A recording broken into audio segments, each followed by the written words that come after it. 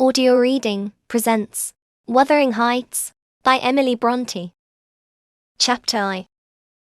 1801. I have just returned from a visit to my landlord, the solitary neighbour that I shall be troubled with. This is certainly a beautiful country. In all England, I do not believe that I could have fixed on a situation so completely removed from the stir of society, a perfect misanthropist's heaven. And Mr. Heathcliff and I are such a suitable pair to divide the desolation between us. A capital fellow. He little imagined how my heart warmed towards him, and I beheld his black eyes withdraw so suspiciously under their brows, as I rode up, and when his fingers sheltered themselves with a jealous resolution still further in his waistcoat, as I announced my name. "Mr. Heathcliff," I said. A nod was the answer. "Mr. Lockwood, your new tenant, sir. I do myself the honour of calling as soon as possible after my arrival, to express the hope that I have not inconvenienced you by my perseverance in soliciting the occupation of Thrushcross Grange. I heard yesterday you had had some thoughts." "Thrushcross Grange is my own, sir," he interrupted, wincing. "I should not allow anyone to inconvenience me, if I could hinder it. Walk in." To walk in was uttered with closed teeth, and expressed the sentiment, "Go to the deuce." Even the gate over which he leaned manifested no sympathizing movement to the words, and I think that circumstance determined me to accept the invitation. I felt interested in a man who seemed more exaggeratedly reserved than myself. When he saw my horse's breast fairly pushing the barrier, he did put out his hand to uncline it, and then sullenly preceded me up the causeway, calling, as we entered the court, "Joseph, take Mr. Lockwood's horse, and bring up some wine. Here we have the whole establishment of domestics, I suppose," was the reflection suggested by this compound order. No wonder the grass grows up between the flags, and cattle are the only hedge cutters. Joseph was an elderly, nay, an old man, very old, perhaps, though hale and sinewy. "The Lord help us," he soliloquized in an undertone of peevish displeasure, while relieving me of my horse, looking, meantime, in my face so sourly that I charitably conjectured he must have need of divine aid to digest his dinner, and his pious ejaculation had no reference to my unexpected advent. Wuthering Heights is the name of Mr. Heathcliff's dwelling, wuthering being a significant provincial adjective, descriptive of the atmospheric tumult to which its station is exposed in stormy weather. Pure, bracing ventilation they must have up there at all times. Indeed, one may guess the power of the north wind, blowing over the edge, by the excessive slant of a few stunted firs at the end of the house, and by a range of gaunt thorns all stretching their limbs one way, as if craving alms of the sun. Happily, the architect had foresight to build it strong. The narrow windows are deeply set in the wall, and the corners defended with large jutting stones. Before passing the threshold, I paused to admire a quantity of grotesque carving, lavished over the front, and especially about the principal door, above which, among a wilderness of crumbling griffins and shameless little bows, I detected the date 1500, and the name Hareton Earnshaw. I would have made a few comments and requested a short history of the place from the surly owner, but his attitude at the door appeared to demand my speedy entrance or complete departure, and I had no desire to aggravate his impatience previous to inspecting the penetralium. One step brought us into the family sitting room, without any introductory lobby or passage. They call it here the house preeminently. It includes kitchen and parlour, generally, but I believe at Wuthering Heights the kitchen is forced to retreat altogether into another quarter. At least I distinguished a chatter of tongues, and a clatter of culinary utensils, deep within, and I observed no signs of roasting, boiling, or baking, about the huge fireplace, nor any glitter of copper saucepans and tin colanders on the walls. One end, indeed, reflected splendidly both light and heat from ranks of immense pewter dishes, interspersed with silver jugs and tankards, towering row after row, on a vast oak dresser, to the very roof. The latter had never been underdrawn. Its entire anatomy lay bare to an inquiring eye, except where a frame of wood laden with oatcakes and clusters of legs of beef, mutton and ham concealed it.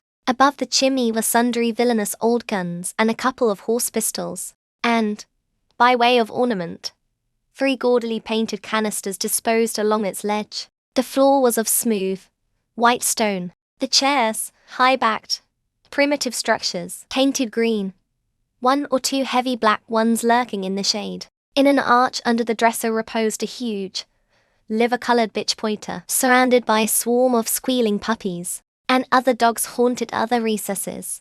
The apartment and furniture would have been nothing extraordinary as belonging to a homely northern farmer, with a stubborn countenance, and stalwart limbs set out to advantage in knee breeches and gaiters. Such an individual seated in his armchair, his mug of ale frothing on the round table before him, is to be seen in any circuit of 5 or 6 miles among these hills, if you go at the right time after dinner. But Mr. Heathcliff forms a singular contrast to his abode and style of living. He is a dark-skinned gipsy in aspect, in dress and manners a gentleman.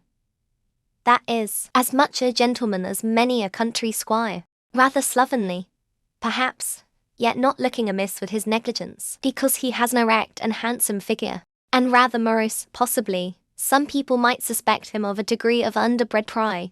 I have a sympathetic chord within that tells me it is nothing of the sort.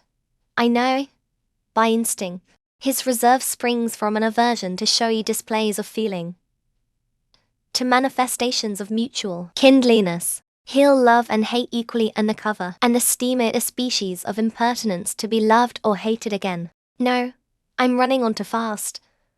I bestow my own attributes over liberally on him. Heathcliff may have entirely dissimilar reasons for keeping his hand out of the way, when he meets a would-be acquaintance, to those which actuate me. Let me hope my constitution is almost peculiar. My dear mother used to say I should never have a comfortable home, and only last summer I proved myself perfectly unworthy of one. While enjoying a month of fine weather at the seacoast, I was thrown into the company of a most fascinating creature, a real goddess in my eyes. As long as she took no notice of me, I never told my love vocally. Still, if looks have language, the merest idiot might have guessed I was over head and ears. She understood me at last, and looked a return. The sweetest of all imaginable looks. And what did I do? I confess it with shame.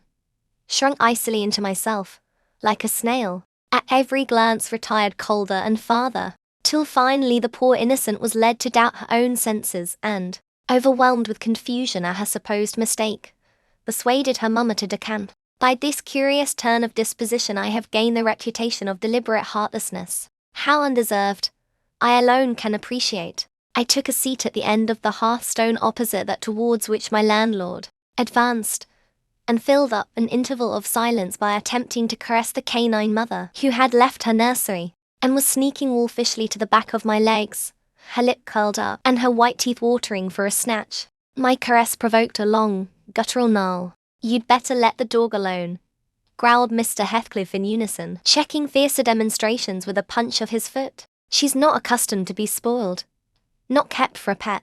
Then, striding to a side door, he shouted again, "Joseph." Joseph mumbled indistinctly in the depths of the cellar, but gave no intimation of ascending. So his master dived down to him, leaving me this the ruffianly bitch and a pair of grim shaggy sheepdogs, who shared with her a jealous guardianship over all my movements. Not anxious to come in contact with their fangs, I sat still, but, imagining they would scarcely understand tacit insults, I unfortunately indulged in winking and making faces at the trio.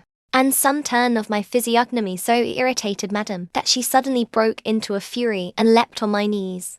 I flung her back, and hastened to interpose the table between us. This proceeding aroused the whole hive.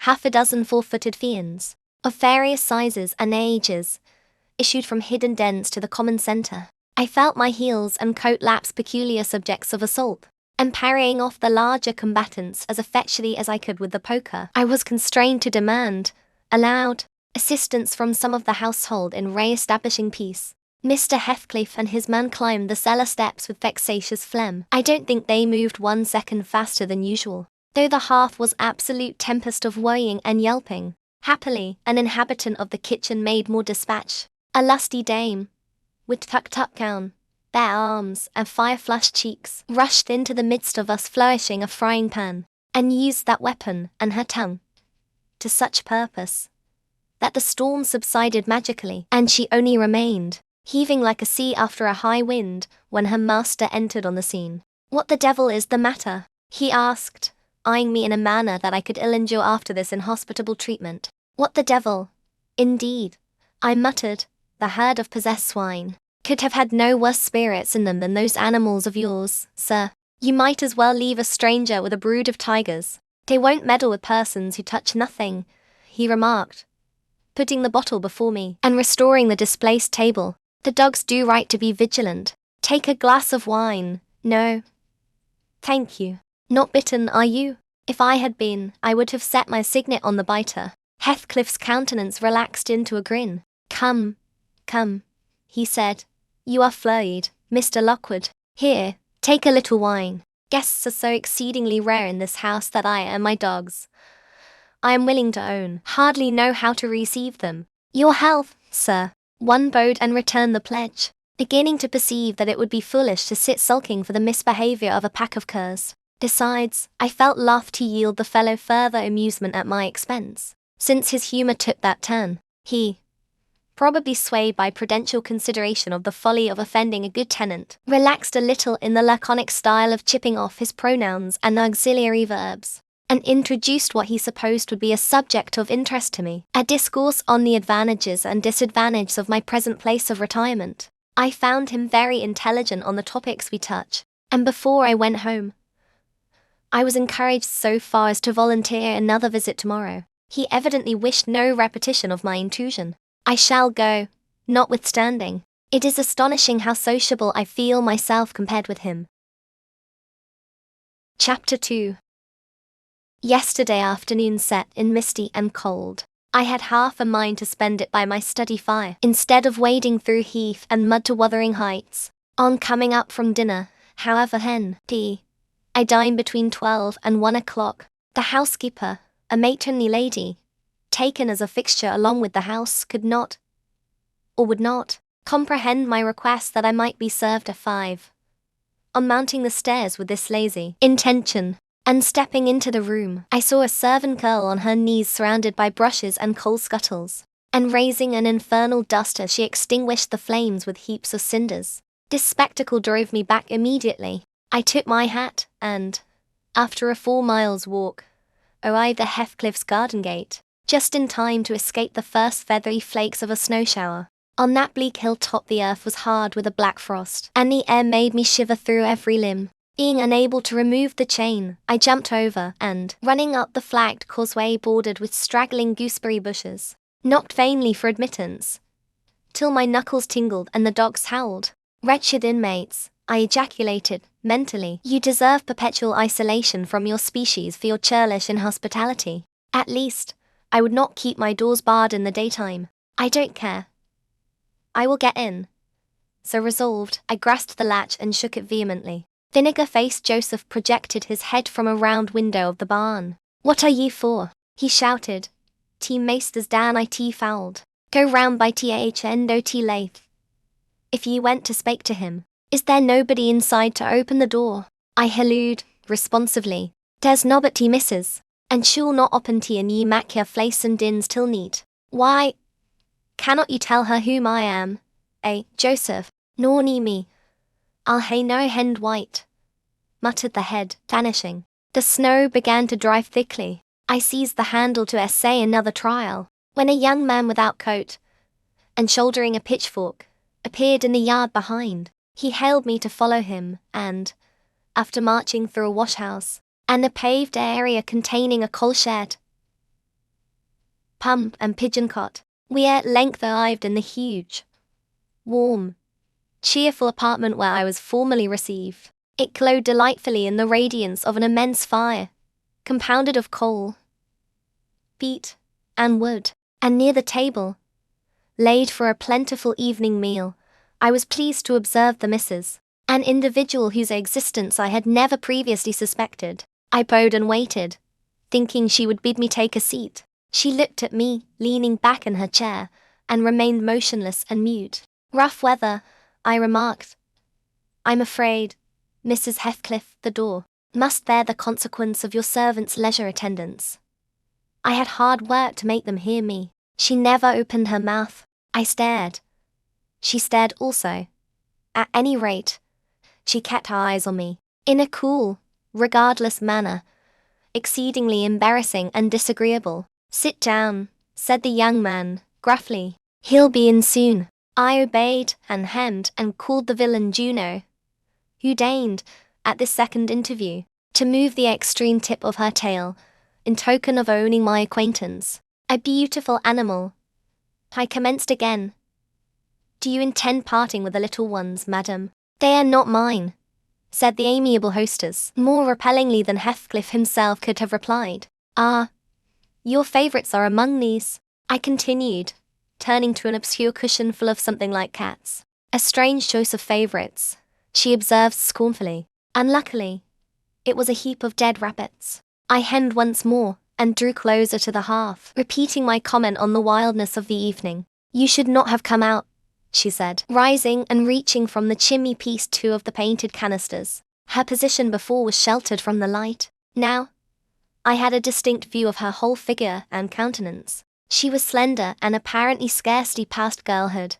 An admirable form and the most exquisite little face that I have ever had the pleasure of beholding. Small features, very fair, flaxen ringlets, or rather golden, hanging loose on her delicate neck, and eyes, had they been agreeable in expression, that would have been irresistible. Fortunately for my susceptible heart, the only sentiment they evinced hovered between scorn and a kind of desperation, singularly unnatural to be detected there. The canisters were almost out of her reach. I made a motion to aid her. She turned upon me as a miser might turn if any one attempted to assist him in counting his gold. "I don't want your help," she snapped. "I can get them for myself." "I beg your pardon," I hastened to reply. "Were you asked to tea?" she demanded, tying an apron over her neat black frock and standing with a spoonful of the leaf poised over the pot. "I shall be glad to have a cup," I answered. "Were you asked?" she repeated. "No," I said, half smiling. "You are the proper person to ask me." She flung the tea back, spoon and all, and resumed her chair in a pet, her forehead corrugated, and her red underlip pushed out, like a child's ready to cry. Meanwhile, the young man had slung onto his person a decidedly shabby upper garment, and, erecting himself before the blaze, looked down on me from the corner of his eyes, for all the world as if there were some mortal feud unavenged between us. I began to doubt whether he were a servant or not. His dress and speech were both rude, entirely devoid of the superiority observable in Mer and Mrs. Heathcliff. His thick brown curls were rough and uncultivated. His whiskers encroached bearishly over his cheeks, and his hands were embrowned like those of a common labourer. Still his bearing was free, almost haughty, and he showed none of a domestic's acidity in attending on the lady of the house. In the absence of clear proofs of his condition, I deemed it best to abstain from noticing his curious conduct, and, 5 minutes afterwards, the entrance of Heathcliff relieved me, in some measure, from my uncomfortable state. "You see, sir, I am come, according to promise," I exclaimed, assuming the cheerful, "and I fear I shall be weather-bound for half an hour, if you can afford me shelter during that space." "Half an hour," he said, shaking the white flakes from his clothes. "I wonder you should select the thick of a snowstorm to ramble about in. Do you know that you run a risk of being lost in the marshes? People familiar with these moors often miss a road on such evenings, and I can tell you there is no chance of a change at present. Perhaps I can get a guide among your lads, and he might stay at the Grange till morning. Could you spare me one?" "No, I could not." "Oh, indeed. Well then, I must trust to my own sagacity." Are you going to make the tea?" demanded he of the shabby coat, shifting his ferocious gaze from me to the young lady. "Is he to have any?" she asked, appealing to Heathcliff. "Get it ready, will you?" was the answer, uttered so savagely that I started. The tone in which the words were said revealed a genuine bad nature. I no longer felt inclined to call Heathcliff a capital fellow. When the preparations were finished, he invited me with, "Now, sir, bring forward your chair," and we all, including the rustic youth, drew round the table, an austere silence prevailing while we discussed our meal. I thought, if I had caused the cloud, it was my duty to make an effort to dispel it. They could not every day sit so grim and taciturn, and it was impossible, however ill-tempered they might be, that the universal scowl they wore was their everyday countenance. It is strange, I began, in the interval of swallowing one cup of tea and receiving another. It is strange how custom can mold our tastes and ideas. Many could not imagine the existence of happiness in a life of such complete exile from the world as you spend, Heathcliff. Yet, I'll venture to say that, surrounded by your family, and with your amiable lady as the presiding genius over your home and heart. My amiable lady, he interrupted, with an almost diabolical sneer on his face. Where is she? My amiable lady, Mrs. Heathcliff, your wife. I mean, well, yes. Oh, you would intimate that her spirit has taken the post of ministering angel, and guards the fortunes of Wuthering Heights, even when her body is gone. Is that it? Perceiving myself in a blunder, I attempted to correct it. I might have seen there was too great a disparity between the ages of the parties to make it likely that they were man and wife. One was about 40, a period of mental vigor at which men seldom cherish the delusion of being married for love by girls. That dream is reserved for the solace of our declining years. The other did not look 17. Then it flashed upon me. The clown at my elbow, who is drinking his tea out of a basin, and eating his bread with unwashed hands, may be a husband. Heathcliff Jr., of course. Here is the consequence of being buried alive. She has thrown herself away upon that bore from sheer ignorance that better individuals existed. A sad pity. I must beware how I cause her to regret her choice. The last reflection may seem conceited. It was not. My neighbour struck me as bordering on repulsive. I knew, through experience, that I was tolerably attractive. Mrs. Heathcliff is my daughter-in-law, said Heathcliff, corroborating my surmise. He turned as he spoke, a peculiar look in her direction. A look of hatred, unless he has a most perverse set of facial muscles that will not, like those of other people, interpret the language of his soul.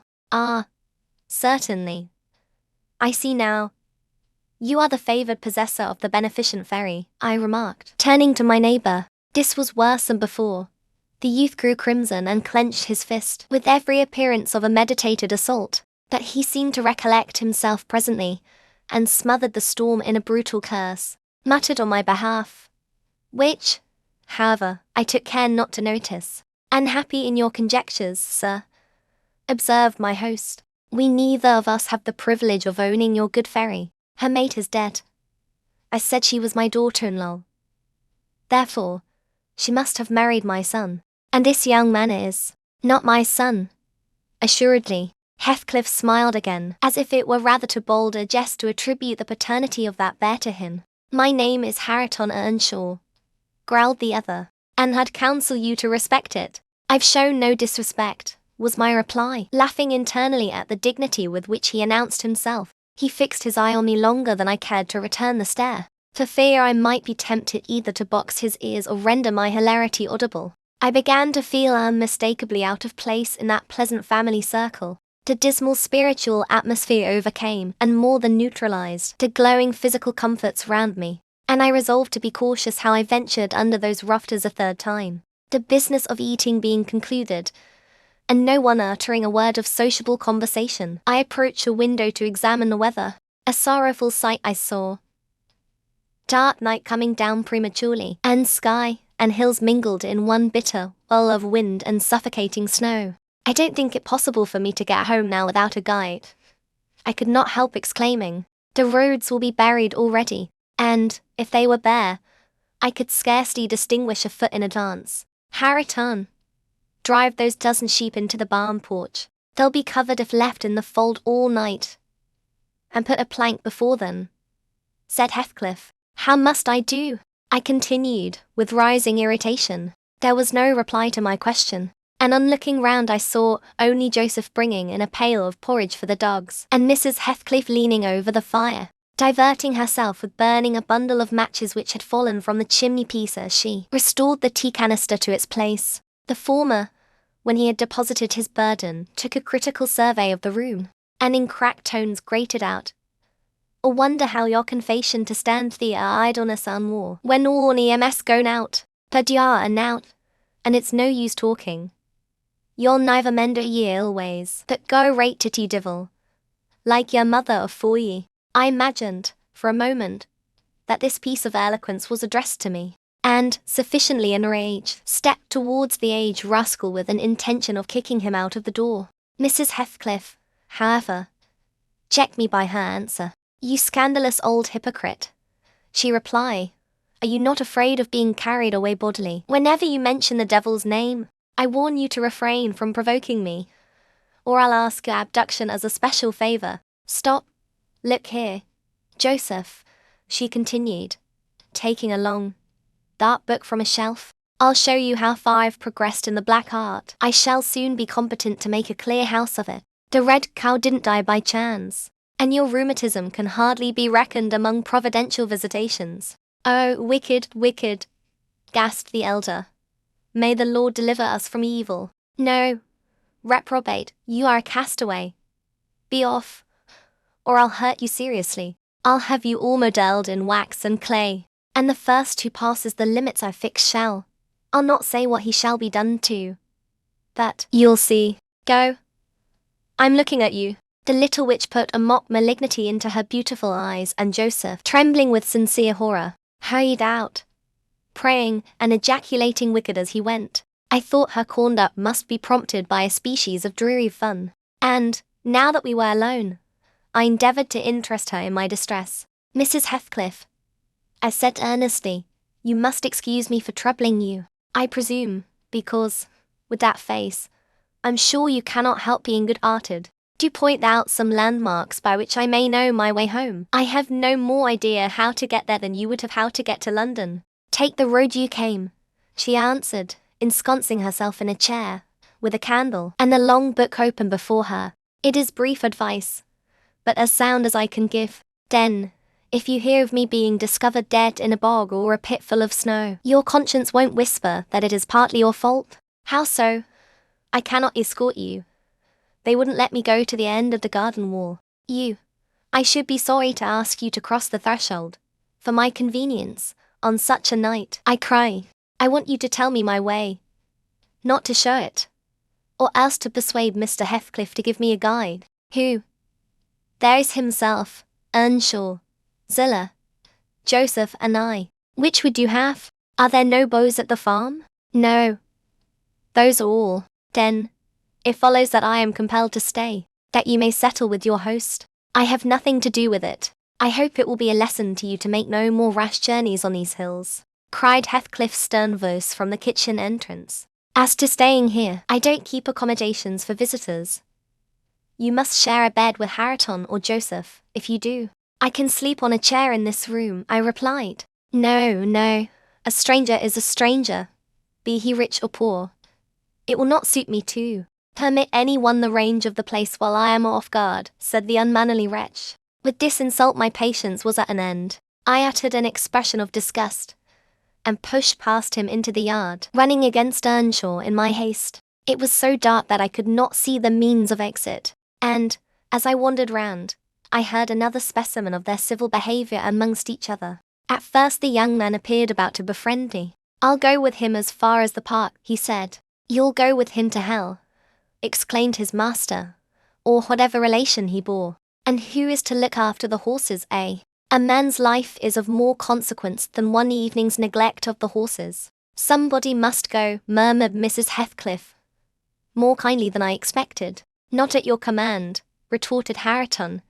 "If you set store on him, you better be quiet." "Then I hope his ghost will haunt you, and I hope Mr. Heathcliff will never get another tenant till the Grange is a ruin," she answered sharply. "Hearken, hearken.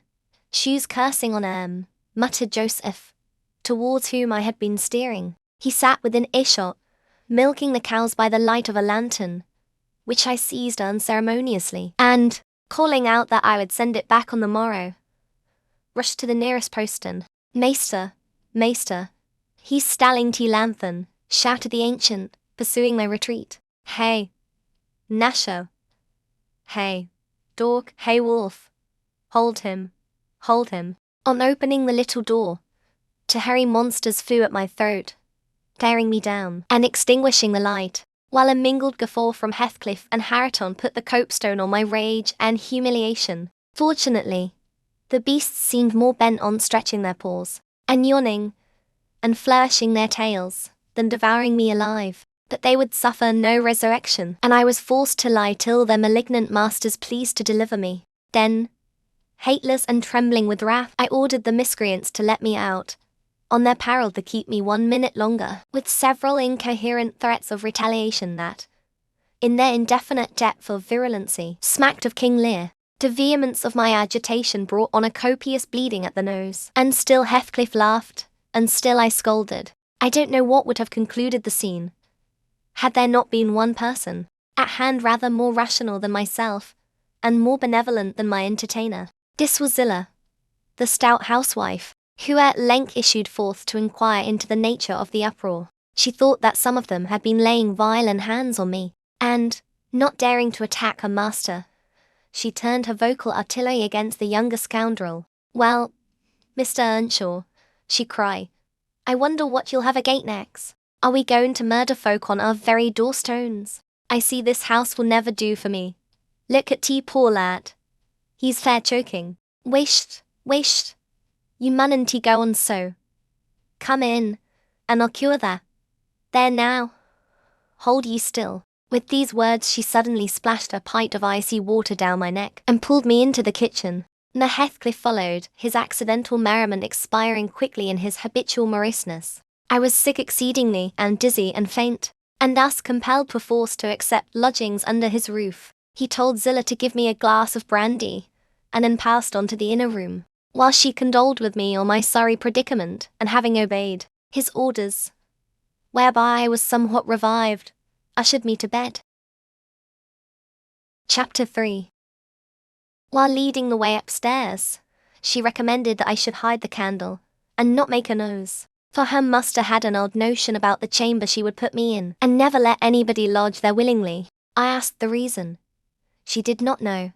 She answered, she had only lived there a year or two, and they had so many queer goings on, she could not begin to be curious. To stoop to be curious myself, I fastened my door and glanced round for the bed. The whole furniture consisted of a chair, a clothes press, and a large oak case, with squares cut out near the top resembling coach windows. Having approached this structure, I looked inside, and perceived it to be a singular sort of old-fashioned couch, very conveniently designed to obviate the necessity for every member of the family having a room to himself. In fact, it formed a little closet, and the ledge of a window, which it enclosed, served as a table. I slid back the panelled sides, got in with my light, pulled them together again, and felt secure against the vigilance of Heathcliff and everyone else. The ledge, where I placed my candle, had a few mildew books piled up in one corner, and it was covered with writing scratched on the paint.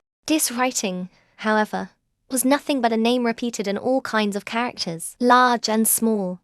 Catherine Earnshaw. Here and there varied to Catherine Heathcliff, and then again to Catherine Linton. In vapid listlessness I leaned my head against the window, and continued spelling over Catherine Earnshaw, Heathcliff, Linton, till my eyes closed. But they had not rested 5 minutes, when a glare of white letters started from the dark, as vivid as spectres. The air swarmed with Catherines, and rousing myself to dispel the obtrusive name, I discovered my candle wick reclining on one of the antique volumes, and perfuming the place with an odour of roasted calf skin. I snuffed it off, and, very ill at ease under the influence of cold and lingering nausea, sat up and spread open the injured tome on my knee. It was a testament, in lean type and smelling dreadfully musty. A fly-leaf bore the inscription, Catherine Earnshaw, her book, and a date some quarter of a century back. I shut it, and took up another and another, till I had examined all. Catherine's library was select, and its state of dilapidation proved it to have been well used, though not altogether for a legitimate purpose. Scarcely one chapter had escaped a pen and ink commentary, at least the appearance of one, covering every morsel of blank that the printer had left. Some were detached sentences, other parts took the form of a regular diary, scrawled in an unformed, childish hand. At the top of an extra page quite a treasure. Probably, when first lighted on, I was greatly amused to behold an excellent caricature of my friend Joseph, rudely, yet powerfully sketched, An immediate interest kindled within me for the unknown Catherine, and the first began forthwith to decipher her faded hieroglyphics. An awful Sunday, commenced the paragraph beneath. I wish my father were back again. Hindley is a detestable substitute. His conduct to Heathcliff is atrocious. H. and I are going to rebel. We took our initiatory step this evening. All day had been flooding with rain. We could not go to church, so Joseph must needs get up a congregation in the garret, and, while Hindley and his wife basked downstairs before a comfortable fire, doing anything but reading their Bibles, I'll answer for it, Heathcliff, myself, and the unhappy Plobo were commanded to take our prayer books and mount. We were ranged in a row on a sack of corn, groaning and shivering, and hoping that Joseph would shiver too, so that he might give us a sure homily for his own sake. A vain idea. The service lasted precisely 3 hours, and yet my brother had the face to exclaim, when he saw us descending, "What? Done already?" On Sunday evenings we used to be permitted to play, if we did not make much noise. Now a mere titter is sufficient to send us into corners. "You forget you have a muster here," says the tyrant. "I'll demolish the first who puts me out of temper. I insist on perfect sobriety and silence." "Oh, boy, was that you, Francis darling? Pull his hair as you go by." I heard him snap his fingers. Frances pulled his hair heartily, and then went and seated herself on her husband's knee, and there they were, like two babies, kissing and talking nonsense by the hour. Foolish palaver that we should be ashamed of. We made ourselves as snug as our means allowed in the arch of the dresser. I had just fastened up pinafores together, and hung them up for a curtain, when in comes Joseph on an errand from the stables. He tears down my handiwork, boxes my ears, and croaks, "T maester nobbit just buried, and Sabbath not erred, and T sound o' T gospel still are your lugs, and ye darby laking. Shame on ye. Sit ye down, ill childer. There's good books in you if ye'll read 'em. Sit ye down, and think o' your souls." Saying this, he compelled us so to square our positions that we might receive from the far-off fire a dull ray to show us the text of the lumber he thrust upon us. I could not bear the employment. I took my dingy volume by the scroop, and hurled it into the dog-kennel, vowing I hated a good book. Heathcliff kicked his to the same place. Then there was a hubbub. "Maester Hindley," shouted our chaplain. "Maester, come hither. Miss Cathy's riven th back off th helmet o' salvation." Heathcliff's paused his fit into t first part o' t brood way to destruction. "It's fair flaison that ye let em go on this gate. Ek. Th oud man wad ha laced em properly. But he's gone." Hindley hurried up from his paradise on the hearth, and seizing one of us by the collar, and the other by the arm, hurled both into the back kitchen, where, Joseph asseverated, our Nick would fetch us as sure as we were living. And, so comforted, we each sought a separate nook to await his advent. I reached this book, and a pot of ink from a shelf, and pushed the house door ajar to give me light, and I have got the time on with writing for 20 minutes. But my companion is impatient, and proposes that we should appropriate the dairywoman's cloak, and have a scamper on the moors, under its shelter. A pleasant suggestion. And then, if the surly old man come in, he may believe his prophecy verified. We cannot be damper, or colder, in the rain than we are here.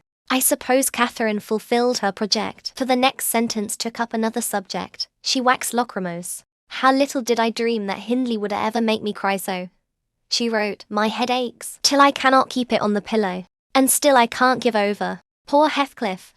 Hindley calls him a vagabond, and won't let him sit with us, nor eat with us any more. And, he says, he and I must not play together, and threatens to turn him out of the house if we break his orders. He has been blaming our father, how dared he, for treating H too liberally, and swears he will reduce him to his right place." I began to nod drowsily over the dim page.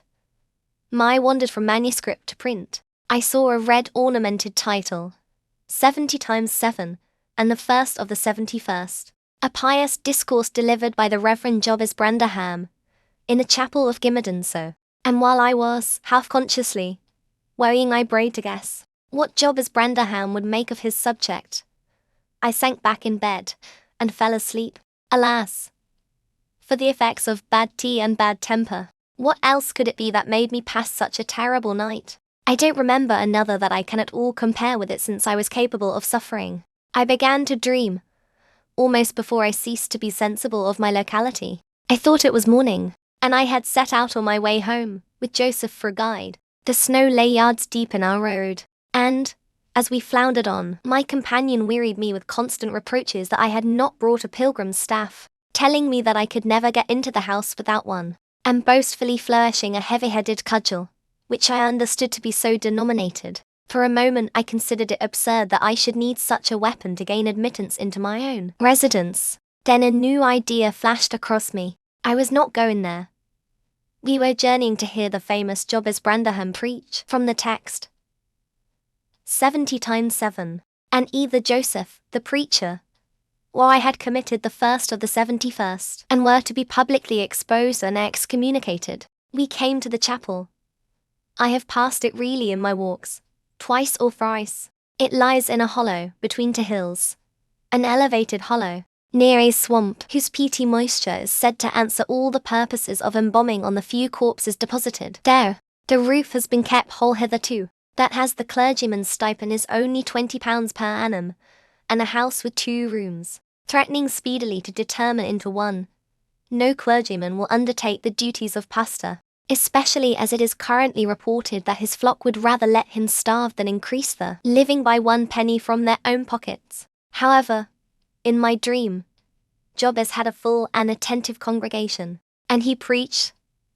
Good God, what a sermon, divided into 490 parts, each fully equal to an ordinary address from the pulpit, and each discussing a separate sin, where he searched for them. I cannot tell. He had his private manner of interpreting the phrase, and it seemed necessary the brother should sin different sins on every occasion. They were of the most curious character, odd transgressions that I never imagined previously. Oh, how weary I grew! How I writhed, and yawned, and nodded, and revived. I pinched and pricked myself, and rubbed my eyes, and stood up, and sat down again, and nudged Joseph to inform me if he would ever have done. I was condemned to hear all out. Finally, he reached the first of the 71st. At that crisis, a sudden inspiration descended on me. I was moved to rise and denounce Jobes Branderham as the sinner of the sin that no Christian need. Pardon, sir, I exclaimed, sitting here within these 4 walls. At one stretch, I have endured and forgiven the 490 heads of your discourse. 70 times 7 times have I plucked up my hat and been about to depart. 70 times 7 times have you preposterously forced me to resume my seat. The 491st is too much. Fellow martyrs, have at him, drag him down, and crush him to atoms, that the place which knows him may know him no more. Thou art the man, cried Jobes, after a solemn pause, leaning over his cushion. 70 times 7 times didst thou gapingly contort thy visage. 70 times 7 did I take counsel with my soul. Lo, this is human weakness. This also may be absolved. The first of the 71st is come. Brethren, execute upon him the judgment written. Such honour have all his saints. With that concluding word, the whole assembly, exalting their pilgrim staves, rushed round me in a body, and one, having no weapon to raise in self-defence, commenced grappling with Joseph, my nearest and most ferocious assailant, for his. In the confluence of the multitude, several clubs crossed, blows, aimed at me, fell on other sconces. Presently the whole chapel resounded with rappings and counter-rappings. Every man's hand was against his neighbour, and Branderham, unwilling to remain idle, poured forth his zeal in a shower of loud taps on the boards of the pulpit, which responded so smartly that, at last, to my unspeakable relief, they woke me. And what was it that had suggested the tremendous tumult? What had played Jobes's part in the row? Merely the branch of a fir tree that touched my lattice as the blast wailed by, and rattled its dry cones against the panes. I listened doubtingly an instant, detected the disturber, then turned and dozed, and dreamt again, if possible, still more disagreeably than before. This time, I remembered I was lying in the oak closet, and I heard distinctly the gusty wind, and the driving of the snow. I heard, also, the fir bough repeat its teasing sound, and ascribed it to the right cause. but it annoyed me so much that I resolved to silence it, if possible. And, I thought, I rose and endeavoured to unhasp the casement. The hook was soldered into the staple, a circumstance observed by me when awake, but forgotten. I must stop it, nevertheless, I muttered, knocking my knuckles through the glass and stretching an arm out to seize the importunate branch, instead of which my fingers closed on the fingers of a little, ice-cold hand. The intense horror of nightmare came over me. I tried to draw back my arm, but the hand clung to it, and a most melancholy voice sobbed, "Let me in. Let me in." "Who are you?" I asked, struggling, meanwhile, to disengage myself. "Catherine Linton," it replied shiveringly. Why did I think of Linton? I had read Earnshaw 20 times for Linton. And come home. I'd lost my way on the moor. As it spoke, I discerned, obscurely, a child's face looking through the window. Terror made me cruel, and, finding it useless to attempt shaking the creature off, I pulled its wrist onto the broken pane, and rubbed it to and fro till the blood ran down and soaked the bedclothes. Still it wailed, "Let me in," and maintained its tenacious gripe, almost maddening me with fear. "How can I said at length. "Let me go, if you want me to let you in." The fingers relaxed. I snatched mine through the hole, hurriedly piled the books up in a pyramid against it, and stopped my ears to exclude the lamentable prayer. I seemed to keep them closed above a quarter of an hour. Yet, the instant I listened again, there was the doleful cry moaning on. "Begone," I shouted. "I'll never let you in, not if you beg for 20 years. "It is 20 years," mourned the voice. 20 years. I've been away for 20 years. Thereat began a feeble scratching outside, and the pile of books moved as if thrust forward. I tried to jump up, but could not stir a limb, and so yelled aloud, in a frenzy of fright. To my confusion, I discovered the yell was not ideal. Hasty footsteps approached my chamber door. Somebody pushed it open, with a vigorous hand, and a light glimmered through the squares at the top of the bed. I sat shuddering, yet, and wiping the perspiration from my forehead. The intruder appeared to hesitate, and muttered to himself. At last, he said, in a half-whisper, plainly not expecting an answer, "Is anyone here?" I considered it best to confess my presence, for I knew Heathcliff's accents, and feared he might search further, if I kept quiet. With this intention, I turned and opened the panels. I shall not soon forget the effect my action produced. Heathcliff stood near the entrance in his shirt and trousers, with a candle dripping over his fingers, and his face as white as the wall behind him. The first creak of the oak startled him like an electric shock. The light leaped from his hold to a distance of some feet, and his agitation was so extreme that he could hardly pick it up. "It is only your guest, sir," I called out, desirous to spare him the humiliation of exposing his cowardice further. I had the misfortune to scream in my sleep, owing to a frightful nightmare. "I'm sorry I disturbed you." "Oh, God confound you, Mr. Lockwood. I wish you were at the," commenced my host, setting the candle on a chair, "because he found it impossible to hold it steady." "And who showed you up into this room?" he continued, crushing his nails into his palms, and grinding his teeth to subdue the maxillary convulsions. "Who was it? I've a good mind to turn them out of the house this moment." "It was your servant Zillah," I reply, flinging myself onto the floor, and rapidly resuming my garments. "I should not care if you did, Mr. Heathcliff. She richly deserves it. I suppose that she wanted to get another proof that the place was haunted, at my expense. Well, it is, swarming with ghosts and goblins. You have reason in shutting it up, I assure you. No one will thank you for a doze in such a den." "What do you mean?" asked Heathcliff, "and what are you doing?" "Lie down and finish out the night, since you are here. But, for heaven's sake, don't repeat that horrid nose. Nothing could excuse it, unless you were having your throat cut. If the little fiend had gotten at the window, she probably would have strangled me," I returned. "I'm not going to endure the persecutions of your hospitable ancestors again. Was not the Reverend Jabez Branderham akin to you on the mother's side? And that minx, Catherine Linton or Earnshaw, or however she was called, she must have been a changeling. Wicked little soul. She told me she had been walking the earth these 20 years, a just punishment for her mortal transgressions. I've no doubt. Scarcely were these words uttered when I recollected the association of Heathcliff's with Catherine's name in the book, which had completely slipped from my memory. Till thus awakened, I blushed at my inconsideration. But, without showing further consciousness of the offence, I hastened to add, "The truth is, sir, I passed the first part of the night in." Here I stopped afresh.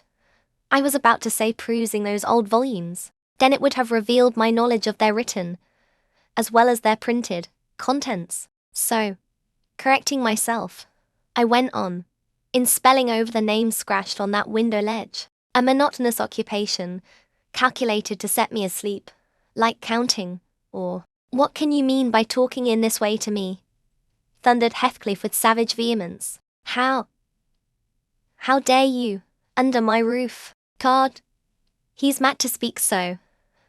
And he struck his forehead with rage. I did not know whether to resent this language or pursue my explanation, but he seemed so powerfully affected that I took pity and proceeded with my dreams, affirming I had never heard the appellation of Catherine Linton before, but reading it often over produced an impression which personified itself when I had no longer my imagination under control. Heathcliff gradually fell back into the shelter of the bed as I spoke, finally sitting down almost concealed behind it. I guessed, however, by his irregular and intercepted breathing, that he struggled to vanquish an excess of violent emotion. Not liking to show him that I had heard the conflict, I continued my toilet rather nosily, looked at my watch, and soliloquized on the length of the night. Not 3 o'clock yet. I could have taken an oath it had been 6. Time stagnates here. We must surely have retired to rest at 8. Always at 9 in winter and rise at 4, said my host, suppressing a groan, and, as I fancied, by the motion of his arm's shadow, dashing a tear from his eyes. "Mr. Lockwood," he added, "you may go into my room. You'll only be in the way, coming downstairs so early, and your childish outcry has sent sleep to the devil for me." "And for me too," I replied. "I'll walk in the yard till daylight, and then I'll be off, and you need not dread a repetition of my intrusion. I'm now quite cured of seeking pleasure in society, be it country or town. A sensible man ought to find sufficient company in himself." "Delightful company," muttered Heathcliff. "Take the candle and go where you please. I shall join you directly. Keep out of the yard, though. The dogs are unchained, and the house. Do you know Mount Sentinel there, Anne? Nay, you can only ramble about the steps and passages. But, away with you. I'll come in 2 minutes." I obeyed, so far as to quit the chamber, when, ignorant where the narrow lobbies led, I stood still, and was witness, involuntarily, to a piece of superstition on the part of my landlord which belied, oddly, his apparent sense. He got onto the bed, and wrenched open the lattice, bursting, as he pulled at it, into an uncontrollable passion of tears. Come in," he sobbed. "Cathy, do come.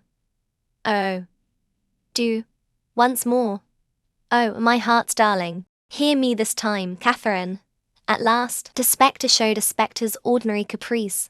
It gave no sign of being, but the snow and wind whirled wildly through, even reaching my station and blowing out the light. There was such anguish in the gush of grief that accompanied this raving that my compassion made me overlook its folly, and I drew off, half angry to have listened at all, and vexed at having related my ridiculous nightmare, since it produced that agony. Though why was beyond my comprehension, I descended cautiously to the lower regions and landed in the back kitchen, where a gleam of fire, raked compactly together, enabled me to rekindle my candle. Nothing was stirring except a brindled, grey cat, which crept from the ashes and saluted me with a querulous mew. 2 benches, shaped in sections of a circle, nearly enclosed the hearth. On one of these I stretched myself and Grimalkin mounted the other. We were both of us nodding at any one invaded our retreat.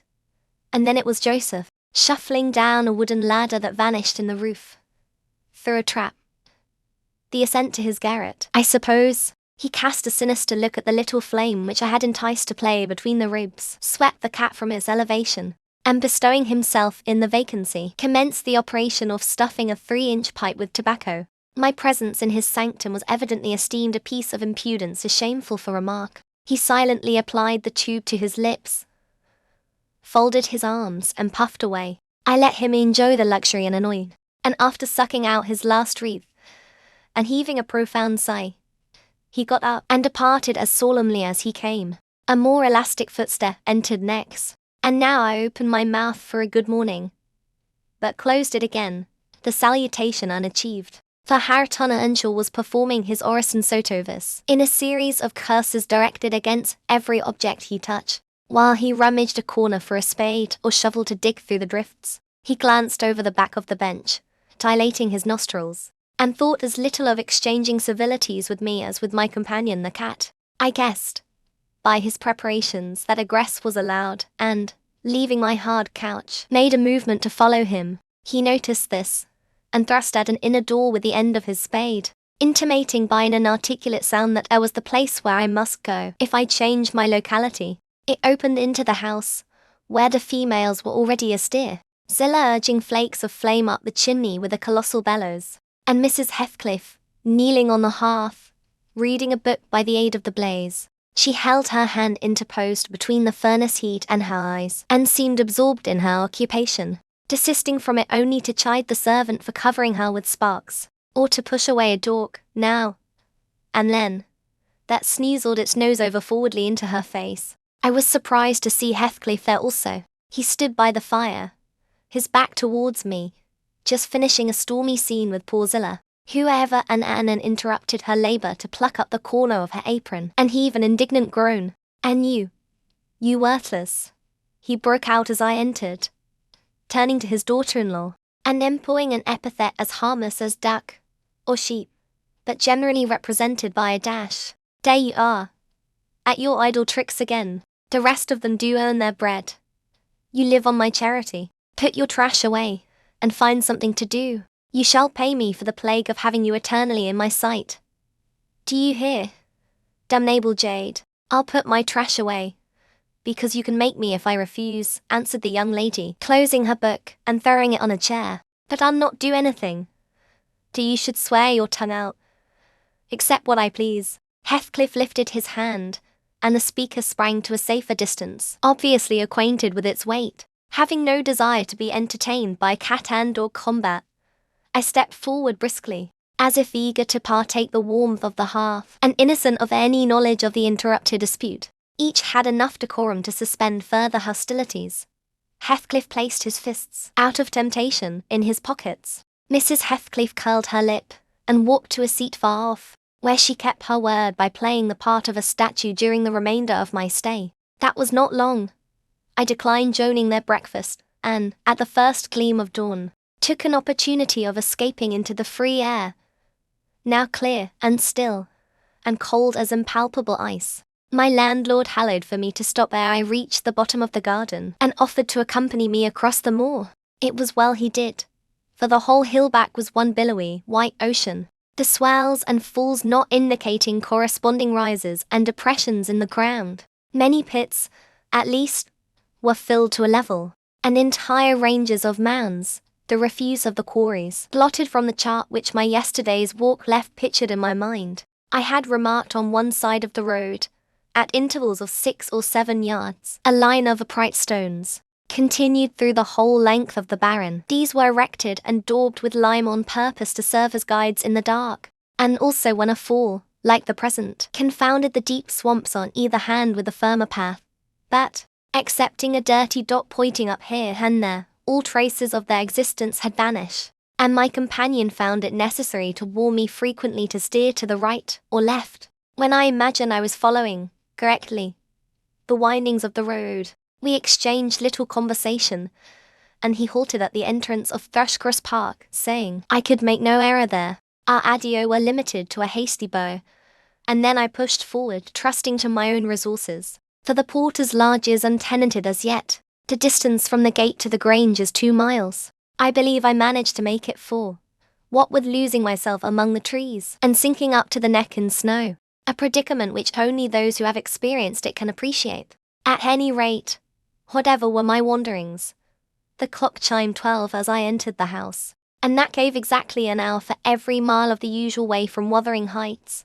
My human fixture and her satellites rushed to welcome me, exclaiming tumultuously they had completely given me up.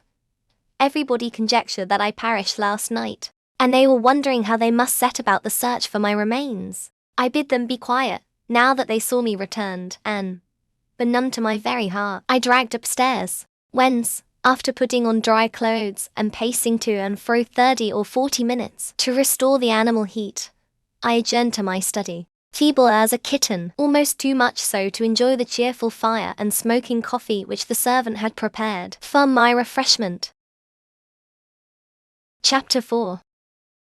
What vain weathercocks we are! I, who had determined to hold myself independent of all social intercourse, and thank my stars that, at length, I had lighted on a spot where it was next to impracticable.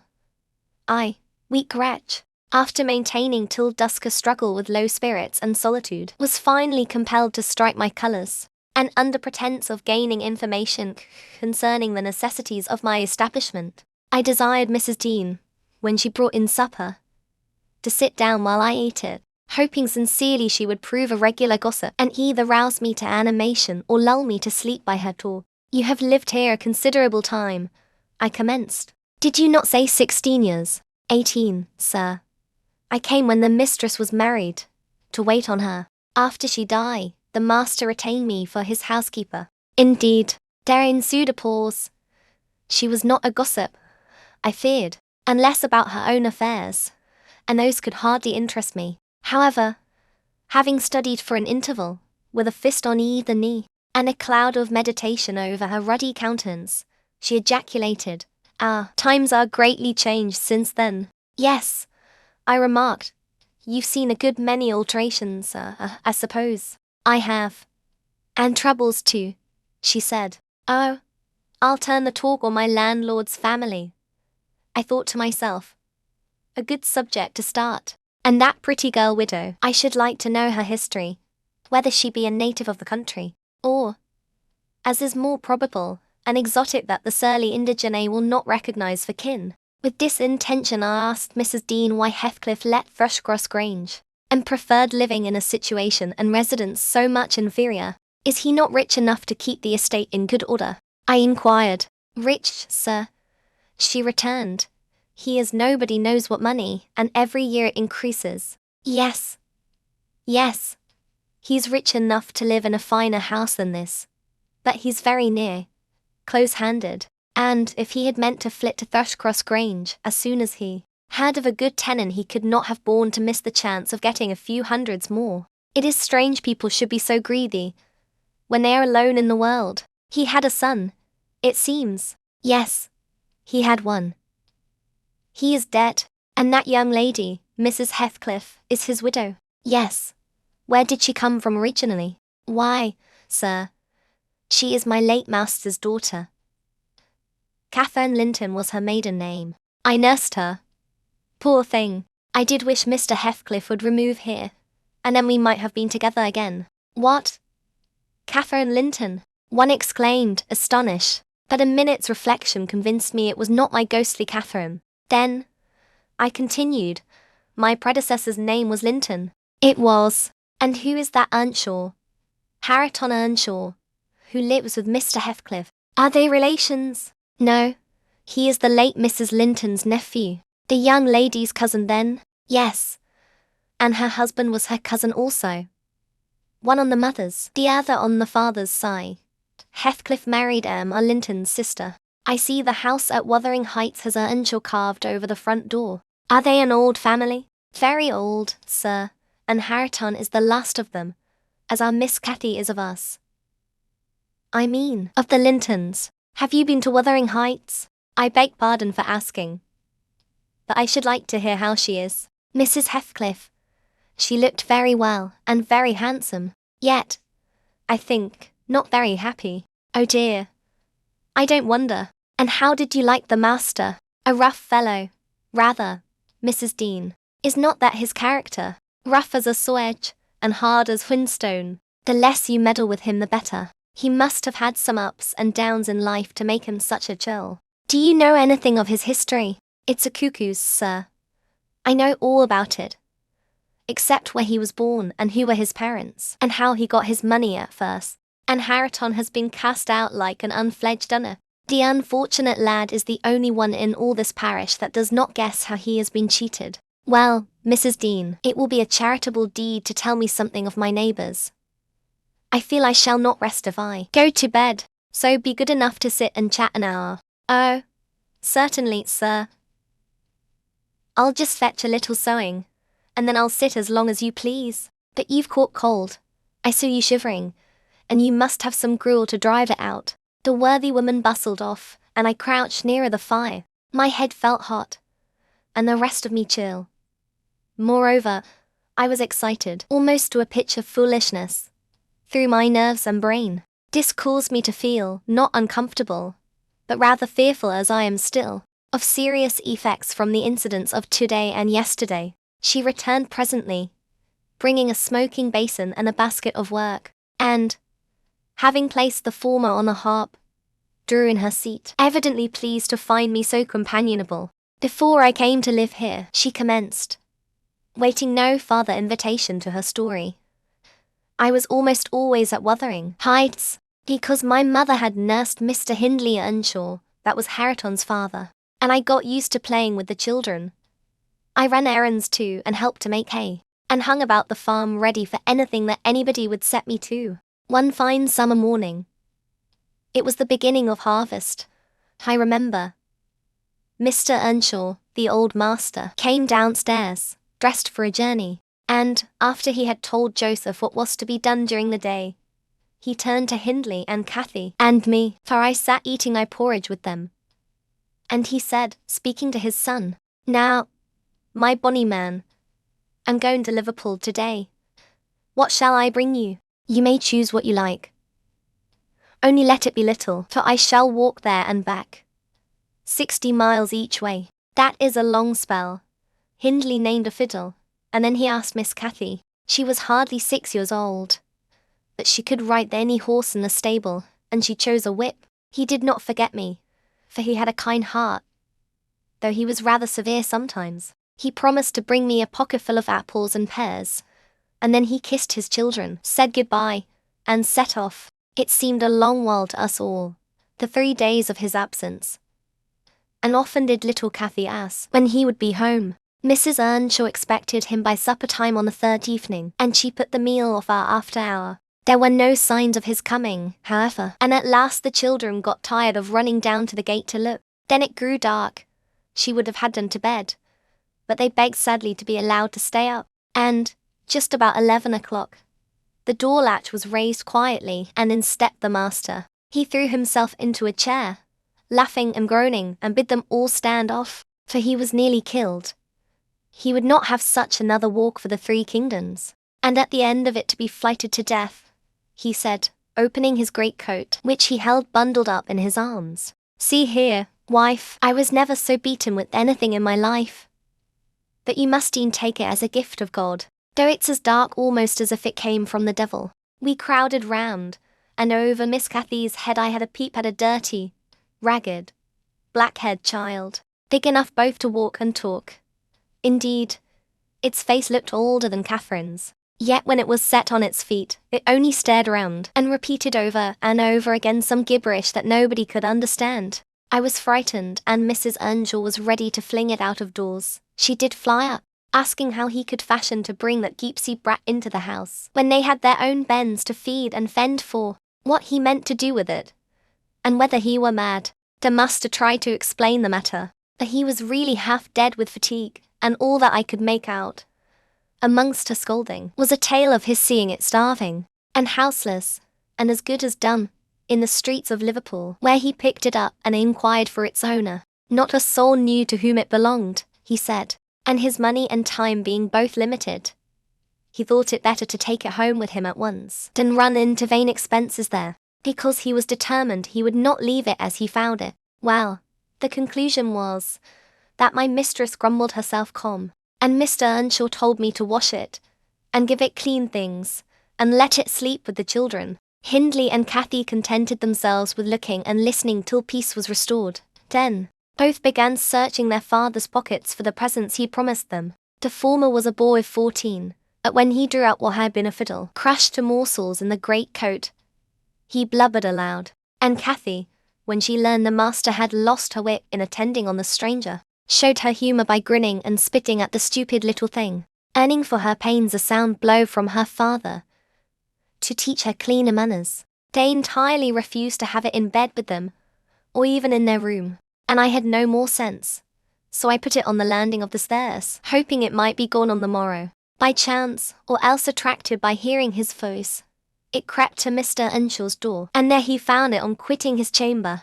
Inquiries were made as to how it got there. I was obliged to confess, and in recompense for my cowardice and inhumanity was sent out of the house. This was Heathcliff's first introduction to the family. On coming back a few days afterwards, for I did not consider my banishment perpetual, I found they had christened him Heathcliff. It was the name of a son who died in childhood, and it has served him ever since, both for Christian and surname. Miss Cathy and he were now very thick, but Hindley hated him, and to say the truth I did the same, and we plagued and went on with him shamefully.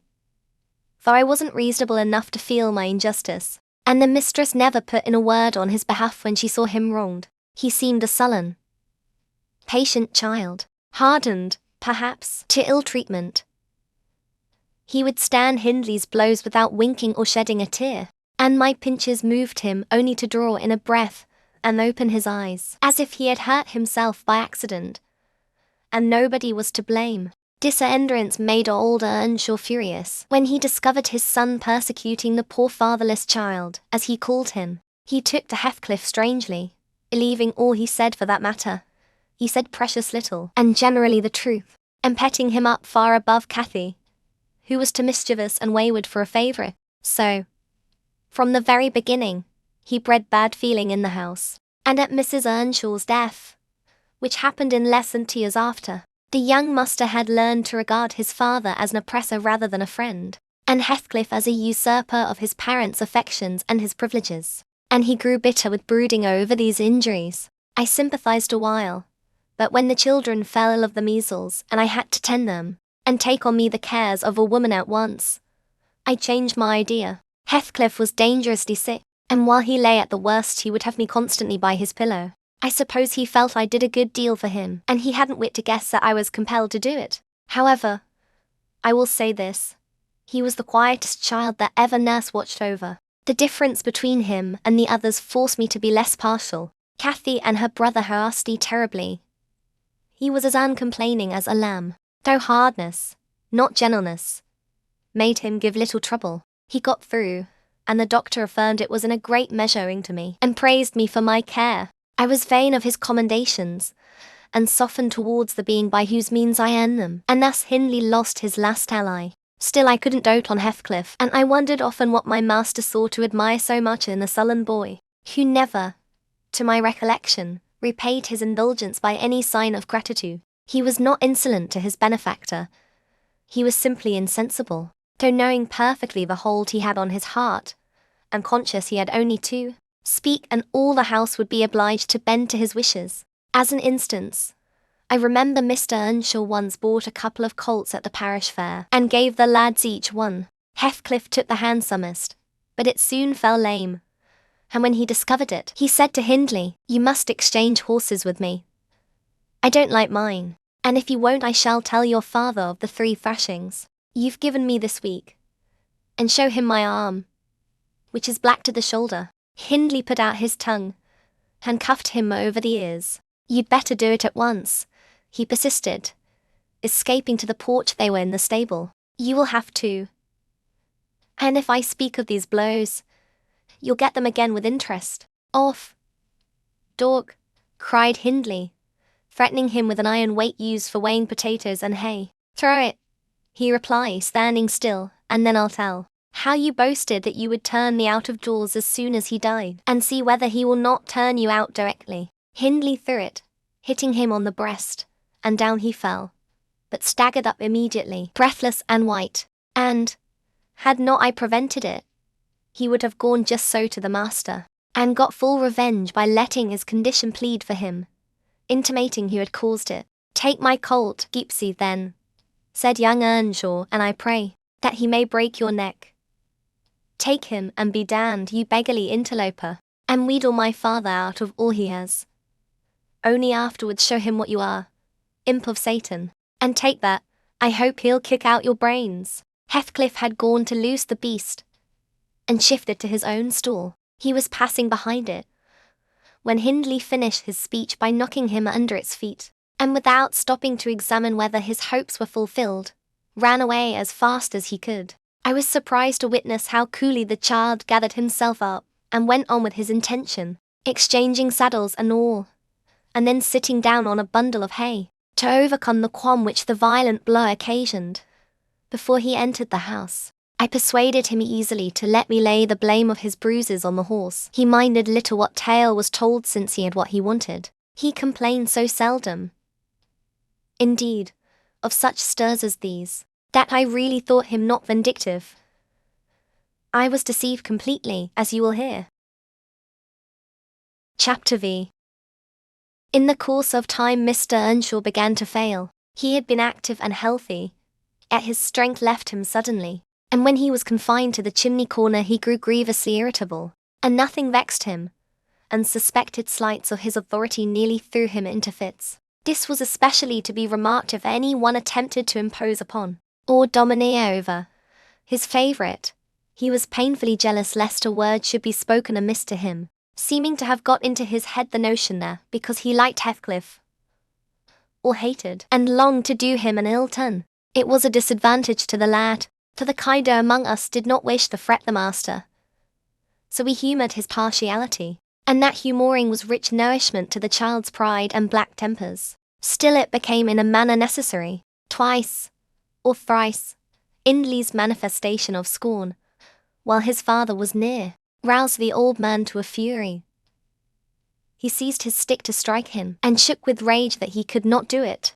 At last, we had a curate, and he made the living answer by teaching the little Lintons and Earnshaws, and farming his bit of land himself, advised that the young man should be sent to college. And Mr. Earnshaw agreed, though with a heavy spirit, for he said, Hindley was naught, and would never thrive as where he wandered. I hoped heartily we should have peace now. It hurt me to think the master should be made uncomfortable by his own good deed. I fancied the discontent of age and disease arose from his family disagreements, as he would have it that it did. Really, you know, sir, it was in his sinking frame. We might have got on tolerably, notwithstanding, but for two people, Miss Cathy and Joseph, the servant. You saw him, I dare say, up yonder. He was, and is yet most likely, the wearisomest self-righteous Pharisee that ever ransacked a Bible, to rake the promises to himself and fling the curses to his neighbours. By his knack of sermonizing and pious discoursing, he contrived to make a great impression on Mr. Earnshaw, and the more feeble the master became, the more influence he gained. He was relentless in worrying him about his soul's concerns and about ruling his children rigidly. He encouraged him to regard Hindley as a reprobate, and, night after night, he regularly grumbled out a long string of tales against Heathcliff and Catherine, always minding to flatter Earnshaw's weakness by heaping the heaviest blame on the latter. Certainly she had ways with her such as I never saw a child take up before, and she put all of us past our patience 50 times and oftener in a day, from the hour she came downstairs till the hour she went to bed. We had not a minute's security that she wouldn't be in mischief. Her spirits were always at high water mark, her tongue always going, singing, laughing, and plaguing everybody who would not do the same. A wild, wicked slip she was, but she had the bonniest eye, the sweetest smile, and lightest foot in the parish, and, after all, I believe she meant no harm, for when once she made you cry in good earnest, it seldom happened that she would not keep you company, and oblige you to be quiet that you might comfort her. She was much too fond of Heathcliff. The greatest punishment we could invent for her was to keep her separate from him. Yet she got chided more than any of us on his account. In play, she liked exceedingly to act the little mistress, using her hands freely and commanding her companions. She did so to me, but I would not bear slapping and ordering, and so I let her know. Now, Earnshaw did not understand jokes from his children.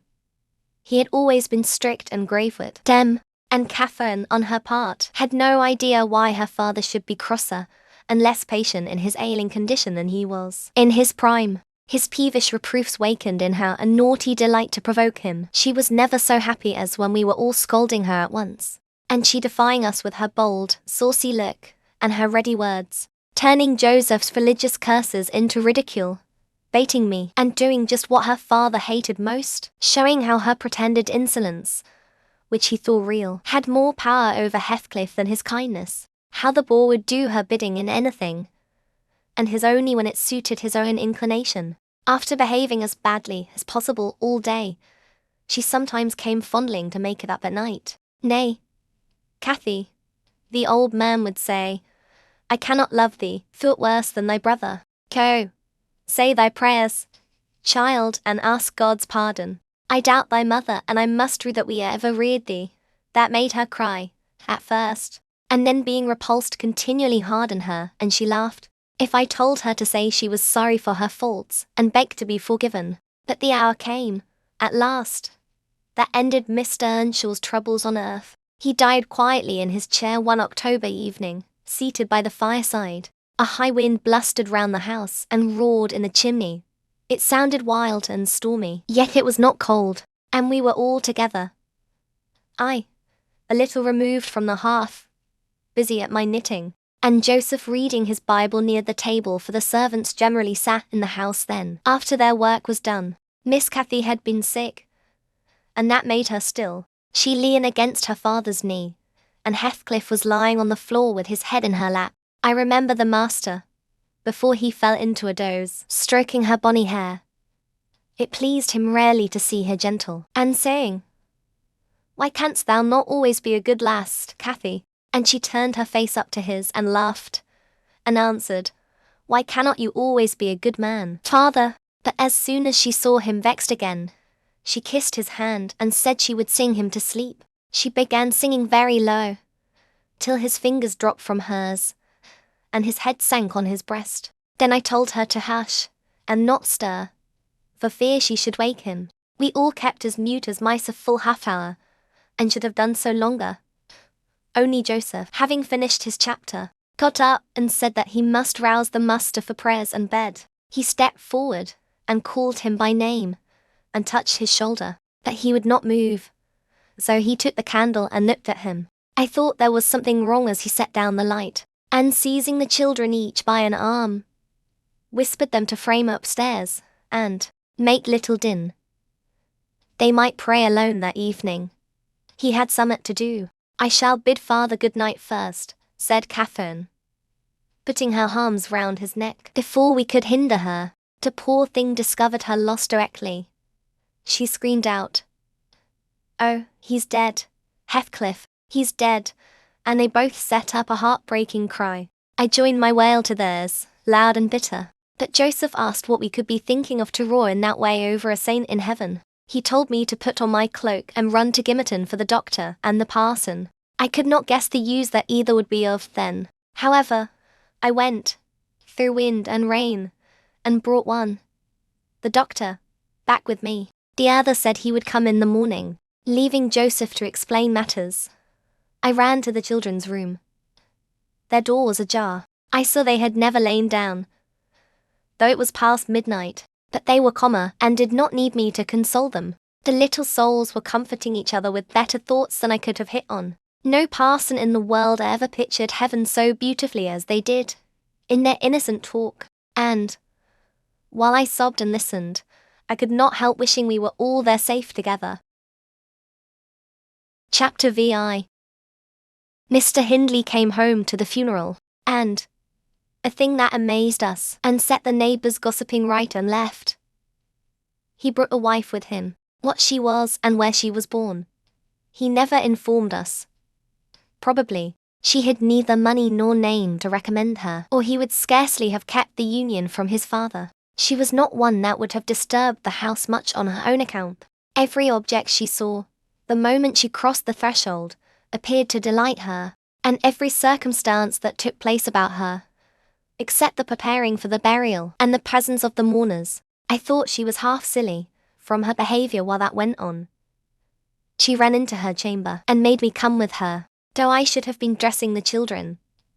And there she sat shivering, and clasping her hands and asking repeatedly, Are they gone yet?" Then she began describing with hysterical emotion the effect it produced on her to see black, and started and trembled and, at last, fell a-weeping, and when I asked what was the matter, answered she didn't know, that she felt so afraid of dying. I imagined her as little likely to die as myself. She was rather thin, but young and fresh-complexioned, and her eyes sparkled as bright as diamonds. I did remark, to be sure, that mounting the stairs made her breathe very quick, that the least sudden noise set her all in a quiver, and that she coughed troublesomely sometimes, that I knew nothing of what these symptoms portended, and had no impulse to sympathize with her. We don't in general take to foreigners here, Mr. Lockwood, unless they take to us first. Young Earnshaw was altered considerably in the 3 years of his absence. He had grown sparer and lost his colour and spoke and dressed quite differently, and, on the very day of his return, he told Joseph and me we must thenceforth quarter ourselves in the back kitchen and leave the house for him. Indeed, he would have carpeted and papered a small spare room for a parlour, but his wife expressed such pleasure at the white floor and huge glowing fireplace, at the pewter dishes and delf case, and dog kennel, and the wide space there was to move about in where they usually sat, that he thought it unnecessary to her comfort, and so dropped the intention. She expressed pleasure, too, at finding a sister among her new acquaintance, and she prattled to Catherine and kissed her, and ran about with her, and gave her quantities of presents at the beginning. Her affection died very soon, however, and when she grew peevish, Hindley became tyrannical. A few words from her, evincing a dislike to Heathcliff, were enough to rouse in him all his old hatred of the boy. He drove him from their company to the servants, deprived him of the instructions of the curate, and insisted that he should labour out of doors instead, compelling him to do so as hard as any other lad on the farm. Heathcliff bore his degradation pretty well at first, because Cathy taught him what she learnt, and worked or played with him in the fields. They both promised fair to grow up as rude as savages, the young master being entirely negligent how they behaved and what they did, so they kept clear of him. He would not even have seen after their going to church on Sundays. Only Joseph and the curate reprimanded his carelessness when they absented themselves, and that reminded him to order Heathcliff a flogging and Catherine a fast from dinner or supper. But it was one of their chief amusements to run away to the moors in the morning, and remain there all day, and the after punishment grew a mere thing to laugh at.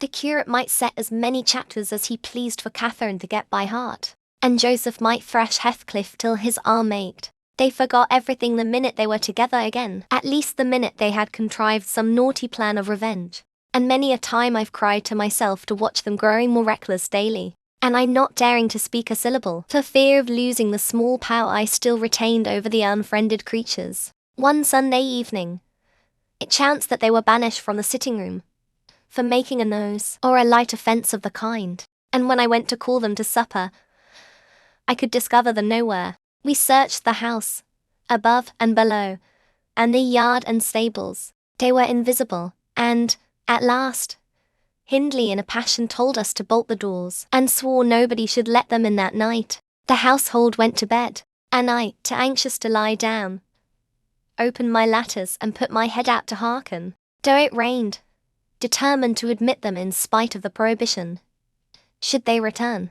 In a while, I distinguished steps coming up the road, and the light of a lantern glimmered through the gate. I threw a shawl over my head and ran to prevent them from waking Mr. Earnshaw by knocking. There was Heathcliff, by himself. It gave me a start to see him alone. "Where is Miss Catherine?" I cried hurriedly. "No accident, I hope?" "At Thrushcross Grange," he answered, "and I would have been there too, but they had not the manners to ask me to stay." "Well, you will catch it," I said. "You'll never be content till you're sent about your business. What in the world led you wandering to Thrushcross Grange?" "Let me get off my wet clothes and I'll tell you all about it, Nelly," he replied. I bid him beware of rousing the master, and while he undressed and I waited to put out the candle, he continued. "Cathy and I escaped from the wash-house to have a ramble at liberty, and getting a glimpse of the Grange lights, we thought we would just go and see whether the Lintons passed their Sunday evenings, standing shivering in corners, while their father and mother sat eating and drinking, and singing and laughing, and burning their eyes out before the fire. Do you think they do, or reading sermons and being catechised by their manservant, and set to learn a column of scripture names if they don't answer properly? Probably not, I responded. They are good children, no doubt, and don't deserve the treatment you receive for your bad conduct. Don't count, Nellie, he said. Nonsense. We ran from the top of the heights to the park without stopping. Catherine completely beaten in the race because she was barefoot. You'll have to seek for her shoes in the bog tomorrow. We crept through a broken hedge, groped our way up the path, and planted ourselves on a flower pot under the drawing-room window. The light came from thence. They had not put up the shutters, and the curtains were only half closed. Both of us were able to look in by standing on the basement and clinging to the ledge. And we saw... it was beautiful. A splendid place carpeted with crimson and crimson-covered chairs and tables, and a pure white ceiling bordered by gold, a shower of glass drops, hanging in silver chains from the center, and shimmering with little soft tapers. Old Mer and Mrs. Linton were not there. Edgar and his sister had it entirely to themselves. Shouldn't they have been happy? We should have thought ourselves in heaven. And now, guess what your good children were doing? Isabella, I believe she is 11, a year younger than Kathy, lay screaming at the farther end of the room, shrieking as if witches were running red-hot needles into her. Edgar stood on the hearth weeping silently, and in the middle of the table sat the little dog, shaking its paw and yelping, which, from their mutual accusations, we understood they had nearly pulled into between them. The idiots, that was their pleasure, to quarrel who should hold a heap of warm hair, and each begin to cry because both, after struggling to get it, refused to take it. We laughed outright at the petted things. We did despise them. And would you catch me wishing to have what Catherine wanted? Or find us by ourselves, seeking entertainment in yelling and sobbing and rolling on the ground, divided by the whole room? I'd not exchange, for 1,000 lives, my condition here, for Edgar Linton's at Thrushcross Grange. Not if I might have the privilege of flinging Joseph off the highest gable, and painting the house front with Hindley's blood. Hush! Hush! I interrupted. Still you have not told me, Heathcliff, how Catherine is left behind. I told you, we laughed, he answered. The Lintons heard us, and with one accord they shot like arrows to the door. There was silence, and then a cry. Oh, Mama! Mama! Oh, Papa! Oh, Mama! Come here!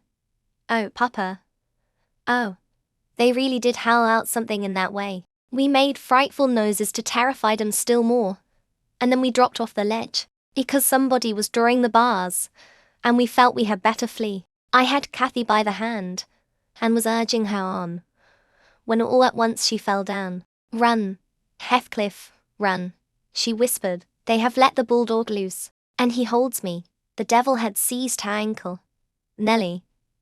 I heard his abominable snorting. She did not yell out. No, she would have scorned to do it, if she had been spitted on the horns of a mad cow. I did, though.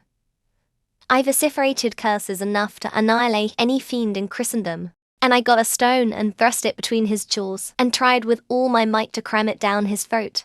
A beast of a servant came up with a lantern, at last, shouting, "Keep fast, Skulker, keep fast." He changed his note, however, when he saw Skulker's game. The dog was throttled off, his huge, purple tongue hanging half a foot out of his mouth, and his pendant lips streaming with bloody slaver. The man took Kathy up. She was sick, not from fear, I'm certain, but from pain. He carried her in. I followed, grumbling execrations and vengeance. What, pray, Robert? Hallooed Linton from the entrance. Skulker has caught a little girl, sir, he replied. And there's a lad here, he added, making a clutch at me, who looks an out and outer. Very like the robbers were for putting them through the window to open the doors to the gang after all were asleep, that they might murder us at their ease. Hold your tongue, you foul-mouthed thief, you. You shall go to the gallows for this. No, Linton, sir. Don't lay by your gun. No. No, Robert, said the old fool. The rascals knew that yesterday was my rent day. They thought to have me cleverly. Come in, I'll furnish them a reception. There, John. Fasten the chain. Give Skulker some water, Jenny. To beard a magistrate in his stronghold. And on the Sabbath, too. Where will their insolence stop? Oh, my dear Mary, look here. Don't be afraid. It is but a boar. Yet, the villain scowls so plainly in his face. Would it not be a kindness to the country to hang him at once, before he shows his nature in acts as well as features? He pulled me under the chandelier, and Mrs. Linton placed her spectacles on her nose and raised her hands in horror. The cowardly children crept nearer also, Isabella lisping. Frightful thing. Put him in the cellar.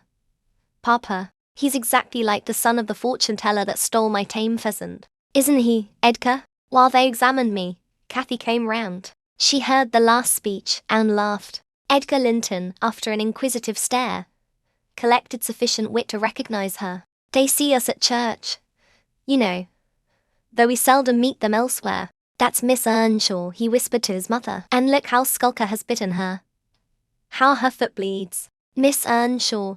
Nonsense, cried the dame.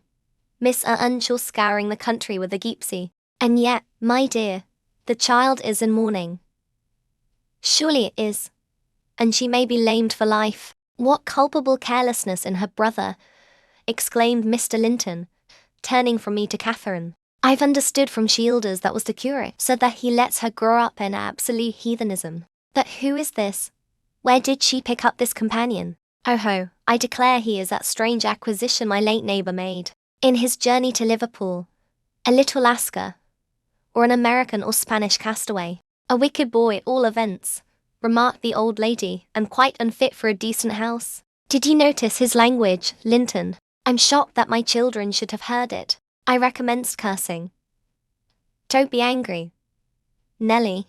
And so Robert was ordered to take me off. I refused to go without Cathy. He dragged me into the garden, pushed the lantern into my hand, assured me that Mr. Earnshaw should be informed of my behaviour, and, bidding me march directly, secured the door again. The curtains were still looped up at one corner, and I resumed my station as spy. Because, if Catherine had wished to return, I intended shattering their great glass panes to a million of fragments. Unless they let her out. She sat on the sofa quietly. Mrs. Linton took off the grey cloak of the dairymaid which we had borrowed for our excursion, shaking her head and expostulating with her. I suppose she was a young lady, and they made a distinction between her treatment and mine. Then the woman servant brought a basin of warm water, and washed her feet. And Mr. Linton mixed a tumbler of negus, and Isabella emptied a plateful of cakes into her lap, and Edgar stood gaping at a distance. Afterwards, they dried and combed her beautiful hair and gave her a pair of enormous slippers, and wheeled her to the fire. And I left her, as merry as she could be, dividing her food between the little dog and Skulker, whose nose she pinched as he ate, and kindling a spark of spirit in the vacant blue eyes of the Lintons, a dim reflection from her own enchanting face. I saw they were full of stupid admiration. She is so immeasurably superior to them. To everybody on earth, is she not? Nellie, there will more come of this business than you reckon on, I answered, covering him up and extinguishing the light. You are incurable, Heathcliff, and Mr. Hindley will have to proceed to extremities. See if he won't. My words came truer than I desired. The luckless adventure made Earnshaw furious. And then Mr. Linton, to mend matters, paid us a visit himself on the morrow, and read the young master such a lecture on the road he guided his family, that he was stirred to look about him, in earnest. Heathcliff received no flogging, but he was told that the first word he spoke to Miss Catherine should ensure a dismissal, and Mrs. Earnshaw undertook to keep her sister-in-law in due restraint when she returned home, employing art, not force. With force she would have found it impossible. Chapter 7. Cathy stayed at Thrushcross Grange 5 weeks. Till Christmas. By that time her ankle was thoroughly cured, and her manners much improved. The mistress visited her often in the interval, and commenced her plan of reform, by trying to raise her self-respect with fine clothes and flattery, which she took readily, so that, instead of a wild, hateless little savage jumping into the house, and rushing to squeeze us all breathless, there lighted from a handsome black pony a very dignified person, with brown ringlets falling from the cover of a feathered beaver, and a long cloth habit, which she was obliged to hold up with both hands that she might sail in. Hindley lifted her from her horse, exclaiming delightedly, "Why, Cathy, you are quite a beauty. I should scarcely have known you. You look like a lady now. Isabella Linton is not to be compared with her, is she, Francis?" "Isabella has not her natural advantages," replied his wife. "But she must mind and not grow wild again here. Ellen, help Miss Catherine off with her things. Stay, dear, you will disarrange your curls. Let me untie your hat." I removed the habit, and there shone forth beneath a grand plaid silk frock, white trousers, and burnished shoes, and, while her eyes sparkled joyfully when the dogs came bounding up to welcome her, she dared hardly touch them lest they should fawn upon her splendid garments. She kissed me gently. I was all flour making the Christmas cake, and it would not have done to give me a hug. And then she looked round for Heathcliff. Ma and Mrs. Earnshaw watched anxiously their meeting, thinking it would enable them to judge, in some measure, what grounds they had for hoping to succeed in separating the two friends. Heathcliff was hard to discover, at first, if he were careless and uncared for. Before Catherine's absence, he had been 10 times more so since. Nobody, but I even did him the kindness to call him a dirty boy and bid him wash himself once a week, and children of his age seldom have a natural pleasure in soap and water. Therefore, not to mention his clothes, which had seen 3 months' service in mire and dust, and his thick uncombed hair, the surface of his face and hands was dismally beclouded. He might well skulk behind the settle, on beholding such a bright, graceful damsel enter the house, instead of a rough-headed counterpart of himself, as he expected. "Is Heathcliff not here?" she demanded, pulling off her gloves, and displaying fingers wonderfully whitened with doing nothing and staying indoors. "Heathcliff, you may come forward," cried Mr. Hindley, enjoying his discomfiture, and gratified to see what a forbidding young blackguard he would be compelled to present himself. "You may come and wish Miss Catherine welcome, like the other servants." Cathy, catching a glimpse of her friend in his concealment, flew to embrace him. She bestowed 7 or 8 kisses on his cheek within the second, and then stopped and drawing back, burst into a laugh, exclaiming, "Why, how very black and cross you look, and how funny and grim. But that's because I'm used to Edgar and Isabella Linton. Well, Heathcliff, have you forgotten me?" She had some reason to put the question, for shame and pride threw double gloom over his countenance and kept him immovable. "Shake hands, Heathcliff," said Mr. Earnshaw, condescendingly. "Once in a way, that is permitted." "I shall not," replied the boy, finding his tongue at last. "I shall not stand to be laughed at. I shall not bear it." And he would have broken from the circle, but Miss Cathy seized him again. "I did not mean to laugh at you," she said. "I could not hinder myself. Heathcliff, shake hands at least. What are you sulky for? It was only that you looked odd. If you wash your face and brush your hair, it will be all right. But you are so dirty." She gazed concernedly at the dusky fingers she held in her own, and also at her dress, which she feared had gained no embellishment from its contact with his. "You needn't have touched me," he answered, following her eye and snatching away his hand. "I shall be as dirty as I please. And I like to be dirty, and I will be dirty." With that he dashed headforemost out of the room, amid the merriment of the master and mistress, and to the serious disturbance of Catherine, who could not comprehend how her remarks should have produced such an exhibition of bad temper. After playing lady's maid to the newcomer, and putting my cakes in the oven, and making the house and kitchen cheerful with great fires, befitting Christmas Eve, I prepared to sit down and amuse myself by singing carols all alone, regardless of Joseph's affirmations that he considered the merry tunes I chose as next door to songs. He had retired to private prayer in his chamber, and Mr. and Mrs. Earnshaw were engaging Missy's attention by sundry gay trifles, bought for her to present to the little Lintons, as an acknowledgment of their kindness. They had invited them to spend the morrow at Wuthering Heights, and the invitation had been accepted, on one condition.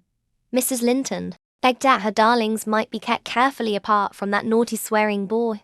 Under these circumstances I remained solitary. I smelt the rich scent of the heating spices, and admired the shining kitchen utensils, the polished clock, decked in holly, the silver mugs ranged on a tray ready to be filled with mulled ale for supper, and above all, the speckless purity of my particular care, the scoured and well-swept floor.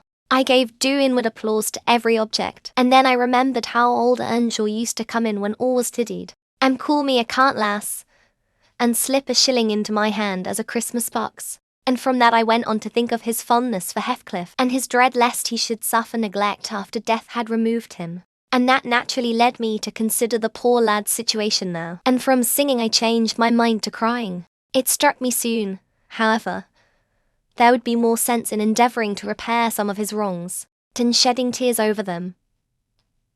I got up and walked into the court to seek him. He was not far. I found him smoothing the glossy coat of the new pony in the stable, and feeding the other beasts, according to custom. "Make haste, Heathcliff," I said. "The kitchen is so comfortable, and Joseph is upstairs. Make haste, and let me dress you smart before Miss Cathy comes out. And then you can sit together, with the whole heart to yourselves, and have a long chatter till bedtime." He proceeded with his task, and never turned his head towards me. "Come. Are you coming?" I continued. "There's a little cake for each of you, nearly enough, and you'll need half an hour's donning." I waited 5 minutes, but, getting no answer, left him. Catherine supped with her brother and sister-in-law. Joseph and I joined at an unsociable meal, seasoned with reproofs on one side and sauciness on the other. His cake and cheese remained on the table all night for the fairies. He managed to continue work till 9 o'clock, and then marched dumb and dour to his chamber. Cathy sat up late, having a world of things to order for the reception of her new friends. She came into the kitchen once to speak to her old one, but he was gone, and she only stayed to ask what was the matter with him, and then went back. In the morning he rose early, and, as it was a holiday, carried his ill humour on to the moors, not reappearing till the family were departed for church. Fasting and reflection seemed to have brought him to a better spirit. He hung about me for a while, and having screwed up his courage, exclaimed abruptly, "Nelly, make me decent, I'm going to be good." "High time, Heathcliff," I said. "You have grieved Catherine. She's sorry she ever came home, I dare say. It looks as if you envied her, because she is more thought of than you."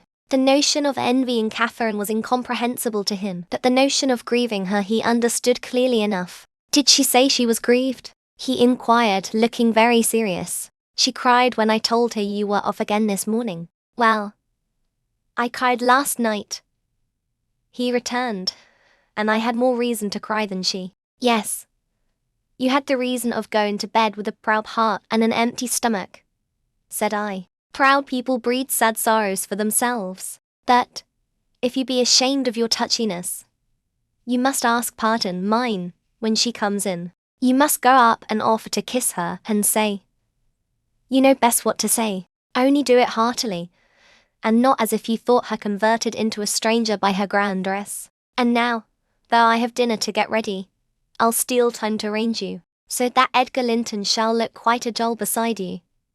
And that he does. You are younger, and yet, I'll be bound, you are taller and twice as broad across the shoulders. You could knock him down in a twinkling. Don't you feel that you could?" Heathcliff's face brightened a moment, then it was overcast afresh, and he sighed. "But, Nelly, if I knocked him down 20 times, that wouldn't make him less handsome or me more so. I wish I had light hair and a fair skin, and was dressed and behaved as well, and had a chance of being as rich as he will be, and cried for mamma at every turn," I added, and trembled. "If a country lad heaved his fist against you, and sat at home all day for a shower of rain.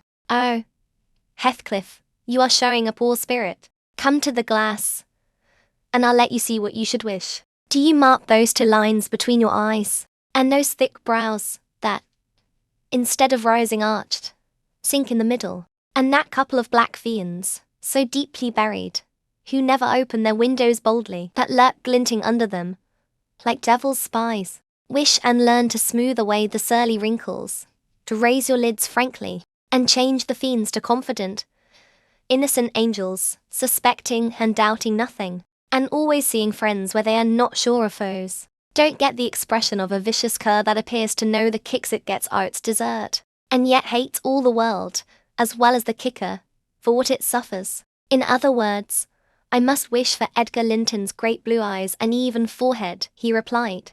"I do," and that won't help me to them. A good heart will help you to a bonny face, my lad. I continued, if you were regular black, and a bad one will turn the bonniest into something worse than ugly. And now that we've done washing and combing and sulking, tell me whether you don't think yourself rather handsome. I'll tell you, I do. You're fit for a prince in disguise. Who knows but your father was Emperor of China, and your mother an Indian queen, each of them able to buy up, with 1 week's income, Wuthering Heights and Thrushcross Grange together. And you were kidnapped by wicked sailors and brought to England. Why, in your place, I would frame high notions of my birth, and the thoughts of what I was should give me courage and dignity to support the oppressions of a little farmer. So I chatted on, and Heathcliff gradually lost his frown and began to look quite pleasant, when all at once our conversation was interrupted by a rumbling sound moving up the road and entering the court. He ran to the window and I to the door, just in time to behold the 2 Lintons descend from the family carriage, smothered in cloaks and furs, and the Earnshaws dismount from their horses. They often rode to church in winter. Catherine took a hand of each of the children and brought them into the house, and set them before the fire, which quickly put colour into their white faces.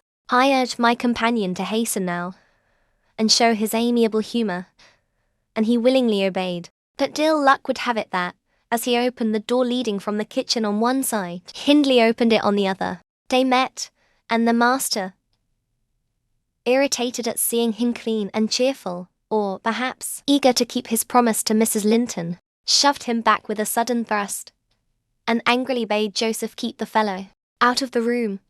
Send him into the garret till dinner is over. He'll be cramming his fingers in the tarts and stealing the fruit, if left alone with them a minute. Nay, sir, I could not avoid answering, he'll touch nothing, not he. And I suppose he must have his share of the dainties as well as we. He shall have his share of my hand, if I catch him downstairs till dark, cried Hindley. Begone, you vagabond. What? You are attempting the coxcomb, are you? Wait till I get hold of those elegant locks. See if I won't pull them a bit longer. They are long enough already, observed Master Linton, peeping from the doorway. I wonder they don't make his head ache.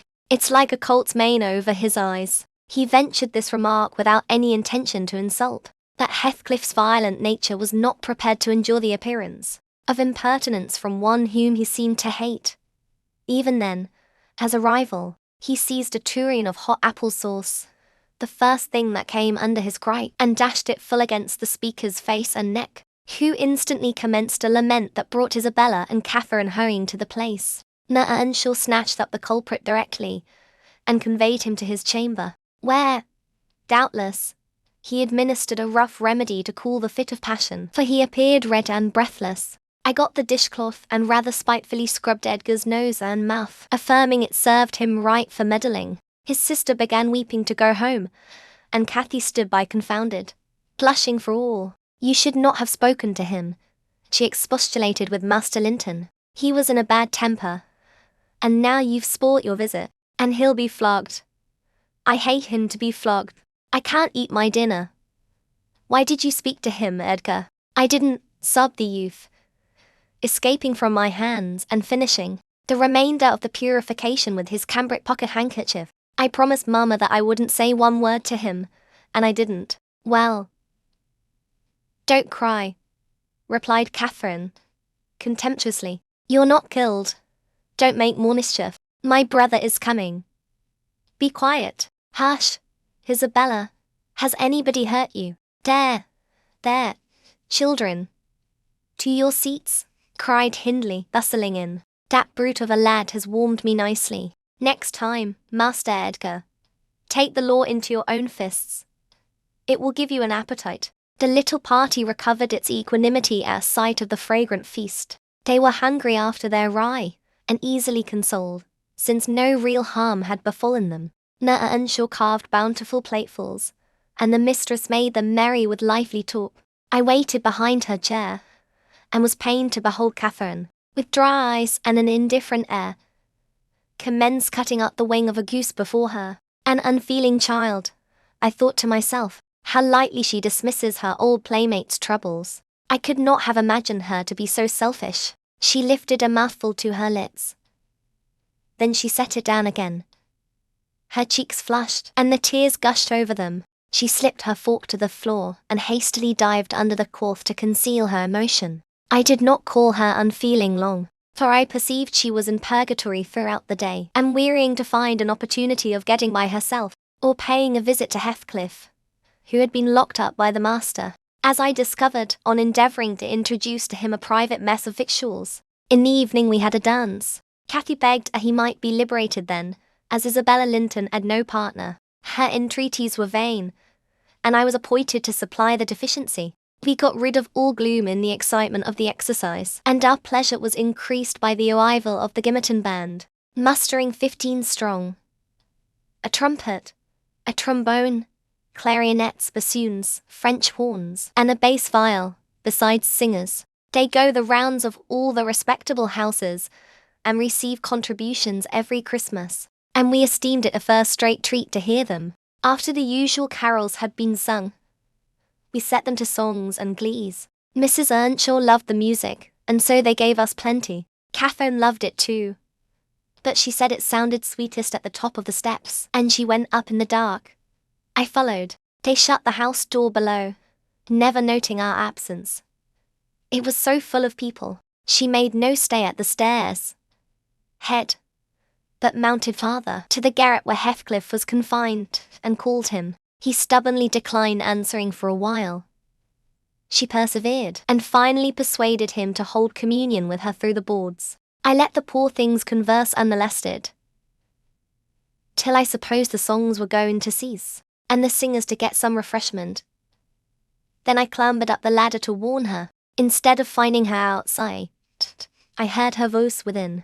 The little monkey had crept by the skylight of one garret, along the roof, into the skylight of the other, and it was with the utmost difficulty I could coax her out again. When she did come, Heathcliff came with her, and she insisted that I should take him into the kitchen, as my fellow servant had gone to a neighbour's, to be removed from the sound of our devil's psalmody, as it pleased him to call it. I told them I intended by no means to encourage their tricks, but as the prisoner had never broken his fast since yesterday's dinner, I would wink at his cheating Mr. Hindley that once. He went down.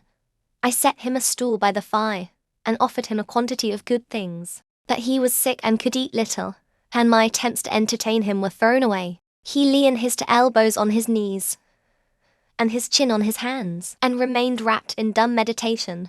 On my inquiring the subject of his thoughts, he answered gravely, "I'm trying to settle how I shall pay Hindley back.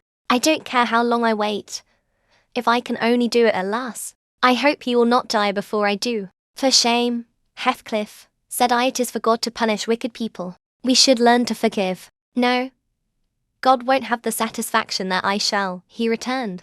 "I only wish I knew the best way. Let me alone, and I'll plan it out. While I'm thinking of that I don't feel pain. But, Mr. Lockwood, I forget these tales cannot divert you. I'm annoyed how I should dream of chattering on at such a rate. And your gruel cold, and you nodding for bed. I could have told Heathcliff's history, all that you need hear, in half a dozen words." Thus interrupting herself, the housekeeper rose, and proceeded to lay aside her sewing. But I felt incapable of moving from the hearth, and I was very far from nodding. "Sit still, Mrs. Dean," I cried. "Do sit still another half hour. You've done just right to tell the story easily. That is the method I like, and you must finish it in the same style. I am interested in every character you have mentioned, more or less. The clock is on the stroke of 11, sir. No matter. I'm not accustomed to go to bed in the long hours. 1 or 2 is early enough for a person who lies till 10. You shouldn't lie till 10. There's the very prime of the morning gone long before that time. A person who has not done one half his day's work by 10 o'clock runs a chance of leaving the other half undone. Nevertheless, Mrs. Dean, resume your chair, because tomorrow I intend lengthening the night till afternoon. I prognosticate for myself an obstinate cold, at least. I hope not, sir.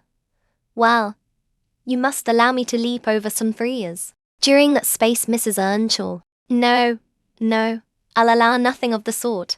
Are you acquainted with the mood of mind in which, if you were seated alone, and the cat licking its kitten on the rug before you, you would watch the operation so intently that puss's neglect of one ear would put you seriously out of temper? A terribly lazy mood, I should say. On the contrary, a tiresomely active one. It is mine, at present, and, therefore, continue minutely. I perceive that people in these regions acquire over people in towns the value that a spider in a dungeon does over a spider in a cottage, to their various occupants. And yet the deepened attraction is not entirely owing to the situation of the looker-on.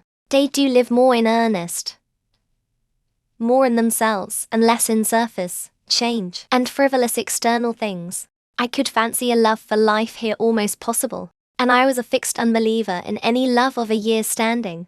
One state resembles setting a hungry man down to a single dish, on which he may concentrate his entire appetite and do it justice. The other, introducing him to a table laid out by French cooks. He can perhaps extract as much enjoyment from the whole, but each part is a mere atom in his regard and remembrance. Oh, here we are the same as anywhere else, when you get to know us, observed Mrs. Dean, somewhat puzzled at my speech. Excuse me, I responded. You, my good friend, are a striking evidence against that assertion. Excepting a few provincialisms of slight consequence, you have no marks of the manners which I am habituated to consider as peculiar to your class. I am sure you have thought a great deal more than the generality of servants think. You have been compelled to cultivate your reflective faculties for want of occasions for frittering your life away in silly trifles. Mrs. Dean laughed. I certainly esteem myself a steady, reasonable kind of body, she said. Not exactly from living among the hills and seeing one set of faces and one series of actions from year's end to year's end, but I have undergone sharp discipline, which has taught me wisdom. And then, I have read more than you would fancy, Mr. Lockwood. You could not open a book in this library that I have not looked into and got something out of also, unless it be that range of Greek and Latin and out of French, and those I know one from another. It is as much as you can expect of a poor man's daughter. However, if I am to follow my story in true gossip's fashion, I had better go on, and instead of leaping 3 years, I will be content to pass to the next summer. The summer of 1778, that is nearly 23 years ago. Chapter 8. On the morning of a fine June day, my first bonny little nursling, and the last of the ancient Earnshaw stock, was born. We were busy with the hay in a faraway field, when the girl that usually brought our breakfasts came running an hour too soon across the meadow and up the lane, calling me as she ran. Oh, such a grand Ben, she panted out. The finest lad that ever breathed. But the doctor says Mrs. must go. He says she's been in a consumption these many months. I heard him tell Mr. Hindley. And now she is nothing to keep her, and she'll be dead before winter. You must come home directly. You're to nurse it, Nelly, to feed it with sugar and milk, and take care of it day and night. I wish I were you, because it will be all yours when there's no missus. But is she very ill? I asked, flinging down my rake and tying my bonnet. I guess she is. Yet she looks bravely, replied the girl, and she talks as if she thought of living to see it grow a man. She's out of her head for Joe. It's such a beauty. If I were her, I'm certain I should not die. I should get better at the bare sight of it, in spite of Kenneth. I was fairly mad at him. Dame Archer brought the cherub down to master in the house, and his face just began to light up when the old croaker steps forward, and says he, Earnshaw, it's a blessing your wife has been spared to leave you this son. When she came, I felt convinced we shouldn't keep her long, and now, I must tell you, the winter will probably finish her. Don't take on and fret about it too much. It can't be helped, and besides, you should have known better than to choose such a rush of a lass. And what did the master answer? I inquired. I think he swore. But I didn't mind him. I was straining to see the Ben, and she began again to describe it rapturously. I, as zealous as herself, hurried eagerly home to admire on my part, though I was very sad for Hindley's sake. He had room in his heart only for 2 idols, his wife and himself. He doted on both, and adored one, and I couldn't conceive how he would bear the loss. When we got to Wuthering Heights, there he stood at the front door, and as I passed in, I asked, how was the baby? Nearly ready to run about. Nell, he replied, putting on a cheerful smile. And the mistress? I ventured to inquire. The doctor says she's. Damn the doctor, he interrupted, reddening. Frances is quite right. She'll be perfectly well by this time next week. Are you going upstairs? Will you tell her that I'll come? If she'll promise not to talk. I left her because she would not hold her tongue. And she must. Tell her Mr. Kenneth says she must be quiet. I delivered this message to Mrs. Earnshaw. She seemed in flighty spirits and replied merrily, I hardly spoke a word, Ellen, and there he has gone out twice, crying. Well, say I promise I won't speak. But that does not bind me not to laugh at him. Poor soul. Till within a week of her death that gay heart never failed her, and her husband persisted doggedly, nay, furiously, in affirming her health improved every day. When Kenneth warned him that his medicines were useless at that stage of the malady, and he needn't put him to further expense by attending her, he retorted, I know you need not. She's well. She does not want any more attendance from you. She never was in a consumption. It was a fever, and it is gone. Her pulse is as slow as mine now, and her cheek is cool. He told his wife the same story, and she seemed to believe him. But one night, while leaning on his shoulder, in the act of saying she thought she should be able to get up tomorrow, a fit of coughing took her. A very slight one. He raised her in his arms. She put her two hands about his neck. Her face changed, and she was dead. As the girl had anticipated, the child Harriton fell wholly into my hands. Mr. Earnshaw, provided he saw him healthy and never heard him cry, was contented as far as regarded him. For himself, he grew desperate.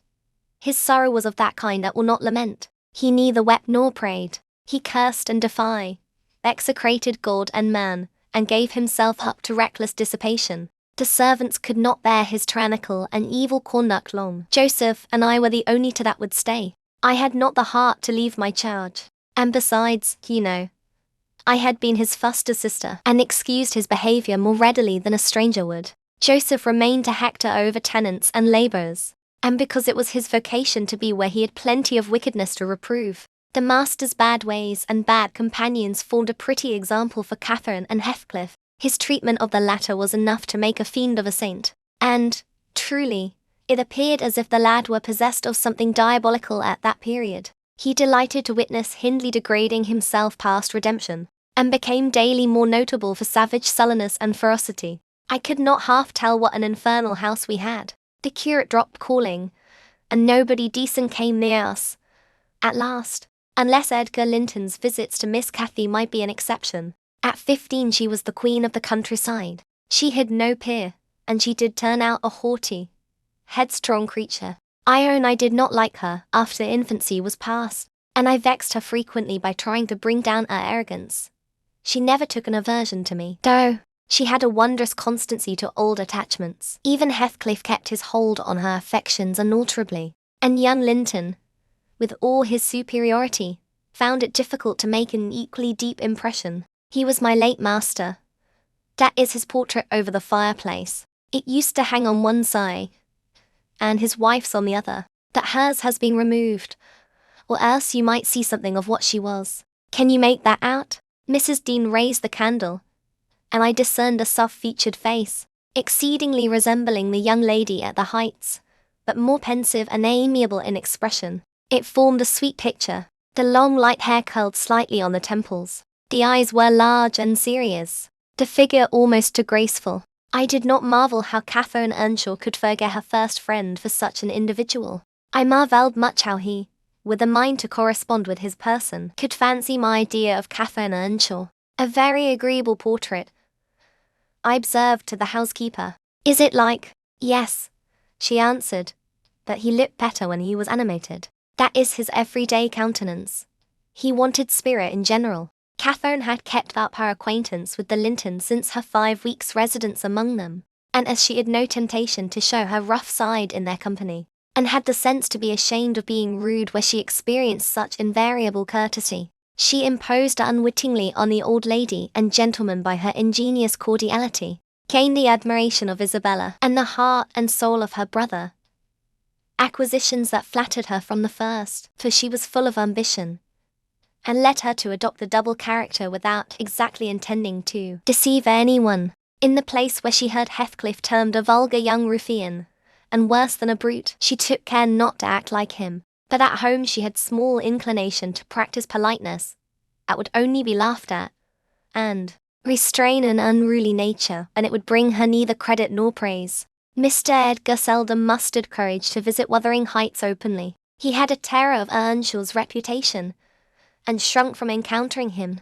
And yet he was always received with our best attempts at civility. The master himself avoided offending him, knowing why he came, and if he could not be gracious, kept out of the way. I rather think his appearance was distasteful to Catherine. She was not artful, never played the coquette, and had evidently an objection to her to friends meeting at all, for when Heathcliff expressed contempt of Linton in his presence, she could not half coincide, as she did in his absence. And when Linton evinced disgust and antipathy to Heathcliff, she dared not treat his sentiments with indifference, as if depreciation of her playmate were of scarcely any consequence to her. I've had many a laugh at her perplexities and untold troubles, which she vainly strove to hide from my mockery. That sounds ill-natured, but she was so proud, it became really impossible to pity her distresses, till she should be chastened into more humility. She did bring herself, finally, to confess, and to confide in me. There was not a soul else that she might fashion into an adviser. Mr. Hindley had gone from home one afternoon, and Heathcliff presumed to give himself a holiday on the strength of it. He had reached the age of 16 then, I think, and without having bad features, or being deficient in intellect, he contrived to convey an impression of inward and outward repulsiveness that his present aspect retains no traces of. In the first place, he had by that time lost the benefit of his early education. Continual hard work, begun soon and concluded late, had extinguished any curiosity he once possessed in pursuit of knowledge, and any love for books or learning. His childhood's sense of superiority, instilled into him by the favours of old Mr. Earnshaw, was faded away. He struggled long to keep up an equality with Catherine in her studies, and yielded with poignant though silent regret. But he yielded completely, and there was no prevailing on him to take a step in the way of moving upward, when he found he must necessarily sink beneath his former level. Then personal appearance sympathized with mental deterioration. He acquired a slouching gait and ignoble look.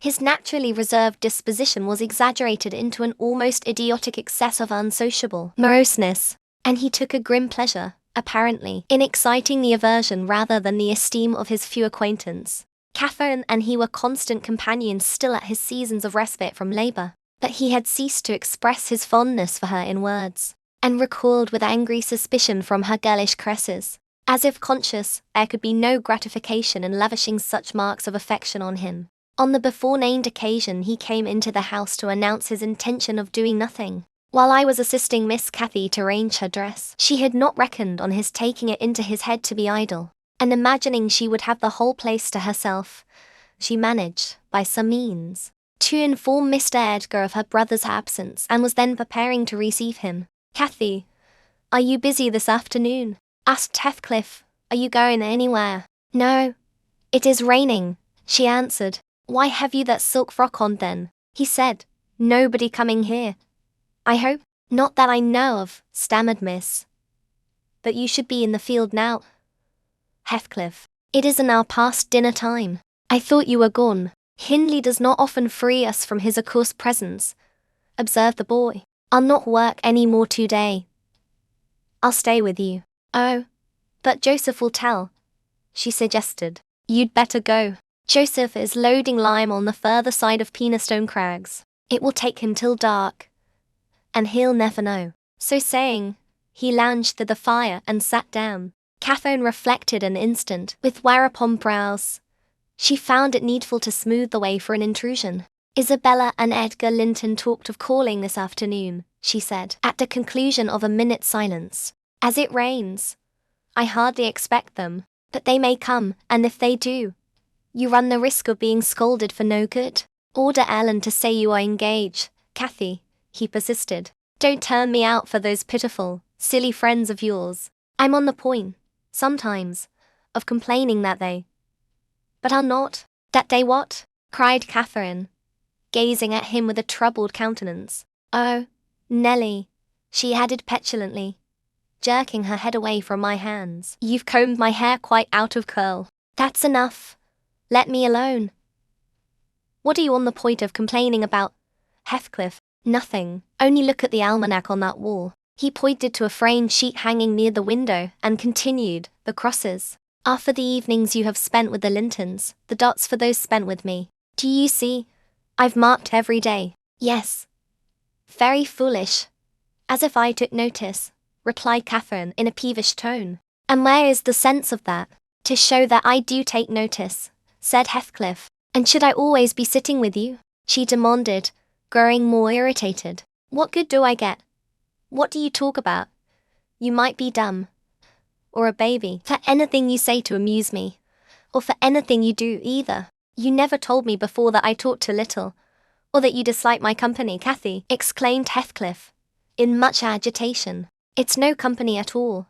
When people know nothing and say nothing, she muttered. Her companion rose up. But he hadn't time to express his feelings further, for a horse's feet were heard on the flags, and having knocked gently, young Linton entered, his face brilliant with delight at the unexpected summons he had received. Doubtless Catherine marked the difference between her friends, as one came in and the other went out. The contrast resembled what you see in exchanging a bleak, hilly, cold country for a beautiful fertile valley, and his voice and greeting were as opposite as his aspect. He had a sweet, low manner of speaking, and pronounced his words as you do. That's less gruff than we talk here and softer. I'm not come too soon, am I? He said, casting a look at me. I had begun to wipe the plate and tidy some drawers at the far end in the dresser. No, answered Catherine. What are you doing there? Nellie, my work. Miss, I replied. Mr. Hindley had given me directions to make a third party in any private visits Linton chose to pay. She stepped behind me and whispered crossly. Take yourself and your dusters off. When company are in the house, servants don't commence scouring and cleaning in the room where they are. It's a good opportunity. Now that master is away, I answered aloud.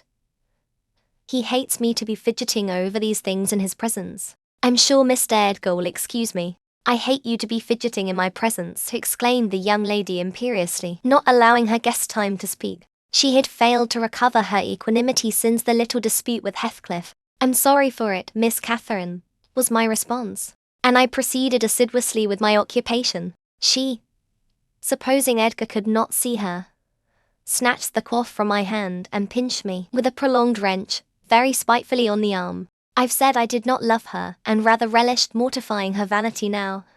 And then, besides, she hurt me extremely. So I started up from my knees and screamed out. Oh, miss, that's a nasty trick. You have no right to nip me, and I'm not going to bear it. I didn't touch you, you lying creature, cried she, her fingers tingling to repeat the act, and her ears red with rage. She never had power to conceal her passion. It always set her whole complexion in a blaze. What's that then? I retorted, showing a decided purple witness to refute her. She stamped her foot, wavered a moment, and then, irresistibly impelled by the naughty spirit within her, slapped me on the cheek.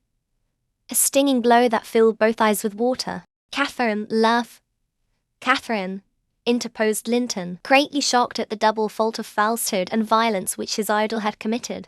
Leave the room, Ellen, she repeated, trembling all over. Little Hareton, who followed me everywhere, and was sitting near me on the floor, at seeing my tears commenced crying himself, and sobbed out complaints against wicked Aunt Cathy, which drew her fury onto his unlucky head. She seized his shoulders, and shook him till the poor child waxed livid, and Edgar thoughtlessly laid hold of her hands to deliver him. In an instant one was wrung free, and the astonished young man felt it applied over his own ear in a way that could not be mistaken for jest. He drew back in consternation.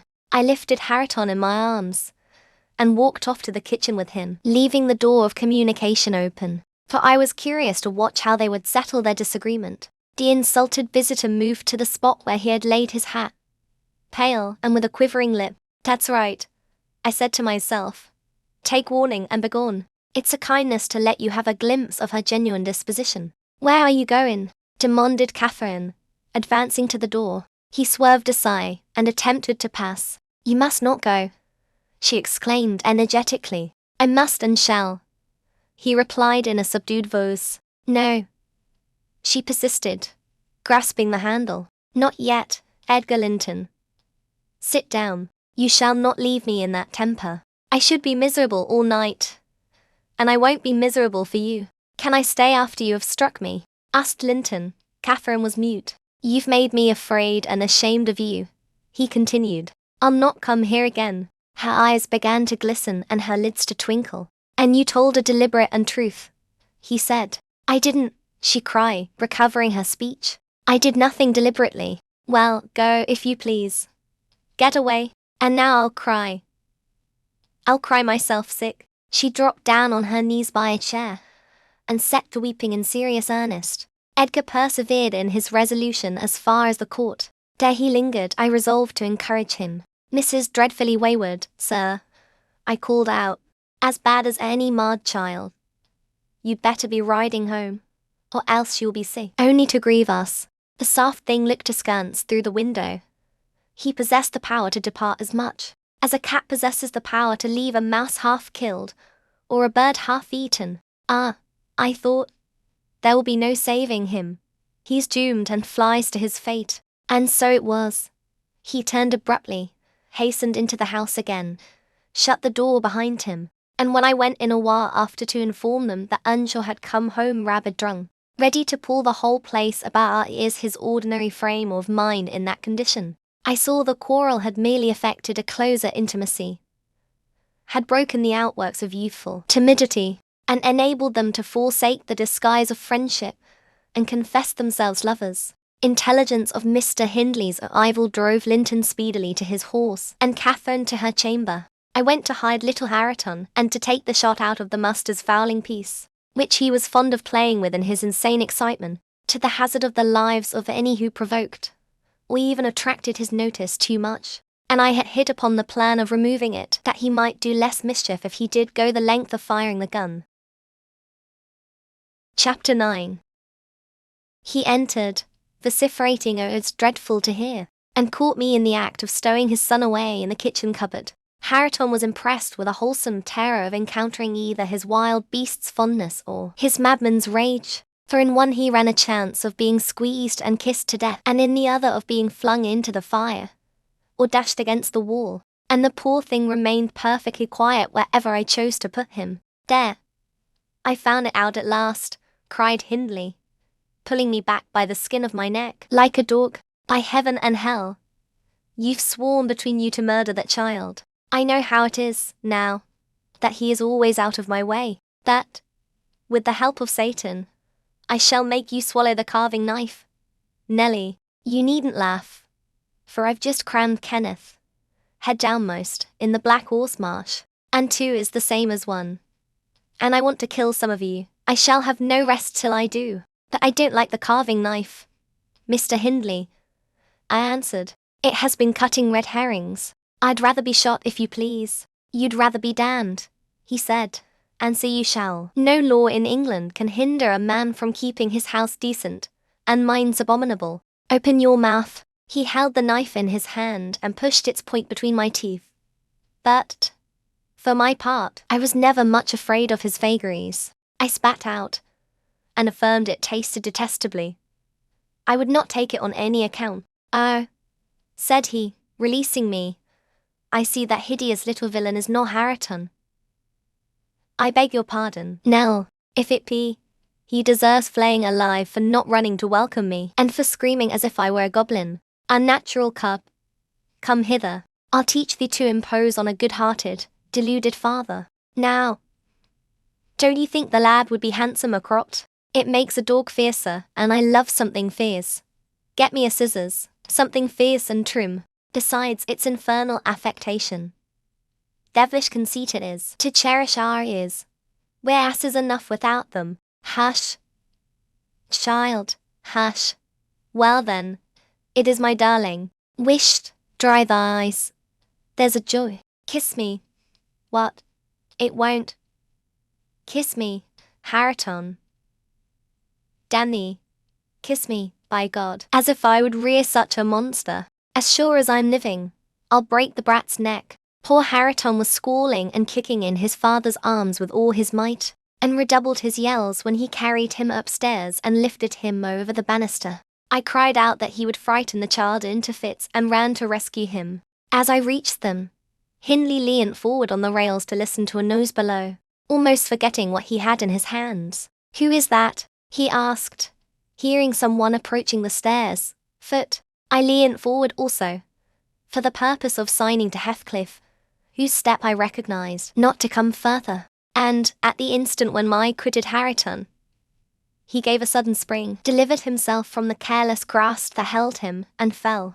There was scarcely time to experience a thrill of horror before we saw that the little wretch was safe. Heathcliff arrived underneath just at the critical moment. By a natural impulse he arrested his descent, and setting him on his feet, looked up to discover the author of the accident. A miser who has parted with a lucky lottery ticket for 5 shillings, and finds next day he is lost in the bargain £5,000, could not show a blanker countenance, and he did on beholding the figure of Mr. Earnshaw above. It expressed, plainer than words could do, the intensest anguish at having made himself the instrument of thwarting his own revenge. Had it been dark, I dare say he would have tried to remedy the mistake by smashing Harriton's skull on the steps. But we witnessed his salvation, and I was presently below with my precious charge pressed to my heart. Hindley descended more easily, sobered and abashed. "It is your fault, Ellen," he said. "You should have kept him out of sight.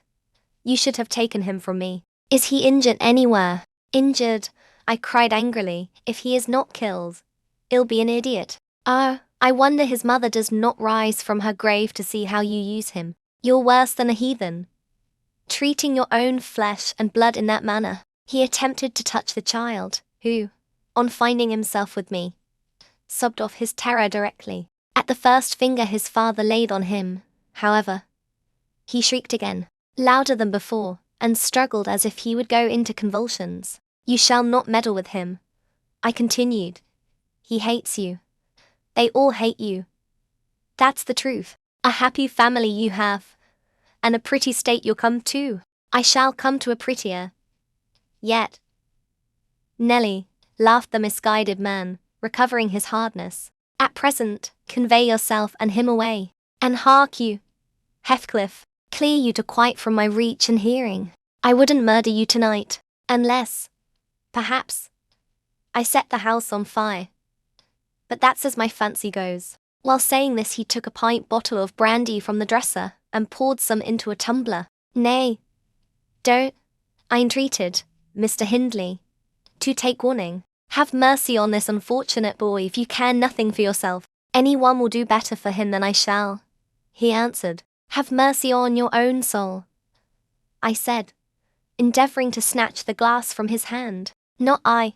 On the contrary, I shall have great pleasure in sending it to perdition to punish its maker," exclaimed the blasphemer. "Here's to its hearty damnation." He drank the spirits and impatiently bade us go, terminating his command with a sequel of horrid imprecations too bad to repeat or remember. "It's a pity he cannot kill himself with drink," observed Heathcliff, muttering an echo of curses back when the door was shut. "He's doing his very utmost, but his constitution defies him. Ner Kenneth says he would wager his mare that he'll outlive any man on this side Gimmerton, and go to the grave a hoary sinner, unless some happy chance out of the common course befall him." I went into the kitchen, and sat down to lull my little lamb to sleep. Heathcliff, as I thought, walked through to the barn. It turned out afterwards that he only got as far as the other side the settle, when he flung himself on a bench by the wall, removed from the fire, and remained silent. I was rocking Harriton on my knee and humming a song that began, "It was far in the night,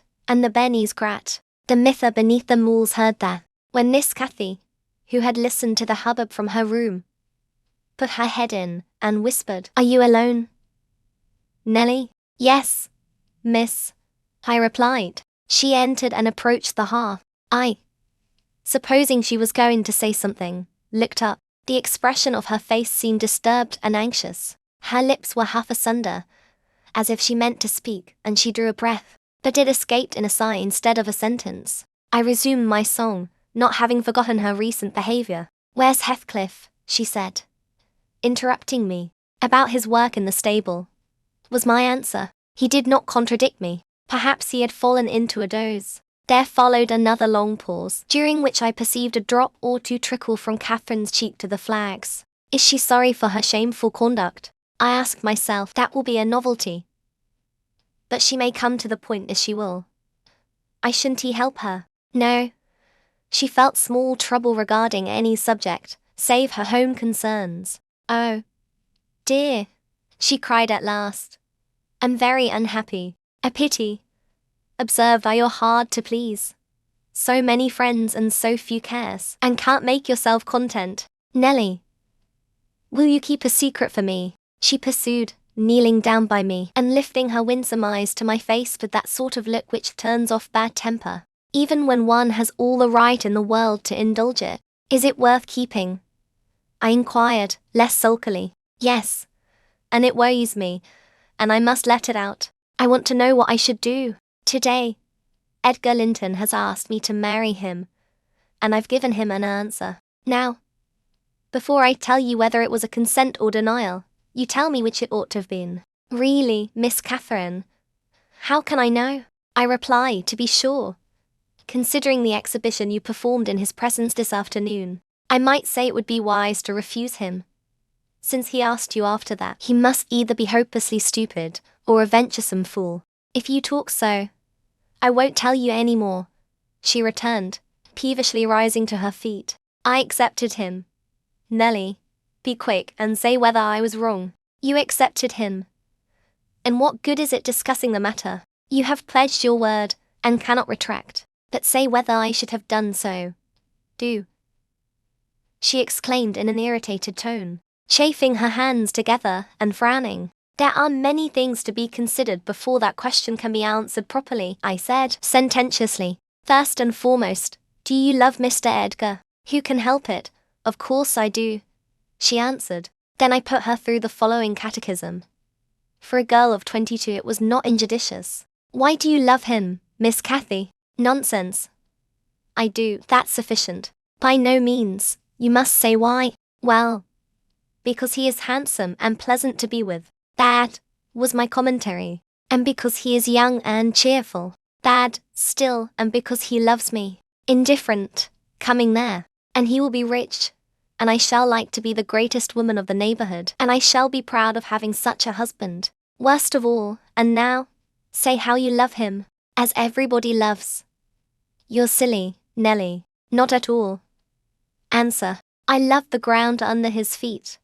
And the air over his head. And everything he touches, and every word he says. I love all his looks, and all his actions, and him entirely and altogether. There now, and why? Nay, you are making a jest of it. It is exceedingly ill-natured. It's no jest to me, said the young lady, scowling and turning her face to the fire. I'm very far from jesting, Miss Catherine, I replied. You love Mr. Edgar because he is handsome, and young, and cheerful, and rich, and loves you. The last, however, goes for nothing. You would love him without that, probably, and with it you wouldn't, unless he possessed the 4 former attractions. No, to be sure not. I should only pity him, hate him, perhaps if he were ugly and a clown. But there are several other handsome, rich young men in the world. Handsomer, possibly, and richer than he is. What should hinder you from loving them? If there be any, they are out of my way.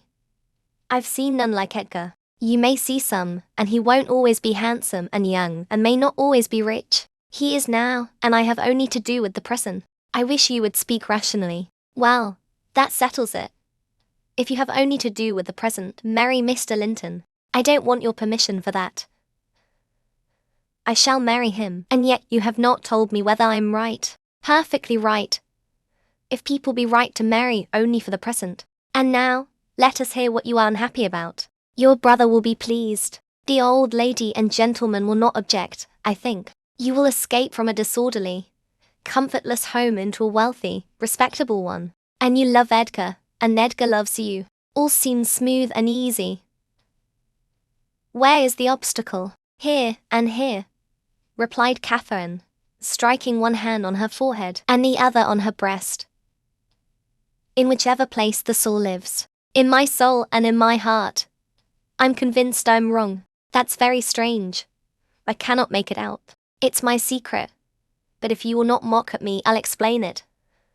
I can't do it distinctly. But I'll give you a feeling of how I feel. She seated herself by me again. Her countenance grew sadder and graver, and her clasped hands trembled. Nelly, do you never dream queer dreams? She said, suddenly, after some minutes' reflection. Yes.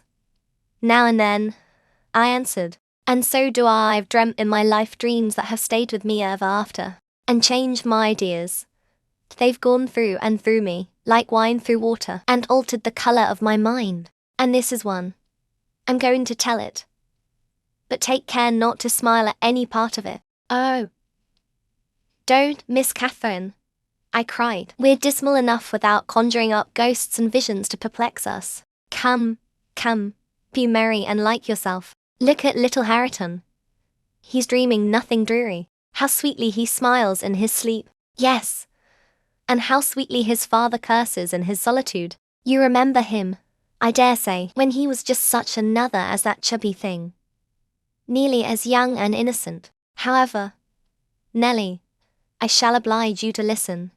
It's not long, and I've no power to be merry tonight. I won't hear it, I repeated, hastily. I was superstitious about dreams then, and I am still, and Catherine had an unusual gloom in her aspect that made me dread something from which I might shape a prophecy and foresee a fearful catastrophe. She was vexed, but she did not proceed. Apparently taking up another subject, she recommenced in a short time. If I were in heaven, Nelly, I should be extremely miserable, because you are not fit to go there.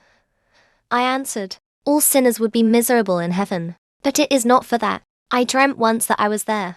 I tell you I won't hearken to your dreams, Miss Catherine. I'll go to bed. I interrupted again. She laughed, and held me down, for I made a motion to leave my chair. This is nothing, cried she. I was only going to say the heaven did not seem to be my home, and I broke my heart with weeping to come back to earth. And the angels were so angry that they flung me out into the middle of the heath on the top of Wuthering Heights, where I woke sobbing for joy. That will do to explain my secret, as well as the other. I've no more business to marry Edgar Linton than I have to be in heaven. And if the wicked man in there had not brought Heathcliff so low, I shouldn't have thought of it. It would degrade me to marry Heathcliff now, so he shall never know how I love him. And that, not because he's handsome, Nelly, but because he's more myself than I am. Whatever our souls are made of, his and mine are the same, and Linton's is as different as a moonbeam from lightning, or frost from fire. Ere this speech ended I became sensible of Heathcliff's presence. Having noticed a slight movement, I turned my head, and saw him rise from the bench, and steal out noiselessly. He had listened till he heard Catherine say it would degrade her to marry him, and then he stayed to hear no further. My companion, sitting on the ground, was prevented by the back of the settle from remarking his presence or departure. That I started and bade her hush. Why? She asked, gazing nervously round. Joseph is here, I answered, catching opportunely the roll of his cartwheels up the road. And Heathcliff will come in with him. I'm not sure whether he were not at the door this moment. Oh, he couldn't overhear me at the door, said she. Give me Hareton, while you get the supper, and when it is ready ask me to sup with you. I want to cheat my uncomfortable conscience, and be convinced that Heathcliff has no notion of these things. He has not, has he? He does not know what being in love is. I see no reason that he should not know. As well as you, I returned. And if you are his choice, he'll be the most unfortunate creature that ever was born. As soon as you become Mrs. Linton, he loses friend and love and all. Have you considered how you'll bear the separation, and how he'll bear to be quite deserted in the world? Because, Miss Catherine, he quite deserted, we separated, she exclaimed, with an accent of indignation. Who is to separate us, pray? They'll meet the fate of Milo. Not as long as I live, Ellen. For no mortal creature, every Linton on the face of the earth might melt into nothing before I could consent to forsake Heathcliff. Oh, that's not what I intend. That's not what I mean. I shouldn't be Mrs. Linton with such a price demanded. He'll be as much to me as he has been all his lifetime. Edgar must shake off his antipathy and tolerate him, at least. He will, when he learns my true feelings towards him. Nelly, I see now you think me a selfish wretch. But did it never strike you that if Heathcliff and I married we should be beggars? Whereas, if I marry Linton, I can aid Heathcliff to rise and place him out of my brother's power. With your husband's money, Miss Catherine, I asked, you'll find him not so pliable as you calculate upon, and, though I'm hardly a judge, I think that's the worst motive you've given yet for being the wife of young Linton. It is not, retorted she. It is the best. The others were the satisfaction of my whims. And for Edgar's sake, too, to satisfy him. This is for the sake of one who comprehends in his person my feelings to Edgar and myself. I cannot express it, but surely you and everybody have a notion that there is or should be an existence of yours beyond you. What were the use of my creation if I were entirely contained here? My great miseries in this world have been Heathcliff's miseries, and I watched and felt each from the beginning. My great thought in living is himself. If all else perished, and he remained, I should still continue to be. And if all else remained, and he were annihilated, the universe would turn to a mighty stranger. I should not seem a part of it. My love for Linton is like the foliage in the woods. Time will change it, I'm well aware, as winter changes the trees. My love for Heathcliff resembles the eternal rocks beneath. A source of little visible delight, that necessary. Nelly, I am Heathcliff. He's always in my mind, not as a pleasure, any more than I am always a pleasure to myself, as my own being. So don't talk of our separation again. It is impracticable. And, she paused, and hid her face in the folds of my gown, that I jerked it forcibly away. I was out of patience with her folly. If I can make any sense of your nonsense, miss, I said, it only goes to convince me that you are ignorant of the duties you undertake in marrying, or else that you are a wicked, unprincipled girl. But trouble me with no more secrets.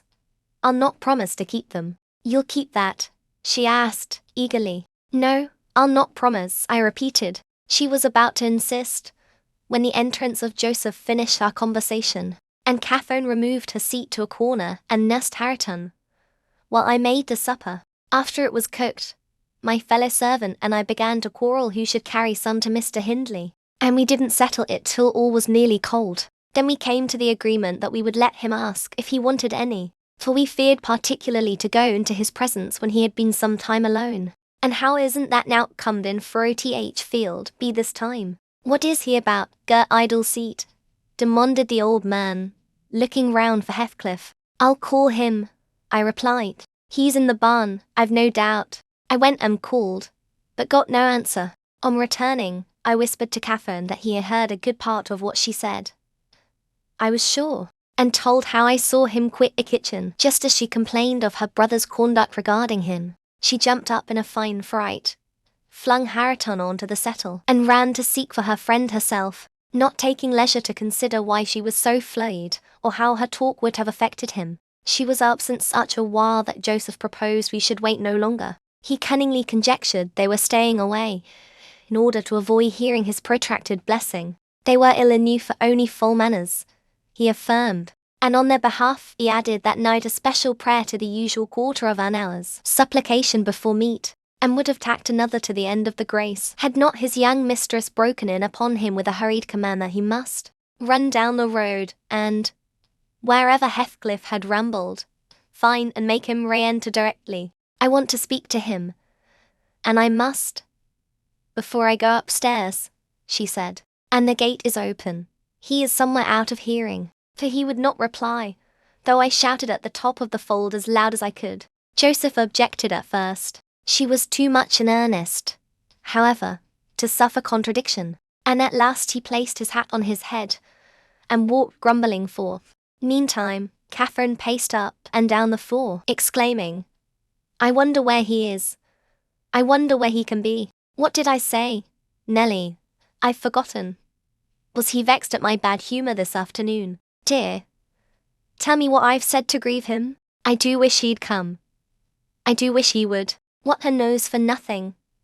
I cry, though rather uneasy myself. What a trifle scares you. It's surely no great cause of alarm that Heathcliff should take a moonlight saunter on the moors, or even lie too sulky to speak to us in the hayloft. I'll engage he's lurking there. See if I don't ferret him out. I departed to renew my search. Its result was disappointment, and Joseph's quest ended in the same. Yon lad gets war and war. observed he on re-entering. He's left THK at tea full swing, and Mrs. Pony has trodden down to Riggs O'Corn and plotted through. Ratoa into tea meadow, Hossam diver, tea maester ol platey devil to morn, and he'll do wheel. His patience sits on wi sich careless, offord craters. Patience sits on he is, that he'll not be so alas. Yos see, all on ye, ya munn tea drive him out of his head for nout. Have you found Heathcliff, you ass? Interrupted Catherine. Have you been looking for him, as I ordered? I said more liquor look for horse, he replied. It 'ud be 2 more cents, but I can look for nor the horse nor man of a neat like this. As black as Chimbly, and Heathcliff's knowin' chap to coom out my whistle. Happen he'll be less hard o' hearing wie. It was a very dark evening for summer. The clouds appeared inclined to thunder, and I said we had better all sit down. The approaching rain would be certain to bring him home without further trouble. However, Catherine would not be persuaded into tranquillity. She kept wandering to and fro, from the gate to the door, in a state of agitation which permitted no repose, and at length took up a permanent situation on one side of the wall, near the road, where, heedless of my expostulations and the growling thunder and the great drops that began to plash around her, she remained, calling at intervals and then listening, and then crying outright. She beat Harriton, or any child, at a good passionate fit of crying. About midnight, while we still sat up, the storm came rattling over the heights in full fury. There was a violent wind, as well as thunder, and either one or the other split a tree off at the corner of the building. A huge bough fell across the roof, and knocked down a portion of the east chimney stack, sending a clatter of stones and soot into the kitchen fire. We thought a bolt had fallen in the middle of us, and Joseph swung onto his knees, beseeching the Lord to remember the patriarchs Noah and Lot, and, as in former times, spare the righteous, though he smote the ungodly. I felt some sentiment that it must be a judgment on us also. The Jonah, in my mind, was Mr. Earnshaw, and I shook the handle of his den that I might ascertain if he were yet living. He replied audibly enough, in a fashion which made my companion vociferate more clamorously than before, that a wide distinction might be drawn between saints like himself and sinners like his master. But the uproar passed away in 20 minutes, leaving us all unharmed, excepting Cathy, who got thoroughly drenched for her obstinacy in refusing to take shelter, and standing bonnetless and shawlless to catch as much water as she could with her hair and clothes. She came in and lay down on the settle, all soaked as she was, turning her face to the back and putting her hands before it. Well, miss, I exclaimed, touching her shoulder, you are not bent on getting your death, are you? Do you know what o'clock it is? 12:30. Come to bed. There's no use waiting any longer on that foolish boy. He'll be gone to Gimmerton, and he'll stay there now. He guesses we shouldn't wait for him till this late hour. At least, he guesses that only Mr. Hindley would be up, and he'd rather avoid having the door opened by the master. Nay, he's noan at Gimmerton, said Joseph. I's neither wonder that he's at t bottom of a bog hole. This visitation weren't for nout, and I want heavy to look out, miss. Ya ma be t next. Thank heaven for all.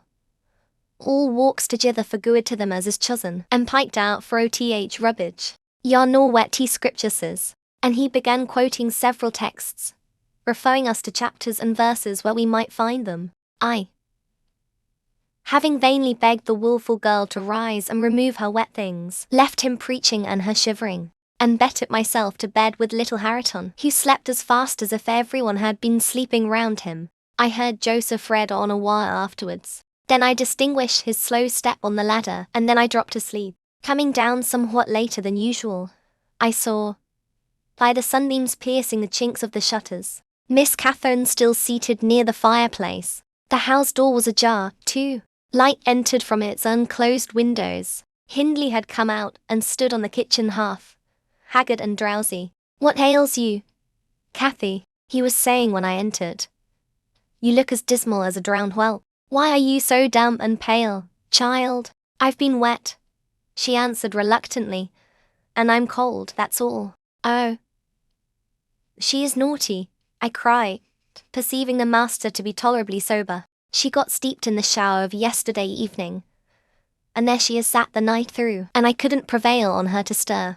Mr. Earnshaw stared at us in surprise. The night through, he repeated. What kept her up? Not fear of the thunder, surely. That was over hours since. Neither of us wished to mention Heathcliff's absence, as long as we could conceal it. So I replied. I didn't know how she took it into her head to sit up, and she said nothing. The morning was fresh and cool. I threw back the lattice, and presently the room filled with sweet scents from the garden. But Catherine called peevishly to me, Ellen, shut the window. I'm starving, and her teeth chattered as she shrank closer to the almost extinguished embers. She's ill, said Hindley, taking her wrist. I suppose that's the reason she would not go to bed. Damn it, I don't want to be troubled with more sickness here. What took you into the rain? Running after tea, lads, as usual, croaked Joseph, catching an opportunity from our hesitation to thrust in his evil tongue. If I wore ya, maester, I'd just slam tea boards I their faces all on 'em. Gentle and simple, never a day at off. But yon cat o' Linton comes sneaking hither, and Miss Nelly, she's a fine lass. She sits watching for ye it kitchen, and as ye are in at one door, he's out at t'other, and then, where crown lady goes a courting of her side. It's bonny behaviour, lurking amming tea fields, after 12 ot night. Wi that fall, place him divil of a gipsy, Heathcliff. They think I'm blind, but I know'n, nowt at tea sort. I seed yon Linton both coming and going, and I seed yar directing his discourse to me. Yar gurried for nowt, slatternly which. Nip up and bolt into th house. T minute yar heard tea maester's horse fit clatter up tea road. Silence, eavesdropper, cried Catherine. None of your insolence before me. Edgar Linton came yesterday by chance. Hindley, and it was I who told him to be off, because I knew you would not like to have met him as you were. You lie, Cathy, no doubt, answered her brother, and you are a confounded simpleton. But never mind Linton at present. Tell me, were you not with Heathcliff last night? Speak the truth, now. You need not be afraid of harming him. Though I hate him as much as ever, he did me a good turn a short time since that will make my conscience tender of breaking his neck. To prevent it, I shall send him about his business this very morning, and after he's gone, I'd advise you all to look sharp. I shall only have the more humour for you. I never saw Heathcliff last night, answered Catherine, beginning to sob bitterly. And if you do turn him out of doors, I'll go with him. But, perhaps, you'll never have an opportunity. Perhaps he's gone. Here she burst into uncontrollable grief, and the remainder of her words were inarticulate. Hindley lavished on her a torrent of scornful abuse, and bade her get to her room immediately, or she shouldn't cry for nothing. I obliged her to obey, and I shall never forget what a scene she acted when we reached her chamber. It terrified me. I thought she was going mad, and I begged Joseph to run for the doctor. It proved the commencement of delirium. Mr. Kenneth, as soon as he saw her, pronounced her dangerously ill. She had a fever. He bled her, and he told me to let her live on whey and water gruel, and take care she did not throw herself downstairs or out of the window. And then he left, for he had enough to do in the parish, where 2 or 3 miles was the ordinary distance between cottage and cottage. Though I cannot say I made a gentle nurse, and Joseph and the master were no better, and though our patient was as wearisome and headstrong as a patient could be, she weathered it through. Old Mrs. Linton paid us several visits, to be sure, and set things to rights, and scolded and ordered us all. And when Catherine was convalescent, she insisted on conveying her to Thrushcross Grange, for which deliverance we were very grateful. But the poor dame had reason to repent of her kindness. She and her husband both took the fever, and died within a few days of each other. Our young lady returned to us saucier and more passionate, and haughtier than ever. Heathcliff had never been heard of since the evening of the thunderstorm, and, one day, I had the misfortune, when she had provoked me exceedingly, to lay the blame of his disappearance on her, where indeed it belonged, as she well knew. From that period, for several months, she ceased to hold any communication with me, save in the relation of a mere servant. Joseph fell under a ban also. He would speak his mind, and lecture her all the same as if she were a little girl, and she esteemed herself a woman, and our mistress, and thought, that her recent illness gave her a claim to be treated with consideration. Then the doctor had said that she would not bear crossing much. She ought to have her own way, and it was nothing less than murder in her eyes for anyone to presume to stand up and contradict her. From Mr. Earnshaw and his companions she kept aloof, and tutored by Kenneth, and serious threats of a fit that often attended her rages. Her brother allowed her whatever she pleased to demand, and generally avoided aggravating her fiery temper. He was rather too indulgent in humouring her caprices, not from affection, but from pride. He wished earnestly to see her bring honour to the family by an alliance with the Lintons, and as long as she let him alone she might trample on us like slaves, for aught he cared. Edgar Linton, as multitudes have been before and will be after him, was infatuated, and believed himself the happiest man alive on the day he led her to Gimmerton Chapel, 3 years subsequent to his father's death. Much against my inclination, I was persuaded to leave Wuthering Heights and accompany her here. Little Hareton was nearly 5 years old, and I had just begun to teach him his letters. We made a sad parting, but Catherine's tears were more powerful than ours. When I refused to go, and when she found her entreaties did not move me, she went lamenting to her husband and brother. The former offered me munificent wages. The latter ordered me to pack up. He wanted no women in the house, he said, now that there was no mistress. And as to Hareton, the curate should take him in hand, by and by. And so I had but one choice left: to do as I was ordered. I told the master he got rid of all decent people only to run to ruin a little faster. I kissed Hareton, said goodbye, and since then he has been a stranger. And it's very queer to think it, but I've no doubt he has completely forgotten all about Ellen Dean, and that he was ever more than all the world to her and she to him. At this point of the housekeeper's story she chanced to glance towards the timepiece over the chimney, and was in amazement on seeing the minute hand measure 1:30. She would not hear of staying a second longer. In truth, I felt rather disposed to defer the sequel of her narrative myself, and now that she has vanished to her rest, and I have meditated for another hour or two, I shall summon courage to go also, in spite of aching laziness of head and limbs. Chapter X.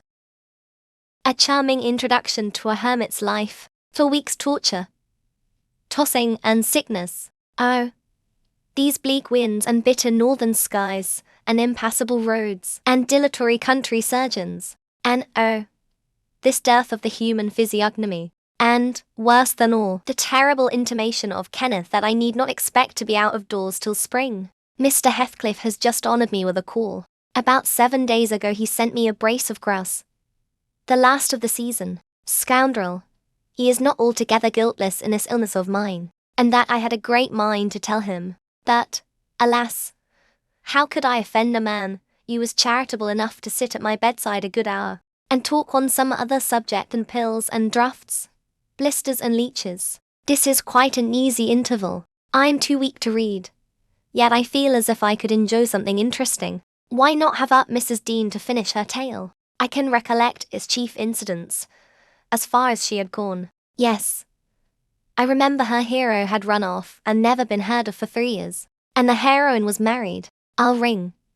She'll be delighted to find me capable of talking cheerfully. Mrs. Dean came. It wants 20 minutes, sir, to taking the medicine, she commenced. Away with it, I replied. A desire to have. The doctor says you must drop the powders. With all my heart.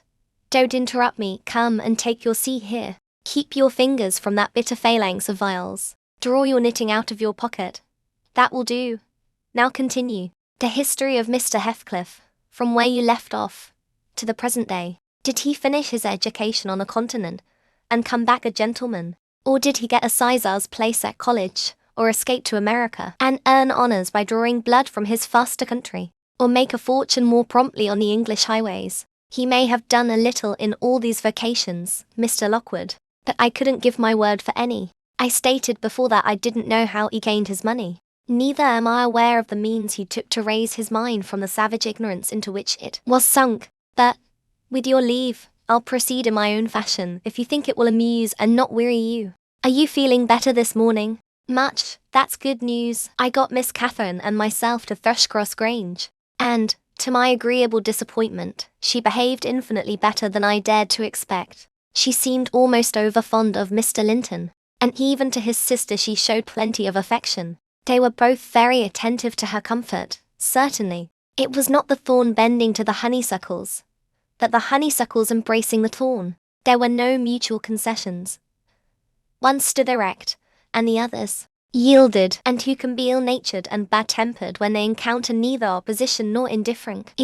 I observed that Mr. Edgar had a deep-rooted fear of ruffling her humour. He concealed it from her, but if ever he heard me answer sharply, or saw any other servant grow cloudy at some imperious order of hers, he would show his trouble by a frown of displeasure that never darkened on his own account. He many a time spoke sternly to me about my pertness, and averred that the stab of a knife could not inflict a worse pang than he suffered at seeing his lady vexed. Not to grieve a kind master, I learned to be less touchy, and, for the space of half a year, the gunpowder lay as harmless as sand, because no fire came near to explode it. Catherine had seasons of gloom and silence now and then. They were respected with sympathizing silence by her husband, who ascribed them to an alteration in her constitution, produced by her perilous illness. As she was never subject to depression of spirits before, the return of sunshine was welcomed by answering sunshine from him. I believe I may assert that they were really in possession of deep and growing happiness. It ended, well, we must be for ourselves in the long run. The mild and generous are only more justly selfish than the domineering. And it ended when circumstances caused each to feel that the one's interest was not the chief consideration in the other's thoughts. On a mellow evening in September, I was coming from the garden with a heavy basket of apples which I had been gathering. It had got dusk, and the moon looked over the high wall of the court, causing undefined shadows to lurk in the corners of the numerous projecting portions of the building. I set my burden on the house steps by the kitchen door and lingered to rest, and drew in a few more breaths of the soft, sweet air. My eyes were on the moon and my back to the entrance, when I heard a voice behind me say, "Nelly, is that you?" It was a deep voice, and foreign in tone, yet there was something in the manner of pronouncing my name which made it sound familiar. I turned about to discover who spoke, fearfully, for the doors were shut, and I had seen nobody on approaching the steps. Something stirred in the porch, and, moving nearer, I distinguished a tall man dressed in dark clothes, with dark face and hair. He leaned against a side, and held his fingers on the latch as if intending to open for himself. Who can it be? I thought. Mr. Earnshaw. Oh, no, the voice has no resemblance to his. I have waited here an hour, he resumed, while I continued staring, and the whole of that time all round has been as still as death. I dared not enter. You do not know me, look. I'm not a stranger. A ray fell on his features. The cheeks were sallow, and half covered with black whiskers, the brows lowering, the eyes deep-set and singular. I remembered the eyes. What? I cry, uncertain whether to regard him as a worldly visitor, and I raised my hands in amazement. What? You come back? Is it really you, is it? Yes, Heathcliff, he replied, glancing from me up to the windows, which reflected a score of glittering moons, but showed no lights from within. Are they at home? Where is she? Nelly, you are not glad. You needn't be so disturbed. Is she here? Speak. I want to have one word with her. Your mistress. Go, and say some person from Gimmerton desires to see her. How will she take it? I exclaimed. What will she do? The surprise bewilders me.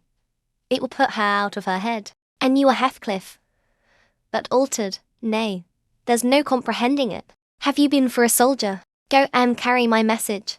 He interrupted, impatiently. I'm in hell till you do. He lifted the latch, and I entered. But when I got to the parlour where Mer and Mrs. Linton were, I could not persuade myself to proceed. At length I resolved on making an excuse to ask if they would have the candles lighted, and I opened the door. They sat together in a window whose lattice lay back against the wall and displayed, beyond the garden trees, and the wild green park, the valley of Gimmerton, with a long line of mist winding nearly to its top, for very soon after you passed the chapel, as you may have noticed, the so that runs from the marshes joys a beck which follows the bend of the glen. Wuthering Heights rose above this silvery vapour.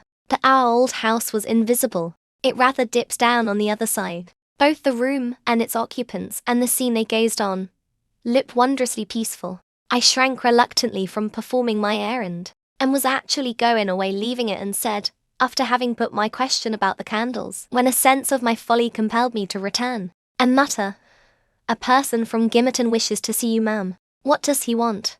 asked Mrs. Linton. I did not question him. I answered, "Well, close the curtains, Nellie," she said, "and bring up tea. I'll be back again directly." She quitted the apartment. Mayor Edgar inquired, carelessly, who it was. "Someone mistress does not expect," I replied. "That Heathcliff. You recollect him, sir? Who used to live at Mr. Earnshaw's." "What? The gipsy? The ploughboy?" he cried. "Why did you not say so to Catherine?" "Hush!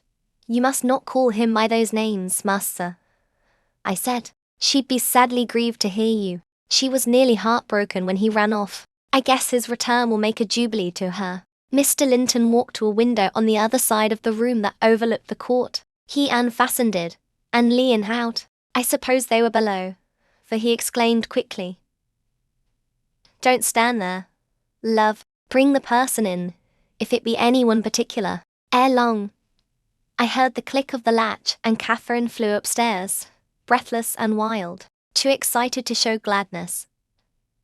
Indeed, by her face, you would rather have surmised an awful calamity. "Oh, Edgar, Edgar," she panted, flinging her arms round his neck. "Oh, Edgar darling, Heathcliff's come back.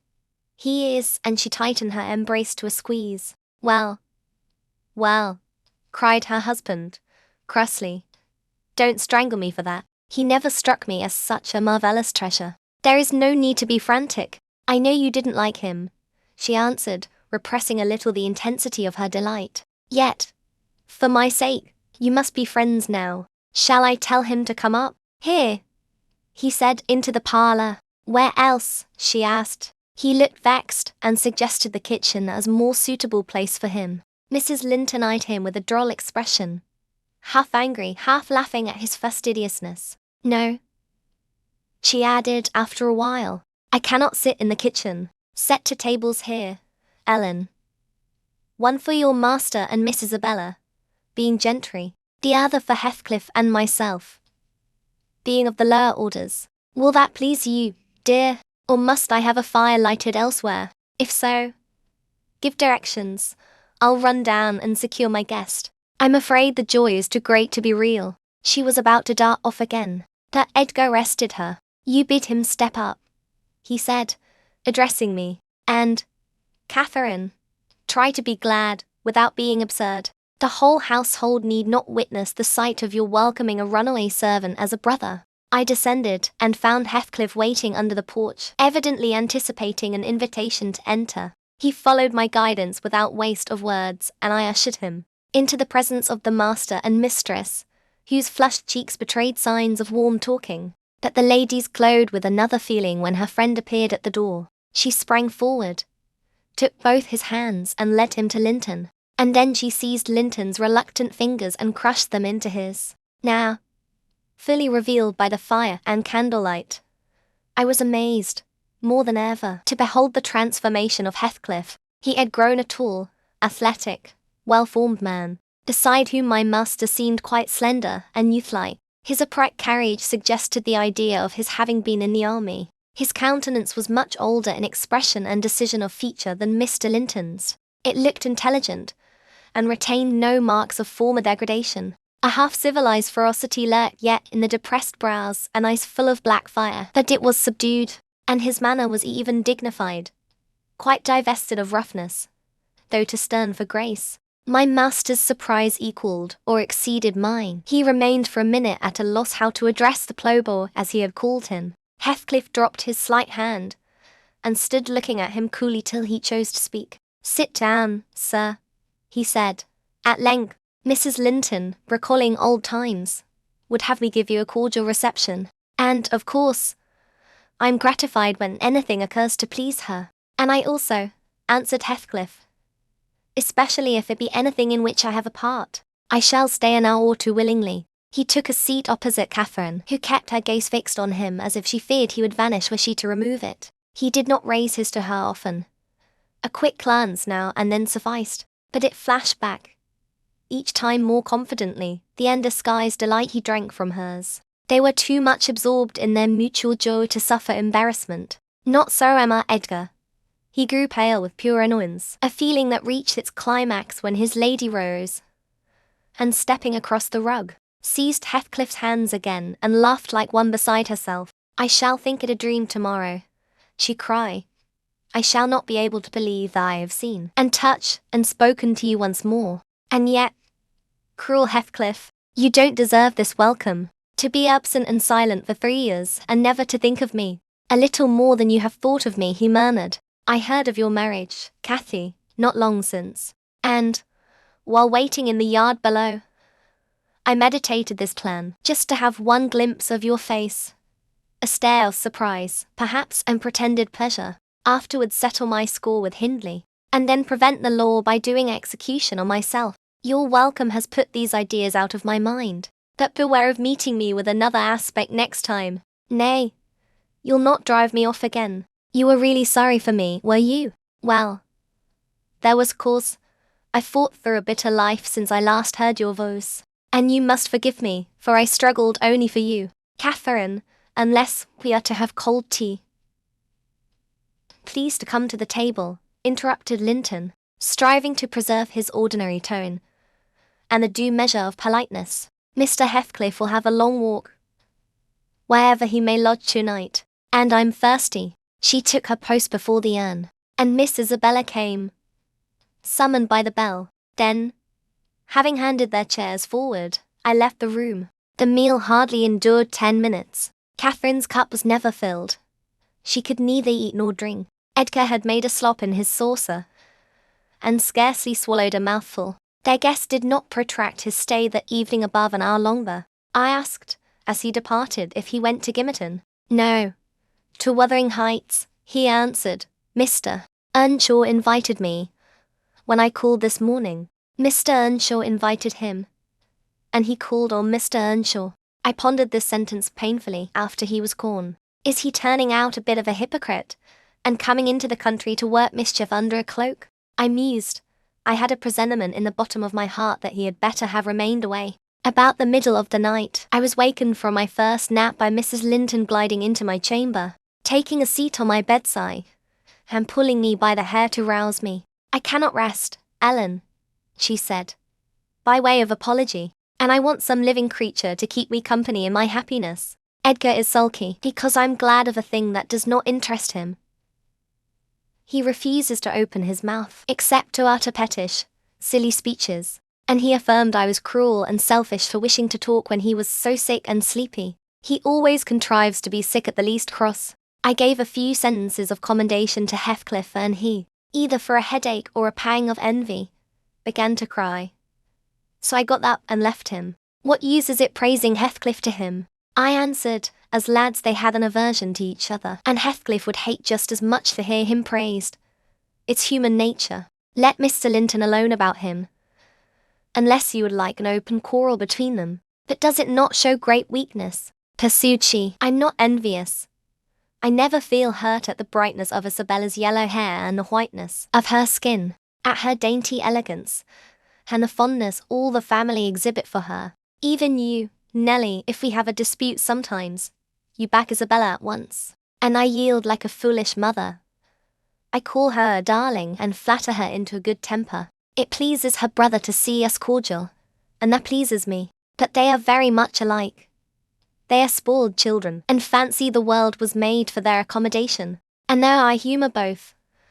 I think a smart chastisement might improve them all the same. You're mistaken, Mrs. Linton, said I. They humour you. I know what there would be to do if they did not. You can well afford to indulge their passing whims, as long as their business is to anticipate all your desires. You may, however, fall out, at last, over something of equal consequence to both sides. And then those you term weak are very capable of being as obstinate as you. And then we shall fight to the death, shan't we? Nelly, she returned, laughing. No, I tell you, I have such faith in Linton's love, that I believe I might kill him, and he wouldn't wish to retaliate. I advised her to value him the more for his affection. "I do," she answered. "But he needn't resort to whining for trifles. It is childish, Anne." Instead of melting into tears because I said that Heathcliff was now worthy of anyone's regard, and it would honor the first gentleman in the country to be his friend, he ought to have said it for me, and been delighted from sympathy. He must get accustomed to him, and he may as well like him, considering how Heathcliff has reason to object to him. I'm sure he behaved excellently. What do you think of his going to Wuthering Heights? I inquired. He is reformed in every respect. Apparently, quite a Christian, offering the right hand of fellowship to his enemies all around. He explained it. She replied, "I wonder as much as you. He said he called to gather information concerning me from you, supposing you resided there still."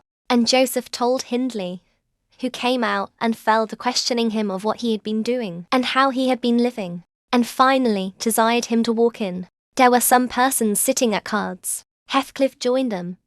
My brother lost some money to him and, finding him plentifully supplied, he requested that he would come again in the evening, to which he consented. Hindley is too reckless to select his acquaintance prudently. He doesn't trouble himself to reflect on the causes he might have for mistrusting one whom he has basely injured. That Heathcliff affirms his principal reason for resuming a connection with his ancient persecutor is a wish to install himself in quarters at walking distance from the Grange, and an attachment to the house where we live together, and likewise a hope that I shall have more opportunities of seeing him there than I could have if he settled in Gimmerton. He means to offer liberal payment for permission to lodge at the Heights, and doubtless my brother's covetousness will prompt him to accept the terms.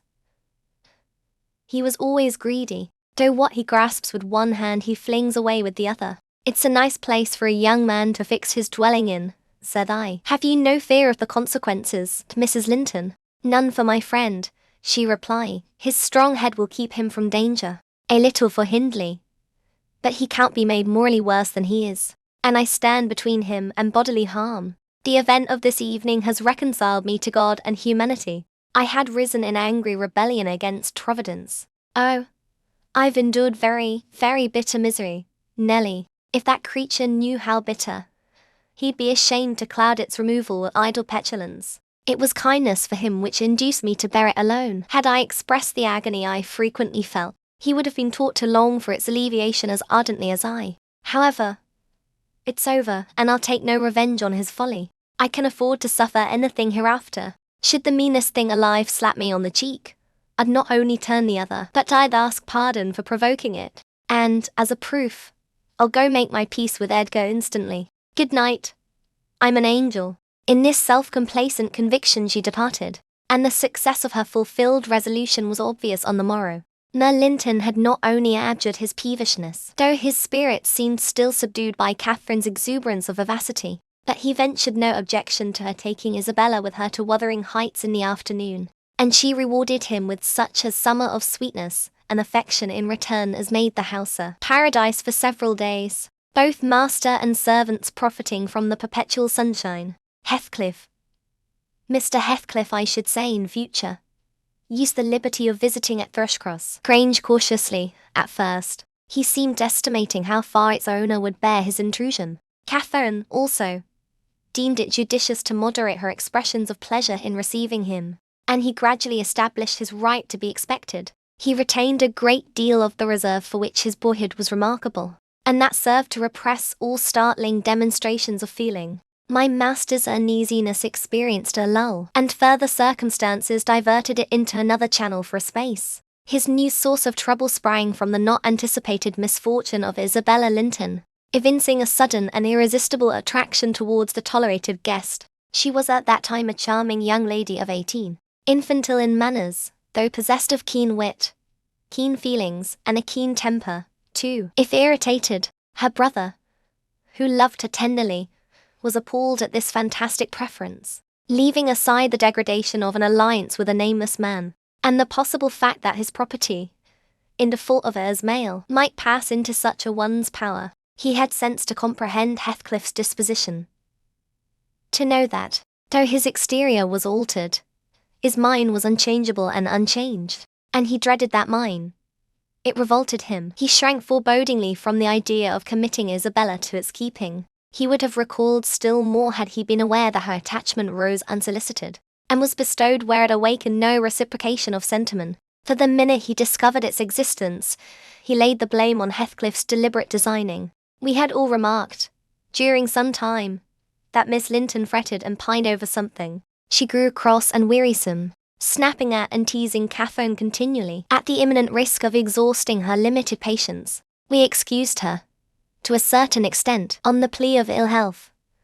She was dwindling and fading before our eyes. But one day, when she had been peculiarly wayward, rejecting her breakfast, complaining that the servants did not do what she told them, that the mistress would allow her to be nothing in the house, and Edgar neglected her, that she had caught a cold with the doors being left open, and we let the parlour fire go out on purpose to vex her, with 100 yet more frivolous accusations, Mrs. Linton peremptorily insisted that she should get to bed, and, having scolded her heartily, threatened to send for the doctor. Mention of Kenneth caused her to exclaim, instantly, that her health was perfect, and it was only Catherine's harshness which made her unhappy. "How can you say I am harsh, you naughty fondling?" cried the mistress, amazed at the unreasonable assertion. "You are surely losing your reason. When have I been harsh?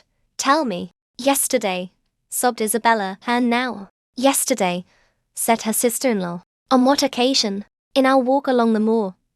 You told me to ramble where I pleased, while you sauntered on with Mr. Heathcliff, and that's your notion of harshness," said Catherine, laughing. "It was no hint that your company was superfluous.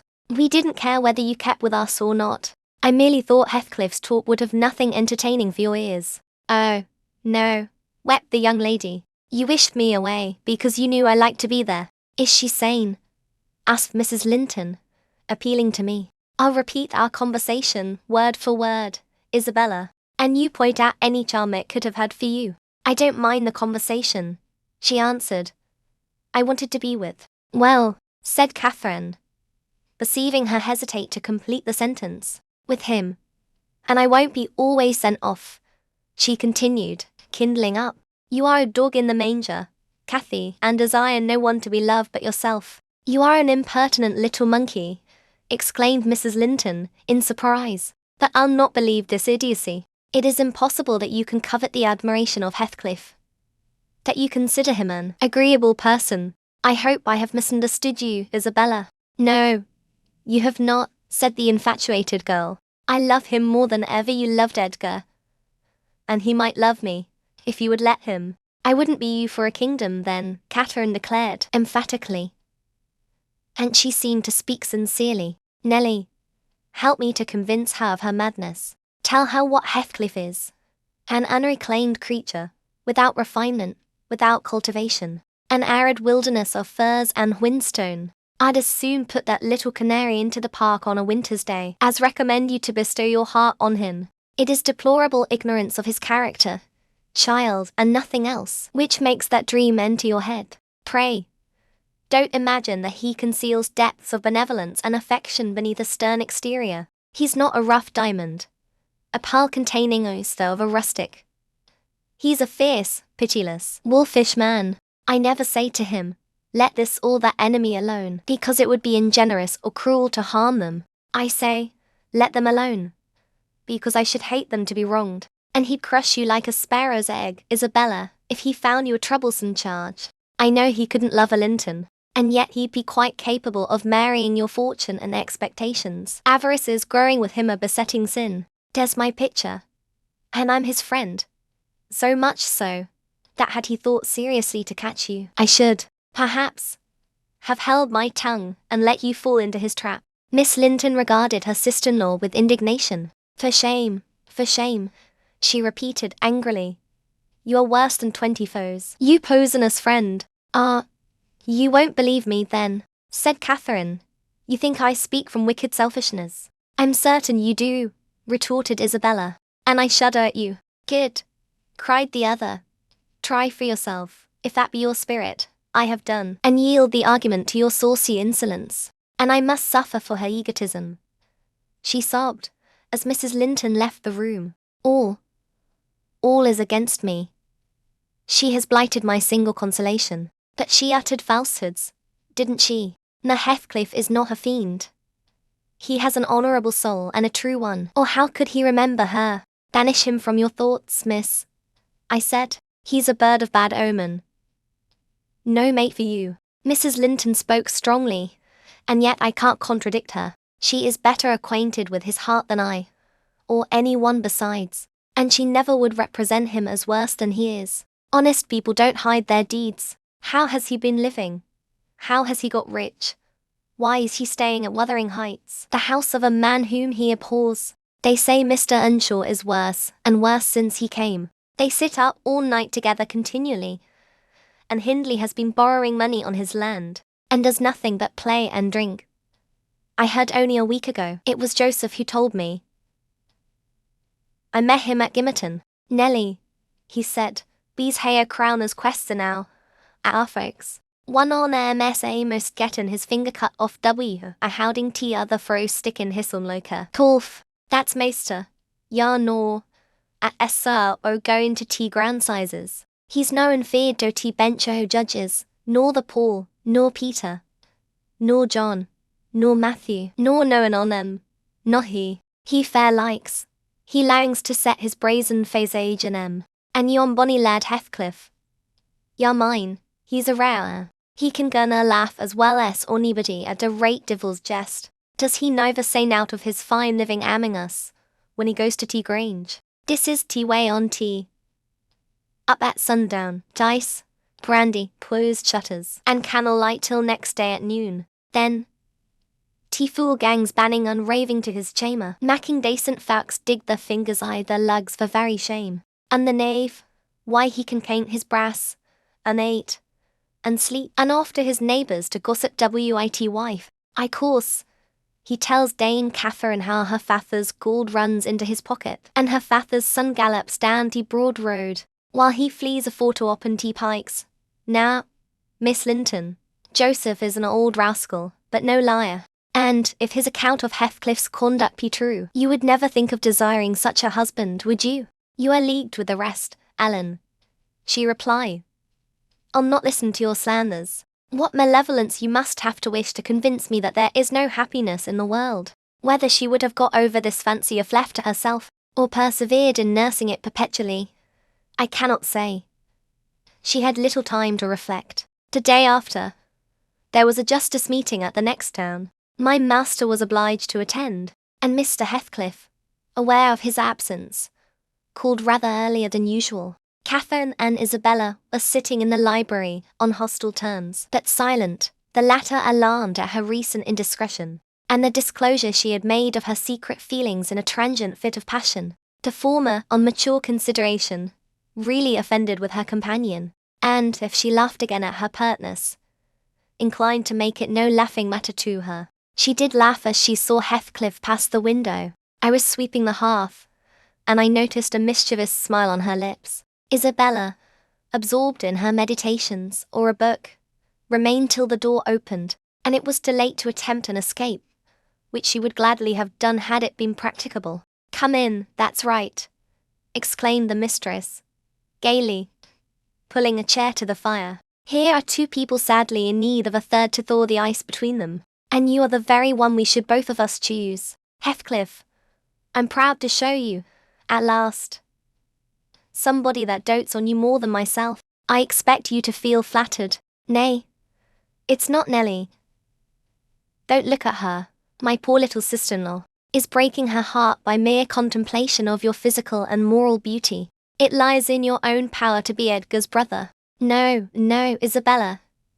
You shouldn't run off, she continued, arresting, with feigned playfulness, the confounded girl, who had risen indignantly. We were quarrelling like cats about you, Heathcliff, and I was fairly beaten in protestations of devotion and admiration. And, moreover, I was informed that if I would but have the manners to stand aside, my rival, as she will have herself to be, would shoot a shaft into your soul that would fix you forever, and send my image into eternal oblivion. Catherine, said Isabella, calling up her dignity, and disdaining to struggle from the tight grasp that held her, I thank you to adhere to the truth and not slander me, even in joke. Ma Heathcliff, be kind enough to bid this friend of yours release me.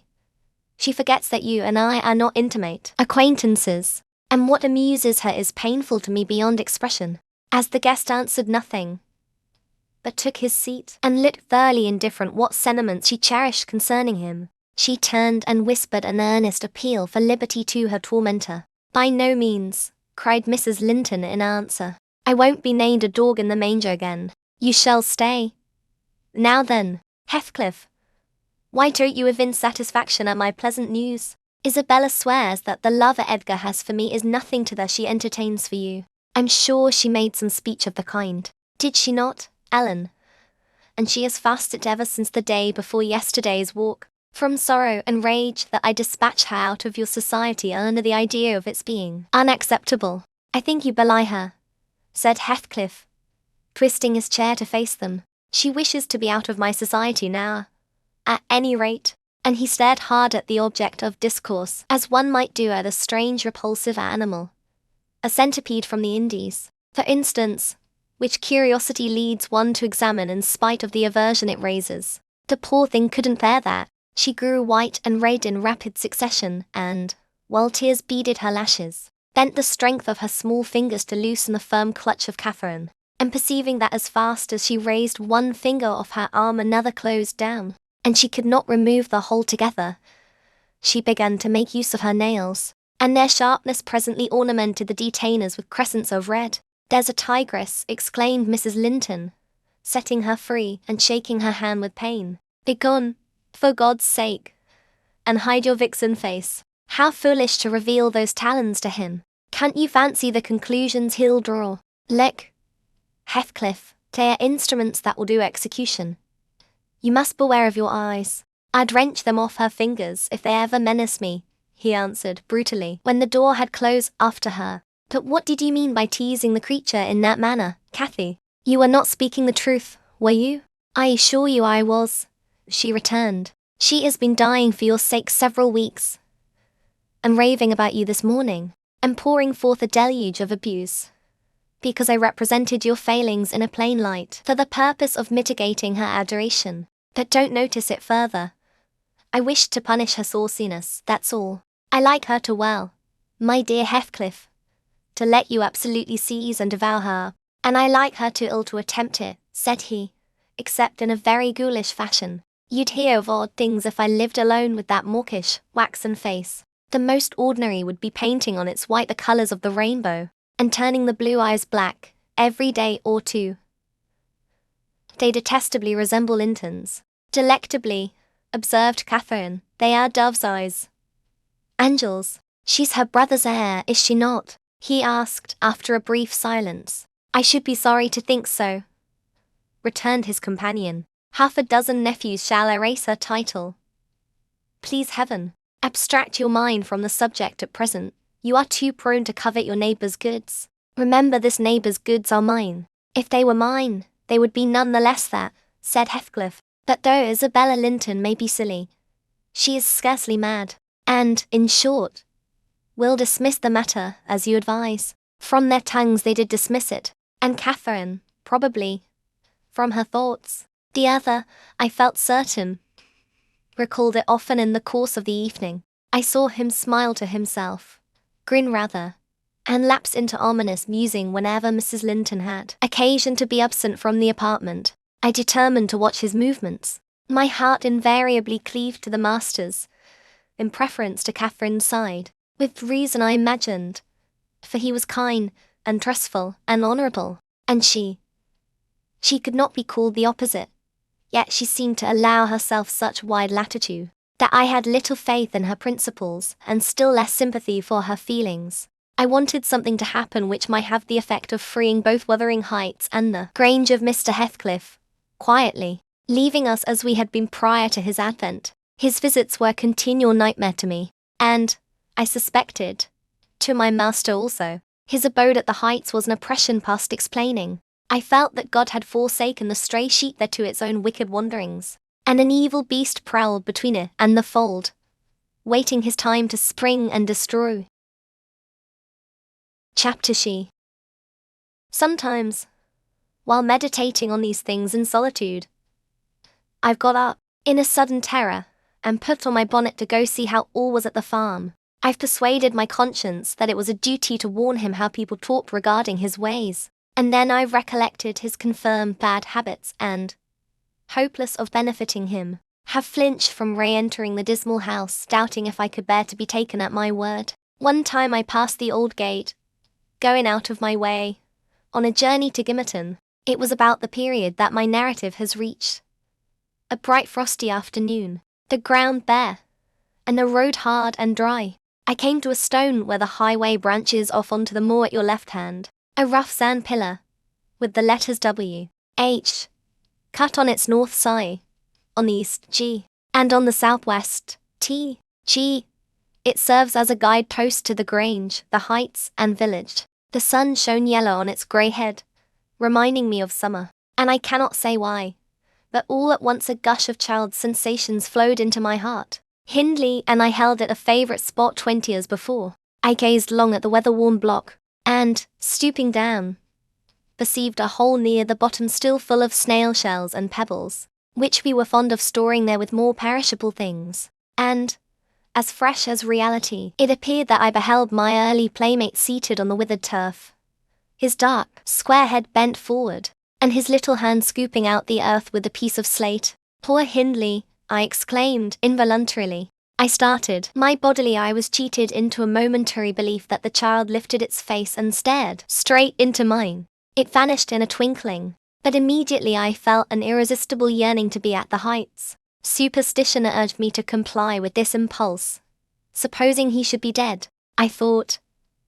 Or should die soon. Supposing it were a sign of death. The nearer I got to the house, the more agitated I grew, and on catching sight of it I trembled in every limb. The apparition had outstripped me. It stood looking through the gate. That was my first idea on observing an elf-lock, brown-eyed beau setting his ruddy countenance against the bars. Further reflection suggested this must be Hareton, my Hareton, not altered greatly since I left him 10 months since.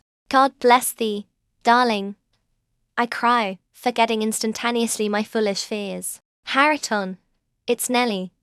Nelly, thy nurse. He retreated out of arm's length, and picked up a large flint. I'm come to see thy father. Hareton, I added, guessing from the action that Nelly, if she lived in his memory at all, was not recognized as one with me. He raised his missile to hurl it. I commenced a soothing speech, but could not stay his hand.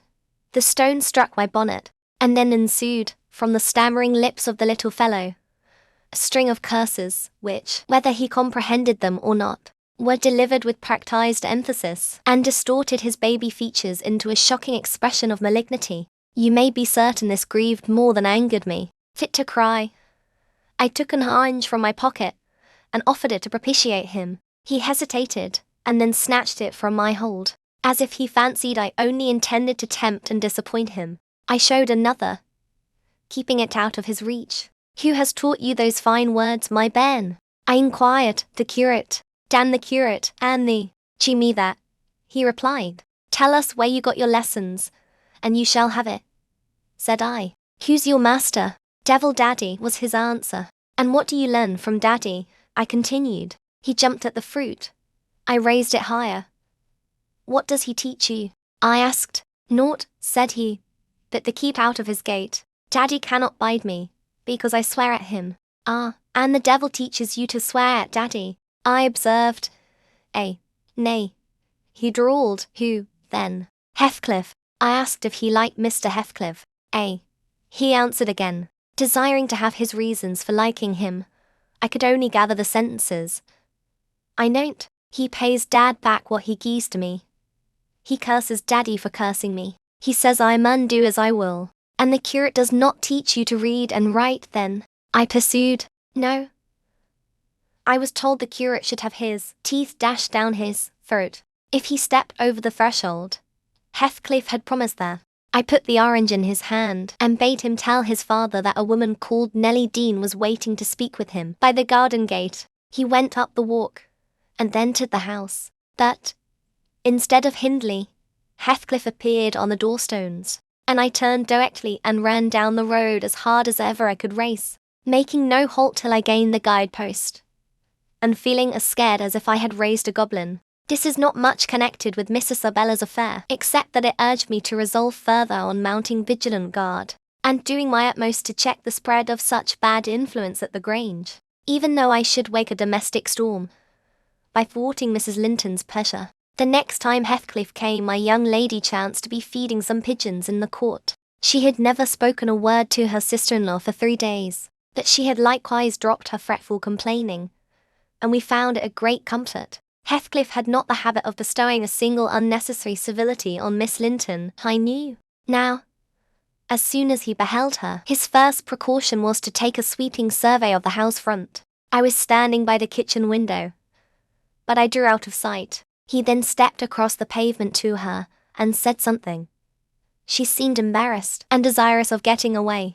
To prevent it, he laid his hand on her arm. She averted her face. He apparently put some question which she had no mind to answer. There was another rapid glance at the house, and supposing himself unseen, the scoundrel had the impudence to embrace her. "Judas, traitor," I ejaculated, "you are a hypocrite too, are you? A deliberate deceiver." "Who is, Nelly?" said Catherine's voice at my elbow. I had been over intent on watching the pair outside to mark her entrance. "Your worthless friend," I answered warmly. "The sneaking rascal yonder. Ah, he has caught a glimpse of us. He is coming in. I wonder will he have the heart to find a plausible excuse for making love to Miss, when he told you he hated her." Mrs. Linton saw Isabella tear herself free and run into the garden, and a minute after, Heathcliff opened the door. I couldn't withhold giving some loose to my indignation, but Catherine angrily insisted on silence and threatened to order me out of the kitchen, if I dared to be so presumptuous as to put in my insolent tongue. "To hear you, people might think you were the mistress," she cried. "You want setting down in your right place. Heathcliff, what are you about, raising this stir? I said you must let Isabella alone. I beg you will, unless you are tired of being received here, and wish Linton to draw the bolts against you."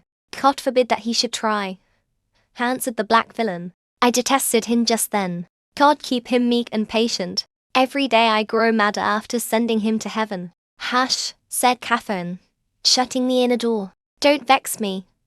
Why have you disregarded my request? Did she come across you on purpose? What is it to you?" He growled. "I have a right to kiss her if she chooses, and you have no right to object. I am not your husband. You needn't be jealous of me." "I'm not jealous of you," replied the mistress. "I'm jealous for you. Clear your face. You shouldn't scowl at me. If you like Isabella, you shall marry her. But do you like her? Tell the truth, Heathcliff. There. You won't answer. I'm certain you don't. And would Mr. Linton approve of his sister marrying that man?" I inquired. "Mr. Linton should approve," returned my lady decisively. "He might spare himself the trouble," said Heathcliff. "I could do as well without his approbation. And as to you, Catherine, I have a mind to speak a few words now. While we are at it, I want you to be aware that I know you have treated me infernally. Infernally, do you hear? And if you flatter yourself that I don't perceive it, you are a fool. And if you think I can be consoled by sweet words, you are an idiot. And if you fancy I'll suffer unrevenged, I'll convince you of the contrary, in a very little while. Meantime, thank you for telling me your sister-in-law's secret. I swear I'll make the most of it, and stand you aside." "What new phase of his character is this?" exclaimed Mrs. Linton in amazement. "I've treated you infernally, and you'll take your revenge. How will you take it, ungrateful brute? How have I treated you infernally?" "I seek no revenge on you," replied Heathcliff, less vehemently. "That's not the plan. The tyrant grinds down his slaves, and they don't turn against him.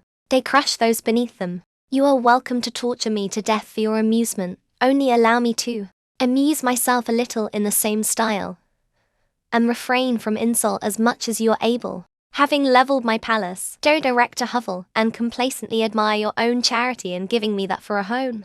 If I imagine you really wish me to marry Isabel, I'd cut my throat." "Oh, the evil is that I am not jealous, is it?" cried Catherine. "Well, I won't repeat my offer of a wife. It is as bad as offering Satan a lost soul. Your bliss lies, like his, in inflicting misery. You prove it. Edgar is restored from the ill temper he gave way to at your coming. I begin to be secure and tranquil. And you, restless to know us at peace, appear resolved on exciting a quarrel. Quarrel with Edgar, if you please, Heathcliff, and deceive his sister. You'll hit on exactly the most efficient method of revenging yourself on me. The conversation ceased. Mrs. Linton sat down by the fire, flushed and gloomy. The spirit which served her was growing intractable.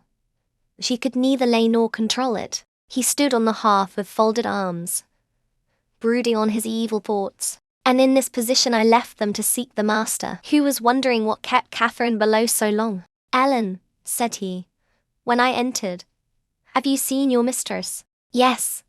She's in the kitchen, sir," I answered. "She's sadly put out by Mr. Heathcliff's behaviour, and, indeed, I do think it's time to arrange his visits on another footing. There's harm in being too soft.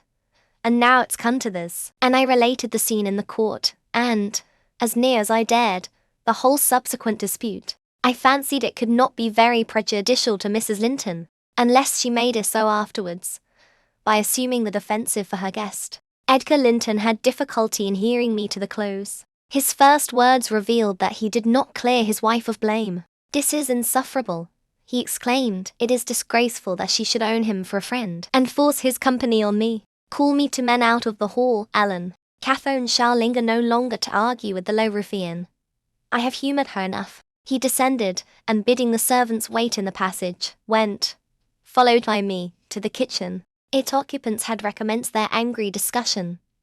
Mrs. Linton, at least, was scolding with renewed vigour. Heathcliff had moved to the window and hung his head, somewhat cowed by her violent rating apparently. He saw the master first, and made a hasty motion that she should be silent, which she obeyed, abruptly, on discovering the reason of his intimation.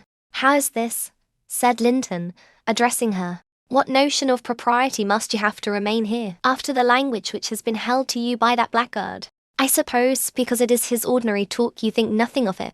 You are habituated to his baseness, and, perhaps, imagine I can get used to it too." "Have you been listening at the door, Edgar?" asked the mistress, in a tone particularly calculated to provoke her husband, implying both carelessness and contempt of his irritation. Heathcliff, who had raised his eyes at the former speech, gave a sneering laugh at the latter, on purpose, it seemed, to draw Mr. Linton's attention to him. He succeeded, but Edgar did not mean to entertain him with any high flights of passion. "I've been so far forbearing with you, sir," he said quietly, "not that I was ignorant of your miserable, degraded character, but I felt you were only partly responsible for that, and Catherine wishing to keep up your acquaintance, I acquiesced, foolishly. Your presence is a moral poison that would contaminate the most virtuous. For that cause, and to prevent worse consequences, I shall deny you hereafter admission into this house, and give notice now that I require your instant departure. 3 minutes' delay will render it involuntary and ignominious." Heathcliff measured the height and breadth of the speaker with an eye full of derision. "Cathy, this lamb of yours threatens like a bull," he said. "It is in danger of splitting its skull against my knuckles. By God, Mr. Linton, I'm mortally sorry that you are not worth knocking down." My master glanced towards the passage, and signed me to fetch the men. He had no intention of hazarding a personal encounter. I obeyed the hint, but Mrs. Linton, suspecting something, followed, and when I attempted to call them, she pulled me back, slammed the door to, and locked it. "Fair means," she said, in answer to her husband's look of angry surprise. "If you have not courage to attack him, make an apology, or allow yourself to be beaten. It will correct your feigning more valor than you possess. No, I'll swallow the key before you shall get it. I'm delightfully rewarded for my kindness to each. After constant indulgence of one's weak nature, and the other's bad one, I earn for thanks to samples of blind ingratitude, stupid to absurdity. Edgar, I was defending you and yours, and I wish Heathcliff may flog you sick, for daring to think an evil thought of me." It did not need the medium of a flogging to produce that effect on the master. He tried to wrest the key from Catherine's grasp, and for safety she flung it into the hottest part of the fire,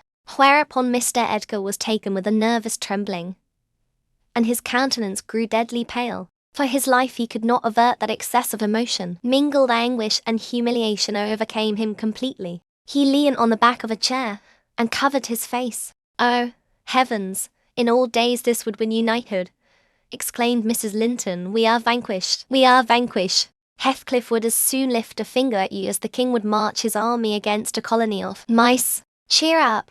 You shouldn't be hurt. Your type is not a lamb.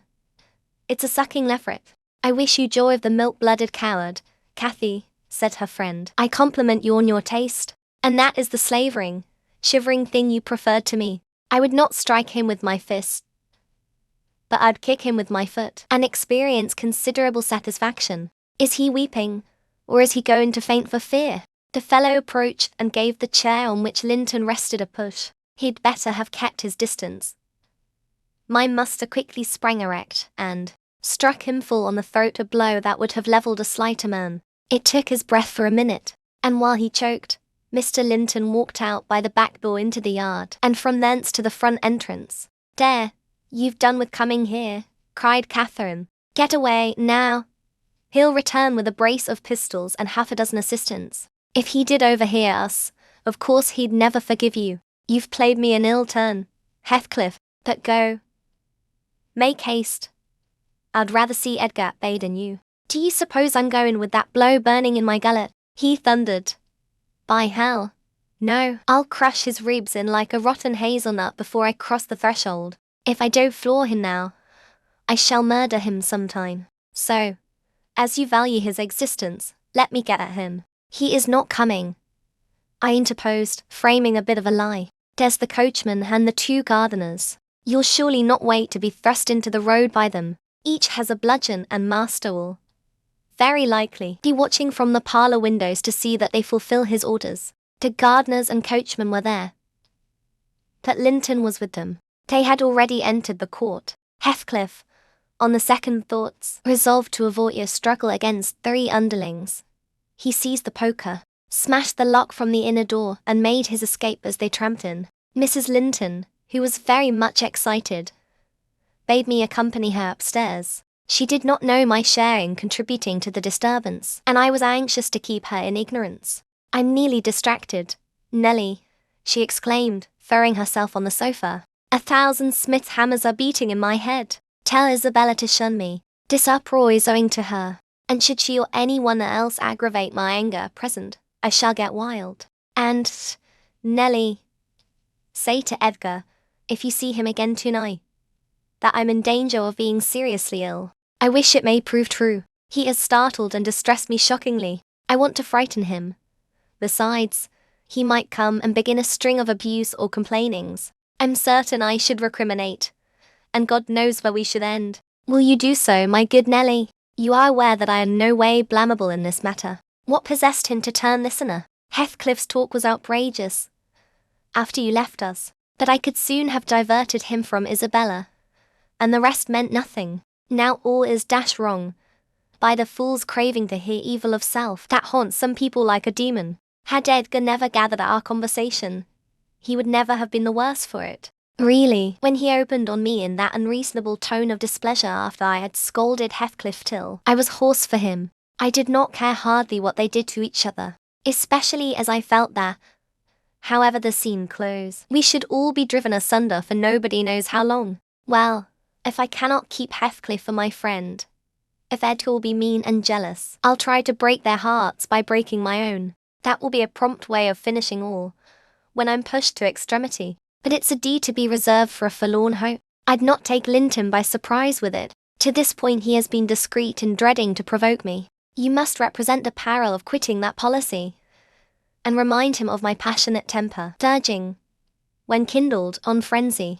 I wish you could dismiss that apathy out of that countenance, and look rather more anxious about me. The stolidity with which I received these instructions was, no doubt, rather exasperating, for they were delivered in perfect sincerity. But I believed a person who could plan the turning of her fits of passion to account beforehand might, by exerting her will, manage to control herself tolerably, even while under their influence. And I did not wish to frighten her husband, as she said, and multiply his annoyances for the purpose of serving her selfishness. Therefore I said nothing when I met the muster coming towards the parlour, but I took the liberty of turning back to listen whether they would resume their quarrel together. He began to speak first. "Remain where you are, Catherine," he said, without any anger in his voice.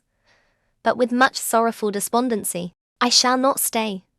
I neither come to wrangle nor be reconciled, that I wish just to learn whether, after this evening's events, you intend to continue your intimacy with. Oh, for mercy's sake, interrupted the mistress, stamping her foot. For mercy's sake, let us hear no more of it now. Your cold blood cannot be worked into a fever. Your veins are full of ice water, but mine are boiling, and the sight of such chillness makes them dance. To get rid of me, answer my question, persevered Mr. Linton. You must answer it, and that violence does not alarm me. I have found that you can be as stoical as anyone, when you please. Will you give up Heathcliff hereafter, or will you give up me? It is impossible for you to be my friend and his at the same time, and I absolutely require to know which you choose. I require to be let alone, exclaimed Catherine, furiously. I demand it. Don't you see I can scarcely stand? Edgar, you leave me. She rang the bell till it broke with a twang. I entered leisurely. It was enough to try the temper of a saint. Such senseless, wicked rages. There she lay dashing her head against the arm of the sofa and grinding her teeth, so that you might fancy she would crash them to splinters. Sir Linton stood looking at her in sudden compunction and fear. He told me to fetch some water. She had no breath for speaking. I brought a glass full, and as she would not drink, I sprinkled it on her face. In a few seconds she stretched herself out stiff and turned up her eyes, while her cheeks, at once blanched and livid, assumed the aspect of death. Linton looked terrified. There is nothing in the world the matter, I whispered. I did not want him to yield, though I could not help being afraid in my heart. She has blood on her lips, he said, shuddering. Never mind, I answered tartly, and I told him how she had resolved, previous to his coming, on exhibiting a fit of frenzy. I incautiously gave the account aloud, and she heard me, for she started up, her hair flying over her shoulders, her eyes flashing, the muscles of her neck and arms standing out preternaturally. I made up my mind for broken bones, at least, but she only glared about her for an instant, and then rushed from the room. The master directed me to follow. I did, to her chamber door. She hindered me from going further by securing it against me. As she never offered to descend to breakfast next morning, I went to ask whether she would have some carried up. No, she replied peremptorily. The same question was repeated at dinner and tea, and again on the morrow after, and received the same answer. Sir Linton, on his part, spent his time in the library, and did not inquire concerning his wife's occupations. Isabella and he had had an hour's interview, during which he tried to elicit from her some sentiment of proper horror for Heathcliff's advances, but he could make nothing of her evasive replies, and was obliged to close the examination unsatisfactorily, adding, however, a solemn warning, that if she was so insane as to encourage that worthless suitor, it would dissolve all bonds of relationship between herself and him. Chapter 12.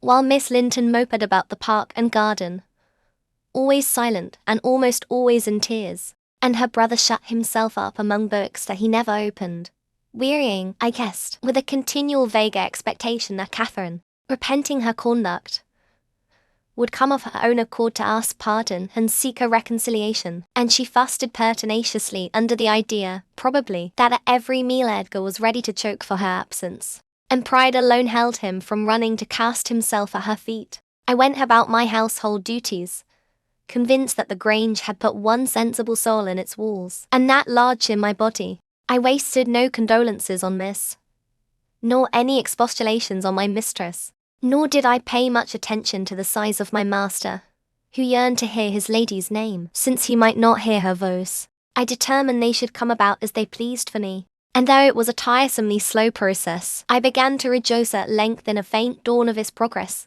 as I thought at first. Mrs. Linton, on the third day, unbarred her door, and having finished the water in her pitcher and decanter, desired a renewed supply, and a basin of gruel, for she believed she was dying. That I set down as a speech meant for Edgar's ears. I believed no such thing, so I kept it to myself and brought her some tea and dry toast. She ate and drank eagerly, and sank back on her pillow again, clenching her hands and groaning. "Ah, I will die," she exclaimed, "since no one cares anything about me. I wish I had not taken that." Then a good while after I heard her murmur, "No, I'll not die. He'd be glad. He does not love me at all. He would never miss me." "Did you want anything, ma'am?" I inquired, still preserving my external composure, in spite of her ghastly countenance and strange, exaggerated manner. "What is that apathetic being doing?" she demanded, pushing the thick entangled locks from her wasted face. "Has he fallen into a lethargy? Or is he dead?" "Neither," replied I, "if you mean Mr. Linton. He's tolerably well, I think, though his studies occupy him rather more than they ought. He is continually among his books, since he is no other society." I should not have spoken so if I had known her true condition, but I could not get rid of the notion that she acted a part of her disorder. "Among his books," she cried, confounded. "And I dying, I on the brink of the grave. My God! Does he know how I'm altered?" continued she, staring at her reflection in a mirror hanging against the opposite wall. "Is that Catherine Linton? He imagines me in a pet. In play, perhaps. Cannot you inform him that it is frightful earnest? Nelly, if it be not too late, as soon as I learn how he feels, I'll choose between these two, either to starve at once. That would be no punishment unless he had a heart. Or to recover, and leave the country." "Are you speaking the truth about him now? Take care. Is he actually so utterly indifferent for my life?" "Why, mum," I answered, "the master has no idea of your being deranged. And of course he does not fear that you will let yourself die of hunger. You think not? Cannot you tell him I will?" she returned. "Persuade him. Speak of your own mind. Say you are certain I will." "No. You forget, Mrs. Linton," I suggested, "that you have eaten some food with a relish this evening, and tomorrow you will perceive its good effects." "If I were only sure it would kill him," she interrupted, "I'd kill myself directly. These 3 awful nights I've never closed my lids. And I've been tormented. I've been haunted, Nelly. But I begin to fancy you don't like me." How strange, I thought. Though everybody hated and despised each other, they could not avoid loving me. And they have all turned to enemies in a few hours. They have. I'm positive, the people here. How dreary to meet death, surrounded by their cold faces. Isabella, terrified and repelled, afraid to enter the room. It would be so dreadful to watch Catherine go, and Edgar standing solemnly by to see it over, then offering prayers of thanks to God for restoring peace to his house, and going back to his books. What in the name of all that feels has he to do with books, when I am dying? She could not bear the notion which I had put into her head of Mr. Linton's philosophical resignation. Tossing about, she increased her feverish bewilderment to madness, and tore the pillow with her teeth. Then raising herself up, all burning, desired that I would open the window. We were in the middle of winter. The wind blew strong from the northeast, and I objected. Both the expressions flitting over her face, and the changes of her moods, began to alarm me terribly, and brought to my recollection her former illness, and the doctor's injunction, as she should not be crossed. A minute previously she was violent. Now, supported on one arm and not noticing my refusal to obey her, she seemed to find childish diversion in pulling the feathers from the rents she had just made, and ranging them on the sheet according to their different species. Her mind had strayed to other associations. "That's a turkey's," she murmured to herself. "And this is a wild duck's. And this is a pigeon's. Ah, they put pigeons' feathers in the pillows. No wonder I couldn't die. Let me take care to throw it on the floor when I lie down. And here is a moorcock's. And this, I should know it among 1,000. It's a lapwing's. Bonny bird, wheeling over at our heads in the middle of the moor. It wanted to get to its nest, for the clouds had touched the swells, and it felt rain coming. This feather was picked up from the heath. The bird was not shot. We saw its nest in the winter, full of little skeletons. Heathcliff set a trap over it. Any old ones dared not come. I made him promise he'd never shoot a lapwing after that. And he didn't. Yes, here are more. Did he shoot my lapwings? Nelly, are they red? Any of them? Let me look. Give over with that baby work, I interrupted, dragging the pillow away, and turning the holes towards the mattress, for she was removing its contents by handfuls. Lie down and shut your eyes. You're wondering. There's a mess. The down is flying about like snow. I went here and they're collecting it. I see in you, Nellie, she continued dreamily, an aged woman. You have grey hair and bent shoulders. This bed is the fairy cave under Stone crags, and you are gathering elf bolts to her heifers, pretending, while I am near, that they are only locks of wool. That's what you'll come to 50 years hence. I know you are not so now.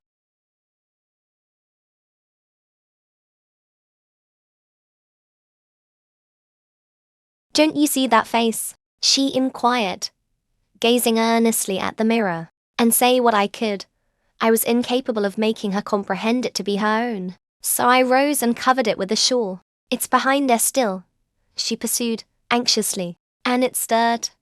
Who is it? I hope it will not come out when you are gone. Oh, Nellie, the room is haunted. I'm afraid of being alone. I took her hand in mine and bid her be composed. For a succession of shudders convulsed her frame, and she would keep straining her gaze towards the glass. There's nobody here. I insisted. It was yourself, Mrs. Linton. You knew it a while since. Myself, she gasped. And the clock is striking 12. It's true, then. That's dreadful. Her fingers clutched the clothes and gathered them over her eyes. I attempted to steal to the door with an intention of calling her husband, but I was summoned back by a piercing shriek. The shawl had dropped from the frame. Why, what is the matter? Cried I. Who is cowed now? Wake up. That is the glass, the mirror, Mrs. Linton, and you see yourself in it. And there am I by your side. Trembling and bewildered, she held me fast, but the horror gradually passed from her countenance. Its paleness gave place to a glow of shame. Oh, dear. I thought I was at home, she sighed. I thought I was lying in my chamber at Wuthering Heights. Because I'm weak, my brain got confused, and I screamed unconsciously. Don't say anything. But stay with me. I dread sleeping. My dreams apple me. A sound sleep would do you good, Mum, I answered, and I hope this suffering will prevent your trying starving again. Oh, if I were but in my own bed in the old house, she went on bitterly, wringing her hands. And that wind sounding in the firs by the lattice. Do let me feel it. It comes straight down the moor. Do let me have one breath. To pacify her I held the casement ajar a few seconds. A cold blast rushed through. I closed it and returned to my post. She lay still now, her face bathed in tears. Exhaustion of body had entirely subdued her spirit. Our fiery Catherine was no better than a wailing child. How long is it since I shut myself in here? She asked, suddenly reviving. It was Monday evening, I reply. And this is Thursday night. Or rather Friday morning. At present. What, of the same week? She exclaimed, only that brief time. Long enough to live on nothing but cold water and ill temper. Observed I. Well, it seems a weary number of hours, she muttered doubtfully. It must be more. I remember being in the parlour after they had quarrelled and Edgar being cruelly provoking, and me running into this room desperate. As soon as ever I had barred the door, utter blackness overwhelmed me, and I fell on the floor. I couldn't explain to Edgar how certain I felt of having a fit, or going raging mad. If he persisted in teasing me, I had no command of tongue or brain, and he did not guess my agony. Perhaps it barely left me sense to try to escape from him and his voice. Before I recovered sufficiently to see and hear, it began to be dawn and... Nellie, I'll tell you what I thought, and what has kept recurring and recurring till I feared for my reason. I thought as I lay there, with my head against that table leg, and my eyes dimly discerning the grey square of the window, that I was enclosed in the open-air bed at home, and my heart ached with some great grief which, just waking, I could not recollect. I pondered, and weighed myself to discover what it could be, and, most strangely, the whole last 7 years of my life grew a blank. I did not recall that they had been at all. I was a child, my father was just buried, and my misery arose from the separation that Hindley had ordered between me and Heathcliff. I was laid alone, for the first time, and, rousing from a dismal doze after a night of weeping, I lifted my hand to push the panels aside. It struck the tabletop. I swept it along the carpet, and then memory burst in. My late anguish was swallowed in a paroxysm of despair. I cannot say why I felt so wildly wretched. It must have been temporary derangement, for there is scarcely cause. But, supposing at 12 years old I had been wrenched from the heights, and every early association, and my all in all, as Heathcliff was at that time, and being converted at a stroke into Mrs. Linton, the lady of Thrushcross Grange, and the wife of a stranger, an exile, an outcast, thenceforth, from what had been my world. You may fancy a glimpse of the abyss where I grovelled. Shake your head as you will. Nelly, you have helped to unsettle me. You should have spoken to Edgar. Indeed you should, and compelled him to leave me quiet. Oh, I'm burning. I wish I were out of doors. I wish I were a girl again. Half savage and hardy and free, and laughing at injuries, not maddening under them. Why am I so changed? Why does my blood rush into a hell of tumult at a few words? I'm sure I should be myself were I once among the heather on those hills. Open the window again, why? Fasten it open. Quick! Why don't you move? Because I won't give you your death of cold, I answered. You won't give me a chance of life, you mean? She said sullenly. However, I'm not helpless yet. I'll open it myself, and sliding from the bed before I could hinder her, she crossed the room, walking very uncertainly, threw it back, and bent out, careless of the frosty air that cut about her shoulders as keen as a knife. I entreated, and finally attempted to force her to retire, but I soon found her delirious strength much surpassed mine. She was delirious. I became convinced by her subsequent actions and ravings. There was no moon, and everything beneath lay in misty darkness. Not a light gleamed from any house, far or near. All had been extinguished long ago, and those at Wuthering Heights were never visible. Still she asserted she caught their shining. Look, she cried eagerly.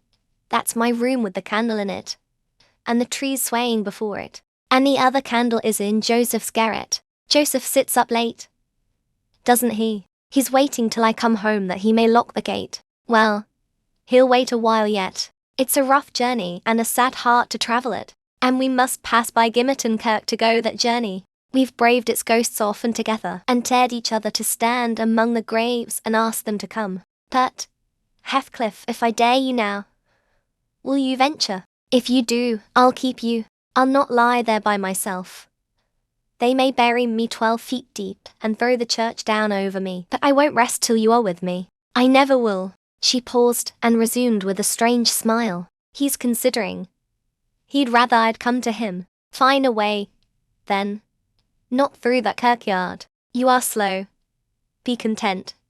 You always followed me. Perceiving it vain to argue against her insanity, I was planning how I could reach something to wrap about her, without quitting my hold of herself, for I could not trust her alone by the gaping lattice. When, to my consternation, I heard the rattle of the door handle, and Mr. Linton entered. He had only then come from the library, and, in passing through the lobby, had noticed our talking and been attracted, by curiosity, or fear, to examine what it signified, at that late hour. Oh, sir, I cry, checking the exclamation risen to his lips at the sight which met him, and the bleak atmosphere of the chamber. My poor mistress is ill, and she quite masters me.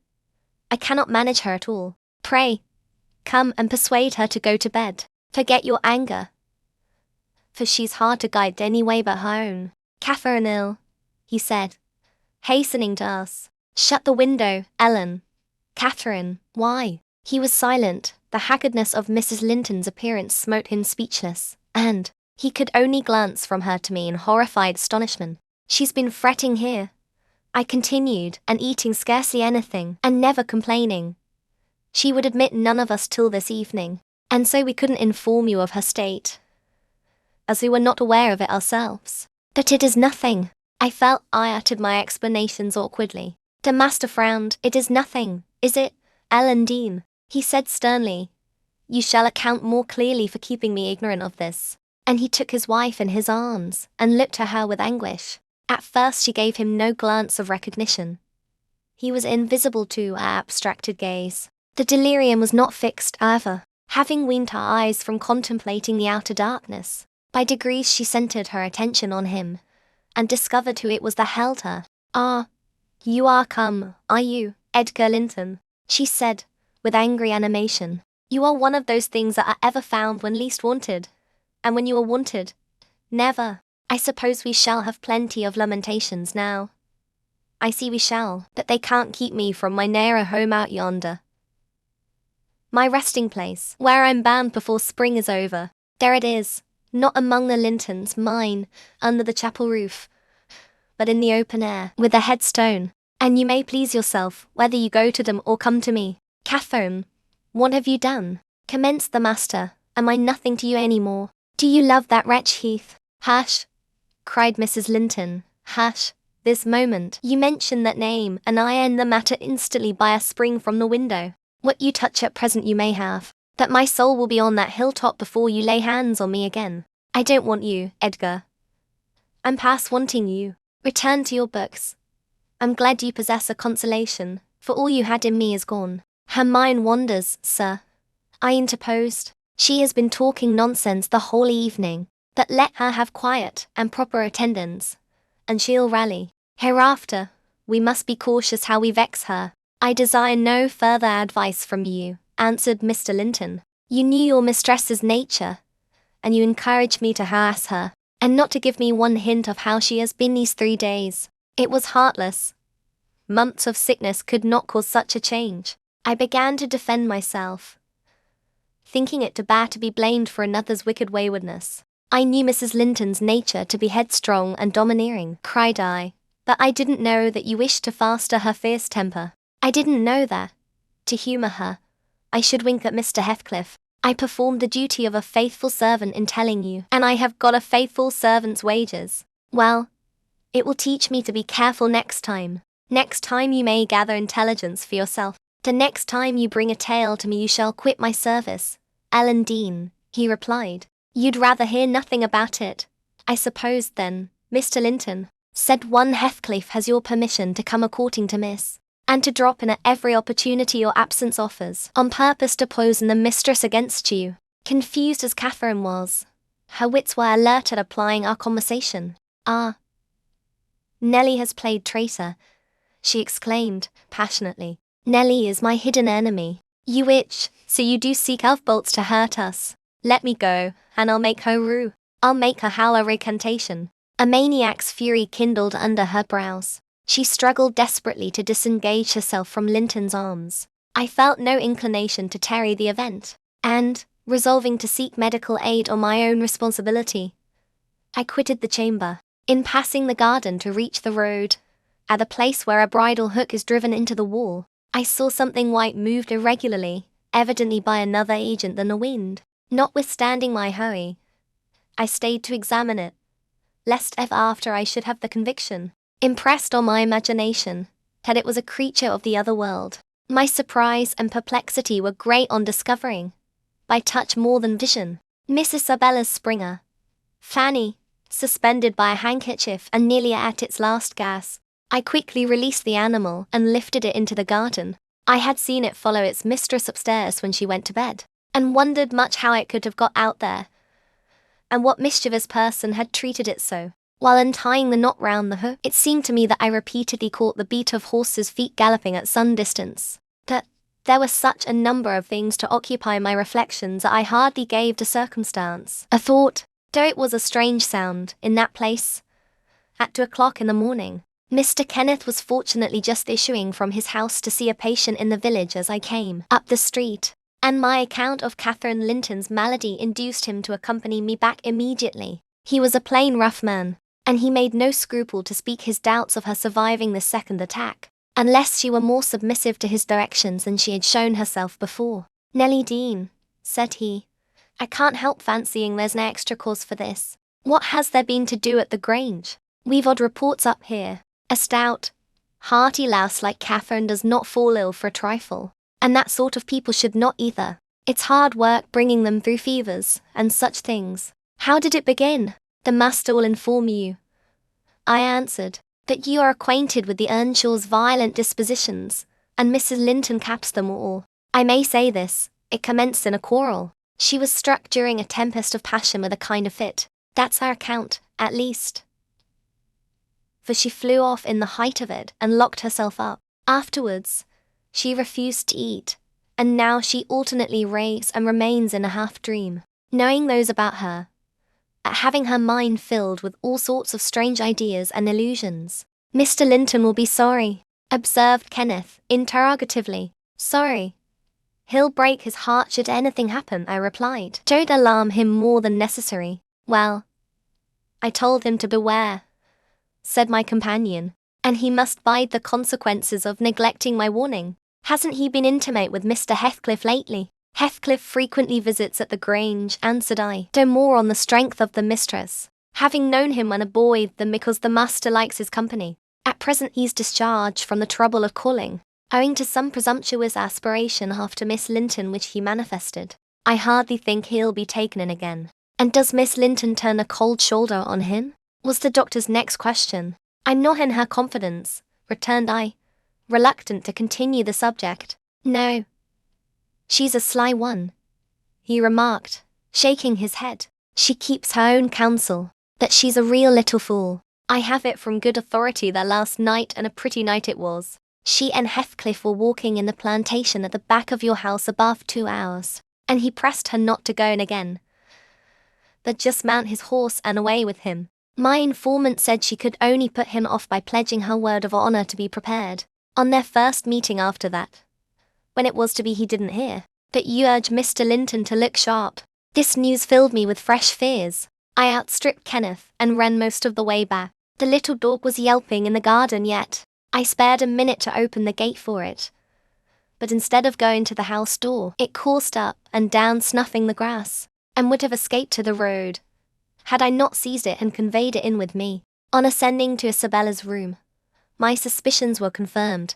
It was empty. Had I been a few hours sooner, Mrs. Linton's illness might have arrested her rash step. But what could be done now? There was a bare possibility of overtaking them if pursued instantly. I could not pursue them, however, and I dared not rouse the family and fill the place with confusion, still less unfold the business to my master, absorbed as he was in his present calamity, and having no heart to spare for a second grief. I saw nothing for it but to hold my tongue, and suffer matters to take their course. And Kenneth being arrived, I went with a badly composed countenance to announce him. Catherine lay in a troubled sleep. Her husband had succeeded in soothing the excess of frenzy. He now hung over her pillow, watching every shade and every change of her painfully expressive features. The doctor, on examining the case for himself, spoke hopefully to him of his having a favourable termination, if we could only preserve around her perfect and constant tranquillity. To me, he signified the threatening danger was not so much death as permanent alienation of intellect. I did not close my eyes that night, nor did Mr. Linton. Indeed, we never went to bed, and the servants were all up long before the usual hour, moving through the house with stealthy tread, and exchanging whispers as they encountered each other in their vocations. Every one was active but Miss Isabella, and they began to remark how sound she slept. Her brother, too, asked if she had risen, and seemed impatient for her presence, and hurt that she showed so little anxiety for her sister-in-law. I trembled lest he should send me to call her, but I was spared the pain of being the first proclaimant of her flight. One of the maids, a thoughtless girl who had been on an early errand to Gimmerton, came panting upstairs, open-mouthed, and dashed into the chamber, crying, "Oh, dear, dear, what mun we have next, master, master, our young lady?" "Hold your nose," cried I hastily, enraged at her clamorous manner. "Speak lower, Mary." "What is the matter?" said Mr. Linton. "What ails your young lady?" She's gone. Yon Heathcliff's run off I her," gasped the girl. "That is not true," exclaimed Linton, rising in agitation. "It cannot be. How has the idea entered your head? Ellen Dean, go and seek her. It is incredible. It cannot be." As he spoke, he took the servant to the door, and then repeated his demand to know her reasons for such an assertion. "Why, I met on the road a lad that fetches milk here," she stammered, "and he asked whether we weren't in trouble at the Grange. I thought he meant for Mrs.'s sickness. So I answered, yes. Then says he, 'There's somebody gone after em, I guess.' I stared. He saw I knew naught about it, and he told how a gentleman and lady had stopped to have a horse's shoe fastened at the blacksmith's shop, 2 miles out of Gimmerton, not very long after midnight. and how the blacksmith's lass had got up to spy who they were. She knew them both directly, and she noticed the man. Heathcliff it was. She felt certain. Nobody could mistake him. Besides, put the sovereign in her father's hand for payment. The lady had a cloak about her face, that having desired a sup of water, while she drank it fell back, and she saw her very plain. Heathcliff held both bridles as they rode on, and they set their faces from the village, and went as fast as the rough roads would let them. The lass said nothing to her father, but she told it all over Gimmerton this morning. I ran and peeped, for form's sake, into Isabella's room, confirming, when I returned, the servant's statement. Linton had resumed his seat by the bed. On my re-entrance, he raised his eyes, read the meaning of my blank aspect, and dropped them without giving an order or uttering a word. Are we to try any measures for overtaking and bringing her back? I inquired. How should we do? She went of her own accord, answered the master. She had a right to go if she pleased. Trouble me no more about her. Hereafter she is only my sister in name. Not because I disown her, but because she has disowned me. And that was all he said on the subject. He did not make a single inquiry further, or mention her in any way, except directing me to send what property she had in the house to her fresh home, wherever it was, when I knew it. Chapter 13. For 2 months the fugitives remained absent. In those 2 months, Mrs. Linton encountered and conquered the worst shock of what was denominated a brain fever. No mother could have nursed an only child more devotedly than Edgar tended her. Day and night he was watching and patiently enduring all the annoyances that irritable nerves and a shaken reason could inflict. And, though Kenneth remarked that what he saved from the grave would only recompense his care by forming the source of constant future anxiety, in fact, that his health and strength were being sacrificed to preserve a mere ruin of humanity, he knew no limits in gratitude and joy, and Catherine's life was declared out of danger. And hour after hour he would sit beside her, tracing the gradual return to bodily health, and flattering his too sanguine hopes with the illusion that her mind would settle back to its right balance also, and she would soon be entirely her former self. The first time she left her chamber was at the commencement of the following March. Linton had put on her pillow, in the morning, a handful of golden crocuses. I, long stranger to any gleam of pleasure, called them in waking, and shone delighted as she gathered them eagerly together. These are the earliest flowers at the Heights, she exclaimed. They remind me of soft fall winds and warm sunshine, and nearly melted snow. Edgar, is there not a south wind, and is not the snow almost gone? The snow is quite gone down here, darling, replied her husband, and I only see 2 white spots on the whole range of moors. The sky is blue, and the larks are singing, and the becks and brooks are all brimful. Catherine, last spring at this time, I was longing to have you under this roof. Now, I wish you were a mile or 2 up those hills. The ebb blows so sweetly. I feel that it would cure you.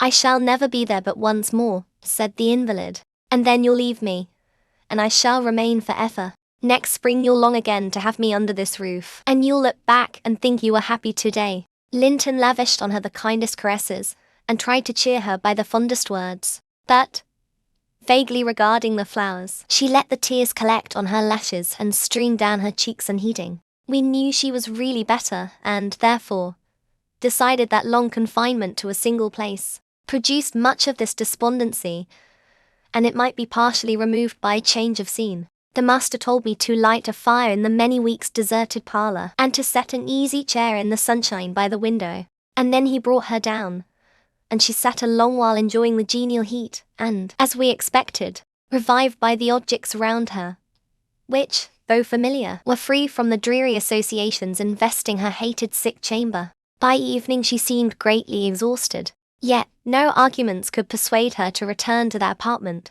and I had to arrange the parlour sofa for her bed, till another room could be prepared. To obviate the fatigue of mounting and descending the stairs, we fitted up this, where you lie at present, on the same floor with the parlour, and she was soon strong enough to move from one to the other, leaning on Edgar's arm.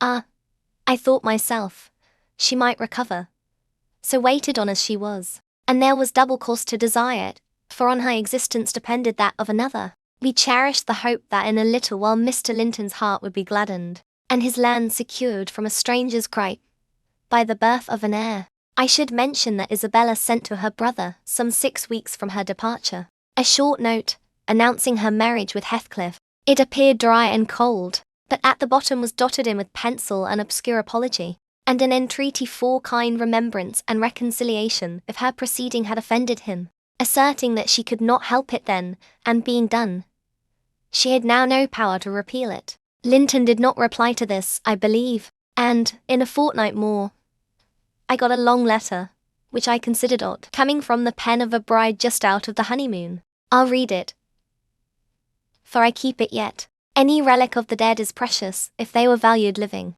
Dear Ellen, it begins, I came last night to Wuthering Heights, and heard, for the first time, that Catherine has been, and is yet, very ill. I must not write to her, I suppose, and my brother is either too angry or too distressed to answer what I sent him. Still, I must write to somebody, and the only choice left me is you. Inform Edgar that I'd give the world to see his face again, that my heart returned to Thrushcross Grange in 24 hours after I left it, and is there at this moment, full of warm feelings for him and Catherine. I can't follow it though.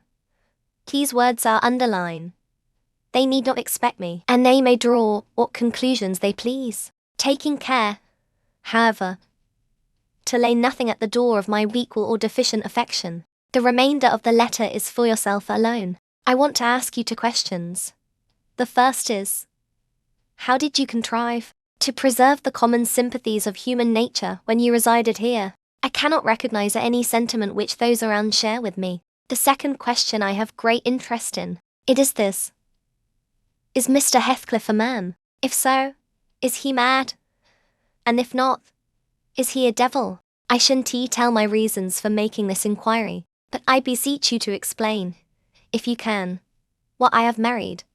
That is, when you call to see me. And you must call, Ellen, very soon. Don't write, but come and bring me something from Edgar. Now, you shall hear how I have been received in my new home, as I am led to imagine the Heights will be. It is to amuse myself that I dwell on such subjects as the lack of external comforts. They never occupy my thoughts, except at the moment when I miss them. I should laugh and dance for joy if I found their absence was the total of my miseries, and the rest was an unnatural dream. The sun set behind the Grange as we turned on to the moors. By there, I judged it to be 6 o'clock, and my companion halted half an hour to inspect the park and the gardens and, probably, the place itself, as well as he could. So it was dark when we dismounted in the paved yard of the farmhouse, and your old fellow servant, Joseph, issued out to receive us by the light of a dip candle. He did it with a courtesy that redounded to his credit. His first act was to elevate his torch to a level with my face,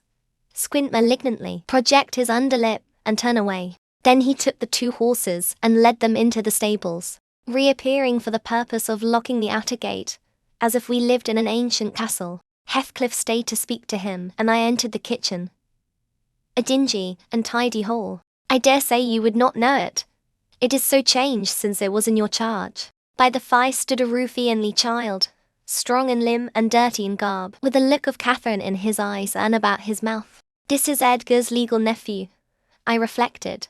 Mine in a manner. I must shake hands and, yes, I must kiss him. It is right to establish a good understanding at the beginning. I approached, and, attempting to take his chubby fist, said, "How do you do, my dear?" He replied in a jargon I did not comprehend. "Shall you and I be friends, Harriton?" was my next essay at conversation. An oath, and a threat to set Throttler on me if I did not frame off rewarded my perseverance. "Hey, Throttler, lad," whispered the little wretch, rousing a half-bred bulldog from its lair in a corner. "Now, wilt thou be ganging?" he asked authoritatively. Love for my life urged her compliance. I stepped over the threshold to wait till the others should enter. The Heathcliff was nowhere visible, and Joseph, whom I followed to the stables and requested to accompany me in, after staring and muttering to himself, screwed up his nose and replied, "Mim,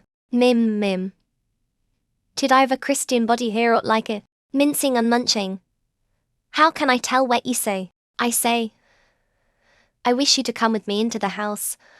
I cry, thinking him deaf, yet highly disgusted at his rudeness. None o' me, I getten summat else to do, he answered and continued his work, moving his lantern jaws meanwhile, and surveying my dress and countenance, the former a great deal defying, but the latter, I'm sure, as sad as he could desire with sovereign contempt. I walked round the yard, and through a wicket, to another door, at which I took the liberty of knocking, in hopes some more civil servant might show himself. After a short suspense, it was opened by a tall, gaunt man, without neckerchief, and otherwise extremely slovenly. His features were lost in masses of shaggy hair that hung on his shoulders, and his eyes, too, were like a ghostly Catherine's with all their beauty annihilated.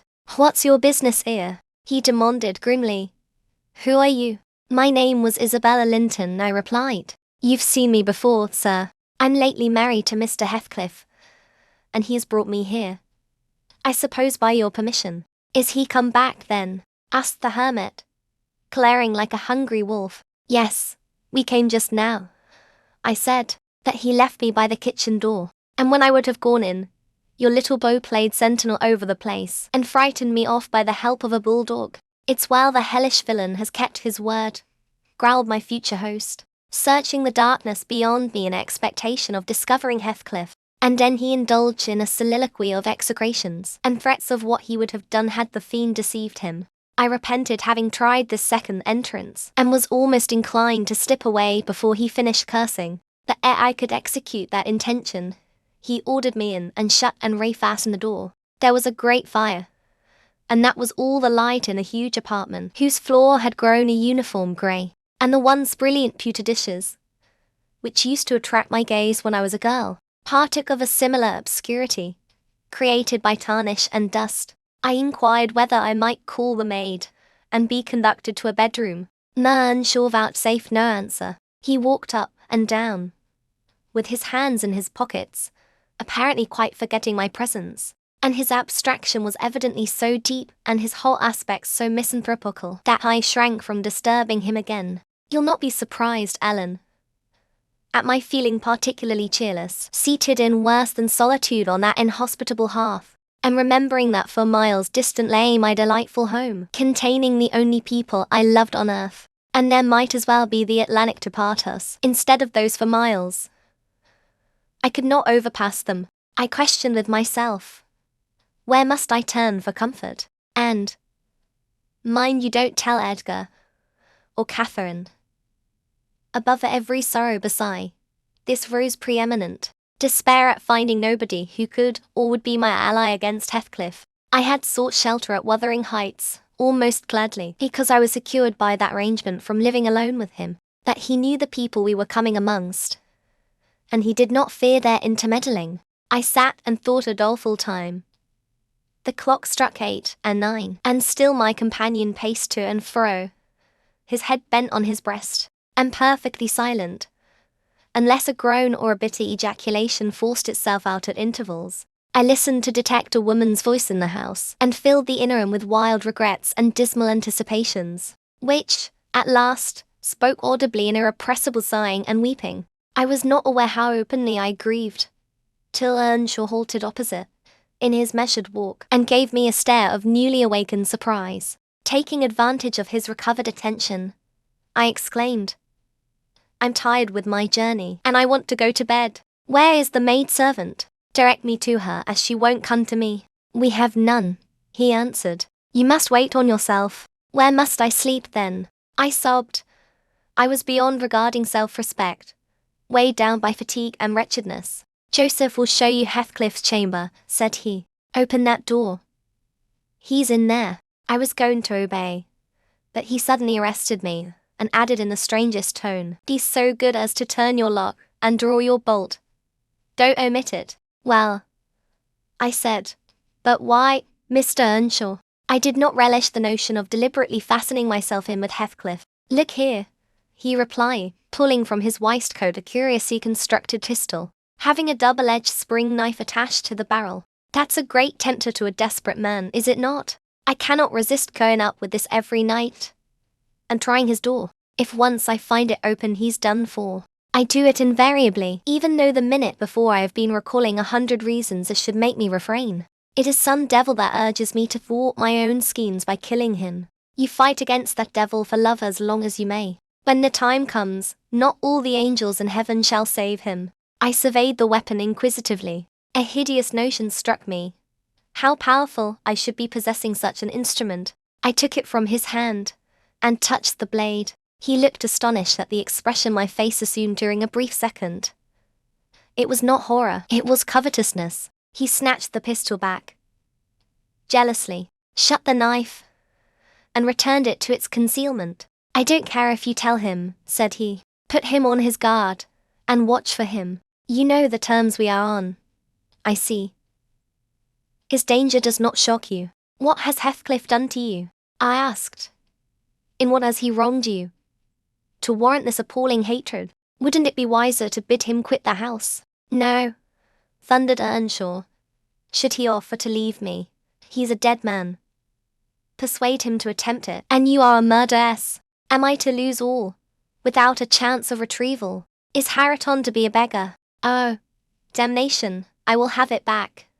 And I'll have his gold too, and then his blood. And hell shall have his soul. It will be 10 times blacker with that guest than ever it was before. You've acquainted me, Ellen, with your old master's habits. He is clearly on the verge of madness. He was so last night at least. I shuddered to be near him, and thought on the servant's ill-bred moroseness as comparatively agreeable. He now recommenced his moody walk, and I raised the latch, and escaped into the kitchen. Joseph was bending over the fire, peering into a large pan that swung above it, and a wooden bowl of oatmeal stood on the settle close by. The contents of the pan began to boil, and he turned to plunge his hand into the bowl. I conjectured that this preparation was probably for our supper, and, being hungry, I resolved it should be eatable. So, crying out sharply, I'll make the porridge, I removed the vessel out of his reach, and proceeded to take off my hat and riding habit. Mr. Earnshaw, I continued, directs me to wait for myself. I will. I'm not going to act the lady among you, for fear I should starve. Good Lord, he muttered, sitting down, and stroking his reaped stockings from the knee to the ankle. If there's to be fresh ortherings, just when I gettin used to 2 maisters. If I mun have a mistress set o'er my head, it's like time to be flitting. I neither did think to see day that I mud lave old place. But I doubt it's nigh at hand. This lamentation drew no notice from me. I went briskly to work, sighing to remember a period when it would have been all merry fun, but compelled speedily to drive off the remembrance. It racked me to recall past happiness, and the greater peril there was of conjuring up its apparition. The quicker the thibble ran round, and the faster the handfuls of meal fell into the water. Joseph beheld my style of cookery with growing indignation. Dear, he ejaculated, Hareton, thou wilt sup thy porridge too neat. There'll be naught but lumps as big as my kneve. Dear, Agin, I'd fling in bowl and all, if I were ye. There, pale tea gulp off, and then ye'll hae done white. Bang, bang. It's a mercy tea Botham isn't deaved out. It was rather a rough mess, I own, when poured into the basins, for had been provided, and a gallon pitcher of new milk was brought from the dairy, which Hareton seized and commenced drinking and spilling from the expansive lip. I expostulated, and desired that he should have his in a mug, affirming that I could not taste the liquid treated so dirtily. The old cynic chose to be vastly offended at this nicety, assuring me repeatedly that the barn was every bit as good as I, and every bit as wholesome, and wondering how I could fashion to be so conceited. Meanwhile, the infant ruffian continued sucking, and glowered up at me defyingly as he slavered into the jug. I shall have my supper in another room, I said. Have you no place you call a parlour? Parlour, he echoed, sneeringly. Parlour. Nay, we've no parlours if you're done at Loke were company, there's maisters, and if you're done at Loke maister, there's us. Den I shall go upstairs, I answered. Show me a chamber. I put my basin on a tray, and went myself to fetch some more milk. With great grumblings, the fellow rose, and preceded me in my ascent. We mounted to the garrets. He opened the door, now and then, to look into the apartments we passed. Here's a room, he said, at last, flinging back a cranky board on hinges. It's willin' you to ate a few porridgin'. There's a pack o' corn I tea corner. Fear. Meatily clane. If ye fear to mucking your cran silk clothes, spread your handkerch out ye top on't. The ram was a kind of lumber-hole smelling straw of malt and grain, various sacks of which articles were piled around, leaving a wide, bare space in the middle. Why, man, I exclaimed, facing him angrily, this is not a place to sleep in. I wish to see my bedroom. Bedroom, he repeated in a tone of mockery. You'll see all tea bedrooms there is. Yon's mine. He pointed into the second garret, only differing from the first in being more naked about the walls, and having a large, low, curtainless bed, with an indigo-coloured quilt, at one end. What do I want with yours? I retorted. I suppose Mr. Heathcliff does not lodge at the top of the house, does he? Oh. It's Maister Heathcliff's ye wanting, cried he, as if making a new discovery. Couldn't ye ha' said sir, at onst, and then, I mud ha' telled ye. But all this walk, that's just one ye cannot see. He allers keeps it locked, and nobody ever mells ober ison. You've a nice house, Joseph. I could not refrain from observing, and pleasant inmates, and I think the concentrated essence of all the madness in the world took up its abode in my brain. Today I link my fate with theirs. However, that is not to the present purpose. There are other rooms. For heaven's sake be quick, and let me settle somewhere. He made no reply to the situation, only plodding doggedly down the wooden steps and halting before an apartment which, from that halt and the superior quality of his furniture, I conjectured to be the best one. There was a carpet, a good one, but the pattern was obliterated by dust, a fireplace hung with cut paper, dropping to pieces, a handsome oak bedstead with ample crimson curtains of rather expensive material and modern make, but they had evidently experienced rough usage. The valances hung in festoons, wrenched from their rings, and the iron rod supporting them was bent in an arc on one side, causing the drapery to trail upon the floor. The chairs were also damaged, many of them severely, and deep indentations deformed the panels of the walls. I was endeavouring to gather resolution for entering and taking possession, when my fool of a guide announced, "This here's tea maisters." My supper by this time was cold, my appetite gone and my patience exhausted. I insisted on being provided instantly with a place of refuge and means of repose. "Where the divil," began the religious elder, "the Lord bless us, the Lord forgy us.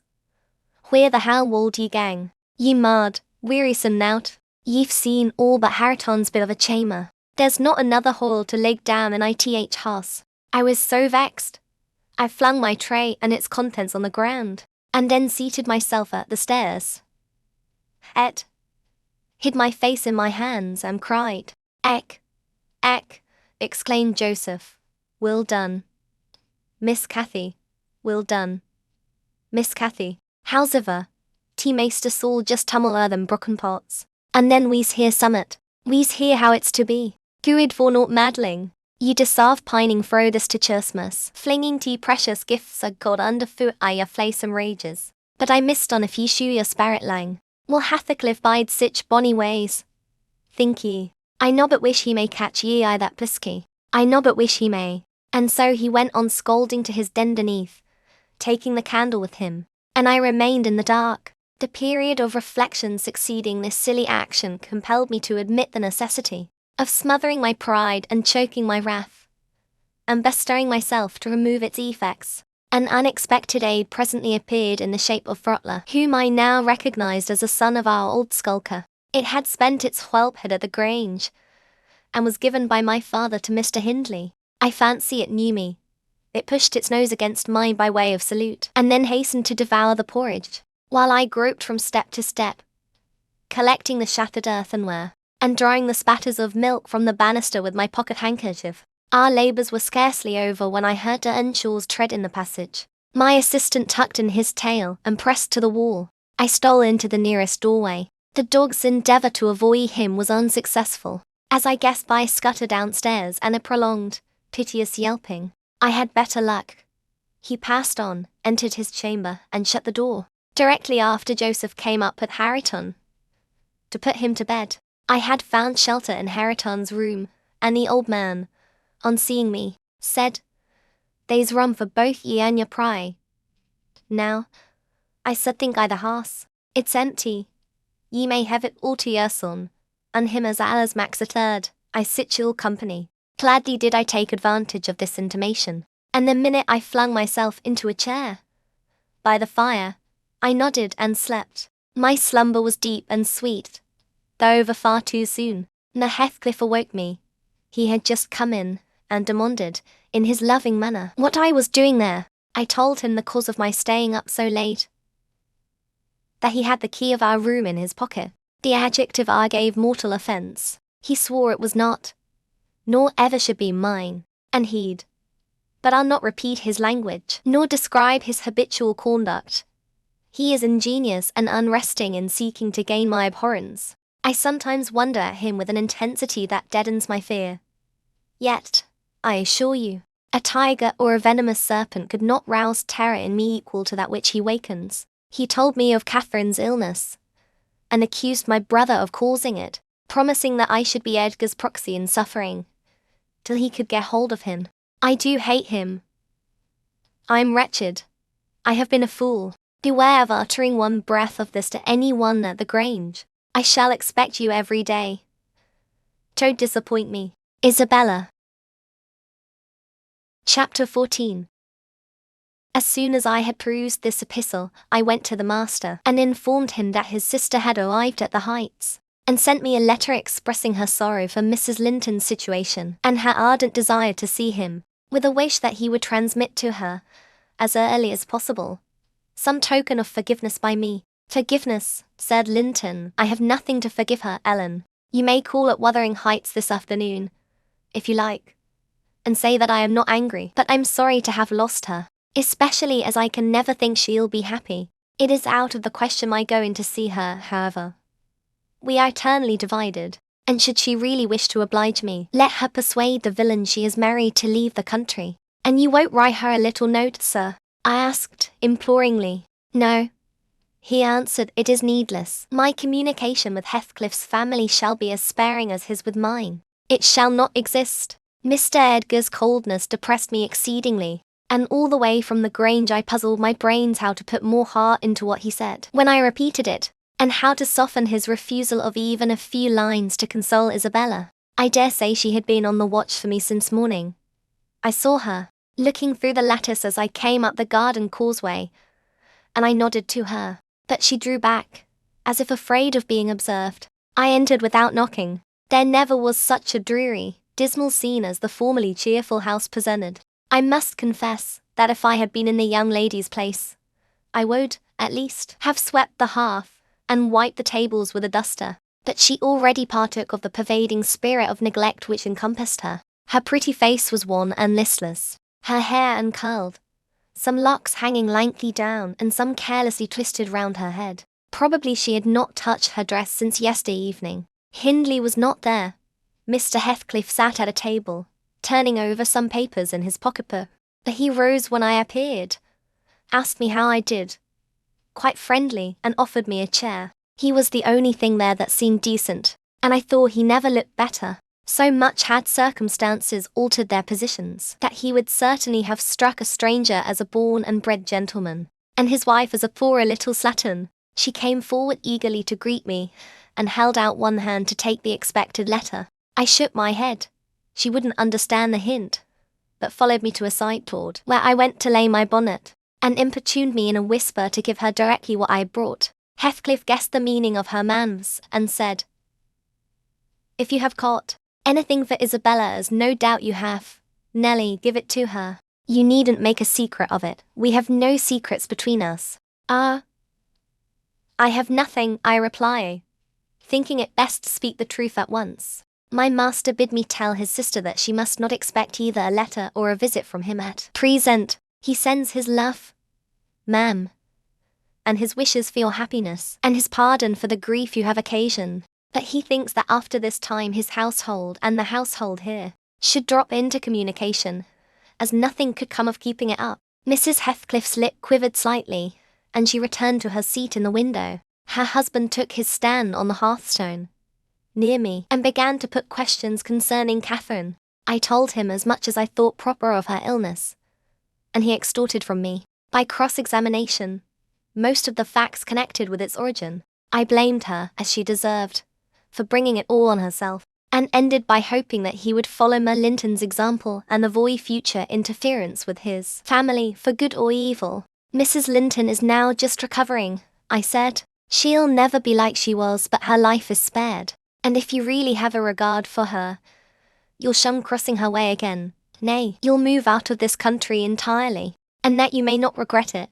I'll inform you Catherine Linton is as different now from your old friend Catherine Earnshaw as that young lady is different from me. Her appearance is changed greatly, her character much more so, and the person who is compelled, of necessity, to be her companion, will only sustain his affection hereafter by the remembrance of what she once was, by common humanity and the sense of duty. That is quite possible, remarked Heathcliff, forcing himself to seem calm. Quite possible that your master should have nothing but common humanity and a sense of duty to fall back upon. But do you imagine that I shall leave Catherine to his duty and humanity? And can you compare my feelings respecting Catherine to his? Before you leave this house, I must exact a promise from you that you'll get me an interview with her. Consent or refuse, I will see her. What do you say? I say, Mr. Heathcliff, I reply, you must not. You never shall.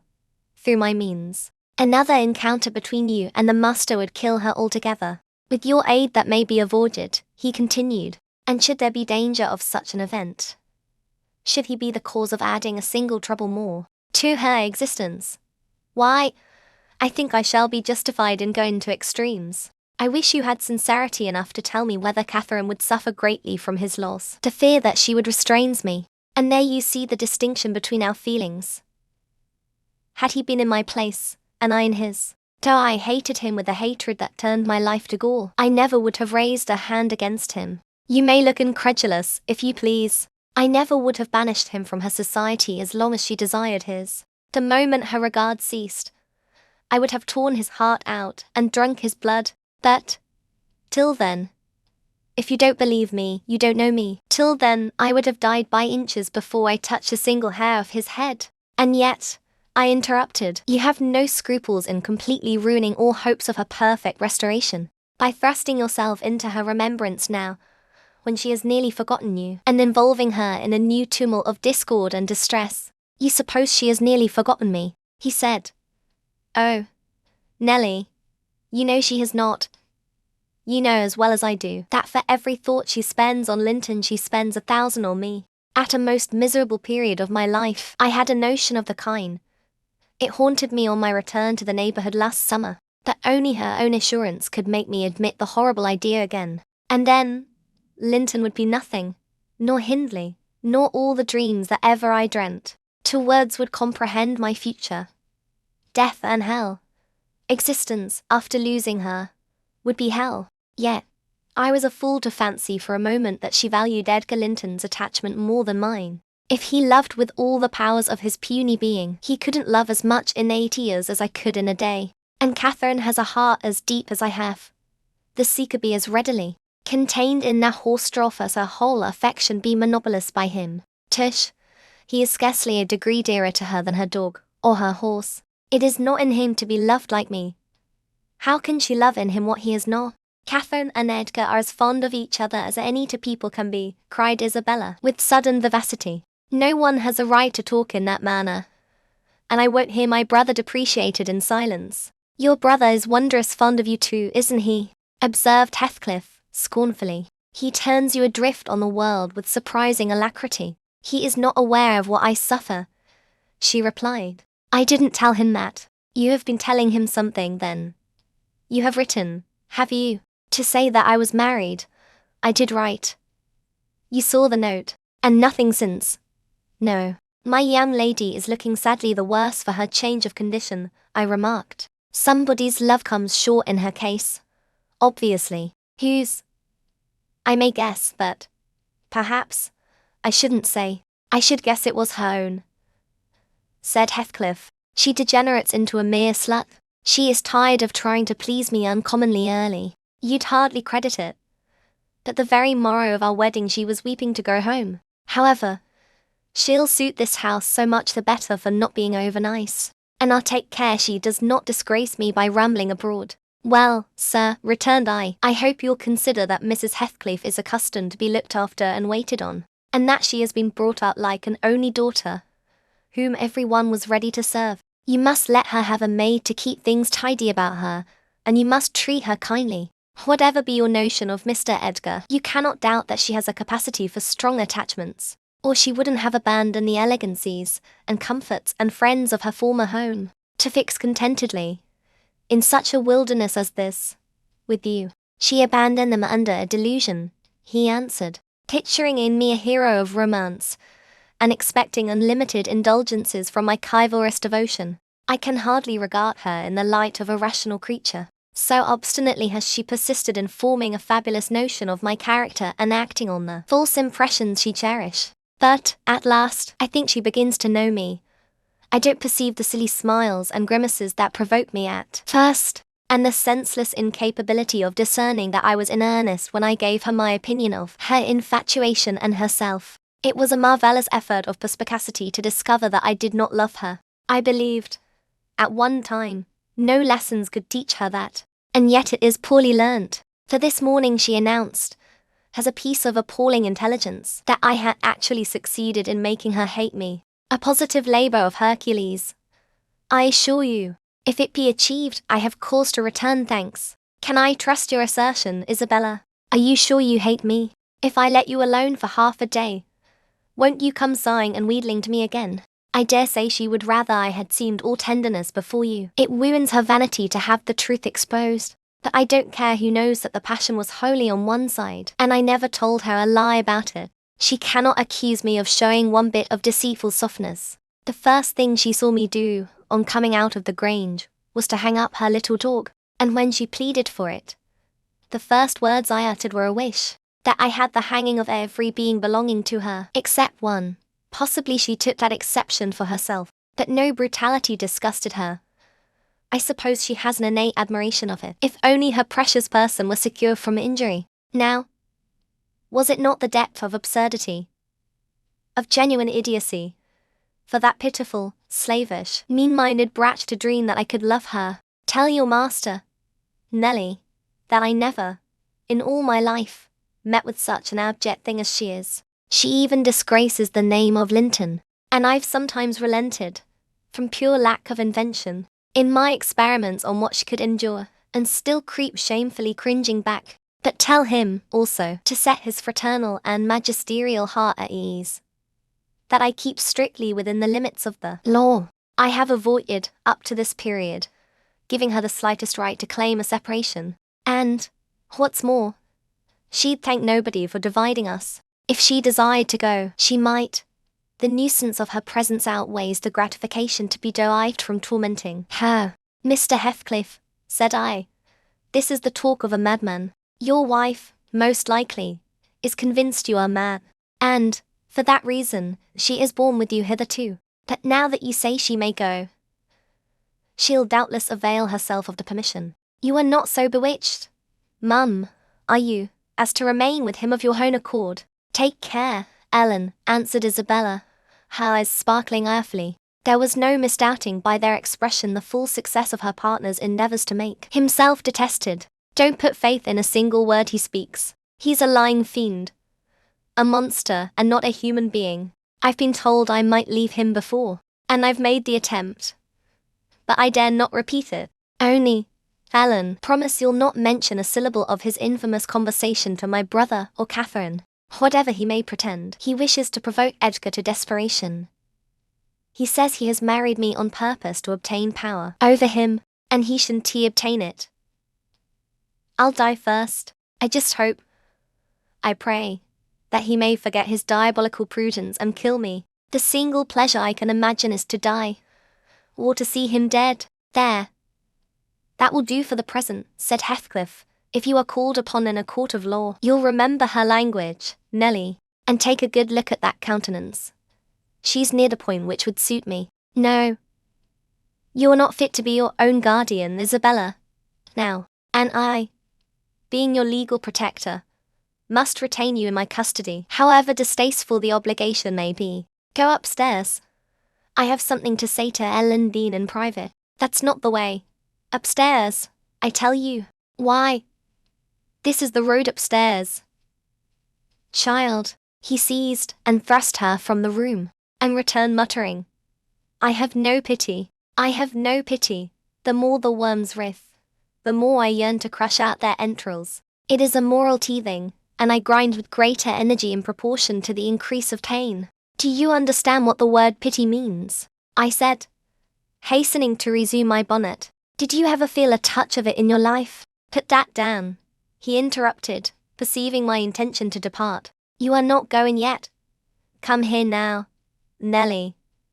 I must either persuade or compel you to aid me in fulfilling my determination to see Catherine, and that without delay. I swear that I meditate no harm. I don't desire to cause any disturbance, or to exasperate, or insult Mr. Linton. I only wish to hear from herself how she is, and why she has been ill, and to ask if anything that I could do would be of use to her. Last night I was in the Grange garden 6 hours, and I'll return there tonight, and every night I'll haunt the place, and every day, till I find an opportunity of entering. If Edgar Linton meets me, I shall not hesitate to knock him down, and give him enough to ensure his quiescence while I stay. If his servants oppose me, I shall threaten them off with these pistols. But wouldn't it be better to prevent my coming in contact with them, or their master? And you could do it so easily. I'd warn you when I came, and then you might let me in unobserved, as soon as she was alone, and watch till I departed, your conscience quite calm. You would be hindering mischief. I protested against playing that treacherous part in my employer's house, and, besides, I urged the cruelty and selfishness of his destroying Mrs. Linton's tranquillity for his satisfaction. The commonest occurrence startles her painfully, I said. She's all nerves, and she couldn't bear the surprise.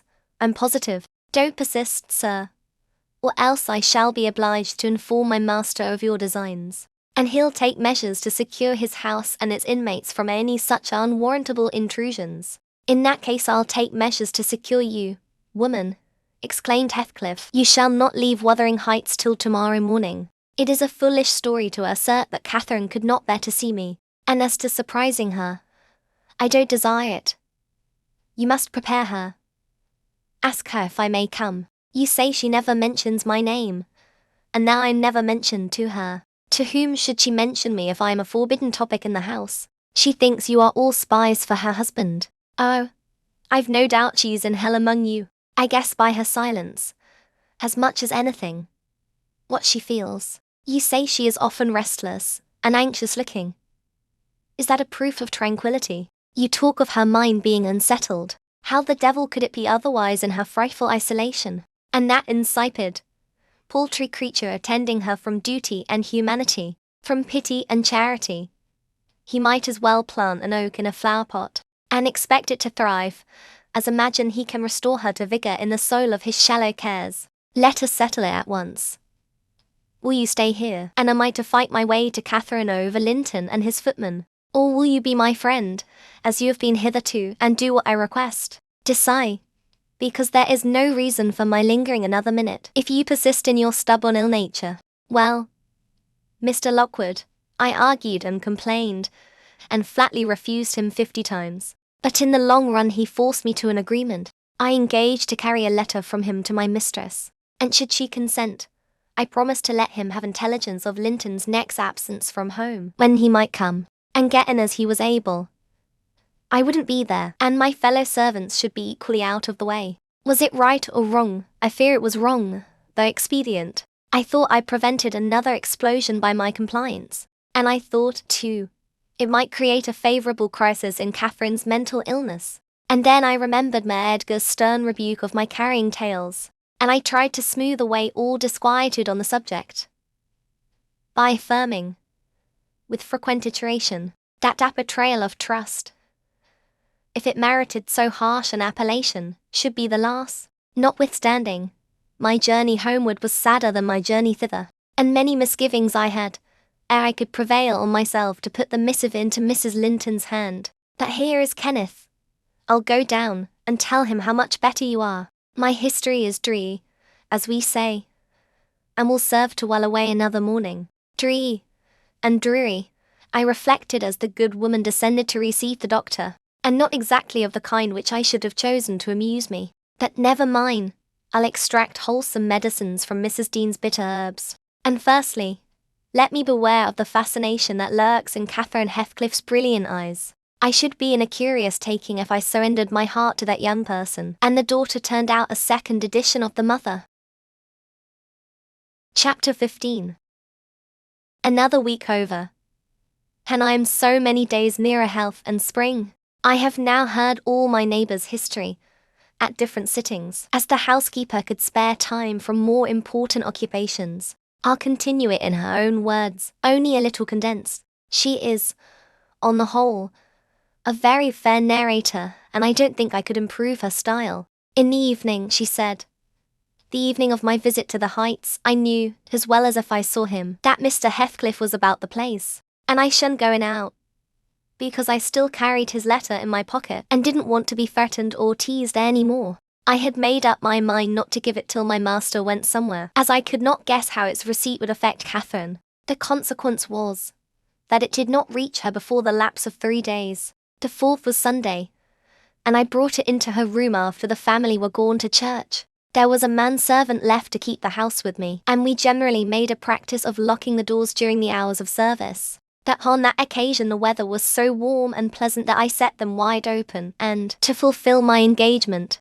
as I knew who would be coming, I told my companion that the mistress wished very much for some oranges, and he must run over to the village and get a few, to be paid for on the morrow. He departed, and I went upstairs. Mrs. Linton sat in a loose white dress, with a light shawl over her shoulders, in the recess of the open window as usual. Her thick, long hair had been partly removed at the beginning of her illness, and now she wore it simply combed in its natural tresses over her temples and neck. Her appearance was altered, as I had told Heathcliff, but when she was calm, there seemed unearthly beauty in the change. The flash of her eyes had been succeeded by a dreamy and melancholy softness. They no longer gave the impression of looking at the objects around her. They appeared always to gaze beyond and far beyond.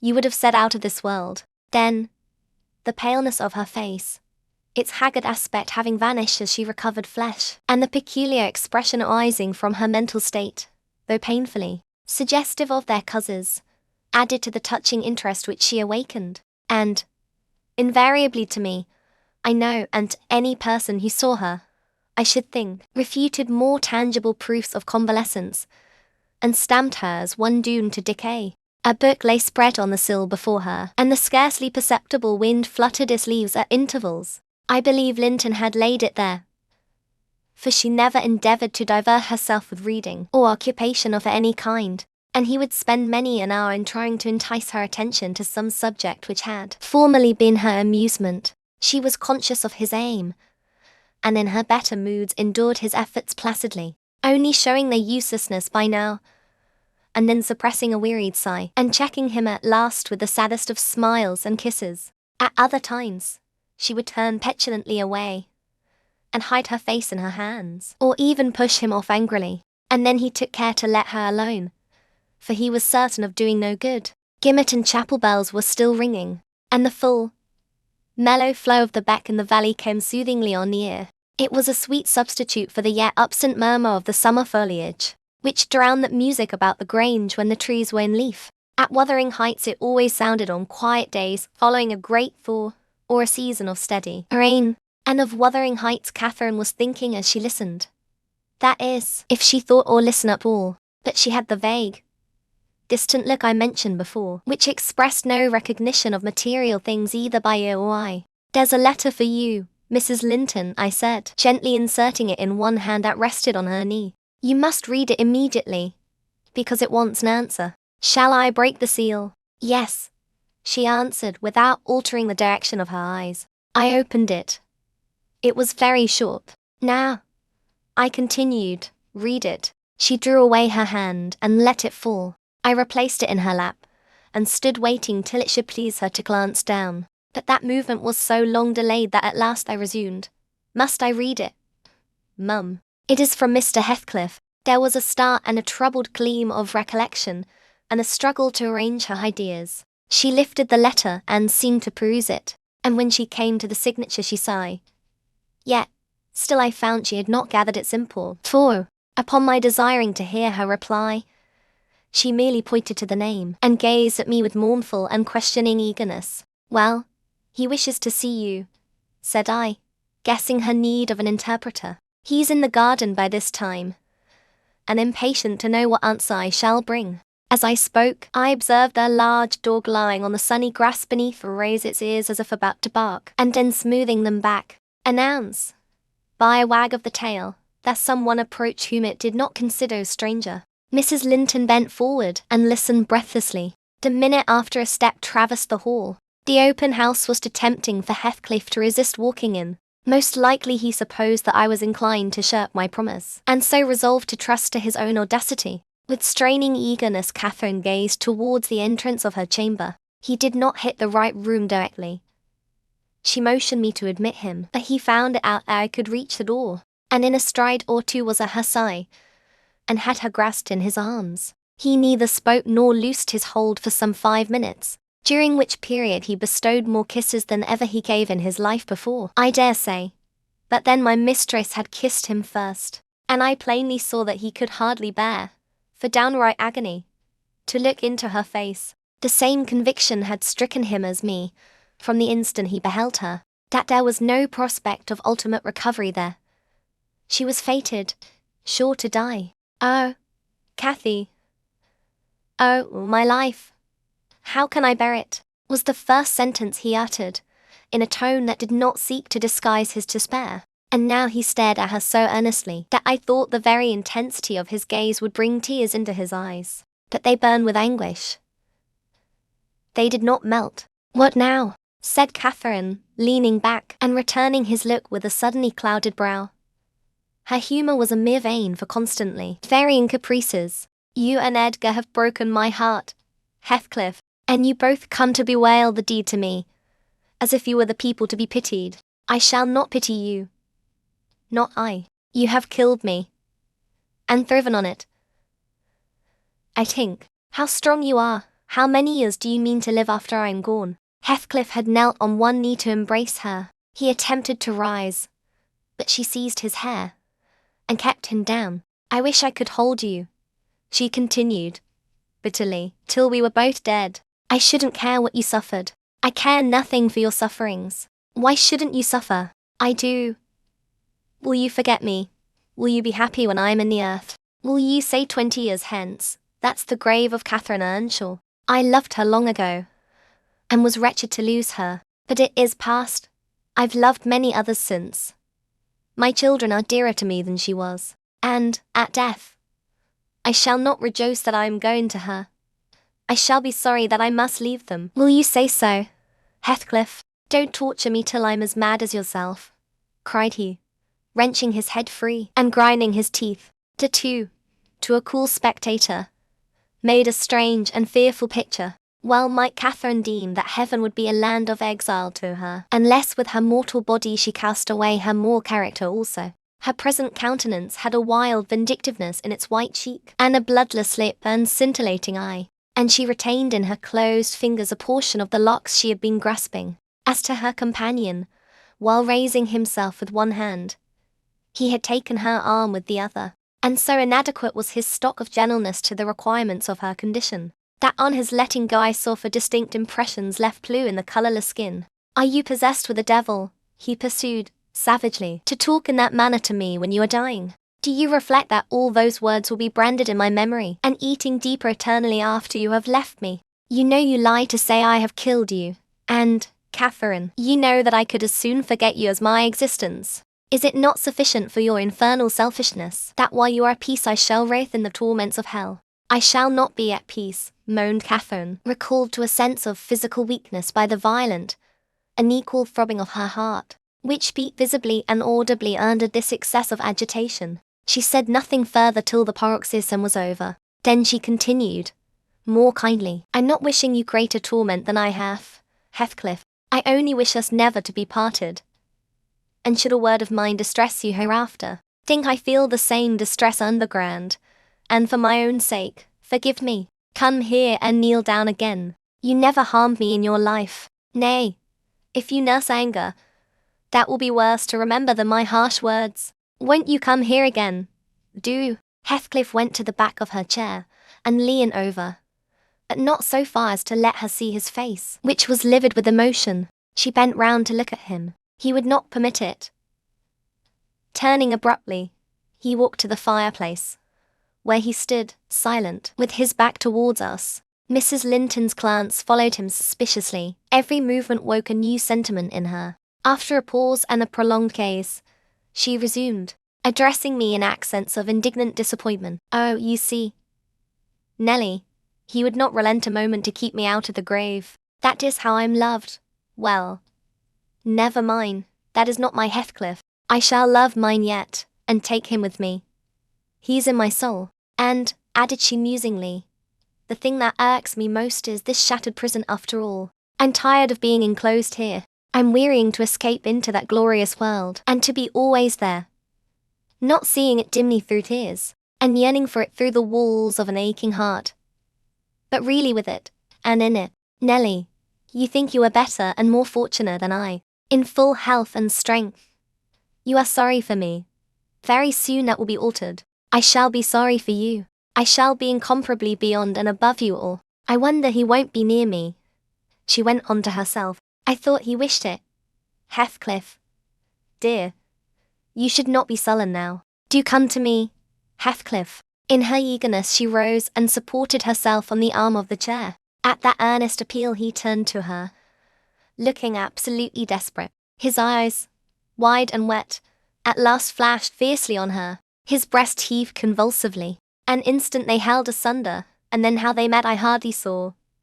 But Catherine made a spring, and he caught her, and they were locked in an embrace from which I thought my mistress would never be released alive. In fact, to my eyes, she seemed directly insensible. He flung himself into the nearest seat, and on my approaching hurriedly to ascertain if she had fainted, he gnashed at me, and foamed like a mad dog, and gathered her to him with greedy jealousy. I did not feel as if I were in the company of a creature of my own species. It appeared that he would not understand, though I spoke to him, so I stood off and held my tongue, in great perplexity. A movement of Catherine's relieved me a little presently. She put up her hand to clasp his neck and bring her cheek to his as he held her, while he, in return, covering her with frantic caresses, said wildly, You teach me now how cruel you've been, cruel and false. Why did you despise me? Why did you betray your own heart, Cathy? I have not one word of comfort. You deserve this. You have killed yourself. Yes. You may kiss me and cry, and wring out my kisses and tears. They'll blight you, they'll damn you. You loved me. Then what right had you to leave me? What right? Answer me. For the poor fancy you felt for Linton, because misery and degradation and death, and nothing that God or Satan could inflict would have parted us, you. Of your own will, did it. I have not broken your heart. You have broken it, and in breaking it you have broken mine. So much the worse for me that I am strong. Do I want to live? What kind of living will it be when you... Oh, God, would you like to live with your soul in the grave? Let me alone, sobbed Catherine. If I have done wrong, I'm dying for it. It is enough. You left me too. But I won't upbraid you. I forgive you, forgive me. It is hard to forgive, and to look at those eyes, and feel those wasted hands. He answered, Kiss me again, and don't let me see your eyes. I forgive what you have done to me. I love my murderer. But yours?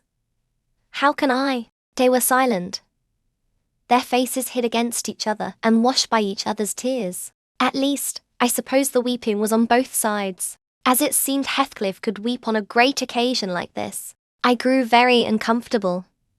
Meanwhile, for the afternoon wore fast away, the man whom I had sent off returned from his errand, and I could distinguish, by the shine of the western sun up the valley, a concourse thickening outside Gimmerton Chapel porch. Service is over, I announced. My master will be here in half an hour. Heathcliff groaned a curse, and strained Catherine closer. She never moved. Ere long I perceived a group of the servants passing up the road towards the kitchen wing. Linton was not far behind. He opened the gate himself and sauntered slowly up, probably enjoying the lovely afternoon that breathed as soft as summer. Now he is here, I exclaimed. For heaven's sake, hurry down. You'll not meet anyone on the front stairs. Do be quick.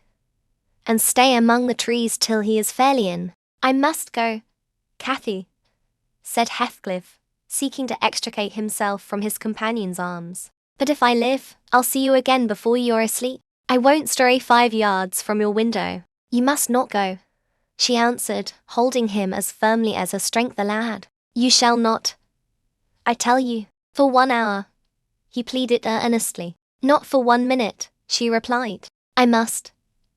Linton will be up immediately, persisted the alarmed intruder. He would have risen and unfixed her fingers by the act. She clung fast, gasping. There was mad resolution in her face. No, she shrieked. Oh, don't go. It is the last time. Edgar will not hurt us. Heathcliff, I shall die.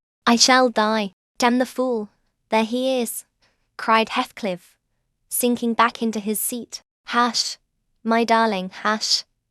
Hush, Catherine. I'll stay. If he shot me so, I'd expire with a blessing on my lips. And there they were fast again. I heard my master mounting the stairs. The cold sweat ran from my forehead.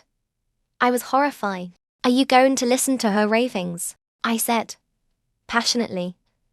She does not know what she says. Will you ruin her? Because she is not wit to help herself. Get up. You could be free instantly. That is the most diabolical deed that ever you did. We are all done for, master, mistress, and servant. I wrung my hands and cried out, and Mr. Linton hastened his step at the nose. In the midst of my agitation, I was sincerely glad to observe that Catherine's arms had fallen relaxed, and her head hung down. She's fainted, or dead, I thought. So much the better. Far better that she should be dead, than lingering a burden and a misery maker to all about her. Edgar sprang to his unbidden guest, blanched with astonishment and rage. What he meant to do I cannot tell. However, the other stopped all demonstrations at once by placing the lifeless-looking form in his arms. Look there, he said. Unless you be a fiend, help her first. Then you shall speak to me. He walked into the parlour and sat down. Now Linton summoned me, and with great difficulty and after resorting to many means, we managed to restore her to sensation. But she was all bewildered. She sighed and moaned and knew nobody. Edgar, in his anxiety for her, forgot her hated friend. I did not. I went, at the earliest opportunity, and besought him to depart, affirming that Catherine was better, and he should hear from me in the morning how she passed the night. I shall not refuse to go out of doors, he answered, but I shall stay in the garden. And, Nelly, mind you keep your word tomorrow. I shall be under those larch trees. Mine, or I pay another visit, whether Linton be in or not. He sent a rapid glance through the half-open door of the chamber and, ascertaining that what I stated was apparently true, delivered the house of his luckless presence. Chapter 16. About 12 o'clock that night was born the Catherine you saw at Wuthering Heights, a puny 7-month child, and 2 hours after the mother died, having never recovered sufficient consciousness to miss Heathcliff or know Edgar. The latter's distraction at his bereavement is a subject too painful to be dwelt on. Its after-effects showed how deep the sorrow sunk. A great addition, in my eyes, was his being left without an heir. I bemoaned that, as I gazed on the feeble orphan, and I mentally abused old Linton for what was only natural partiality, the securing his estate to his own daughter, instead of his son's. An unwelcomed infant it was, poor thing. It might have wailed out of life, and nobody cared a morsel, during those first hours of existence. We redeemed the neglect afterwards, but its beginning was as friendless as its end is likely to be. Next morning, bright and cheerful out of doors, stole softly in through the blinds of the silent room, and suffused the couch and its occupant with a mellow, tender glow. Edgar Linton had his head laid on the pillow, and his eyes shut. His young and fair features were almost as death-like as those of the form beside him, and almost as fixed, that his was the hush of exhausted anguish, and hers of perfect peace. Her brow smooth, her lids closed, her lips wearing the expression of a smile. No angel in heaven could be more beautiful than she appeared.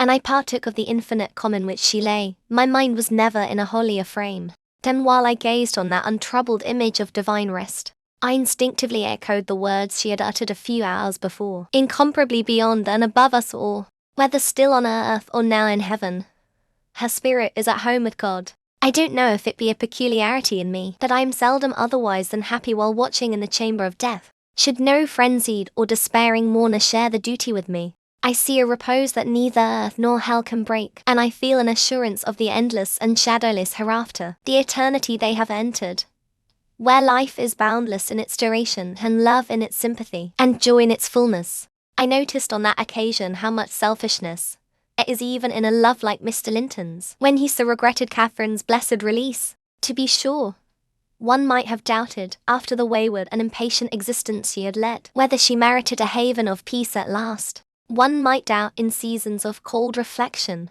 that not then, in the presence of her corpse, it asserted its own tranquillity, which seemed a pledge of equal quiet to its former inhabitant. Do you believe such people are happy in the other world, sir? I'd give a great deal to know. I decline answering Mrs. Dean's question, which struck me as something heterodox. She proceeded, retracing the course of Catherine Linton. I fear we have no right to think she is, but we'll leave her with her Maker. The master looked asleep, and I ventured soon after sunrise to quit the room and steal out to the pure refreshing air. The servants thought me gone to shake off the drowsiness of my protracted watch. In reality, my chief motive was seeing Mr. Heathcliff. If he had remained among the larches all night, he would have heard nothing of the stir at the Grange, unless, perhaps, he might catch the gallop of the messenger going to Gimmerton. If he had come nearer, he would probably be aware, from the lights flitting to and fro, and the opening and shutting of the outer doors, that all was not right within. I wished, yet feared, to find him. I felt the terrible news must be told, and I longed to get it over, but how to do it I did not know. He was there, at least, a few yards further in the park, leaned against an old ash tree, his hat off, and his hair soaked with the dew that had gathered on the budded branches, and fell pattering round him. He had been standing a long time in that position, for I saw a pair of owls passing and repassing scarcely 3 feet from him, busy in building their nest, and regarding his proximity no more than that of a piece of timber. They flew off at my approach, and he raised his eyes and spoke. "She's dead," he said. "I've not waited for you to learn that. Put your handkerchief away. Don't snivel before me. Damn you all.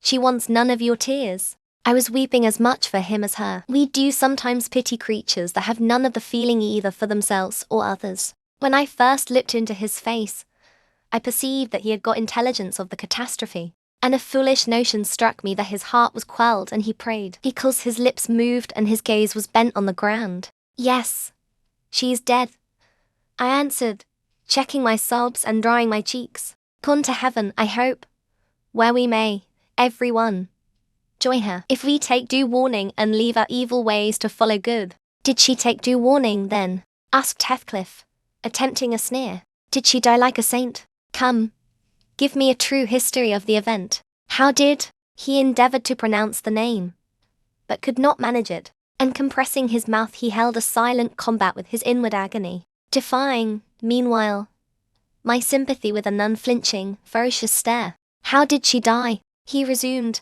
at last, fain, notwithstanding his hardihood, to have a support behind him, for, after the struggle, he trembled, in spite of himself, to his very finger ends. "Poor wretch," I thought, "you have a heart and nerves the same as your brother men. Why should you be anxious to conceal them? Your pride cannot blind God. You tempt him to wring them, till he forces a cry of humiliation." Quietly as a lamb, I answered, aloud. She drew a sigh, and stretched herself, like a child reviving and sinking again to sleep, and 5 minutes after I felt one little pulse at her heart, and nothing more. "And did she ever mention me?" he asked, hesitating, as if he dreaded the answer to his question would introduce details that he could not bear to hear. "Her senses never returned. She recognized nobody from the time you left her," I said. "She lies with a sweet smile on her face, and her latest ideas wandered back to pleasant early days. her life closed in a gentle dream.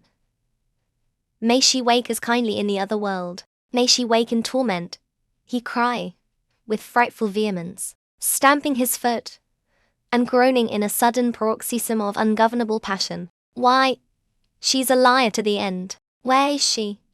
Not there. Not in heaven. Not perished. Where? Oh, you said you cared nothing for my sufferings, and I pray one prayer. I repeat it till my tongue stiffens.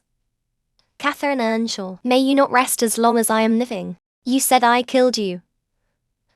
Haunt me then. The murdered do haunt their murderers, I believe. I know that ghosts have wandered on earth. Be with me always. Take any form. Drive me mad. Only do not leave me in this abyss, where I cannot find you. Oh, God, it is unutterable. I cannot live without my life. I cannot live without my soul. He dashed his head against the knotted trunk, and, lifting up his eyes, howled, not like a man, but like a savage beast being goaded to death with knives and spears. I observed several splashes of blood about the bark of the tree, and his hand and forehead were both stained. Probably the scene I witnessed was a repetition of others acted during the night. It hardly moved my compassion. It appalled me. Still, I felt reluctant to quit him so. But the moment he recollected himself enough to notice me watching, he thundered a command for me to go.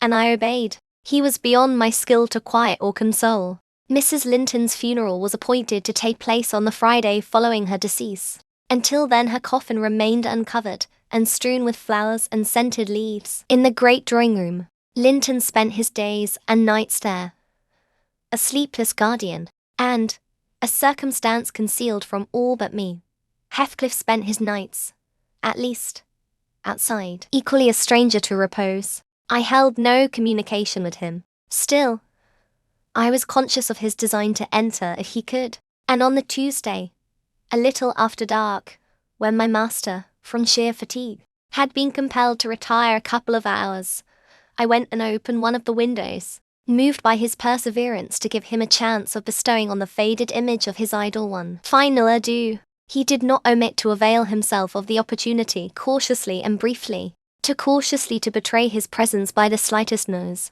Indeed, I shouldn't have discovered that he had been there, except for the disarrangement of the drapery about the corpse's face, and for observing on the floor a curl of light hair, fastened with a silver thread, which, on examination, I ascertained to have been taken from a locket hung round Catherine's neck. Heathcliff had opened the trinket and cast out its contents, replacing them by a black lock of his own. I twisted the two, and enclosed them together. Mr. Earnshaw was, of course, invited to attend the remains of his sister to the grave. He sent no excuse, but he never came, so that, besides her husband, the mourners were wholly composed of tenants and servants. Isabella was not asked. The place of Catherine's interment, to the surprise of the villagers, was neither in the chapel under the carved monument of the Lintons, nor yet by the tombs of her own relations outside. It was dug on a green slope in a corner of the kirkyard, where the wall is so low that heath and bilberry plants have climbed over it from the moor, and peat mould almost buries it. Her husband lies in the same spot now, and they have each a simple headstone above, and a plain grey block at their feet to mark the graves. Chapter 17. That Friday made the last of our fine days for a month. In the evening the weather broke. The wind shifted from south to northeast, and brought rain first, and then sleet and snow. On the morrow one could hardly imagine that there had been 3 weeks of summer. The primroses and crocuses were hidden under wintry drifts. The larks were silent, the young leaves of the early trees smitten and blackened, and dreary and chill and dismal. That morrow did creep over. My master kept his room. I took possession of the lonely parlour, converting it into a nursery, and there I was, sitting with the moaning doll of a child laid on my knee, rocking it to and fro, and watching, meanwhile, the still driving flakes build up the uncurtained window, when the door opened and some person entered, out of breath and laughing. My anger was greater than my astonishment for a minute. I supposed it one of the maids, and I cried, "Have done! How dare you show your giddiness here? What would Mr. Linton say if he heard you?" "Excuse me," answered a familiar voice, "but I know Edgar's in bed, and I cannot stop myself." With that the speaker came forward to the fire, panting and holding her hand to her side. I have run the whole way from Wuthering Heights, she continued after a pause. Except where I've flown. I couldn't count the number of falls I've had. Oh, I'm aching all over. Don't be alarmed. There shall be an explanation as soon as I can give it. Only just have the goodness to step out and order the carriage to take me on to Gimmerton, and tell a servant to seek up a few clothes in my wardrobe. The intruder was Mrs. Heathcliff. She certainly seemed in no laughing predicament. Her hair streamed on her shoulders, dripping with snow and water. She was dressed in the girlish dress she commonly wore, fitting her age more than her position. A low frock with short sleeves and nothing on either head or neck. The frock was of light silk, and clung to her with wet, and her feet were protected merely by thin slippers. Added as a deep cut under one ear, which only the cold prevented from bleeding profusely. A white face scratched and bruised, and a frame hardly able to support itself through fatigue. And you may fancy my first fright was not much allayed when I had had leisure to examine her. My dear young lady, I exclaimed, I'll stir nowhere and hear nothing, till you have removed every article of your clothes and put on dry things. And certainly you shall not go to Gimmerton tonight, so it is needless to order the carriage. Certainly I shall, she said, walking or riding. Yet I've no objection to dress myself decently. And, see how it flows down my neck now. The fire does make it smart. She insisted on my fulfilling her directions, before she would let me touch her, and not till after the coachman had been instructed to get ready, and the maid set to pack up some necessary attire, did I obtain her consent for binding the wound and helping to change her garments. Now, Ellen, she said, when my task was finished and she was seated in an easy chair on the hearth with a cup of tea before her, you sit down opposite me and put poor Catherine's baby away. I don't like to see it. You mustn't think I care little for Catherine because I behaved so foolishly on entering. I've cried, too, bitterly. Yes, more than anyone else has reason to cry. We parted unreconciled, you remember, and I shan't forgive myself that, for all that, I was not going to sympathize with him. The brute beast. Oh, give me the poker. This is the last thing of his I have about me. She slipped the gold ring from her third finger and threw it on the floor. I'll smash it, she continued, striking it with childish spite, and then I'll burn it. And she took and dropped the misused article among the coals. There. He shall buy another if he gets me back again. He'd be capable of coming to seek me, to tease Edgar. I dare not stay, lest that notion should possess his wicked head. And besides, Edgar has not been kind, has he? And I won't come suing for his assistance, nor will I bring him into more trouble. Necessity compelled me to seek shelter here, though, if I had not learned he was out of the way, I'd have halted at the kitchen, washed my face, warmed myself, got you to bring what I wanted, and departed again to anywhere out of the reach of my accost. Of that incarnate goblin, he was in such a fury. If he had caught me, it's a pity Earnshaw is not his match in strength. I wouldn't have run till I'd seen him all but demolished. Had Hindley been able to do it, well.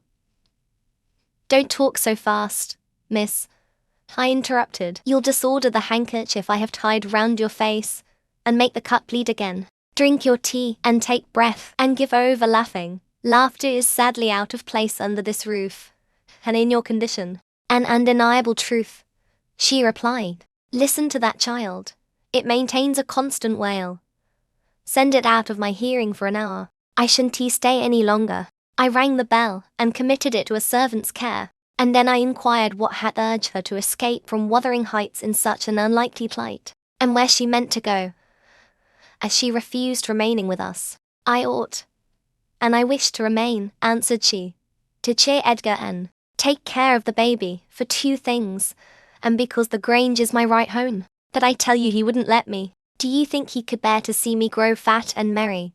Could bear to think that we were tranquil, and not resolve on poisoning our comfort? Now, I have the satisfaction of being sure that he detests me, to the point of its annoying him seriously to have me within earshot or eyesight. I notice, when I enter his presence, the muscles of his countenance are involuntarily distorted into an expression of hatred, partly arising from his knowledge of the good causes I have to feel that sentiment for him, and partly from original aversion. It is strong enough to make me feel pretty certain that he would not chase me over England, supposing I contrived a clear escape. And therefore I must get quite away. I've recovered from my first desire to be killed by him. I'd rather he'd kill himself. He has extinguished my love effectually, and so I'm at my ease. I can recollect yet how I loved him, and can dimly imagine that I could still be loving him, if— No. Even if he had doted on me, the devilish nature would have revealed its existence somehow. Catherine had an awfully perverted taste to esteem him so dearly. Knowing him so well, monster, would that he could be blotted out of creation and out of my memory. Hush. He's a human being, I said. Be more charitable. There are worse men than he is yet. He's not a human being, she retorted, and he has no claim on my charity. I gave him my heart, and he took and pinched it to death, and flung it back to me. People feel with their hearts, Ellen. And since he has destroyed mine, I have not power to feel for him, and I would not, though he groaned from this to his dying day, and wept tears of blood for Catherine. No, indeed, I wouldn't. And here Isabella began to cry. But, immediately dashing the water from her lashes, she recommenced. You asked, what has driven me to flight at last? I was compelled to attempt it, because I had succeeded in rousing his rage a pitch above his malignity. Pulling out the nerves with red-hot pincers requires more coolness, and knocking on the head. He was worked up to forget the fiendish prudence he boasted of, and proceeded to murderous violence. I experienced pleasure in being able to exasperate him. The sense of pleasure woke my instinct of self-preservation, so I fairly broke free, and if ever I come into his hands again he is welcome to a signal revenge. Yesterday, Mr. Earnshaw should have been at a funeral. He kept himself sober for the purpose. Tolerably sober, not going to bed mad at 6 o'clock and getting up drunk at 12. Consequently, he rose, in suicidal low spirits, as fit for the church as for a dance, and instead, he sat down by the fire and swallowed gin or brandy by tumblerfuls. Heathcliff, I shudder to name him, has been a stranger in the house from last Sunday till today. Whether the angels have fed him, or his kin beneath, I cannot tell, but he has not eaten a meal with us for nearly a week. He has just come home at dawn, and gone upstairs to his chamber, locking himself in, as if anybody dreamt of coveting his company. There he has continued, praying like a Methodist. Only the deity he implored is senseless dust and ashes, and God, when addressed, was curiously confounded with his own black father. After concluding these precious orisons, and they lasted generally, till he grew hoarse and his voice was strangled in his throat, he would be off again, always straight down to the Grange. I wonder Edgar did not send for a constable and give him into custody. For me, grieved as I was about Catherine, it was impossible to avoid regarding this season of deliverance from degrading oppression as a holiday. I recovered spirit sufficient to hear Joseph's eternal lectures without weeping, and to move up and down the house less with the foot of a frightened thief than formerly. You wouldn't think that I should cry at anything Joseph could say, that he and Hareton are detestable companions. I'd rather sit with Hindley and hear his awful talk than with Little Maester and his staunch supporter, that odious old man. When Heathcliff is in,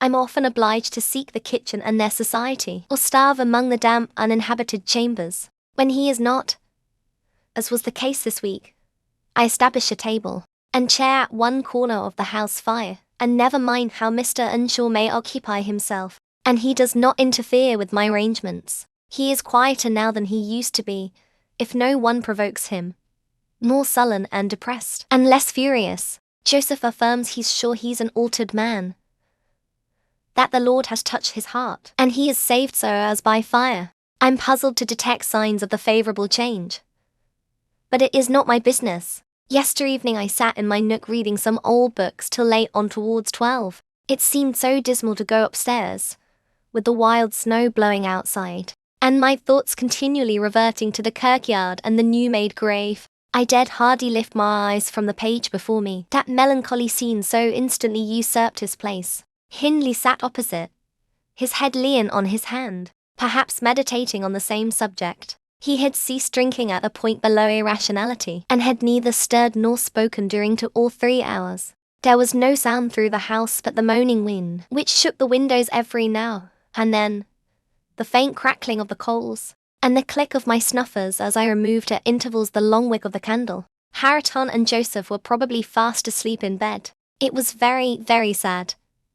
And while I read I sighed, for it seemed as if all joy had vanished from the world, never to be restored. The doleful silence was broken at length by the sound of the kitchen latch. Heathcliff had returned from his watch earlier than usual, owing, I suppose, to the sudden storm. That entrance was fastened, and we heard him coming round to get in by the other. I rose with an irrepressible expression of what I felt on my lips, which induced my companion, who had been staring towards the door, to turn and look at me. "I'll keep him out 5 minutes," he exclaimed. "You won't object?" "No. You may keep him out the whole night for me," I answered. "To put the key in the lock and draw the bolts." Earnshaw accomplished this ere his guest reached the front. He then came and brought his chair to the other side of my table, leaning over it, and searching in my eyes for a sympathy with the burning hate that gleamed from his. As he both looked and felt like an assassin, he couldn't exactly find that, but he discovered enough to encourage him to speak. "You and I," he said, "have each a great debt to settle with the man out yonder. If we were neither of us cowards, we might combine to discharge it. Are you as soft as your brother? Are you willing to endure to the last, and not once attempt the repayment?" "I'm weary of enduring now," I replied, "and I'd be glad of a retaliation. I wouldn't recoil on myself. But treachery and violence are spears pointed at both ends. They wound those who resort to them worse than their enemies." "Treachery and violence are a just return for treachery and violence," cried Hindley. "Mrs. Heathcliff, I'll ask you to do nothing, but sit still and be dumb. Tell me now, can you? I'm sure you would have as much pleasure as I in witnessing the conclusion of the fiend's existence. He'll be your death unless you overreach him, and he'll be my ruin. Damn the hellish villain. He knocks at the door as if he were muster here already. Promise to hold your tongue, and before that clock strikes, it wants 3 minutes of one. You're a free woman." He took the implements which I described to you in my letter from his breast, and would have turned down the candle. I snatched it away, however, and seized his arm. "I'll not hold my tongue," I said. "You mustn't touch him. Let the door remain shut, and be quiet." "No, I've formed my resolution, and by God I'll execute it," cried the desperate being. "I'll do you a kindness in spite of yourself, and Hareton justice. And you needn't trouble your head to screen me. Catherine is gone.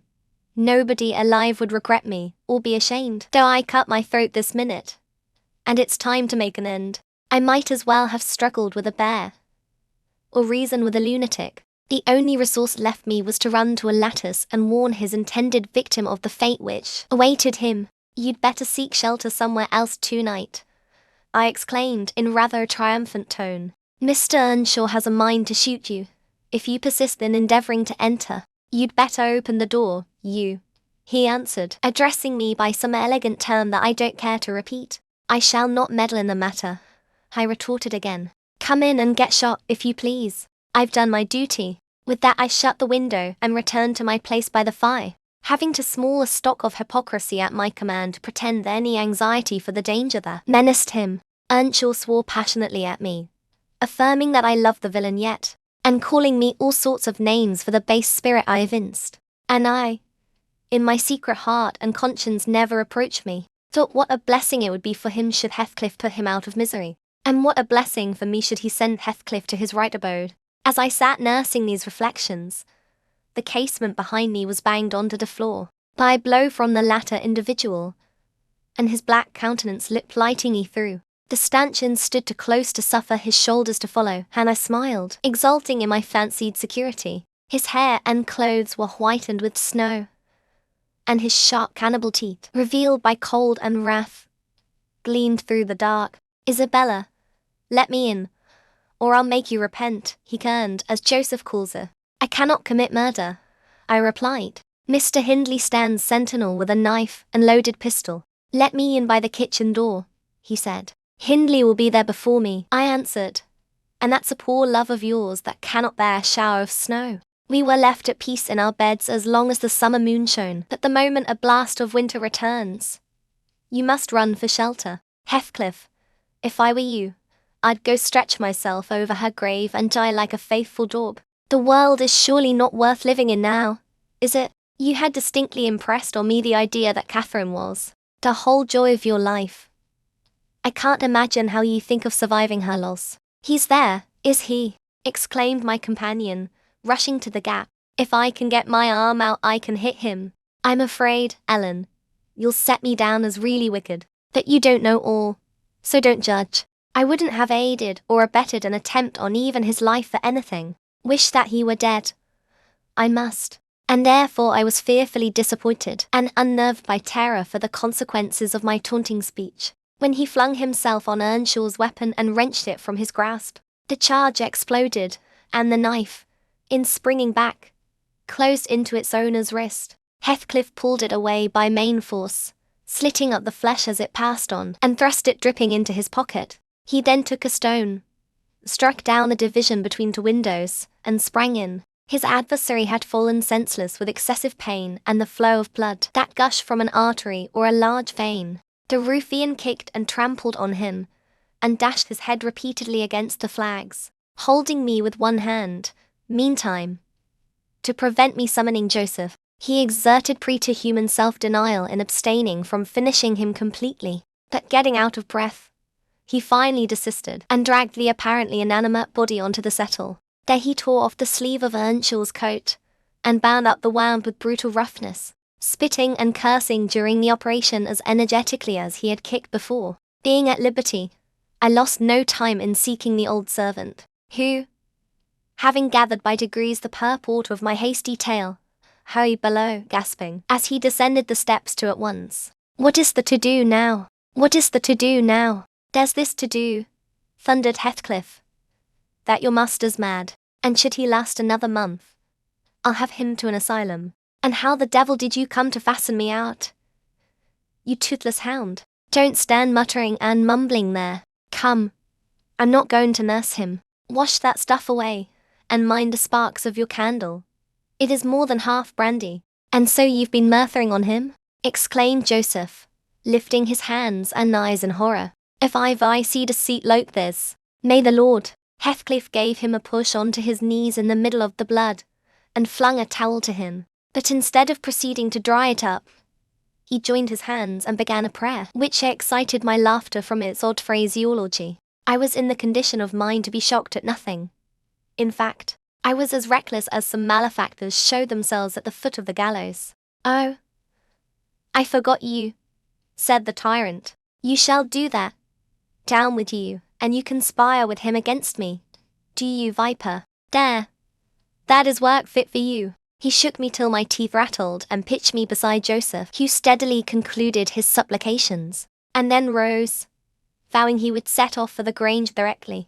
Now Linton was a magistrate, and though he had 50 wives dead, he should inquire into this. He was so obstinate in his resolution that Heathcliff deemed it expedient to compel from my lips a recapitulation of what had taken place. Standing over me, heaving with malevolence, as I reluctantly delivered the account in answer to his questions. It required a great deal of labour to satisfy the old man that Heathcliff was not the aggressor, especially with my hardly wrung replies. However, Mr. Earnshaw soon convinced him that he was alive still. Joseph hastened to administer a dose of spirits, and by their succour his master presently regained motion and consciousness. Heathcliff, aware that his opponent was ignorant of the treatment received while insensible, called him deliriously intoxicated, and said he should not notice his atrocious conduct further, but advised him to get to bed. To my joy he left us, after giving this judicious counsel, and Hindley stretched himself on the hearthstone. I departed to my own room,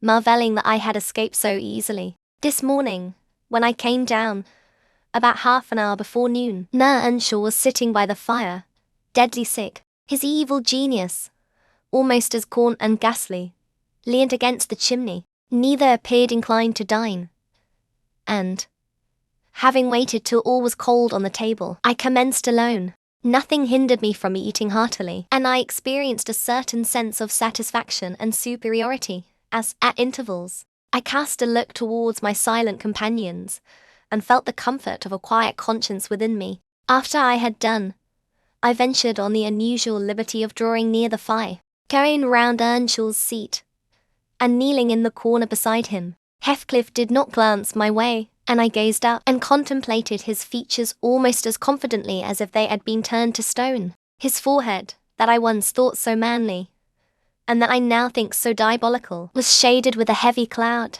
His basilisk eyes were nearly quenched by sleeplessness, and weeping, perhaps, for the lashes were wet then. His lips devoid of their ferocious sneer, and sealed in an expression of unspeakable sadness. Had it been another, I would have covered my face in the presence of such grief. In his case, I was gratified, and, ignoble as it seems to insult a fallen enemy, I couldn't miss this chance of sticking in a dart. His weakness was the only time when I could taste the delight of paying wrong for wrong. Miss, I interrupted. One might suppose you had never opened the Bible in your life. If God afflict your enemies, surely that ought to suffice you. It is both mean and presumptuous to add your torture to his. In general, I'll allow that it would be Ellen, she continued. But what misery laid on Heathcliff could content me, unless I have a hand in it. I'd rather he suffered less, if I might cause his sufferings, and he might know that I was the cause. Oh, I owe him so much. On only one condition can I hope to forgive him. It is, if I may take an eye for an eye, a tooth for a tooth. For every wrench of agony return a wrench, reduce him to my level. As he was the first to injure, make him the first to implore pardon.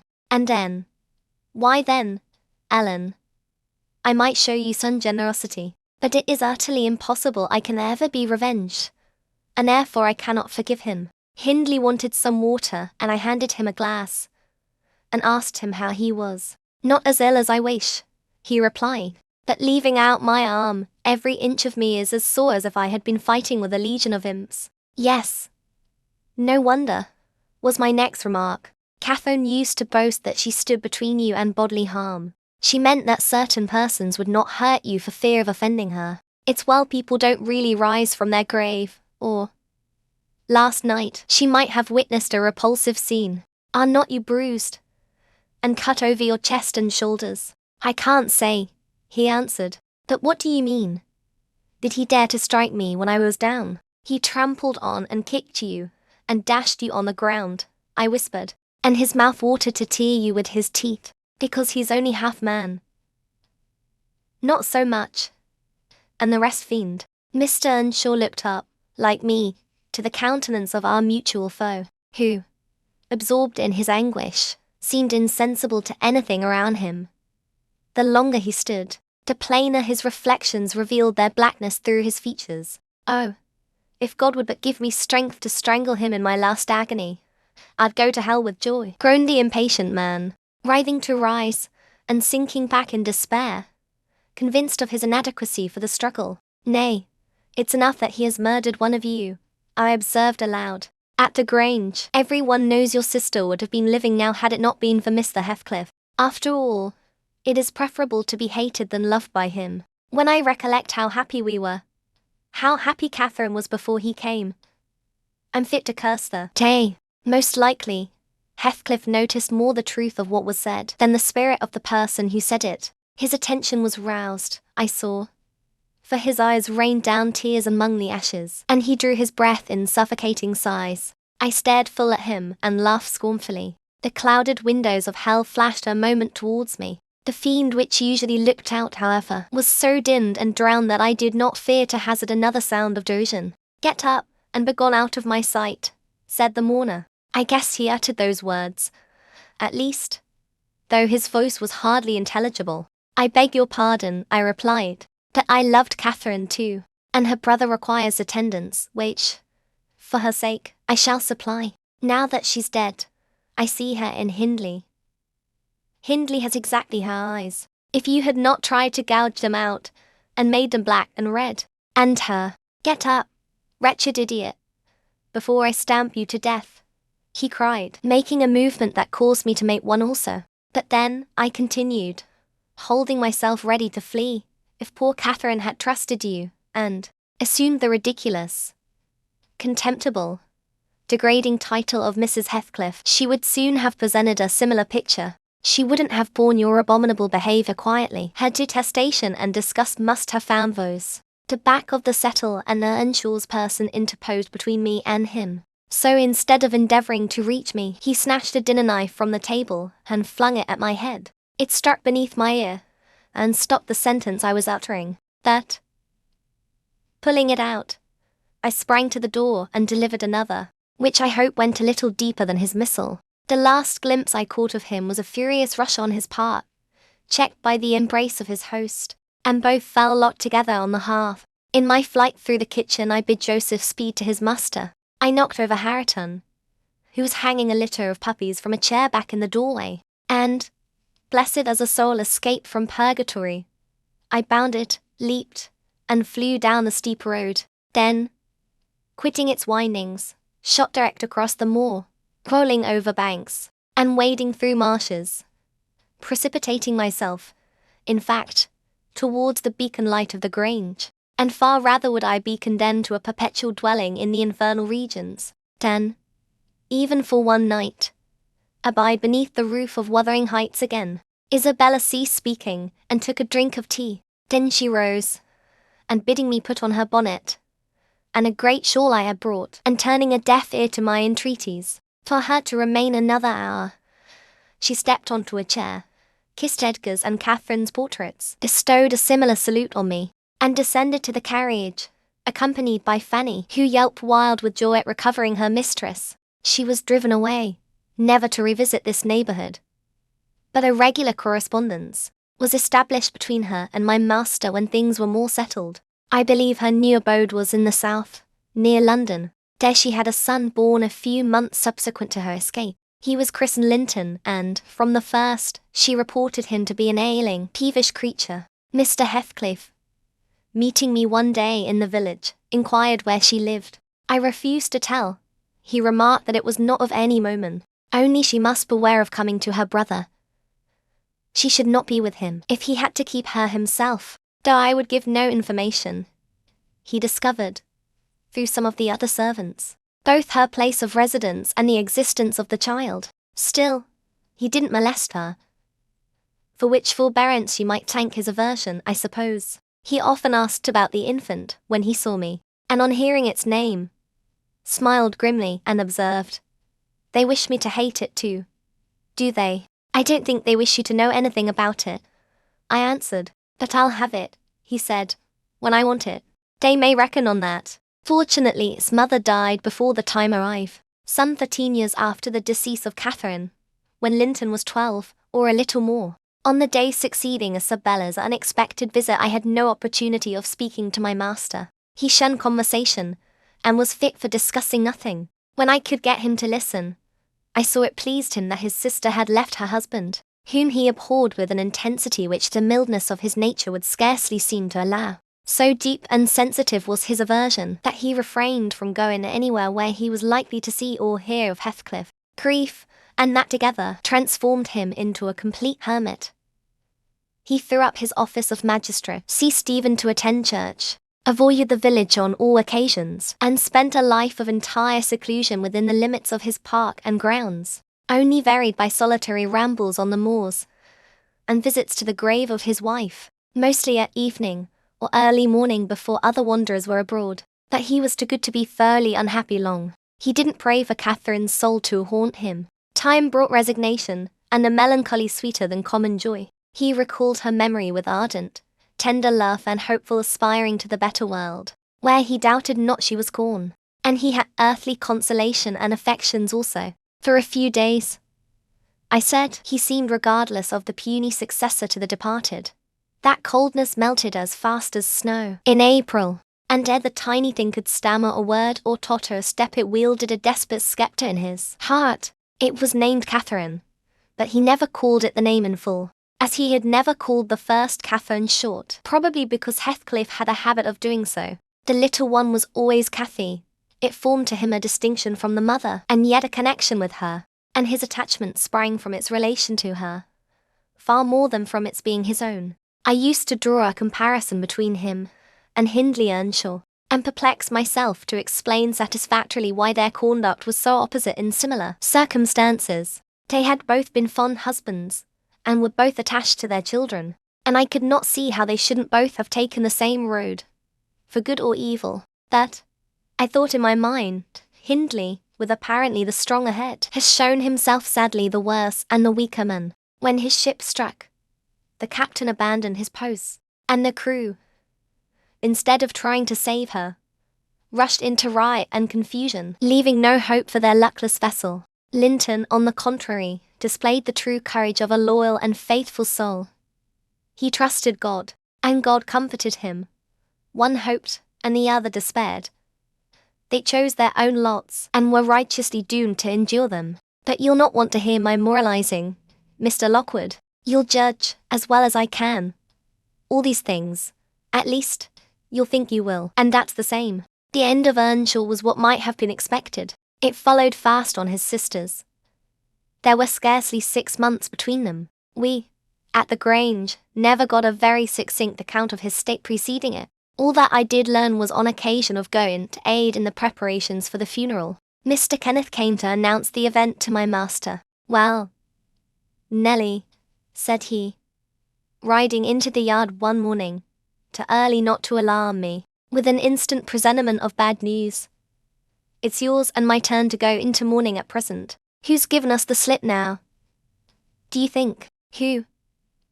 I asked in a flurry. "Why, guess," he returned, dismounting, and slinging his bridle on a hook by the door. "And nip up the corner of your apron. I'm certain you'll need it." "Not Mr. Heathcliff, surely," I exclaimed. "What?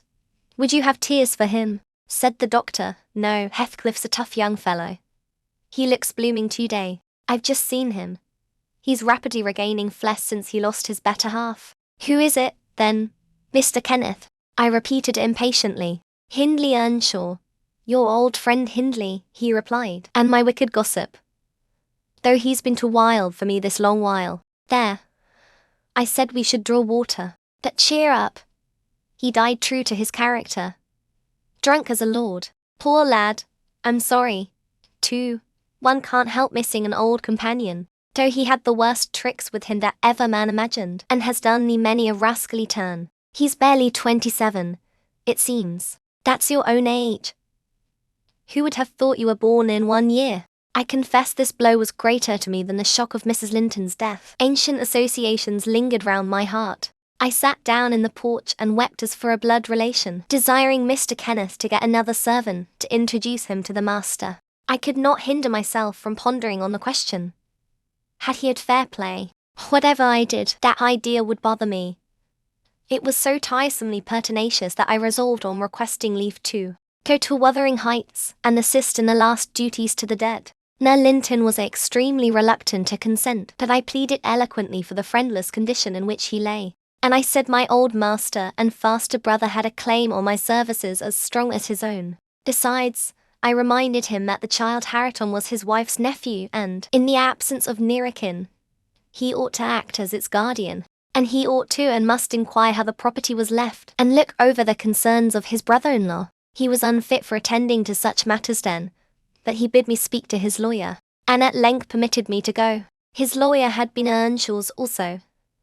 I called at the village, and asked him to accompany me. He shook his head, and advised that Heathcliff should be let alone, affirming, if the truth were known, Hareton would be found little else than a beggar. His father died in debt, he said. The whole property is mortgaged, and the sole chance for the natural heir is to allow him an opportunity of creating some interest in the creditor's heart, that he may be inclined to deal leniently towards him. When I reached the Heights, I explained that I had come to see everything carried on decently, and Joseph, who appeared in sufficient distress, expressed satisfaction at my presence. Heathcliff said he did not perceive that I was wanted, but I might stay and order the arrangements for the funeral if I chose. Correctly, he remarked, that fool's body should be buried at the crossroads, without ceremony of any kind. I happened to leave him 10 minutes yesterday afternoon, and in that interval he fastened the 2 doors of the house against me, and he has spent the night in drinking himself to death deliberately.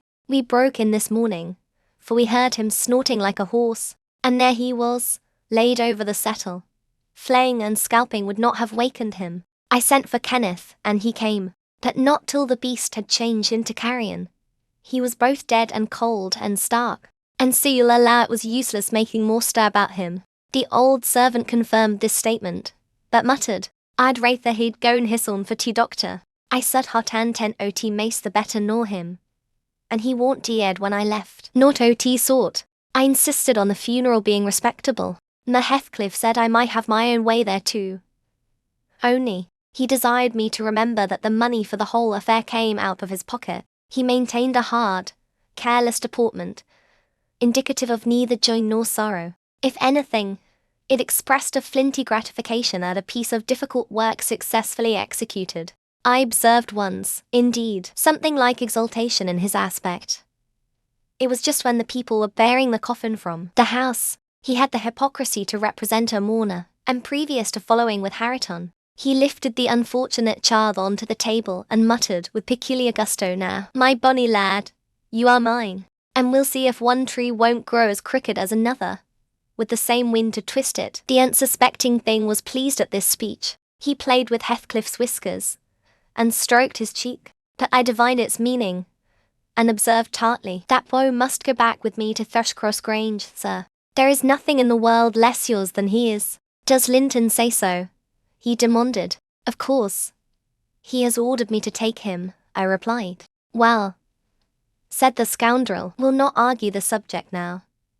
That I have a fancy to try my hand at rearing a young one. So intimate to your master that I must supply the place of this with my own. If he attempt to remove it, I don't engage to let Hareton go undisputed, but I'll be pretty sure to make the other come. Remember to tell him." This hint was enough to bind our hands. I repeated its substance on my return, and Edgar Linton, little interested at the commencement, spoke no more of interfering. I'm not aware that he could have done it to any purpose, had he been ever so willing. The guest was now the master of Wuthering Heights.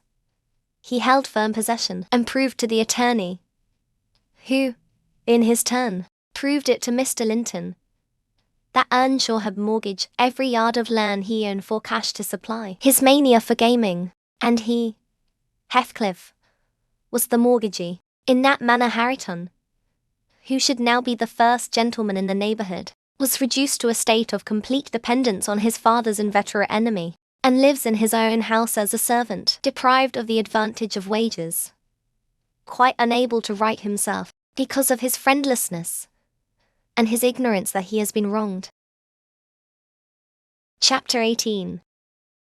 The 12 years, continued Mrs. Dean, following that dismal period were the happiest of my life. My greatest troubles in their passage rose from our little lady's trifling illnesses, which she had to experience in common with all children, rich and poor. For the rest, after the first 6 months, she grew like a larch, and could walk and talk too in her own way. Before the heath blossomed a second time over Mrs. Linton's dust, she was the most winning thing that ever brought sunshine into a desolate house. A real beauty in face, with the Earnshaw's handsome dark eyes, but the Lintons' fair skin and small features, and yellow curling hair. Her spirit was high, though not rough, and qualified by a heart sensitive and lively to excess in its affections. That capacity for intense attachments reminded me of her mother. Still she did not resemble her, for she could be soft and mild as a dove, and she had a gentle voice and pensive expression. Her anger was never furious, her love never fierce. It was deep and tender. However, it must be acknowledged, she had faults for all her gifts. A propensity to be saucy was one, and a perverse will, that indulged children invariably acquire, whether they be good-tempered or cross. If a servant chanced to vex her, it was always, "I shall tell Papa," and if he reproved her, even by a look, you would have thought it a heartbreaking business. I don't believe he ever did speak a harsh word to her. He took her education entirely on himself and made it an amusement. Fortunately, curiosity and a quick intellect made her an apt scholar. She learned rapidly and eagerly, and did honor to his teaching. Till she reached the age of 13 she had not once been beyond the range of the park by herself. Mer Linton would take her with him a mile or so outside, on rare occasions, but he trusted her to no one else. Gimmerton was an unsubstantial name in her ears. The chapel, the only building she had approached or entered except her own home. Wuthering Heights and Mr. Heathcliff did not exist for her. She was a perfect recluse, and, apparently, perfectly contented. Sometimes, indeed, While surveying the country from her nursery window, she would observe, "Ellen, how long will it be before I can walk to the top of those hills? I wonder what lies on the other side. Is it the sea?" "No, Miss Cathy," I would answer. "It is hills again. Just like these." "And what are those golden rocks like when you stand under them?" she once asked. The abrupt descent of Penistone Crags particularly attracted her notice, especially when the setting sun shone on it and the topmost heights, and the whole extent of landscape besides lay in shadow. I explained that they were bare masses of stone, with hardly enough earth in their clefts to nourish a stunted tree. "And why are they bright so long after it is evening here?" she pursued. "Because they are a great deal higher up than we are," replied I. "You could not climb them. They are too high and steep. In winter the frost is always there before it comes to us, and deep into summer I have found snow under that black hollow on the northeast side." "Oh, you have been on them," she cried gleefully. "Then I can go, too, when I am a woman." "Has Papa been, Helen?" "Papa would tell you, miss," I answered, hastily, "that they are not worth the trouble of visiting. The moors, where you ramble with him, are much nicer, and Thrushcross Park is the finest place in the world. But I know the park, and I don't know those," she murmured to herself, "and I should delight to look round me from the brow of that tallest point. My little pony Minnie shall take me some time." One of the maids mentioning the fairy cave quite turned her head with a desire to fulfill this project. She teased Merlinton about it, and he promised she should have the journey when she got older. But Miss Catherine measured her age by months, and, "Now, am I old enough to go to Penistone Crags?" was the constant question in her mouth. The road thither wound close by Wuthering Heights. Edgar had not the heart to pass it, so she received as constantly the answer, "Not yet, love, not yet." I said Mrs. Heathcliff lived above a dozen years after quitting her husband. Her family were of a delicate constitution. She and Edgar both lacked the ruddy health that you would generally meet in these parts. What her last illness was, I am not certain. I conjecture they died of the same thing, a kind of fever, slow at its commencement, but incurable, and rapidly consuming life towards the close. She wrote to inform her brother of the probable conclusion of a 4 months' indisposition, under which she had suffered, and entreated him to come to her, if possible, for she had much to settle, and she wished to bid him adieu, and to deliver Linton safely into his hands. Her hope was that Linton might be left with him, as he had been with her. His father, she would fain convince herself, had no desire to assume the burden of his maintenance or education. My master hesitated not a moment in complying with her requests. Reluctant as he was to leave home at ordinary calls, he flew to answer this, commending Catherine to my peculiar vigilance in his absence, with reiterated orders that she must not wander out of the park, even under my escort. He did not calculate on her going unaccompanied. He was away 3 weeks. The first day or two my charge sat in a corner of the library, too sad for either reading or playing. In that quiet state she caused me little trouble, but it was succeeded by an interval of impatient, fretful weariness, and being too busy, and too old then, to run up and down amusing her, I hit on a method by which she might entertain herself. I used to send her on her travels round the grounds, now on foot, and now on a pony, indulging her with a patient audience of all her real and imaginary adventures when she returned. The summer shone in full prime, and she took such a taste for this solitary rambling that she often contrived to remain out from breakfast till tea, and then the evenings were spent in recounting her fanciful tales. I did not fear her breaking bounds, because the gates were generally locked, and I thought she would scarcely venture forth alone if they had stood wide open. Unluckily, my confidence proved misplaced. Catherine came to me one morning at 8 o'clock and said she was that day an Arabian merchant, going to cross the desert with his caravan, and I must give her plenty of provision for herself and beasts, a horse and 3 camels, personated by a large hound and a couple of pointers. I got together good store of dainties, and slung them in a basket on one side of the saddle, and she sprang up as gay as a fairy, sheltered by her wide-brimmed hat and gauze veil from the July sun, and trotted off with a merry laugh, mocking my cautious counsel to avoid galloping, and come back early. The naughty thing never made her appearance at tea. One traveller, the hound, being an old dog and fond of its ease, returned, but neither Cathy Nor the pony, nor the 2 pointers were visible in any direction.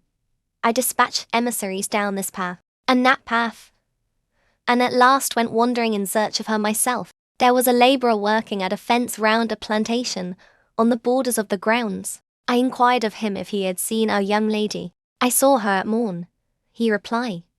She would have me to cut her a hazel switch, and then she leapt her galloway over the hedge yonder, where it is lowest, and galloped out of sight. You may guess how I felt at hearing this news. It struck me directly she must have started for Penistone Crags. What will become of her? I ejaculated, pushing through a gap which the man was repairing, and making straight to the high road. I walked as if for a wager, mile after mile, till a turn brought me in view of the heights. But no Catherine could I detect, far or near. The Crags lie about a mile and a half beyond Mr. Heathcliff's place, and that is far from the Grange, so I began to fear night would fall ere I could reach them. And what if she should have slipped in clambering among them, I reflected, and been killed, or broken some of her bones? My suspense was truly painful, and, at first, it gave me delightful relief to observe in hurrying by the farmhouse, Charlie, the fiercest of the pointers, lying under a window, with swelled head and bleeding ear. I opened the wicket and ran to the door, knocking vehemently for admittance. A woman whom I knew, and who formerly lived at Gimmerton, answered. She had been servant there since the death of Mr. Earnshaw. Ah, said she, you are come a-seeking your little mistress. Don't be frightened, she's here safe. But I'm glad it isn't the master. He is not at home then, is he? I panted, quite breathless with quick walking and alarm. No, no, she replied.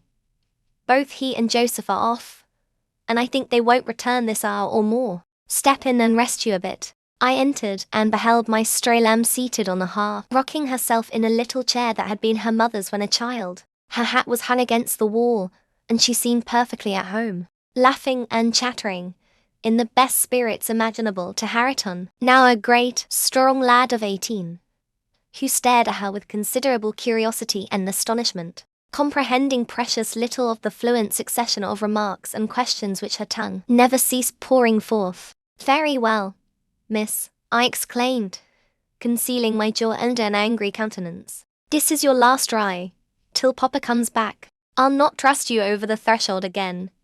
You naughty, naughty girl. Aha, Ellen, she cried, gaily, jumping up and running to my side. I shall have a pretty story to tell tonight. And so you found me out. Have you ever been here in your life before? Put that hat on, and home at once, said I. I'm dreadfully grieved at you, Miss Cathy.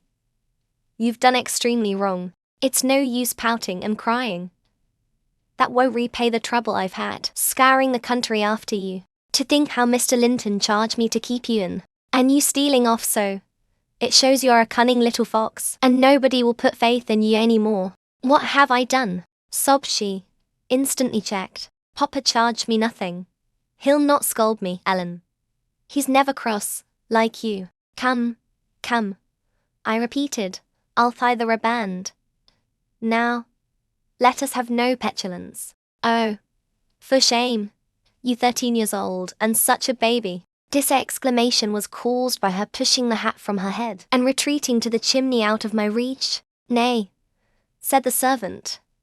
Don't be hard on the bonny lass, Mrs. Dean. We made her stop. She'd fain have ridden forwards, after you should be uneasy. Hareton offered to go with her, and I thought he should. It's a wild road over the hills. Hareton, during the discussion, stood with his hands in his pockets, too awkward to speak, though he looked as if he did not relish my intrusion. How long am I to wait? I continued, disregarding the woman's interference. It will be dark in 10 minutes. Where is the pony, Miss Cathy? And where is Phoenix? I shall leave you, unless you be quick. So please yourself. The pony is in the yard, she replied, and Phoenix is shut in there. He's bitten. And so is Charlie. I was going to tell you all about it, but you are in a bad temper and don't deserve to hear. I picked up her hat and approached to reinstate it, but perceiving that the people of the house took her part, she commenced capering round the room, and on my giving chase, ran like a mouse over and under and behind the furniture, rendering it ridiculous for me to pursue. Hareton and the woman laughed, and she joined them, and waxed more impertinent still, till I cry, in great irritation, "Well, Miss Cathy, if you were aware whose house this is you'd be glad enough to get out." "It's your father's, isn't it?" said she, turning to Hareton. "Nay," he replied, looking down and blushing bashfully. He could not stand a steady gaze from her eyes, though they were just his own. "Whose then? Your master's?" she asked. He coloured deeper, with a different feeling, muttered an oath, and turned away. "Who is his master?" continued the tiresome girl, appealing to me. "He talked about our house and our foe. I thought he had been the owner's son, and he never said miss. He should have done. Shouldn't he, if he's a servant?" Hareton grew black as a thundercloud at this childish speech. I silently shook my questioner, and at last succeeded in equipping her for departure. "Now, get my horse," she said, addressing her unknown kinsman as she would one of the stable bows at the Grange. "And you may come with me. I want to see where the goblin hunter rises in the marsh, and to hear about the firishes, as you call them.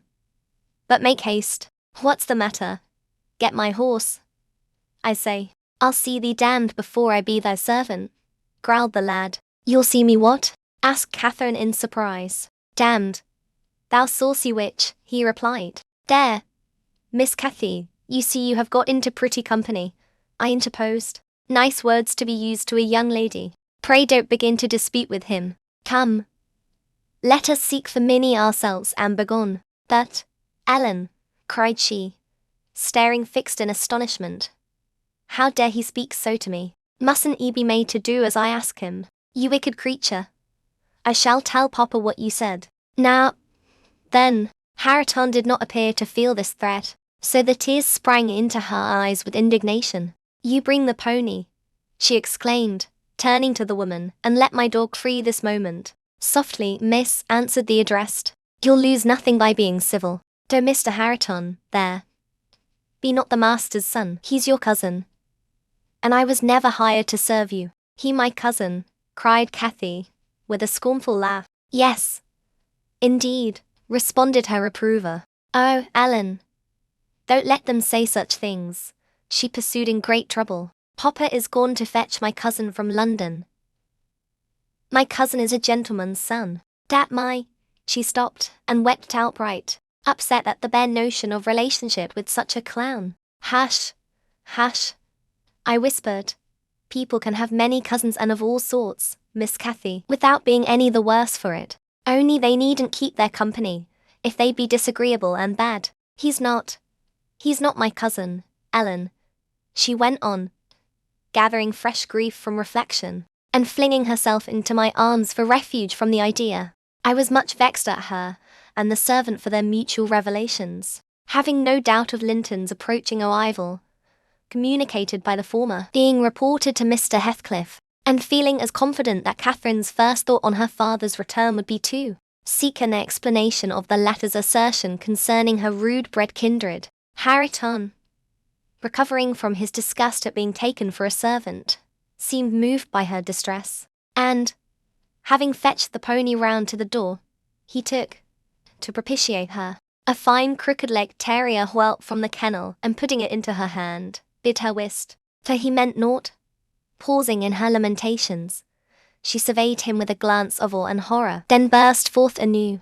I could scarcely refrain from smiling at this antipathy to the poor fellow, who was a well-made, athletic youth, good-looking in features and stout and healthy, but attired in garments befitting his daily occupations of working on the farm and lounging among the moors after rabbits and game. Still, I thought I could detect in his physiognomy and mine owning better qualities than his father ever possessed. Good things lost amid a wilderness of weeds, to be sure, whose rankness far overtopped their neglected growth. Yet, notwithstanding, evidence of a wealthy soul that might yield luxuriant crops under other and favourable circumstances. The Heathcliff, I believe, had not treated him physically ill, thanks to his fearless nature, which offered no temptation to that course of oppression. He had none of the timid susceptibility that would have given zest to ill treatment. In Heathcliff's judgment, he appeared to have bent his malevolence on making him a brute.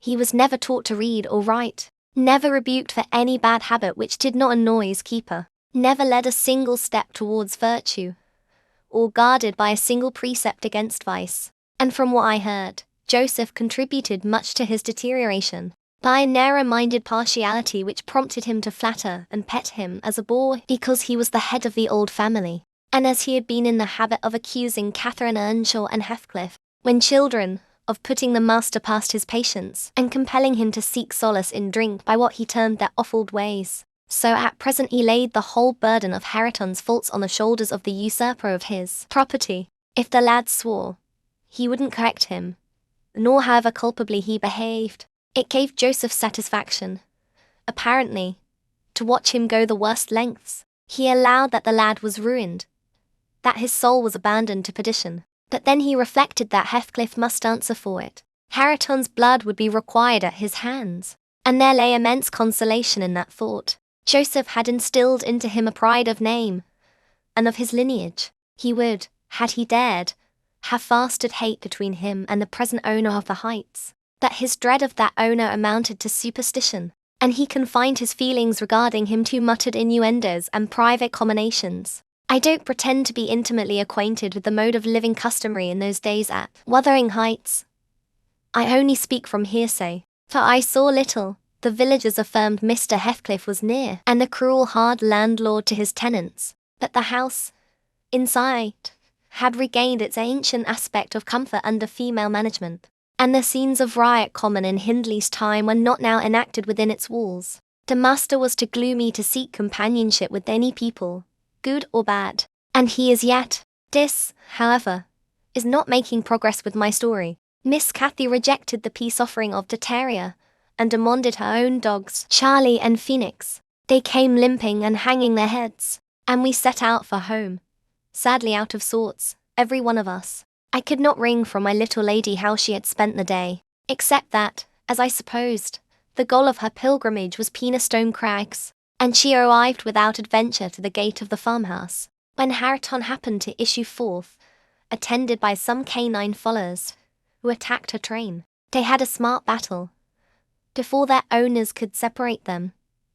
That formed an introduction. Catherine told Hareton who she was, and where she was going, and asked him to show her the way. Finally, beguiling him to accompany her, he opened the mysteries of the Fairy Cave, and 20 other queer places, that, being in disgrace, I was not favoured with a description of the interesting objects she saw. I could gather, however, that her guide had been a favourite till she hurt his feelings by addressing him as a servant, and Heathcliff's housekeeper hurt hers by calling him her cousin. Then the language he had held to her rankled in her heart. She who was always love and darling and queen and angel, with everybody at the Grange, to be insulted so shockingly by a stranger. She did not comprehend it, and hard work I had to obtain a promise that she would not lay the grievance before her father. I explained how he objected to the whole household at the Heights, and how sorry he would be to find she had been there, but I insisted most on the fact that if she revealed my negligence of his orders, he would perhaps be so angry that I should have to leave, and Cathy couldn't bear that prospect. She pledged her word, and kept it for my sake. After all, she was a sweet little girl. Chapter 19.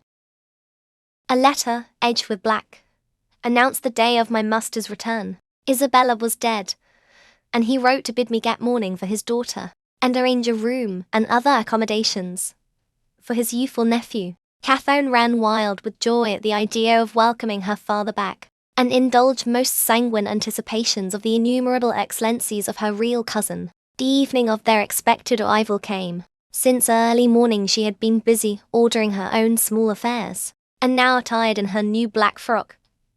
Poor thing, her aunt's death impressed her with no definite sorrow.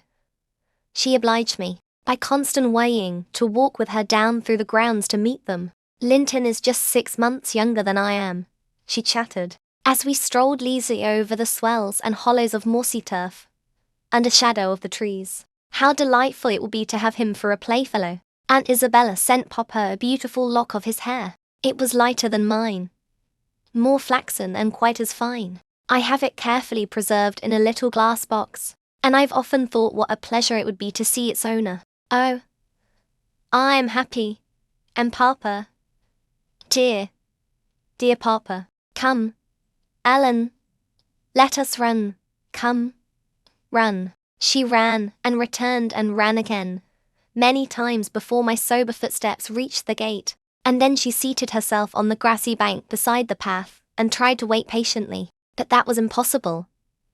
She couldn't be still a minute. How long they are, she exclaimed. Ah, I see some dust on the road. They are coming. No. When will they be here? May we not go a little way? Half a mile, Ellen. Only just half a mile. Do say yes, to that clump of birches at the turn. I refused staunchly. At length her suspense was ended. The travelling carriage rolled in sight. Miss Cathy shrieked and stretched out her arms as soon as she caught her father's face looking from the window. He descended, nearly as eager as herself, and a considerable interval elapsed ere they had a thought to spare for any but themselves. While they exchanged caresses, I took a peep in to see after Linton. He was asleep in a corner, wrapped in a warm, fur-lined cloak, as if it had been winter. A pale, delicate, effeminate boy who might have been taken for my master's younger brother. So strong was the resemblance, that there was a sickly peevishness in his aspect that Edgar Linton never had. The latter saw me looking, and having shaken hands, advised me to close the door and leave him undisturbed, for the journey had fatigued him. Cathy would fain have taken one glance, but her father told her to come, and they walked together up the park, while I hastened before to prepare the servants. Now, darling, said Mr. Linton, addressing his daughter, as they halted at the bottom of the front steps, your cousin is not so strong or so merry as you are, and he has lost his mother, remember, a very short time since. Therefore, don't expect him to play and run about with you directly, and don't harass him much by talking. Let him be quiet this evening, at least, will you? Yes, yes, Papa, answered Catherine. But I do want to see him, and he hasn't once looked out. The carriage stopped, and the sleeper, being roused, was lifted to the ground by his uncle. This is your cousin Cathy, Linton, he said, putting their little hands together. She's fond of you already, and mind you don't grieve her by crying tonight. Try to be cheerful now. The travelling is at an end, and you have nothing to do but rest and amuse yourself as you please. Let me go to bed, then, answered the boy, shrinking from Catherine's salute, and he put his fingers to his eyes to remove incipient tears. Come, come. There's a good child, I whispered, leading him in. You'll make her weep too. See how sorry she is for you. I do not know whether it was sorrow for him, but his cousin put on as sad a countenance as himself, and returned to her father. All three entered, and mounted to the library, where tea was laid ready. I proceeded to remove Linton's cap and mantle, and placed him on a chair by the table, but he was no sooner seated than he began to cry afresh. My master inquired what was the matter. I can't sit on a chair, sobbed the boy. Go to the sofa, then, and Ellen shall bring you some tea, answered his uncle patiently. He had been greatly tried. During the journey, I felt convinced, by his fretful ailing charge. Linton slowly trailed himself off and lay down. Cathy carried a footstool and her cup to his side. At first she sat silent, but that could not last. She had resolved to make a pet of her little cousin, as she would have him to be, and she commenced stroking his curls and kissing his cheek, and offering him tea in her saucer, like a baby. This pleased him, for he was not much better. He dried his eyes and lightened into a faint smile. Oh, he'll do very well, said the master to me, after watching them a minute. Very well, if we can keep him, Ellen. The company of a child of his own age will instill new spirit into him soon, and by wishing for strength he'll gain it. If we can keep him, I mused to myself, and saw misgivings came over me that there was slight hope of that. And then, I thought, however will that weakling live at Wuthering Heights, between his father and Harriton? What playmates and instructors there'll be. Our doubts were presently decided, even earlier than I expected. I had just taken the children upstairs, after tea was finished, and seen Linton asleep. He would not suffer me to leave him till that was the case. I had come down, and was standing by the table in the hall, lighting a bedroom candle for Mr. Edgar, when a maid stepped out of the kitchen. and informed me that Mr. Heathcliff's servant Joseph was at the door and wished to speak with the master. I shall ask him what he wants first, I said, in considerable trepidation. A very unlikely hour to be troubling people, and the instant they have returned from a long journey. I don't think the master can see him. Joseph had advanced through the kitchen as I uttered these words, and now presented himself in the hall. He was donned in his Sunday garments, with his most sanctimonious and sourest face, and, holding his hat in one hand, and his stick in the other, he proceeded to clean his shoes on the mat. "Good evening, Joseph," I said, coldly. "What business brings you here tonight?" "It's Maister Linton I mun spake to," he answered, waving me disdainfully aside. "Mr. Linton is going to bed, unless you have something particular to say." "I'm sure he won't hear it now," I continued. "You had better sit down in there, and entrust your message to me." "Which is his room?" pursued the fellow, surveying the range of closed doors. I perceived he was bent on refusing my mediation, so very reluctantly I went up to the library, and announced the unseasonable visitor,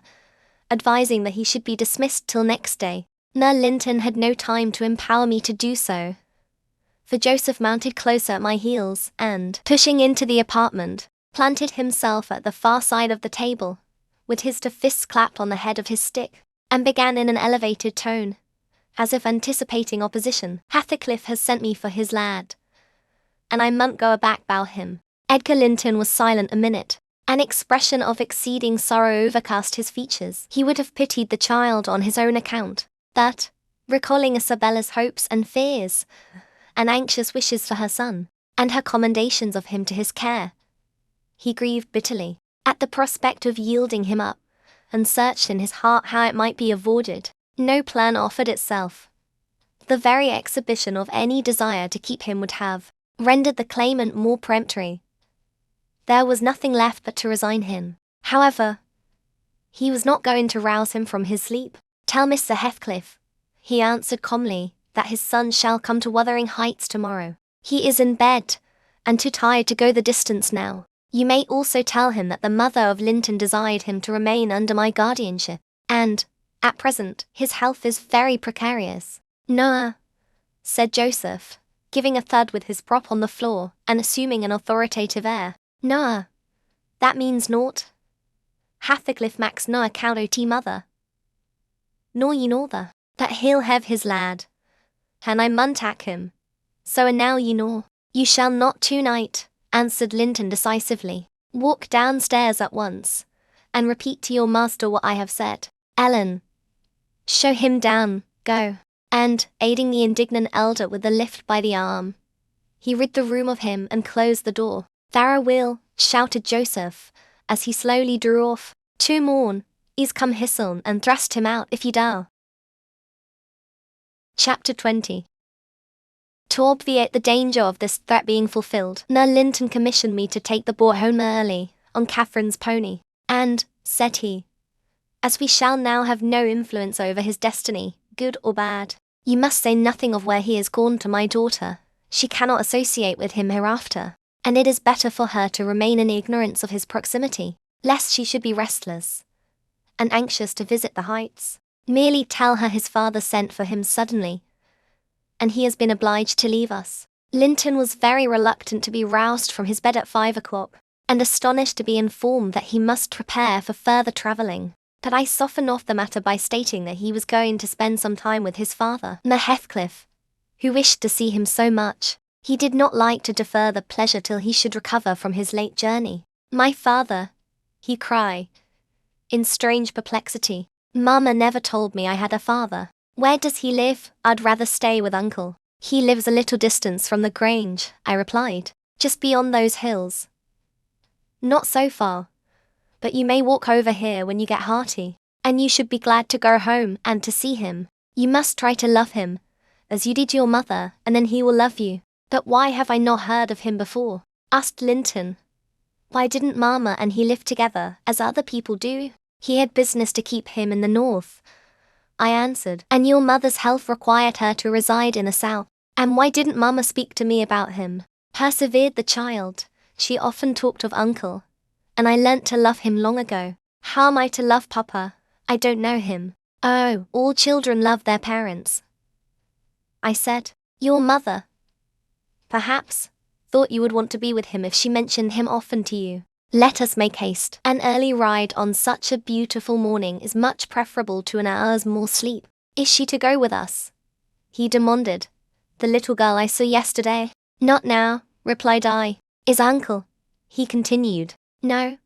I shall be your companion there, I said. Linton sank back on his pillow and fell into a brown study. I won't go without uncle, he cried at length. I can't tell where you mean to take me. I attempted to persuade him of the naughtiness of showing reluctance to meet his father. Still he obstinately resisted any progress towards dressing, and I had to call for my master's assistance in coaxing him out of bed. The poor thing was finally got off with several delusive assurances that his absence should be short, that Mr. Edgar and Cathy would visit him, and other promises, equally ill-founded, which I invented and reiterated at intervals throughout the way. The pure heather-scented air, the bright sunshine, and the gentle canto of Minnie relieved his despondency after a while. He began to put questions concerning his new home and its inhabitants with greater interest and liveliness. Is Wuthering Heights as pleasant a place as Thrushcross Grange? He inquired, turning to take a last glance into the valley, whence a light mist mounted and formed a fleecy cloud on the skirts of the blue.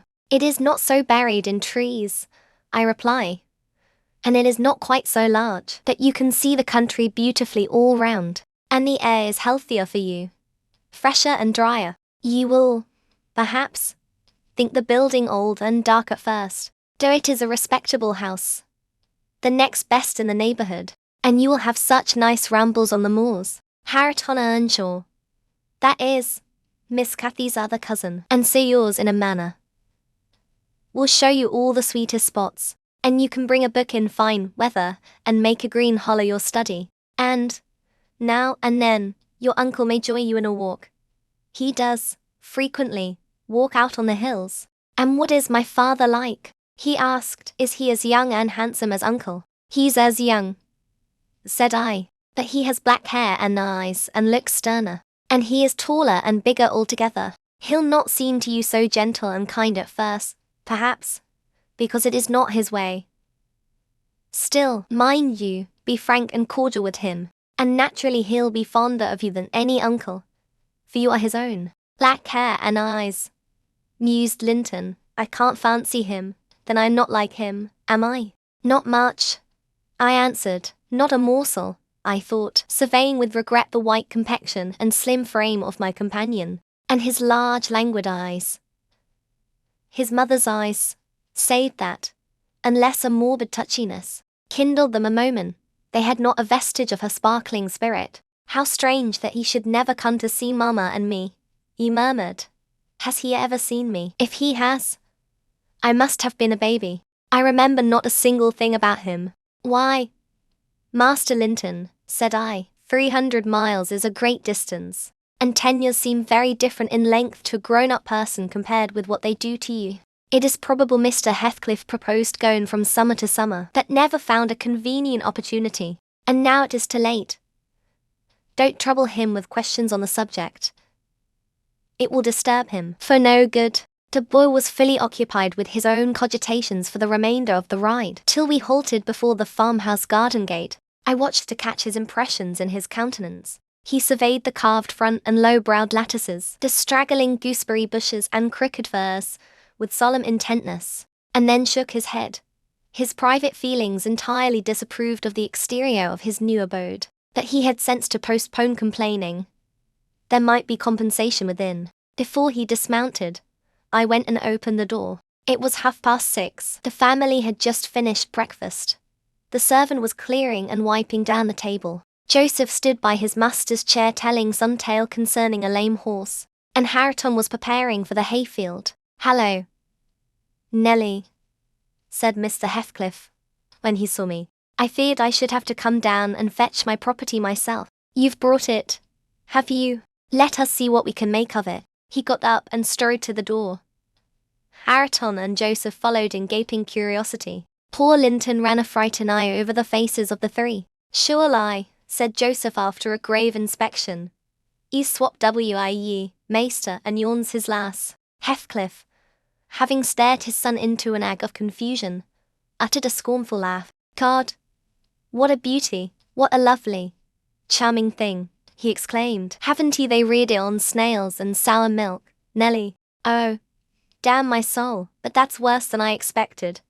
And the devil knows I was not sanguine. I bid the trembling and bewildered child get down and enter. He did not thoroughly comprehend the meaning of his father's speech, or whether it were intended for him. Indeed, he was not yet certain that the grim, sneering stranger was his father, but he clung to me with growing trepidation, and on Mr. Heathcliff's taking a seat, and bidding him come hither, he hid his face on my shoulder, and wept. Tut, tut, said Heathcliff, stretching out a hand and dragging him roughly between his knees, and then holding up his head by the chin. None of that nonsense. We're not going to hurt thee, Linton. Isn't that thy name? Thou art thy mother's child. Entirely. Where is my share in thee? Pooling chicken. He took off the beau's cap and pushed back his thick flaxen curls, felt his slender arms and his small fingers, during which examination Linton ceased crying, and lifted his great blue eyes to inspect the inspector. Do you know me? Asked Heathcliff, having satisfied himself that the limbs were all equally frail and feeble. No, said Linton, with a gaze of vacant fear. You've heard of me, I dare say. No, he replied again. No. What a shame of your mother, never to waken your filial regard for me. You are my son, then, I'll tell you, and your mother was a wicked slut to leave you in ignorance of the sort of father you possessed. Now, don't wince and colour, though it is something to see you have not white blood. Be a good lad, and I'll do for you, Nelly. If you be tired you may sit down. If not, get home again. I guess you'll report what you hear and see to the cipher at the Grange. And this thing won't be settled while you linger about it. Well, replied I hope you'll be kind to the boy, Mr. Heathcliff, or you'll not keep him long, and he's all you have akin in the wide world that you will ever know. Remember, I'll be very kind to him. You needn't fear, he said, laughing. Only nobody else must be kind to him. I'm jealous of monopolising his affection. And, to begin my kindness, Joseph, bring the lad some breakfast. Hareton, you infernal calf. Begone to your work. Yes. Nell, he added, when they had departed, my son is prospective owner of your place, and I should not wish him to die till I was certain of being his successor. Besides, he's mine, and I want the triumph of seeing my descendant fairly lord of their estates, my child hiring their children to till their father's lands for wages. That is the sole consideration which can make me endure the whelp. I despise him for himself, and hate him for the memories he revives, but that consideration is sufficient. He's as safe with me, and shall be tended as carefully as your master tends his own. I have a room upstairs, furnished for him in handsome style. I've engaged a tutor, also, to come 3 times a week, from 20 miles distance, to teach him what he pleases to learn. I've ordered Hareton to obey him, and in fact I've arranged everything, with a view to preserve the superior and the gentleman in him, above his associates. I do regret, however, that he so little deserved the trouble. If I wish any blessing in the world, it was to find him a worthy object of pride, and I'm bitterly disappointed with the whey-faced, whining wretch. While he was speaking, Joseph returned bearing a basin of milk porridge, and placed it before Linton, who stirred round the homely mess with a look of aversion, and affirmed he could not eat it. I saw the old man-servant shared largely in his master's scorn of the child, though he was compelled to retain the sentiment in his heart, because Heathcliff plainly meant his underlings to hold him in honour. Cannot eat it, repeated he, peering in Linton's face, and subduing his voice to a whisper, for fear of being overheard. But Maester Hareton niver ate nor else, when he were a little un. And what were good in you for him's good in you for ye, as rather think. I shan't eat it, answered Linton, snappishly. Take it away. Joseph snatched up the food indignantly, and brought it to us. Is there all ales victuals? He asked, thrusting the tray under Heathcliff's nose. What should ail them? He said. Why, answered Joseph, yon dainty chap says he cannot ate him, but I guess it's right. His mother were just sour. We were a'most too mucky to sow tea corn for macking her bread. Don't mention his mother to me, said the master, angrily. Get him something that he can eat, that's all. What is his usual food, Nelly? One suggested boiled milk or tea, and the housekeeper received instructions to prepare some. Come, I reflected. His father's selfishness may contribute to his comfort. He perceives his delicate constitution, and the necessity of treating him tolerably. I'll console Mr. Edgar by acquainting him with the turn Heathcliff's humour has taken. Having no excuse for lingering longer, I slipped out, while Linton was engaged in timidly rebuffing the advances of a friendly sheepdog. But he was too much on the alert to be cheated. As I closed the door, I heard a cry, and a frantic repetition of the words, "Don't leave me. I'll not stay here. I'll not stay here." Then the latch was raised and fell. They did not suffer him to come forth. I mounted Minnie and urged her to a trot. And so my brief guardianship ended. Chapter 21. We had sad work with little Cathy that day.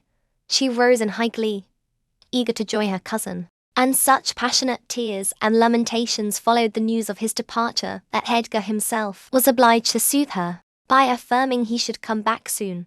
He added, however, if I can get him, and there were no hopes of that. This promise poorly pacified her, but time was more potent, and though still at intervals she inquired of her father when Linton would return. Before she did see him again his features had waxed so dim in her memory that she did not recognize him. When I chanced to encounter the housekeeper of Wuthering Heights, in paying business visits to Gimmerton, I used to ask how the young master got on, for he lived almost as secluded as Catherine herself, and was never to be seen. I could gather from her that he continued in weak health, and was a tiresome inmate. She said Mr. Heathcliff seemed to dislike him ever longer and worse, though he took some trouble to conceal it. He had an antipathy to the sound of his voice, and could not do at all with his sitting in the same room with him many minutes together. There seldom passed much talk between them. Linton learned his lessons and spent his evenings in a small apartment they called the parlour, or else lay in bed all day, for he was constantly getting coughs and colds and aches and pains of some sort, and I never knew such a faint-hearted creature, added the woman, nor one so careful of his own. He will go on, if I leave the window open a bit late in the evening. Oh, it's killing. A breath of night air. And he must have a fire in the middle of summer. And Joseph's bacca-pipe is poison. And he must always have sweets and dainties. And always milk forever. Heeding not how the rest of us are pinched in winter. And there he'll sit, wrapped in his furred cloak in his chair by the fire, with some toast and water, or other slop on the hob to sip at. And if Hareton, for pity, comes to amuse him, Hareton is not bad-natured, though he's rough. They're sure to part, one swearing and the other crying. I believe the master would relish Earnshaw's thrashing him to a mummy, if he were not his son, and I'm certain he would be fit to turn him out of doors, if he knew half the nursing he gives his son, but then he won't go into danger of temptation. He never enters the parlour, and should Linton show those ways in the house where he is, he sends him upstairs directly. I divine, from this account, that utter lack of sympathy had rendered young Heathcliff selfish and disagreeable, if he were not so originally, and my interest in him, consequently, decayed. Oh, still I was moved, with a sense of grief at his lot, and a wish that he had been left with us. Mayor Edgar encouraged me to gain information. He thought a great deal about him, I fancy, and would have run some risk to see him, and he told me once to ask the housekeeper whether he ever came into the village. She said he had only been twice, on horseback, accompanying his father, and both times he pretended to be quite knocked up for 3 or 4 days afterwards. That housekeeper left, if I recollect rightly, 2 years after he came, and another, whom I did not know, was her successor. She lives there still, time worn at the Grange in its former pleasant way till Miss Cathy reached 16. On the anniversary of her birth we never manifested any signs of rejoicing, because it was also the anniversary of my late mistress's death. Her father invariably spent that day alone in the library, and walked, at dusk, as far as Gimmerton Kirkyard, where he would frequently prolong his stay beyond midnight. Therefore Catherine was thrown on her own resources for amusement. This 20th of March was a beautiful spring day, and when her father had retired, my young lady came down dressed for going out. and said she asked to have a ramble on the edge of the moor with me. Mr. Linton had given her leave, if we went only a short distance and were back within the hour. So make haste, Ellen, she cried. I know where I wish to go, where a colony of moor game are settled. I want to see whether they have made their nests yet. That must be a good distance up, I answered. They don't breed on the edge of the moor. No, it's not, she said. I've gone very near with Papa. I put on my bonnet and sallied out, thinking nothing more of the matter. She bounded before me, and returned to my side, and was off again like a young greyhound. And, at first, I found plenty of entertainment in listening to the lark singing far and near, and enjoying the sweet, warm sunshine, and watching her, my pet and my delight, with her golden ringlets flying loose behind, and her bright cheek, as soft and pure in its bloom as a wild rose, and her eyes radiant with cloudless pleasure. She was a happy creature, and an angel, in those days. It's a pity she could not be content. Well, said I, where are your moor game, Miss Cathy? We should be at them. The Grange Park fence is a great way off now. Oh, a little further. Only a little further, Ellen, was her answer.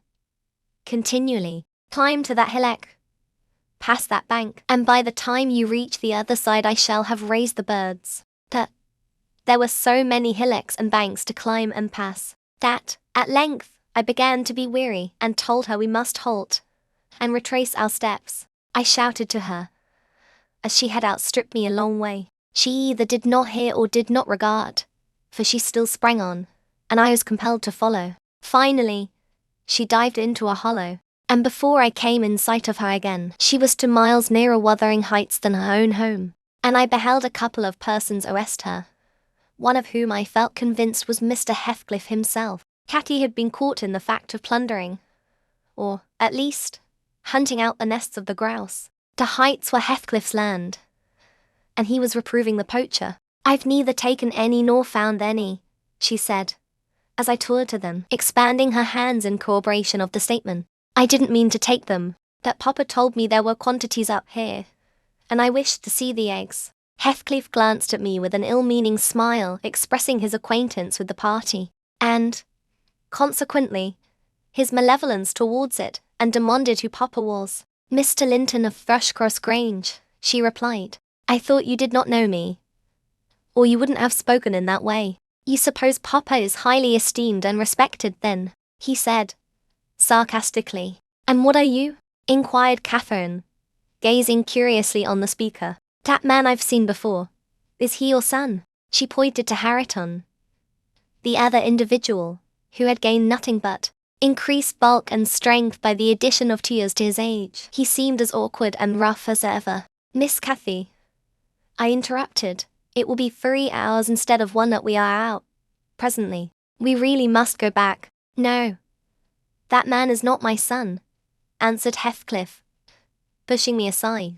But I have one, and you have seen him before too. And, though your nurse is in a hurry, I think both you and she would be the better for a little rest. Will you just turn this nab of heath and walk into my house? You'll get home earlier for these, and you shall receive a kind welcome. I whispered Catherine that she mustn't, on any account, accede to the proposal.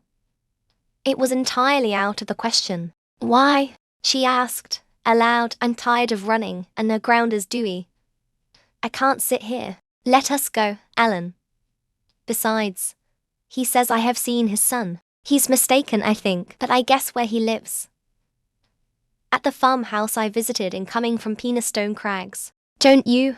I do. Come. Nellie, hold your tongue. It will be a treat for her to look in on us. Harriton, get forwards with the lass. You shall walk with me. Nellie, no. She's not going to any such place. I cry, struggling to release my arm, which he had seized. But she was almost at the door-stones already, scampering round the brow at full speed. Her appointed companion did not pretend to escort her. He shied off by the roadside and vanished. Mr. Heathcliff. It's very wrong, I continued. You know you mean no good. And there she'll see Linton, and all will be told as soon as ever we return. and I shall have the blame. I want her to see Linton, he answered. He's looking better these few days. It's not often he's fit to be seen, and we'll soon persuade her to keep the visit secret.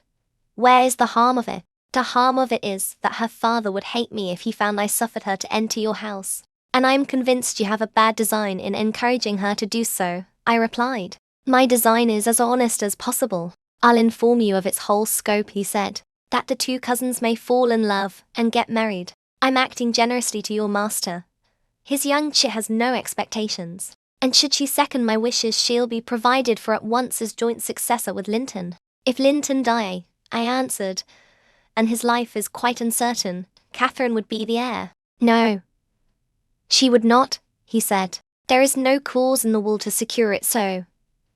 His property would go to me. But, to prevent disputes, I desire their union, and I am resolved to bring it about. And I am resolved she shall never approach your house with me again, I returned. As we reached the gate, where Miss Cathy waited our coming, Heathcliff bade me be quiet, and, preceding us up the path, hastened to open the door. My young lady gave him several looks, as if she could not exactly make up her mind what to think of him. But now he smiled when he met her eye, and softened his voice in addressing her, and I was foolish enough to imagine the memory of her mother might disarm him from desiring her injury. Linton stood on the hearth. He had been out walking in the fields, for his cap was on, and he was calling to Joseph to bring him dry shoes. He had grown tall of his age, still wanting some months of 16. His features were pretty yet, and his eye and complexion brighter than I remembered them, though with merely temporary lustre borrowed from the salubrious air and genial sun. Now, who is that? Asked Mr. Heathcliff, turning to Cathy. Can you tell? Your son, she said, having doubtfully surveyed first one and then the other. Yes, answered he. But is this the only time you have beheld him? Think. You have a short memory. Linton, don't you recall your cousin, that you used to tease us so with wishing to see? What? Linton, cried Cathy, kindling into joyful surprise at the name. Is that little Linton? He's taller than I am. Are you Linton? The youth stepped forward and acknowledged himself. She kissed him fervently, and they gazed with wonder at the change time had wrought in the appearance of each. Catherine had reached her full height. Her figure was both plump and slender, elastic as steel, and her whole aspect sparkling with health and spirits. Linton's looks and movements were very languid, and his form extremely slight, but there was a grace in his manner that mitigated these defects and rendered him not unpleasing. After exchanging numerous marks of fondness with him, his cousin went to Mr. Heathcliff, who lingered by the door, dividing his attention between the objects inside and those that lay without, pretending, that is, to observe the latter and really noting the former alone. And you are my uncle, then? She cried, reaching up to salute him. I thought I liked you, though you were cross at first. Why don't you visit at the Grange with Linton? To live all these years such close neighbours, and never see us, is odd. What have you done so for? I visited it once or twice too often before you were born, he answered. Damn it, if you have any kisses to spare, give them to Linton. They are thrown away on me. Naughty Ellen, exclaimed Catherine, flying to attack me next with her lavish caresses. Wicked Ellen, to try to hinder me from entering. But I'll take this walk every morning in future. May I, uncle? And sometimes bring papa. Won't you be glad to see us? Of course, replied the uncle, with a hardly suppressed grimace, resulting from his deep aversion to both the proposed visitors. But stay, he continued, turning towards the young lady. Now I think of it, I'd better tell you. Linton has a prejudice against me. We quarrelled at one time of our lives with unchristian ferocity, and if you mention coming here to him, he'll put a veto on your visits altogether. Therefore, you must not mention it, unless you be careless of seeing your cousin hereafter. You may come, if you will, but you must not mention it. Why did you quarrel? Asked Catherine, considerably crestfallen. He thought me too poor to wed his sister, answered Heathcliff, and was grieved that I got her. His pride was hurt, and he'll never forgive it. That's wrong, said the young lady. Sometime I'll tell him so. But Linton and I have no share in your quarrel. I'll not come here, then. He shall come to the Grange. It will be too far for me, murmured her cousin. To walk for miles would kill me. No. Come here, Miss Catherine, now and then. Not every morning, but once or twice a week. The father launched towards his son a glance of bitter contempt. I'm afraid, Nelly, I shall lose my labour, he muttered to me. Miss Catherine, as the ninny calls her, will discover his value, and send him to the devil. Now, if it had been Hareton, do you know that? 20 times a day, I covet Hareton, with all his degradation. I'd have loved the lad had he been someone else, but I think he's safe from her love. I'll pit him against that paltry creature, unless it bestir itself briskly. We calculate it will scarcely last till it is 18. Oh, confound the vapid thing. He's absorbed in drying his feet, and never looks at her. Linton, yes, father, answered the boy. Have you nothing to show your cousin anywhere about?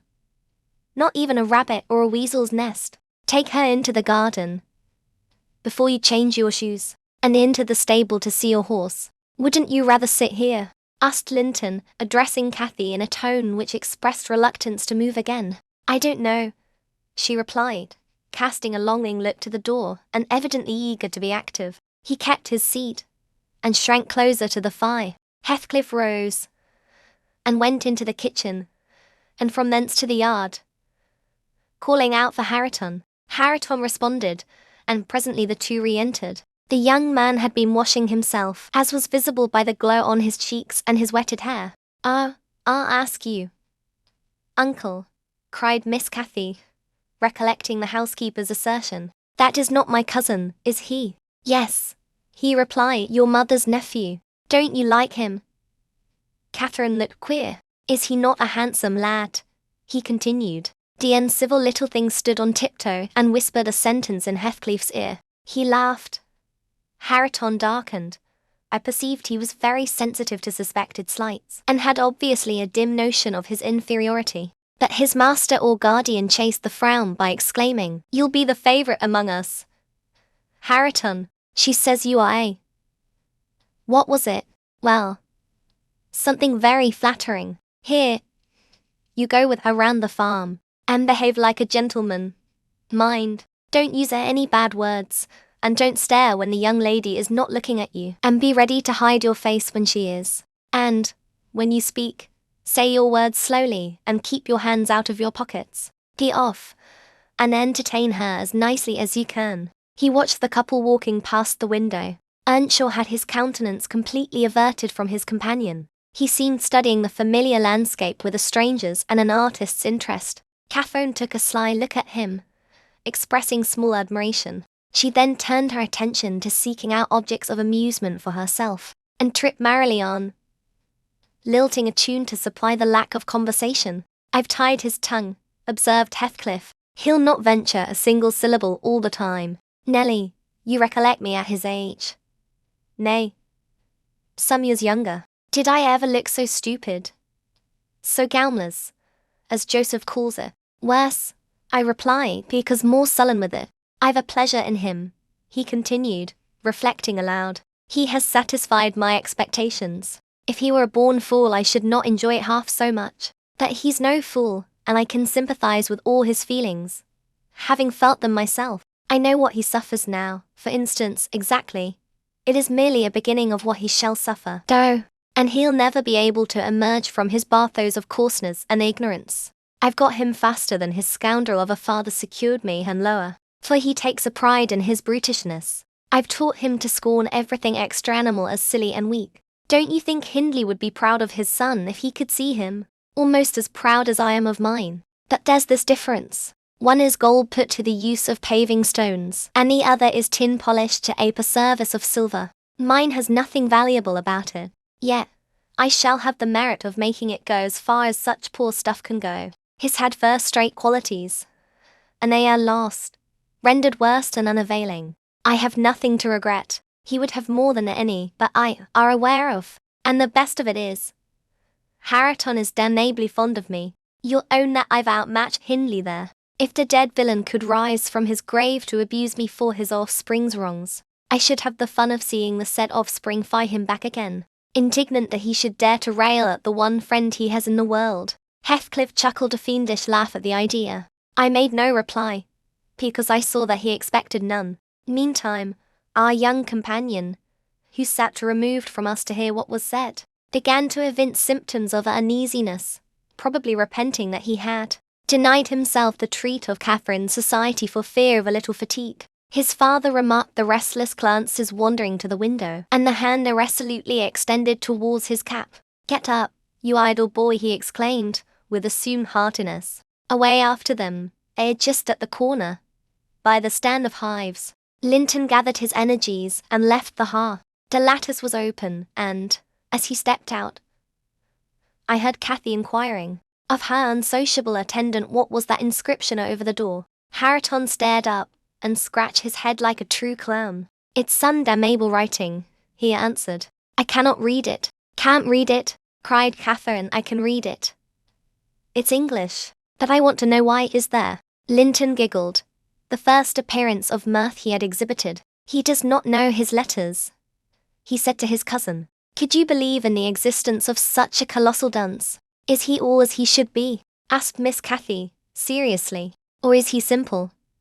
Not right. I've questioned him twice now, and each time he looks so stupid I think he does not understand me. I can hardly understand him, I'm sure. Linton repeated his laugh, and glanced at Hareton tauntingly, who certainly did not seem quite clear of comprehension at that moment. There's nothing the matter but laziness. Is there, Earnshaw? He said.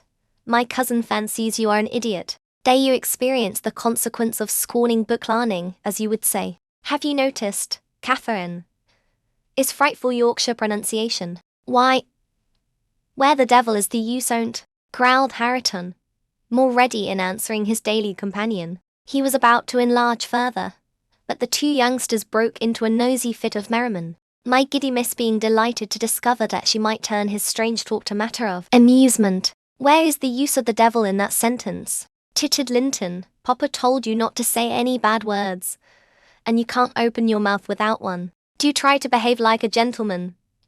Now do. If thou weren't more a lass than a lad, I'd fell thee this minute.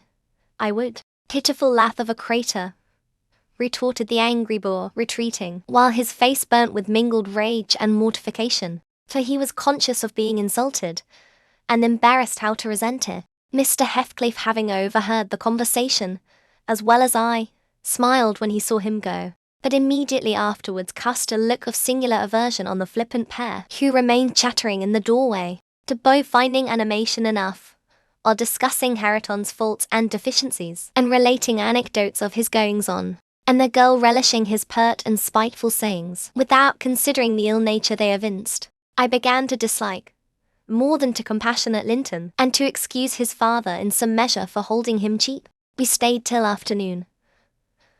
I could not tear Miss Cathy away sooner, but happily my master had not quitted his apartment, and remained ignorant of our prolonged absence. As we walked home, I would fain have enlightened my charge on the characters of the people we had quitted, but she got it into her head that I was prejudiced against them. Aha! She cried. You take Papa's side, Ellen. You are partial, I know, or else you wouldn't have cheated me so many years into the notion that Linton lived a long way from here. I'm really extremely angry, only I'm so pleased I can't show it. But you must hold your tongue about my uncle. He's my uncle, remember, and I'll scold Papa for quarrelling with him. And so she ran on, till I relinquished the endeavour to convince her of her mistake. She did not mention the visit that night, because she did not see Mr. Linton. Next day it all came out, sadly to my chagrin, and still I was not altogether sorry. I thought the burden of directing and warning would be more efficiently borne by him than me, but he was too timid in giving satisfactory reasons for his wish that she should shun connection with the household of the Heights, and Catherine liked good reasons for every restraint that harassed her petted wool. Papa, she exclaimed after the morning's salutations, guess whom I saw yesterday in my walk on the moors? Ah, Papa, you started. You've not done right, have you, now? I saw. But listen, and you shall hear how I've found you out. Aunt Ellen, who is in league with you, and yet pretended to pity me so, when I kept hoping, and was always disappointed about Linton's coming back. She gave a faithful account of her excursion and its consequences. And my master, though he cast more than one reproachful look at me, said nothing till she had concluded. Then he drew her to him, and asked if she knew why he had concealed Linton's near neighbourhood from her. Could she think it was to deny her a pleasure that she might harmlessly enjoy? It was because you dislike Mr. Heathcliff, she answered. Then you believe I care more for my own feelings than yours, Cathy, he said. No. It was not because I dislike Mr. Heathcliff, but because Mr. Heathcliff dislikes me, and is a most diabolical man, delighting to wrong and ruin those he hates, if they give him the slightest opportunity. I knew that you could not keep up an acquaintance with your cousin without being brought into contact with him, and I knew he would detest you on my account. So for your own good, and nothing else, I took precautions that you should not see Linton again. I meant to explain this sometime as you grew older, and I'm sorry I delayed it. But Mr. Heathcliff was quite cordial, Papa, observed Catherine, not at all convinced, and he didn't object to us seeing each other. He said I might come to his house when I pleased, only I must not tell you, because you had quarrelled with him, and would not forgive him for marrying Aunt Isabella. And you won't, you are the one to be blamed.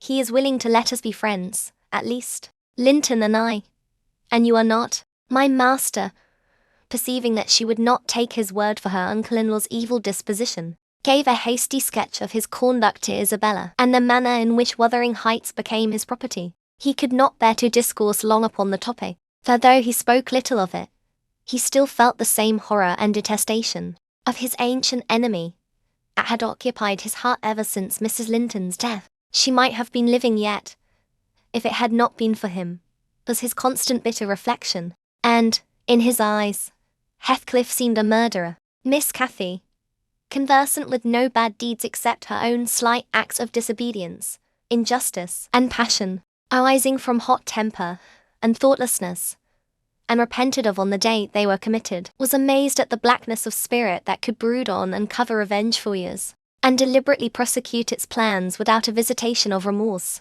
She appeared so deeply impressed and shocked at this new view of human nature, excluded from all her studies and all her ideas till now, that Mr. Edgar deemed it unnecessary to pursue the subject. He merely added, "You will know hereafter, darling, why I wish you to avoid his house and family. Now return to your old employments and amusements, and think no more about them." Catherine kissed her father, and sat down quietly to her lessons for a couple of hours, according to custom. Then she accompanied him into the grounds, and the whole day passed as usual. But in the evening, when she had retired to her room, and I went to help her to undress, I found her crying, on her knees by the bedside. "Oh, Fee, silly child," I exclaimed, "if you had any real griefs you'd be ashamed to waste a tear on this little contrariety. You never had one shadow of substantial sorrow, Miss Catherine. Suppose, for a minute, that master and I were dead, and you were by yourself in the world. How would you feel then? Compare the present occasion with such an affliction as that, and be thankful for the friends you have, instead of coveting more." "I'm not crying for myself, Ellen," she answered. "It's for him. He expected to see me again tomorrow, and then he'll be so disappointed. And he'll wait for me, and I shouldn't he come?" "Nonsense," said I. "Do you imagine he has thought as much of you as you have of him? Hasn't he Hareton for a companion? Not one in 100 would weep at losing a relation they had just seen twice, for 2 afternoons. Linton will conjecture how it is, and trouble himself no further about you. But may I not write a note to tell him why I cannot come?" she asked, rising to her feet. "And just send those books I promised to lend him? His books are not as nice as mine, and he wanted to have them extremely when I told him how interesting they were. May I not, Ellen?" "No, indeed, no, indeed," replied I with decision. "Then he would write to you, and there'd never be an end of it." "No, Miss Catherine, the acquaintance must be dropped entirely. So Papa expects, and I shall see that it is done. But how can one little note," she recommenced, putting on an imploring countenance. "Silence," I interrupted. "We'll not begin with your little notes. Get into bed." She threw at me a very naughty look, so naughty that I would not kiss her good night. At first, I covered her up, and shut her door, in great displeasure. But, Repenting halfway, I returned softly and low. There was Miss standing at the table with a bit of blank paper before her and a pencil in her hand, which she guiltily slipped out of sight on my entrance. "You'll get nobody to take that, Catherine," I said, "if you write it, and at present I shall put out your candle." I set the extinguisher on the flame, receiving as I did so a slap on my hand and a petulant cross thing. I then quitted her again, and she drew the bolt in one of her worst, most peevish humours. The letter was finished and forwarded to its destination by a milk fetcher who came from the village, but that I didn't learn till some time afterwards. Weeks passed on, and Cathy recovered her temper, though she grew wondrous fond of stealing off to corners by herself, and often, if I came near her suddenly while reading, she would start and bend over the book, evidently desirous to hide it, and I detected edges of loose paper sticking out beyond the leaves. She also got a trick of coming down early in the morning and lingering about the kitchen, as if she were expecting the arrival of something, and she had a small drawer in a cabinet in the library, which she would trifle over for hours, and whose key she took special care to remove when she left it. One day, as she inspected this drawer, I observed that the playthings and trinkets, which recently formed its contents, were transmuted into bits of folded paper. My curiosity and suspicions were roused. I determined to take a peep at her mysterious treasures. So, at night, as soon as she and my master were safe upstairs, I searched and readily found among my house keys one that would fit the lock. Having opened, I emptied the whole contents into my apron and took them with me to examine at leisure in my own chamber. Though I could not but suspect, I was still surprised to discover that they were a mass of correspondence. Daily almost, it must have been. From Linton Heathcliff. Answers to documents forwarded by her. The earlier dated were embarrassed and short. Gradually, however, they expanded into copious love letters, foolish, as the age of the writer rendered natural, yet with touches here and there which I thought were borrowed from a more experienced source. Some of them struck me as singularly odd compounds of ardour and fatness, commencing in strong feeling and concluding in the affected, wordy style that a schoolboy might use to a fancied, incorporeal sweetheart. Whether they satisfied Cathy I don't know, but they appeared very worthless trash to me. After turning over as many as I thought proper, I tied them in a handkerchief and set them aside, relocking the vacant drawer. Following her habit, my young lady descended early and visited the kitchen. I watched her go to the door on the arrival of a certain little boy, and, while the dairymaid filled his can, she tucked something into his jacket pocket and plucked something out. I went round by the garden and laid wait for the messenger, who fought valorously to defend his trust, and we spilt the milk between us. But I succeeded in abstracting the epistle, and, threatening serious consequences if he did not look sharp home, I remained under the wall and perused Miss Cathy's affectionate composition. It was more simple and more eloquent than her cousin's.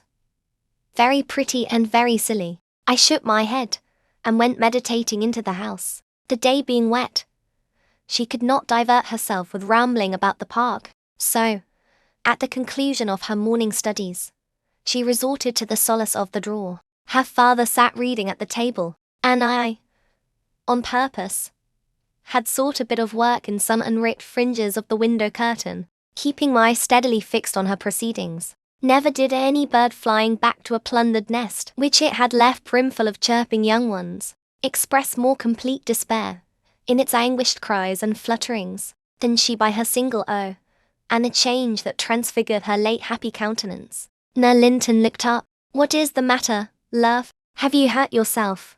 he said. His tone and look assured her he had not been the discoverer of the hoard. "No, Papa," she gasped. Ellen, come upstairs.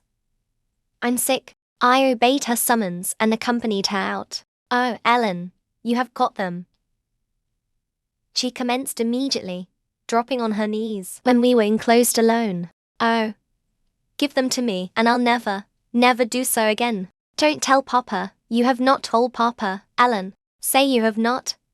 "I've been exceedingly naughty, but I won't do it any more." With a grave severity in my manner I bade her stand up. "So," I exclaimed, "Miss Catherine, you are tolerably far on, it seems. You may well be ashamed of them. A fine bundle of trash you study in your leisure hours, to be sure. Why, it's good enough to be printed. And what do you suppose the master will think when I display it before him? I haven't shown it yet. But you needn't imagine I shall keep your ridiculous secrets. For shame, and you must have led the way in writing such absurdities.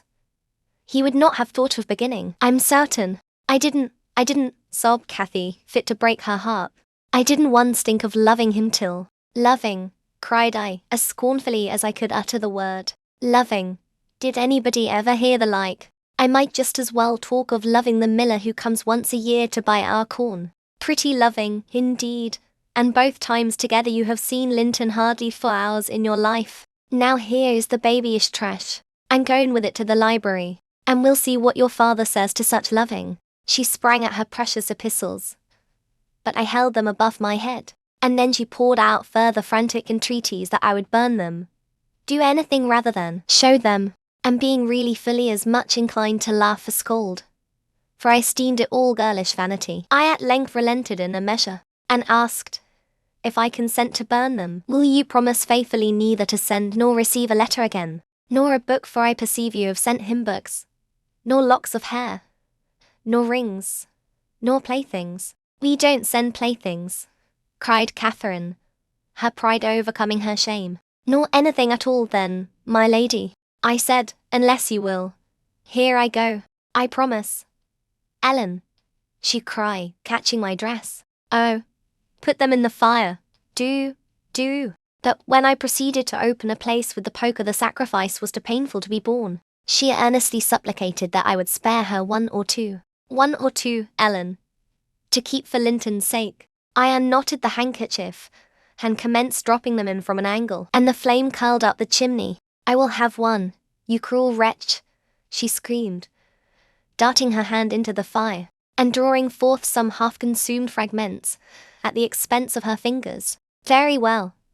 And I will have some to exhibit to Papa, I answered, shaking back the rest into the bundle, and turning anew to the door. She emptied her blackened pieces into the flames, and motioned me to finish the immolation. It was done.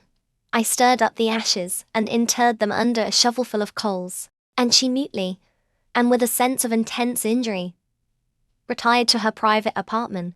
I descended to tell my master that the young lady's qualm of sickness was almost gone, that I judged it best for her to lie down a while. She wouldn't dine, but she reappeared at tea, pale and red about the eyes, and marvellously subdued in outward aspect. Next morning I answered the letter by a slip of paper, inscribed, Master Heathcliff is requested to send no more notes to Miss Linton, as she will not receive them, and, thenceforth, the little bow came with vacant pockets.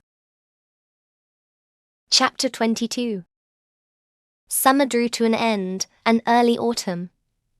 It was past Michaelmas, but the harvest was late that year, and a few of our fields were still uncleared. Sir Linton and his daughter would frequently walk out among the reapers. At the carrying of the last sheaves they stayed till dusk, and the evening happening to be chill and damp, my master caught a bad cold, that settled obstinately on his lungs, and confined him indoors throughout the whole of the winter, nearly without intermission. Poor Cathy, frightened from her little romance, had been considerably sadder and duller since its abandonment, and her father insisted on her reading less, and taking more exercise. She had his companionship no longer. I esteemed it a duty to supply its lack, as much as possible, with mine.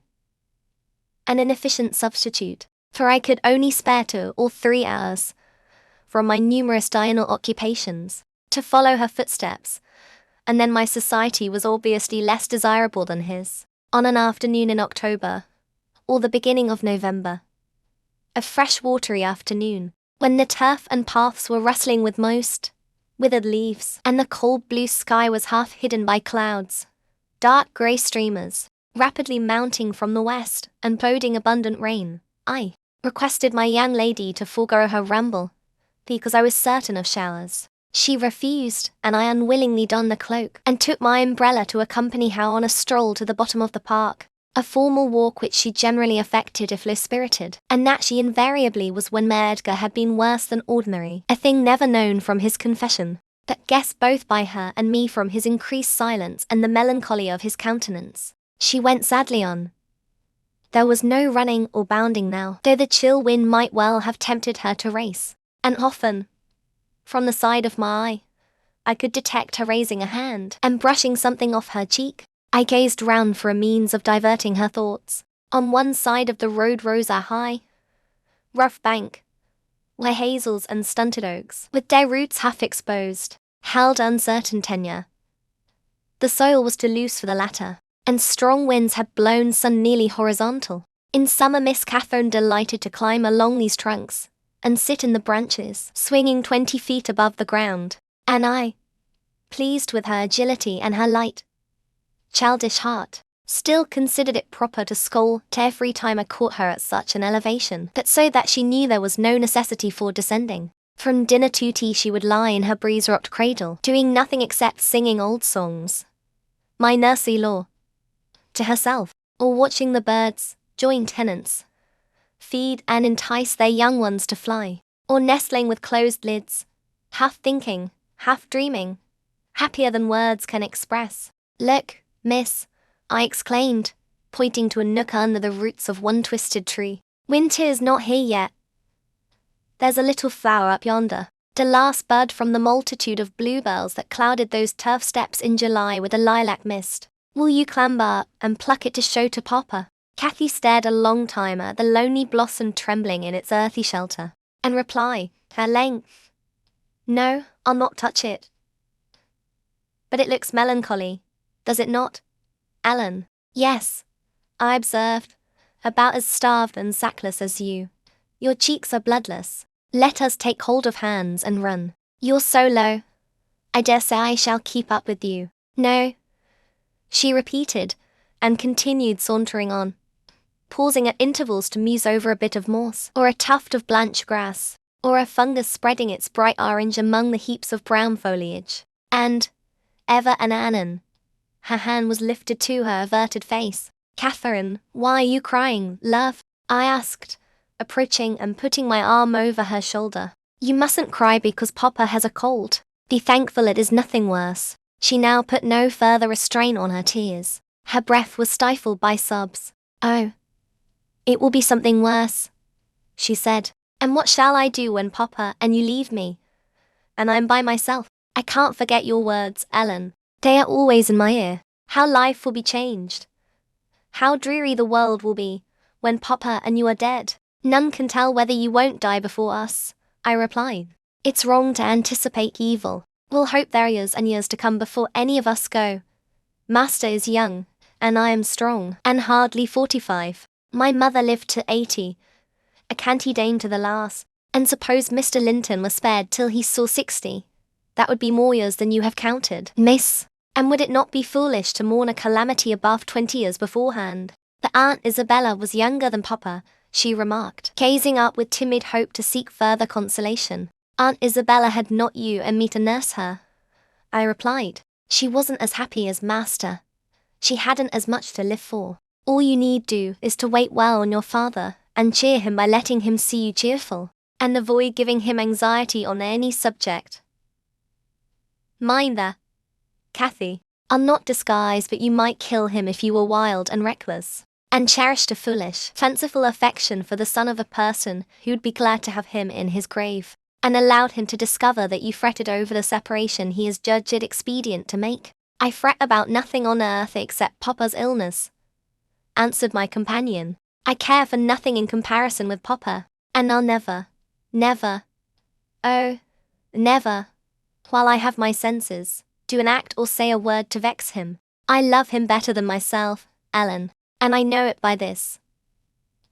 I pray every night that I may live after him, because I would rather be miserable than that he should be. That proves I love him better than myself. Good words, I replied, but deeds must prove it also. And after he is well, remember you don't forget resolutions formed in the hour of fear. As we talked, we neared a door that opened on the road, and my young lady, lightening into sunshine again, climbed up and seated herself on the top of the wall, reaching over to gather some hips that bloomed scarlet on the summit branches of the wild rose trees shadowing the highway side. The lower fruit had disappeared, but only birds could touch the upper, except from Cathy's present station. In stretching to pull them, her hat fell off, and as the door was locked, she proposed scrambling down to recover it. I bid her be cautious lest she got a fall, and she nimbly disappeared. But the return was no such easy matter.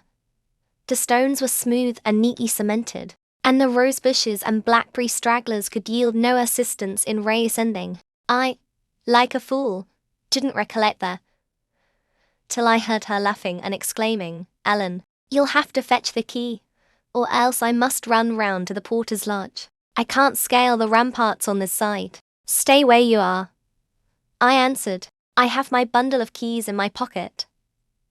Perhaps I may manage to open it. If not, I'll go." Catherine amused herself with dancing to and fro before the door, while I tried all the large keys in succession. I had applied the last, and found that none would do, so, repeating my desire that she would remain there, I was about to hurry home as fast as I could, when an approaching sound arrested me. It was the trot of a horse. Cathy's dance stopped also. "Who is that?" I whispered. "Ellen, I wish you could open the door," whispered back my companion anxiously. "Ho, Miss Linton," cried a deep voice the rider's. "I'm glad to meet you. Don't be in haste to enter, for I have an explanation to ask and obtain." "I shan't speak to you, Mr. Heathcliff," answered Catherine. "Papa says you are a wicked man, and you hate both him and me. Aunt Helen says the same." "That is nothing to the purpose," said Heathcliff. "He it was.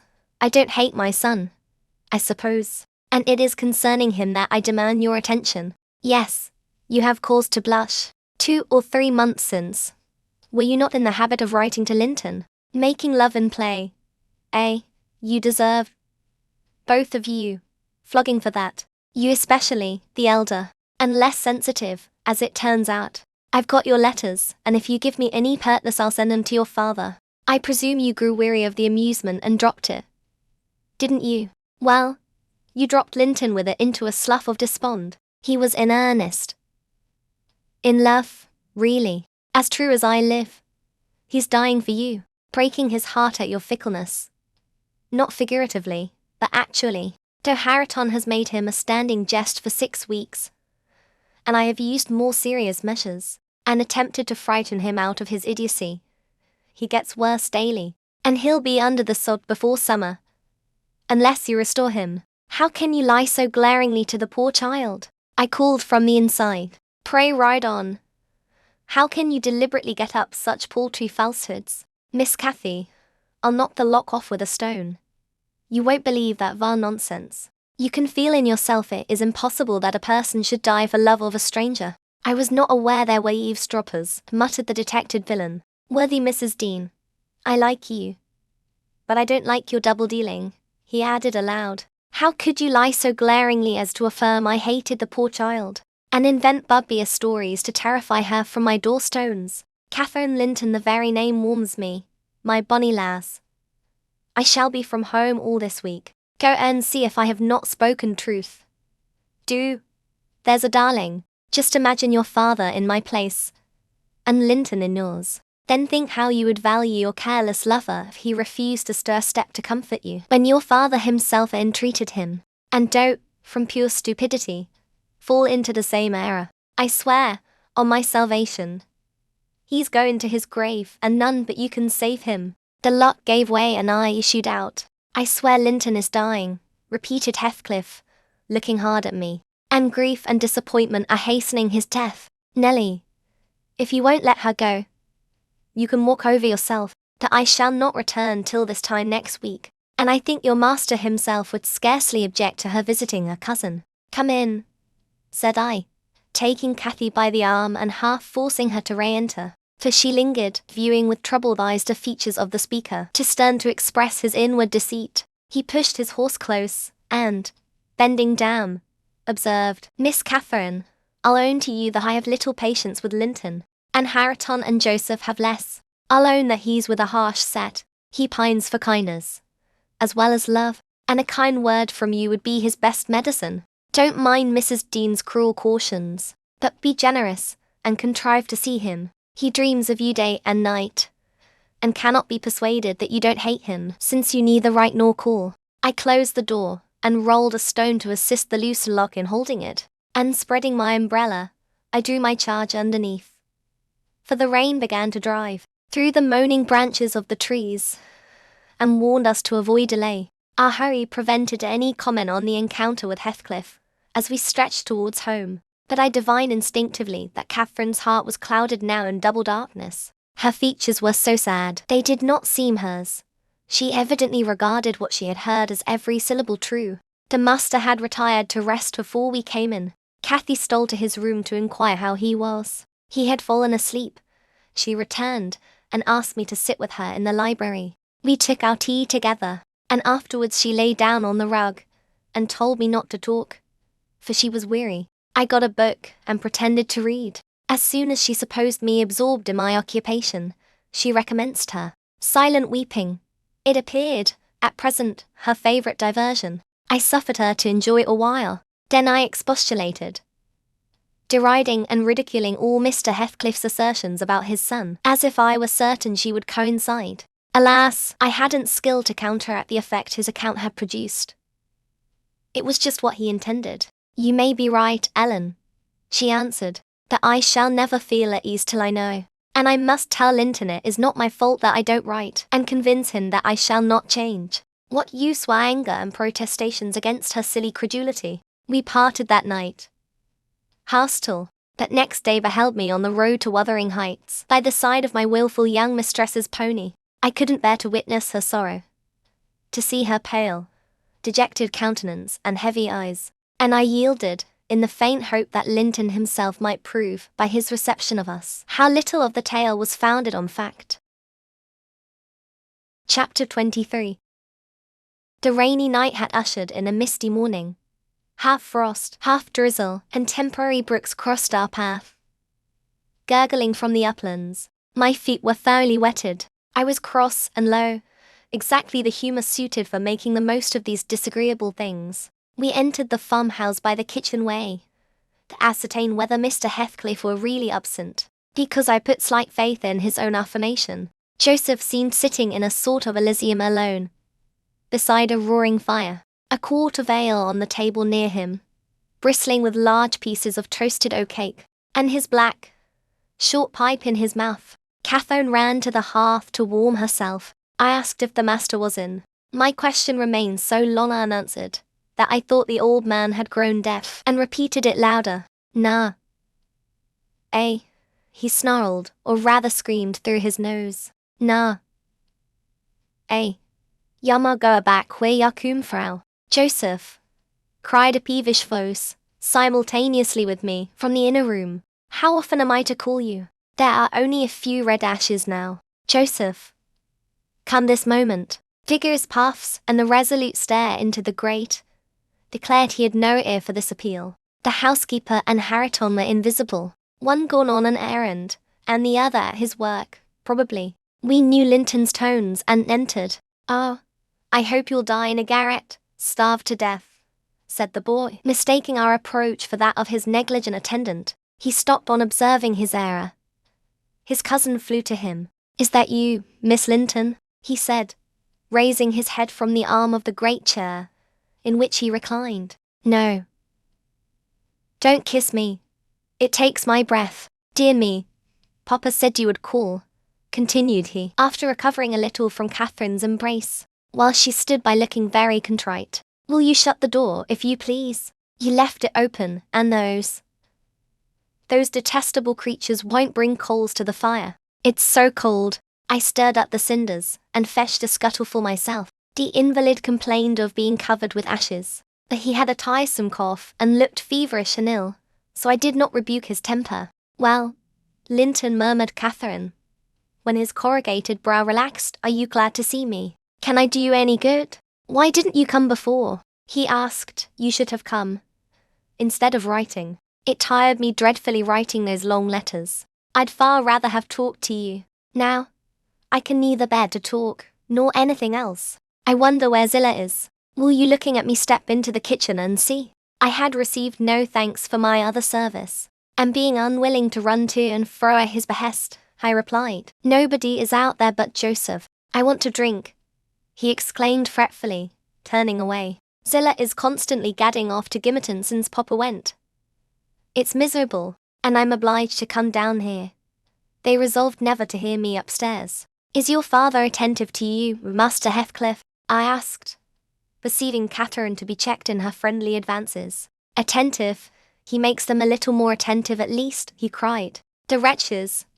Do you know, Miss Linton, that brute Hareton laughs at me. I hate him. Indeed. I hate them all. They are odious beings. Cathy began searching for some water. She lighted on a pitcher in the dresser, filled a tumbler and brought it. He bid her add a spoonful of wine from a bottle on the table, and having swallowed a small portion, appeared more tranquil, and said she was very kind. And are you glad to see me? Asked she, reiterating her former question and pleased to detect the faint dawn of a smile. Yes, I am. It's something new to hear a voice like yours, he replied. But I have been vexed because you wouldn't come, and Papa swore it was owing to me. He called me a pitiful, shuffling, worthless thing, and said you despised me, and if he had been in my place, he would be more the master of the Grange than your father by this time. But you don't despise me, do you, miss? I wish you would say Catherine, or Cathy, interrupted my young lady. Despise you? No, next to Papa and Ellen. I love you better than anybody living. I don't love Mr. Heathcliff though, and I dare not come when he returns. Will he stay away many days? Not many, answered Linton, but he goes on to the moors frequently, since the shooting season commenced, and you might spend an hour or two with me in his absence. Do say you will. I think I should not be peevish with you. You'd not provoke me, and you'd always be ready to help me, wouldn't you? Yes, said Catherine, stroking his long soft hair. If I could only get Papa's consent, I'd spend half my time with you. Pretty Linton, I wish you were my brother, and then you would like me as well as your father, observed he, more cheerfully, that Papa says you would love me better than him and all the world if you were my wife, so I'd rather you were that. No, I should never love anybody better than Papa, she returned gravely, and people hate their wives. Sometimes, but not their sisters and brothers. And if you were the latter, you would live with us, and Papa would be as fond of you as he is of me. Linton denied that people ever hated their wives, but Cathy affirmed they did, and, in her wisdom, instanced his own father's aversion to her art. I endeavoured to stop her thoughtless tongue. I couldn't succeed till everything she knew was out. Master Heathcliff, much irritated, asserted her relation was false. Papa told me, and Papa does not tell falsehoods, she answered pertly. My Papa scorns yours, cried Linton. He calls him a sneaking fool. Yours is a wicked man, retorted Catherine, and you are very naughty to dare to repeat what he says. He must be wicked to have made Aunt Isabella leave him as she did. She didn't leave him, said the boy. You shan't contradict me. She did, cried my young lady. Well, I'll tell you something, said Linton. Your mother hated your father. Now then. Oh, exclaimed Catherine, too enraged to continue. And she loved mine, added he. You little liar. I hate you now, she panted, and her face grew red with passion. She did, sang Linton, sinking into the recess of his chair, and leaning back his head to enjoy the agitation of the other disputant, who stood behind. Hush, Master Heathcliff, I said.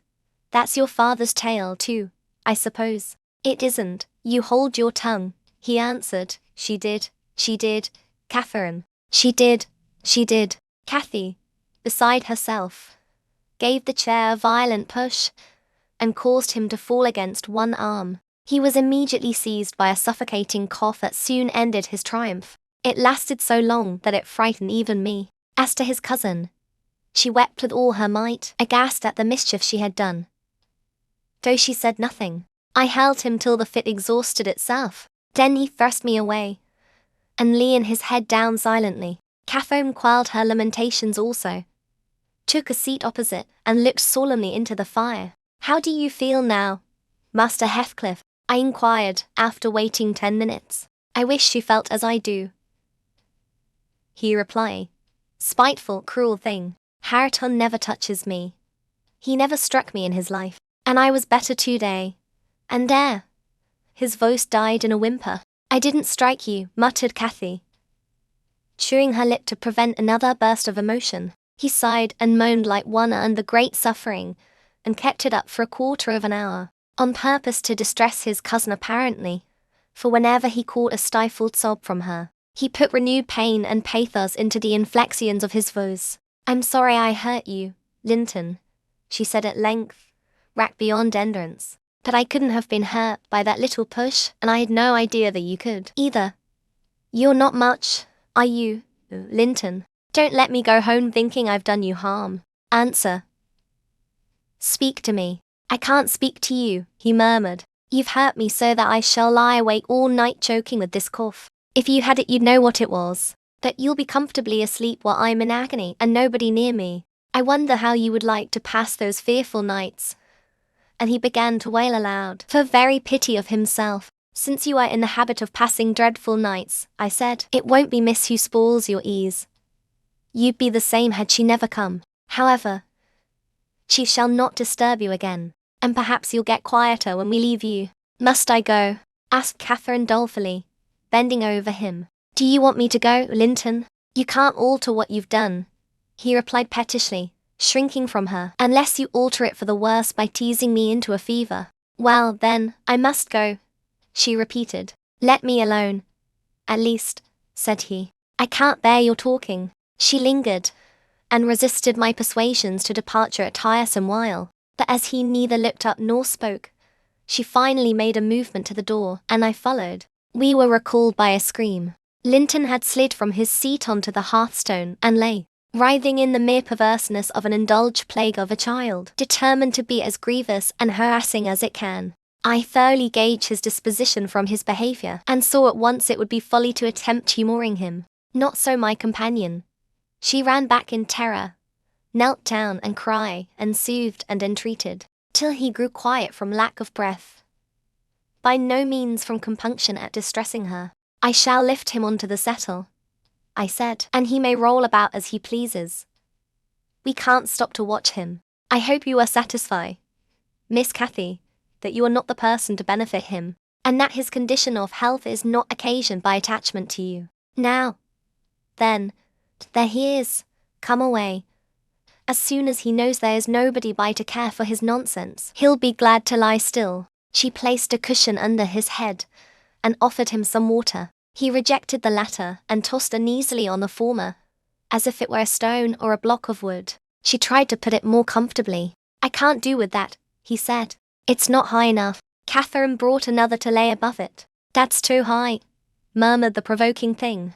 "How must I arrange it, then?" she asked despairingly. He twined himself up to her, as she half knelt by the settle, and converted her shoulder into a support. "No, that won't do," I said. "You'll be content with the cushion, Master Heathcliff. Miss has wasted too much time on you already. We cannot remain 5 minutes longer." Yes, we can," replied Cathy. "He's good and patient now. He's beginning to think I shall have far greater misery than he will tonight, if I believe he is the worse for my visit. And then I dare not come again. Tell the truth about it, Linton, for I mustn't come if I have hurt you." "You must come, to cure me," he answered. "You ought to come, because you have hurt me. You know you have extremely. I was not as ill when you entered as I am at present. Was I? But you've made yourself ill by crying and being in a passion." "I didn't do it all," said his cousin. "However, we'll be friends now, and you want me. You would wish to see me sometimes, really." "I told you I did," he replied impatiently. "Sit on the settle and let me lean on your knee. That's as Mama used to do. Whole afternoons together. Sit quite still and don't talk. But you may sing a song if you can sing, or you may say a nice long interesting ballad. One of those you promised to teach me, or a story. I'd rather have a ballad, though." "Begin." Catherine repeated the longest she could remember. The employment pleased both mightily. Linton would have another, and after that another, notwithstanding my strenuous objections. And so they went on until the clock struck 12, and we heard Hareton in the court, returning for his dinner. "And tomorrow, Catherine, will you be here tomorrow?" asked young Heathcliff, holding her frock as she rose reluctantly. "No," I answered, "nor next day neither." She, however, gave a different response evidently, for his forehead cleared as she stooped and whispered in his ear. "You won't go tomorrow, recollect, miss," I commenced, when we were out of the house. "You are not dreaming of it, are you?" She smiled. "Oh, I'll take good care," I continued. "I'll have that lot mended, and you can escape by no way else." "I can get over the wall," she said, laughing. "The Grange is not a prison, Ellen. And you are not my gaoler. And besides, I'm almost 17. I'm a woman, and I'm certain Linton would recover quickly if he had me to look after him. I'm older than he is, you know, and wiser. Less childish, am I not? And he'll soon do as I direct him." With some slight coaxing. "He's a pretty little darling when he's good. I'd make such a pet of him if he were mine. We should never quarrel, should we, after we were used to each other?" "Don't you like him, Ellen?" "Like him," I exclaimed, the worst-tempered bit of a sickly slit that ever struggled into its teens. "Happily, as Mr. Heathcliff conjectured, he'll not win 20. I doubt whether he'll see spring, indeed, and small loss to his family whenever he drops off. And lucky it is for us that his father took him. The kinder he was treated, the more tedious and selfish he'd be. I'm glad you have no chance of having him for a husband, Miss Catherine." My companion waxed serious at hearing this speech. To speak of his death so regardlessly wounded her feelings. "He's younger than I," she answered after a protracted pause of meditation. "And he ought to live the longest. He will. He must live as long as I do. He's as strong now as when he first came into the north. I'm positive of that. It's only a cold that ails him. The same as Papa has. You say Papa will get better, and why shouldn't he? Well, I cry, after all, we needn't trouble ourselves. For listen, miss, and mind, I'll keep my word, if you attempt going to Wuthering Heights again, with or without me, I shall inform Mr. Linton and, unless he allow it, the intimacy with your cousin must not be revived." "It has been revived," muttered Cathy, sulkily. "Must not be continued, then," I said. "We'll see," was her reply, and she set off at a gallop, leaving me to toil in the rear. We both reached home before our dinner time. My master supposed we had been wandering through the park, and therefore he demanded no explanation of our absence. As soon as I entered I hastened to change my soaked shoes and stockings, but sitting such a while at the Heights had done the mischief. On the succeeding morning I was laid up, and during 3 weeks I remained incapacitated for attending to my duties. A calamity never experienced prior to that period, and never, I am thankful to say, since. My little mistress behaved like an angel in coming to wait on me and cheer my solitude. The confinement brought me exceedingly low. It is wearisome, to a stirring active body, that few have slighter reasons for complaint than I had. The moment Catherine left Mr. Linton's room she appeared at my bedside. Her day was divided between us. No amusement usurped a minute. She neglected her meals, her studies, and her play, and she was the fondest nurse that ever watched. She must have had a warm heart, when she loved her father so, to give so much to me. I said her days were divided between us, but the master retired early, and I generally needed nothing after 6 o'clock. Thus the evening was her own. Poor thing, I never considered what she did with herself after tea, and though frequently, when she looked in to bid me good night, I remarked a fresh colour in her cheeks and a pinkness over her slender fingers. Instead of fancying the hue borrowed from a cold ride across the moors, I laid it to the charge of a hot fire in the library. Chapter 24. At the close of 3 weeks I was able to quit my chamber and move about the house, and on the first occasion of my sitting up in the evening I asked Catherine to read to me, because my eyes were weak. We were in the library, the master having gone to bed. She consented, rather unwillingly, I fancied, and imagining my sort of books did not suit her, I bid her please herself in the choice of what she perused. She selected one of her own favourites and got forward steadily about an hour. Then came frequent questions. "Ellen, are not you tired? Hadn't you better lie down now? You'll be sick. Keeping up so long, Ellen." No, dear. I'm not tired," I returned. Continually, perceiving me immovable, she essayed another method of showing her disrelish for her occupation. It changed to yawning and stretching and, "Ellen, I'm tired. Give over then and talk," I answered. That was worse. She fretted and sighed, and looked at her watch till 8, and finally went to her room, completely overdone with sleep, judging by her peevish, heavy look and the constant rubbing she inflicted on her eyes. The following night she seemed more impatient still, and on the third from recovering my company she complained of a headache, and left me. I thought her conduct odd, and having remained alone a long while, I resolved on going and inquiring whether she were better, and asking her to come and lie on the sofa, instead of upstairs in the dark. No Catherine could I discover upstairs, and none below. The servants affirmed they had not seen her. I listened at Mr. Edgar's door. All was silence. I returned to her apartment, extinguished my candle, and seated myself in the window. The moon shone bright. A sprinkling of snow covered the ground, and I reflected that she might, possibly, have taken it into her head to walk about the garden for refreshment. I did detect a figure creeping along the inner fence of the park, but it was not my young mistress.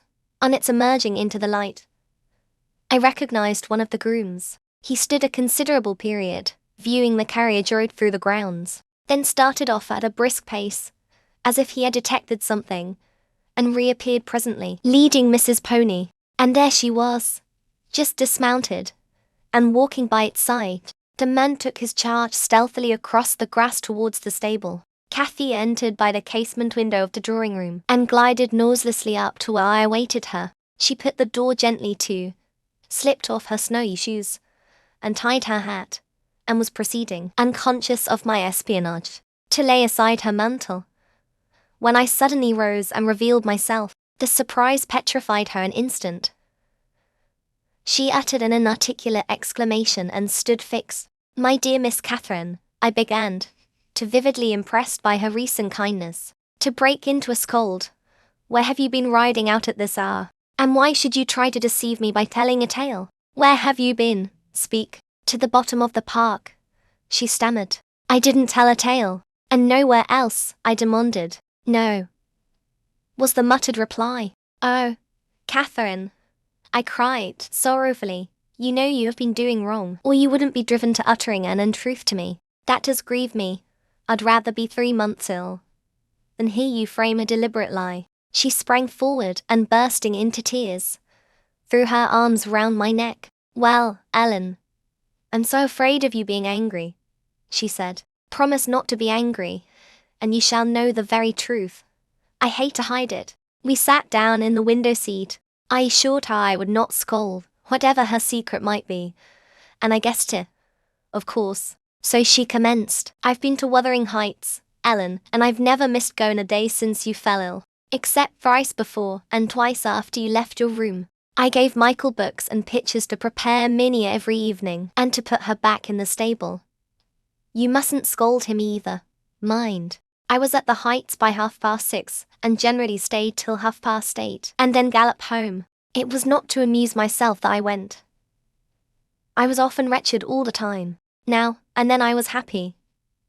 Once in a week perhaps. At first, I expected there would be sad work persuading you to let me keep my word to Linton, for I had engaged to call again next day, when we quitted him. But, as you stayed upstairs on the morrow, I escaped that trouble. While Michael was refastening the lock of the park door in the afternoon, I got possession of the key, and told him how my cousin wished me to visit him, because he was sick and couldn't come to the Grange, and how Papa would object to my going, and then I negotiated with him about the pony. He is fond of reading, and he thinks of leaving soon to get married, so he offered, if I would lend him books out of the library, to do what I wish, but I preferred giving him my own, and that satisfied him better.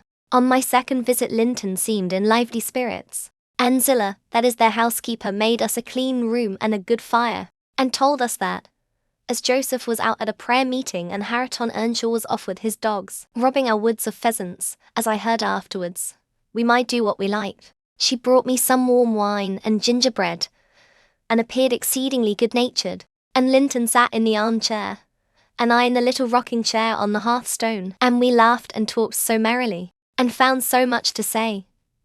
We planned where we would go, and what we would do in summer. I needn't repeat that, because you would call it silly. One time, however, we were near quarrelling. He said the pleasantest manner of spending a hot July day was lying from morning till evening on a bank of heath in the middle of the moors, with the bees humming dreamily about among the bloom, and the lark singing high up overhead, and the blue sky and bright sun shining steadily and cloudlessly. That was his most perfect idea of heaven's happiness.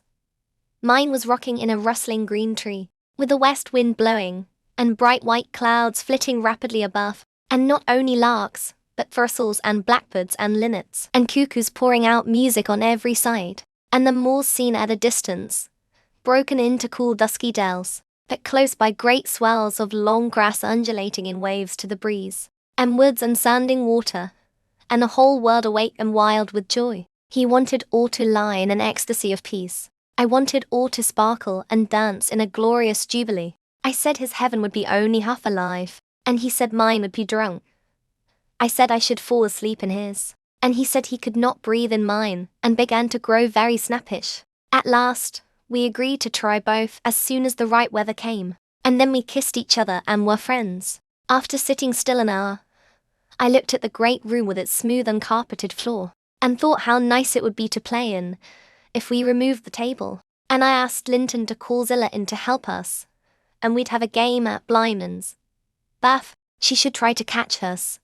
You used to, you know, Ellen. He wouldn't. There was no pleasure in it, he said, but he consented to play at ball with me. We found two in a cupboard, among a heap of old toes, tops and hoops, and battledores and shuttlecocks. One was marked C, and the other H. I wished to have the C, because that stood for Catherine, and the H might be for Heathcliff, his name, but the brand came out of H, and Linton didn't like it. I beat him constantly, and he got cross again, and coughed, and returned to his chair. That night, though, he easily recovered his good humour. He was charmed with 2 or 3 pretty songs. Your songs, Ellen, and when I was obliged to go, he begged and entreated me to come the following evening, and I promised. Minnie and I went flying home as light as air, and I dreamt of Wuthering Heights and my sweet, darling cousin, till morning. On the morrow I was sad, partly because you were poorly, and partly that I wished my father knew, and approved of my excursions. But it was beautiful moonlight after tea, and, as I rode on, the gloom cleared. I shall have another happy evening, I thought to myself, and what delights me more, my pretty Linton will. I trotted out their garden, and was turning round to the back, when that fellow Earnshaw met me, took my bridle, and bid me go in by the front entrance. He patted Minnie's neck, and said she was a bonny beast, and appeared as if he wanted me to speak to him. I only told him to leave my horse alone, or else it would kick him. He answered in his vulgar accent, it wouldn't do much hurt if it did, and surveyed his legs with a smile. I was half inclined to make it try. However, he moved off to open the door, and, as he raised the latch, he looked up to the inscription above, and said, with a stupid mixture of awkwardness and elation, Miss Catherine, I can read yon now. Wonderful, I exclaimed. Pray let us hear you. You are grown clever. He spelt, and drawled over by syllables the name. Hareton Earnshaw. And the figures? I cry, encouragingly, perceiving that he came to a dead halt. I cannot tell them yet. He answered, oh, you dance, I said, laughing heartily at his failure. The fool stared, with a grin hovering about his lips and a scowl gathering over his eyes, as if uncertain whether he might not join in my mirth, whether it were not pleasant familiarity, or what it really was, contempt. I settled his doubts by suddenly retrieving my gravity and desiring him to walk away, for I came to see Linton, not him. He reddened, I saw that by the moonlight, dropped his hand from the latch, and skulked off, a picture of mortified vanity. He imagined himself to be as accomplished as Linton, I suppose, because he could spell his own name, and was marvellously discomfited that I didn't think the same. Stop, Miss Catherine, dear, I interrupted. I shall not scold, that I don't like your conduct there. If you had remembered that Hareton was your cousin as much as Master Heathcliff, you would have felt how improper it was to behave in that way. At least, it was praiseworthy ambition for him to desire to be as accomplished as Linton, and probably he did not learn merely to show off. You had made him ashamed of his ignorance before, I have no doubt, and he wished to remedy it and please you. To sneer at his imperfect attempt was very bad breeding. Had you been brought up in his circumstances, would you be less rude? He was as quick and as intelligent a child as ever you were. And I'm hurt that he should be despised now, because that base Heathcliff has treated him so unjustly. Well, Ellen, you won't cry about it, will you? She exclaimed, surprised at my earnestness. But wait, and you shall hear if he conned his ABC to please me, and if it were worthwhile being civil to the brute. I entered. Linton was lying on the settle, and half got up to welcome me. I'm ill tonight, Catherine. Love, he said, and you must have all the talk and let me listen. Come, and sit by me. I was sure you wouldn't break your word, and I'll make you promise again before you go.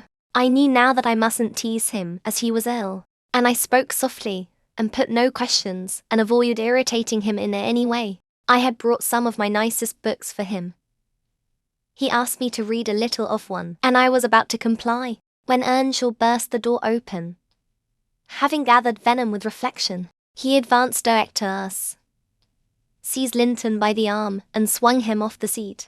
Get to thy own room, he said, in a voice almost inarticulate with passion, and his face looked swelled and furious. Take her there if she comes to see thee. Thou shalt keep me out of this. Begone you both. He swore at us, and left Linton no time to answer, nearly throwing him into the kitchen, and he clenched his fist as I followed, seemingly longing to knock me down. I was afraid for a moment, and I let one volume fall. He kicked it after me and shut us out. I heard a malignant, crackly laugh by the fire, and turning, beheld that odious Joseph standing rubbing his bony hands and quivering. I was sure he'd sarve ye out. He's a grand lad. He's gettin' T-rate sparret in him. He knows. He knows, as well as I do. Who sud BT maester yonder? Ek. He made ye skiff properly. Ek. Where must we go? I asked of my cousin, disregarding the old wretch's mockery. Linton was white and trembling. He was not pretty then, Ellen. Oh, no. He looked frightful, for his thin face and large eyes were wrought into an expression of frantic, powerless fury. He grasped the handle of the door and shook it. It was fastened inside. If you don't let me in, I'll kill you. If you don't let me in, I'll kill you. He rather shrieked than said. Devil, I'll kill you. I'll kill you. Joseph uttered his croaking laugh again. Tia, that's tea, father, he cried. That's father. We've allers summat o' either side in us. Neither heed. Harriton, lad. Dunnot be feared. He cannot get at thee. I took hold of Linton's hands and tried to pull him away, but he shrieked so shockingly that I dared not proceed. At last his cries were choked by a dreadful fit of coughing. Blood gushed from his mouth, and he fell on the ground. I ran into the yard, sick with terror, and called for Zillah, as loud as I could. She soon heard me. She was milking the cows in a shed behind the barn, and hurrying from her work, she inquired what there was to do. I hadn't breath to explain. Dragging her in, I looked about for Linton. Earnshaw had come out to examine the mischief he had caused, and he was then conveying the poor thing upstairs. Zillah and I ascended after him, but he stopped me at the top of the steps and said I shouldn't go in. I must go home. I exclaimed that he had killed Linton, and I would enter. Joseph locked the door and declared I should do no such stuff, and asked me whether I were burned to be as mad as him. I stood crying till the housekeeper reappeared. She affirmed he would be better in a bit, but he couldn't do with that shrieking and din, and she took me and nearly carried me into the house. Ellen, I was ready to tear my hair off my head. I sobbed and wept so that my eyes were almost blind, and the ruffian you have such sympathy with stood opposite, presuming every now and then to bid me wish, and denying that it was his fault, and, finally, frightened by my assertions that I would tell Papa, and now he should be put in prison and hanged, he commenced blubbering himself and hurried out to hide his cowardly agitation. Still, I was not rid of him. When at length they compelled me to depart, and I had got some 100 yards off the premises, he suddenly issued from the shadow of the roadside, and checked Minnie and took hold of me. Miss Catherine, I'm ill-grieved, he began, but it's rather too bad. I gave him a cut with my whip, thinking perhaps he would murder me. He let go, thundering one of his horrid curses, and I galloped home more than half out of my senses. I didn't bid you good night that evening, and I didn't go to Wuthering Heights the next. I wished to go exceedingly, but I was strangely excited, and dreaded to hear that Linton was dead. Sometimes shuddered at the thought of encountering Hareton. On the third day I took courage. At least, I couldn't bear longer suspense, and stole off once more. I went at 5 o'clock and walked, fancying I might manage to creep into the house, and up to Linton's room, unobserved. However, the dogs gave notice of my approach. Zillah received me, and saying the lad was mending nicely, showed me into a small, tidy, carpeted apartment, where, to my inexpressible joy, I beheld Linton laid on a little sofa, reading one of my books, but he would neither speak to me nor look at me, for a whole hour. Ellen. He has such an unhappy temper, and what quite confounded me, when he did open his mouth, it was to utter the falsehood I had occasioned the uproar, and Hareton was not to blame.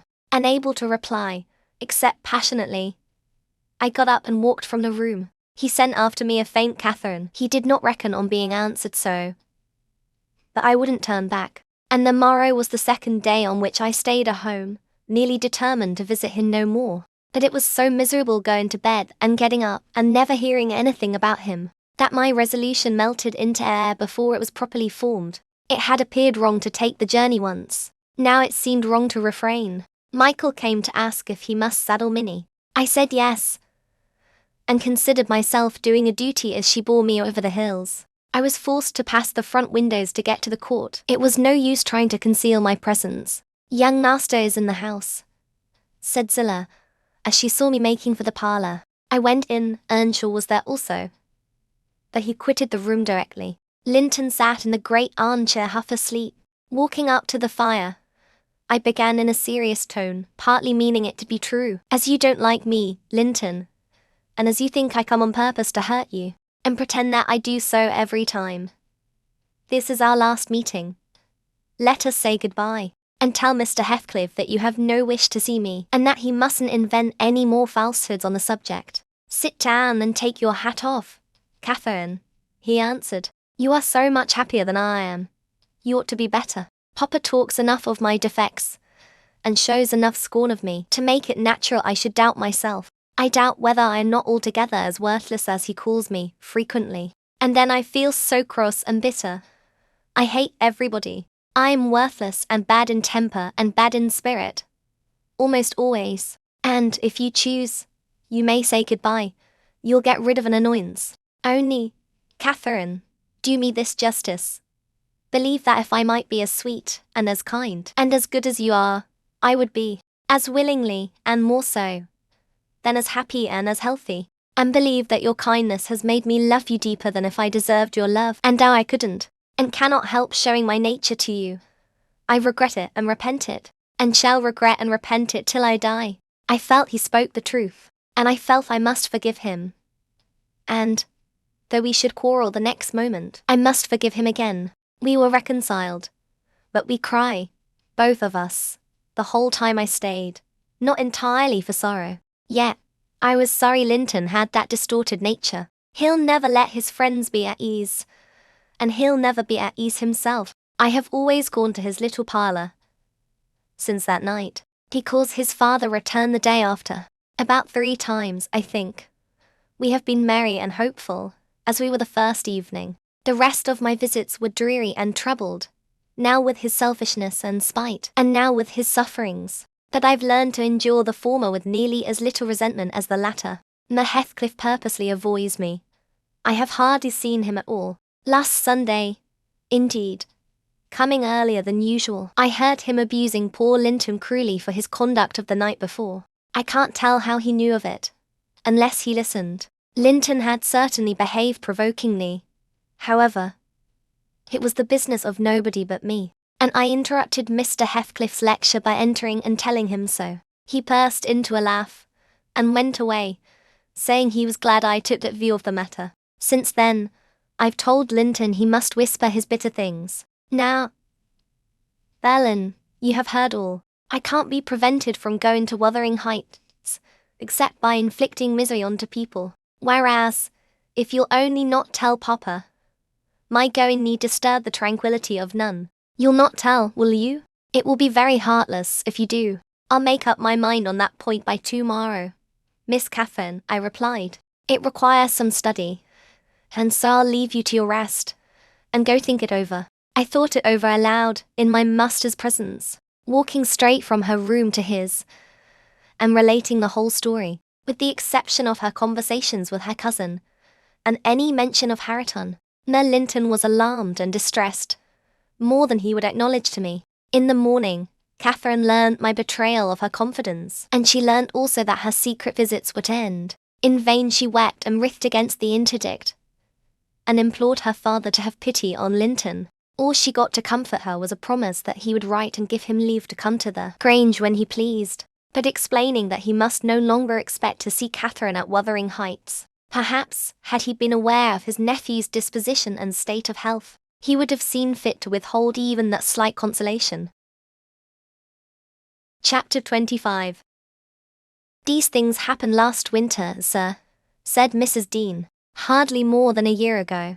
Last winter, I did not think, at another 12 months' end, I should be amusing a stranger to the family with relating them. Yet, who knows how long you'll be a stranger? You're too young to rest always contented, living by yourself, and I some way fancy no one could see Catherine Linton and not love her. You smile, but why do you look so lively and interested when I talk about her? And why have you asked me to hang her picture over your fireplace? And why? Stop, my good friend, I cry. It may be very possible that I should love her, but would she love me? I doubt it too much to venture my tranquility by running into temptation. And then my home is not here. I'm of the busy world, and to its arms I must return. Caron.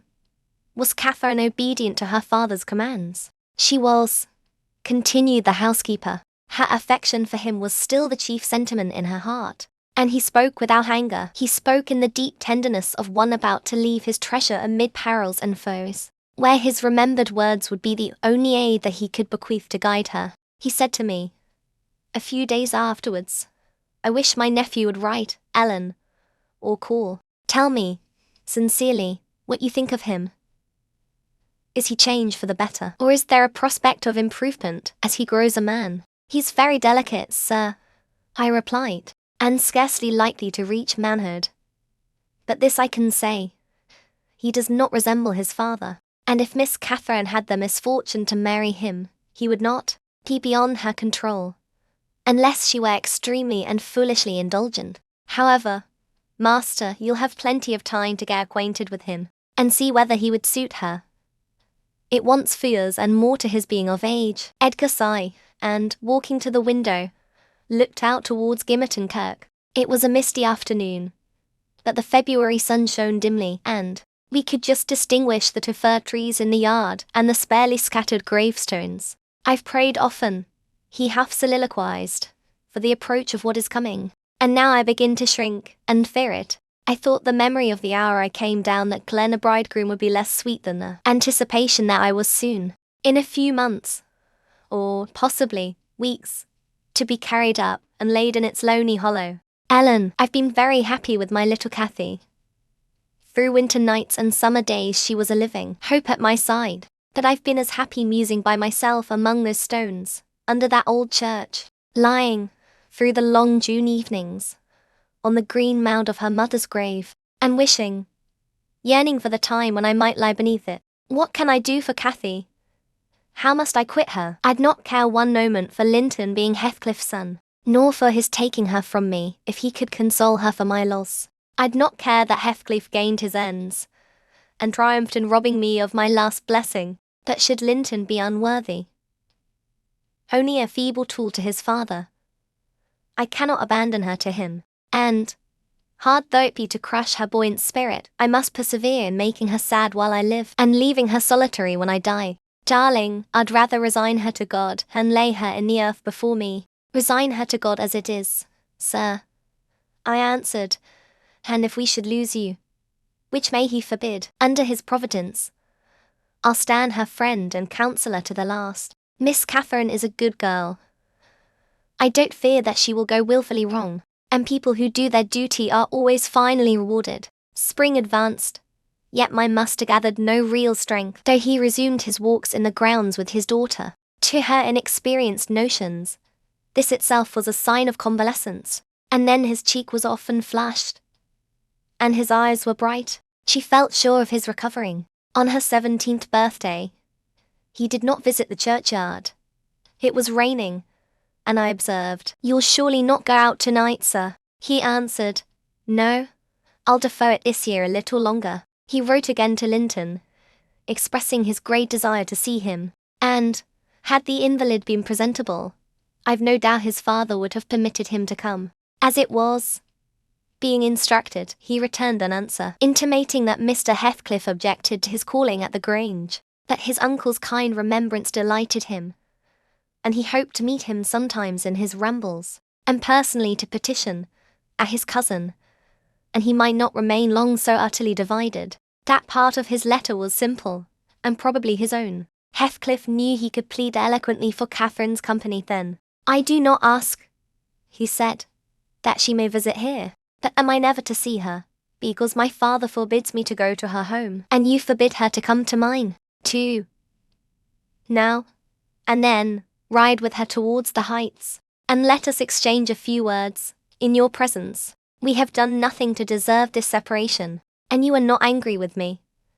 You have no reason to dislike me, you allow yourself. Dear uncle, send me a kind note tomorrow, and leave to join you any way you please, except at Thrushcross Grange. I believe an interview would convince you that my father's character is not mine. He affirms I am more your nephew than his son, and now I have faults which render me unworthy of Catherine. She has excused them, and for her sake, you should also. You inquire after my health. It is better, but while I remain cut off from all hope and doomed to solitude, or the society of those who never did and never will like me, how can I be cheerful and well?" Edgar, though he felt for the boy, could not consent to grant his request, because he could not accompany Catherine. He said, in summer, perhaps they might meet. Meantime, he wished him to continue writing at intervals, and engaged to give him what advice and comfort he was able by letter, being well aware of his hard position in his family. Linton complied, and had he been unrestrained, would probably have spoiled all by filling his epistles with complaints and lamentations.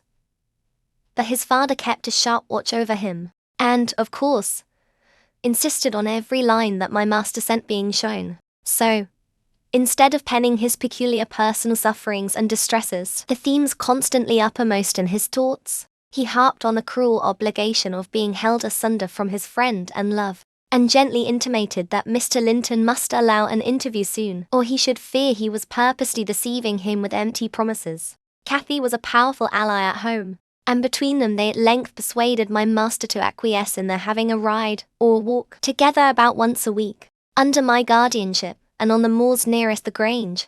For June found him still declining. Though he had set aside yearly a portion of his income for my young lady's fortune, he had a natural desire that she might retain, or at least return in a short time to the house of her ancestors, and he considered her only prospect of doing that was by a union with his heir. He had no idea that the latter was failing almost as fast as himself, nor had anyone, I believe, no doctor visited the Heights, and no one saw Master Heathcliff to make report of his condition among us. I, for my part, began to fancy my forebodings were false, and that he must be actually rallying. When he mentioned riding and walking on the moors and seemed so earnest in pursuing his object, I could not picture a father treating a dying child as tyrannically and wickedly as I afterwards learned Heathcliff had treated him, to compel this apparent eagerness. His efforts redoubling the more imminently his avaricious and unfeeling plans were threatened with defeat by death. Chapter 26.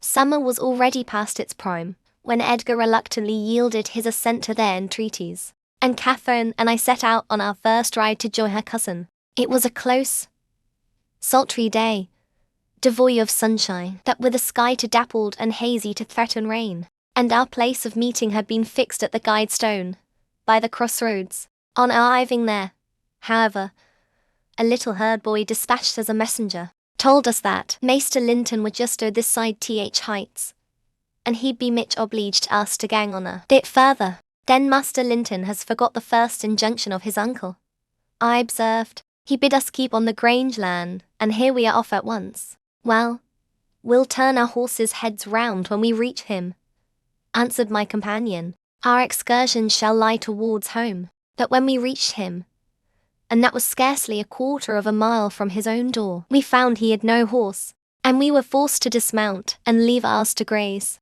He lay on the heath, awaiting our approach, and did not rise till we came within a few yards. Then he walked so feebly and looked so pale that I immediately exclaimed, "Why, Master Heathcliff, you are not fit for enjoying a ramble this morning. How ill you do look." Catherine surveyed him with grief and astonishment. She changed the ejaculation of joy on her lips to one of alarm, and the congratulation on their long postponed meeting to an anxious inquiry whether he were worse than usual. "No. Better. Better," he panted, trembling and retaining her hand, as if he needed its support, while his large blue eyes wandered timidly over her, the hollowness round them transforming to haggard wildness, a languid expression they once possessed. "That you have been worse," persisted his cousin. "Worse than when I saw you last. You are thinner, and—" "I'm tired," he interrupted, hurriedly. "It is too hot for walking. Let us rest here. And, in the morning, I often feel sick. Papa says I grow so fast." Badly satisfied, Cathy sat down, and he reclined beside her. "This is something like your paradise," said she, making an effort at cheerfulness. "You recollect the 2 days we agreed to spend in the place and we each thought pleasantest. This is nearly yours. Only there are clouds, but then they are so soft and mellow. It is nicer than sunshine. Next week, if you can, we'll ride down to the Grange Park and try mine." Linton did not appear to remember what she talked of, and he had evidently great difficulty in sustaining any kind of conversation. His lack of interest in the subjects she started, and his equal incapacity to contribute to her entertainment, were so obvious that she could not conceal her disappointment. An indefinite alteration had come over his whole person and manner. The pettishness, that might be cursed into fondness, had yielded to a listless apathy. There was less of the peevish temper of a child which frets and teases on purpose to be soothed, and more of the self-absorbed moroseness of a confirmed invalid, repelling consolation, and ready to regard the good-humoured mirth of others as an insult. Catherine perceived, as well as I did, that he held it rather a punishment than a gratification to endure our company, and she made no scruple of proposing, presently, to depart. That proposal, unexpectedly, roused Linton from his lethargy and threw him into a strange state of agitation. He glanced fearfully towards the heights, begging she would remain another half-hour, at least. "But I think," said Cathy, "you'd be more comfortable at home than sitting here, and I cannot amuse you today. I see, by my tales and songs and chatter, you have grown wiser than I, in these 6 months. You have little taste for my diversions now. Or else, if I could amuse you, I'd willingly stay." "Stay to rest yourself," he replied. "And, Catherine, don't think or say that I'm very unwell. It is the heavy weather and heat that make me dull, and I walked about, before you came, a great deal for me. Tell Uncle I'm in tolerable health, will you?" "I'll tell him that you say so, Linton. I couldn't affirm that you are," observed my young lady, wondering at his pertinacious assertion of what was evidently an untruth. "And be here again next Thursday," continued he, shunning her puzzled gaze, "and give him my thanks for permitting you to come." "My best thanks, Catherine. And, if you did meet my father and he asked you about me, don't lead him to suppose that I've been extremely silent and stupid. Don't look sad and downcast, as you are doing. He'll be angry." "I care nothing for his anger," exclaimed Cathy, imagining she would be its object. "But I do," said her cousin, shuddering. "Don't provoke him against me, Catherine, for he is very hard." "Is he severe to you, Master Heathcliff?" I inquired. "Has he grown weary of indulgence and passed from passive to active hatred?" Linton looked at me, but did not answer, and, after keeping her seat by his side another 10 minutes, during which his head fell drowsily on his breast, and he uttered nothing except suppressed moans of exhaustion or pain. Cathy began to seek solace in looking for bilberries, and sharing the produce of her researches with me. She did not offer them to him, for she saw further notice would only weary and annoy. "Is it half an hour now, Ellen?" she whispered in my ear, at last. "I can't tell why we should stay. He's asleep and Papa will be wanting us back." "Well, we must not leave him asleep," I answered. "Wait till he wakes, and be patient. You were mighty eager to set off, but your longing to see poor Linton has soon evaporated." "Why did he wish to see me?" returned Catherine, in his crossest humours. "Formerly, I liked him better than I do in his present curious mood. It's just as if it were a task he was compelled to perform. This interview, for fear his father should scold him. But I'm hardly going to come to give Mr. Heathcliff pleasure, whatever reason he may have for ordering Linton to undergo this penance. And, though I'm glad he's better in health, I'm sorry he's so much less pleasant, and so much less affectionate to me." "You think he is better in health, then?" I said. "Yes," she answered, "because he always made such a great deal of his sufferings, you know. He is not tolerably well, as he told me to tell Papa. But he's better, very likely." "There you differ with me, Miss Cathy," I remarked. "I should conjecture him to be far worse." Linton here started from his slumber in bewildered terror and asked if anyone had called his name. "No," said Catherine, "unless in dreams. I cannot conceive how you manage to doze out of doors. In the morning, I thought I heard my father," he gasped, glancing up to the frowning nab above us. "You are sure nobody spoke?" "Quite sure," replied his cousin.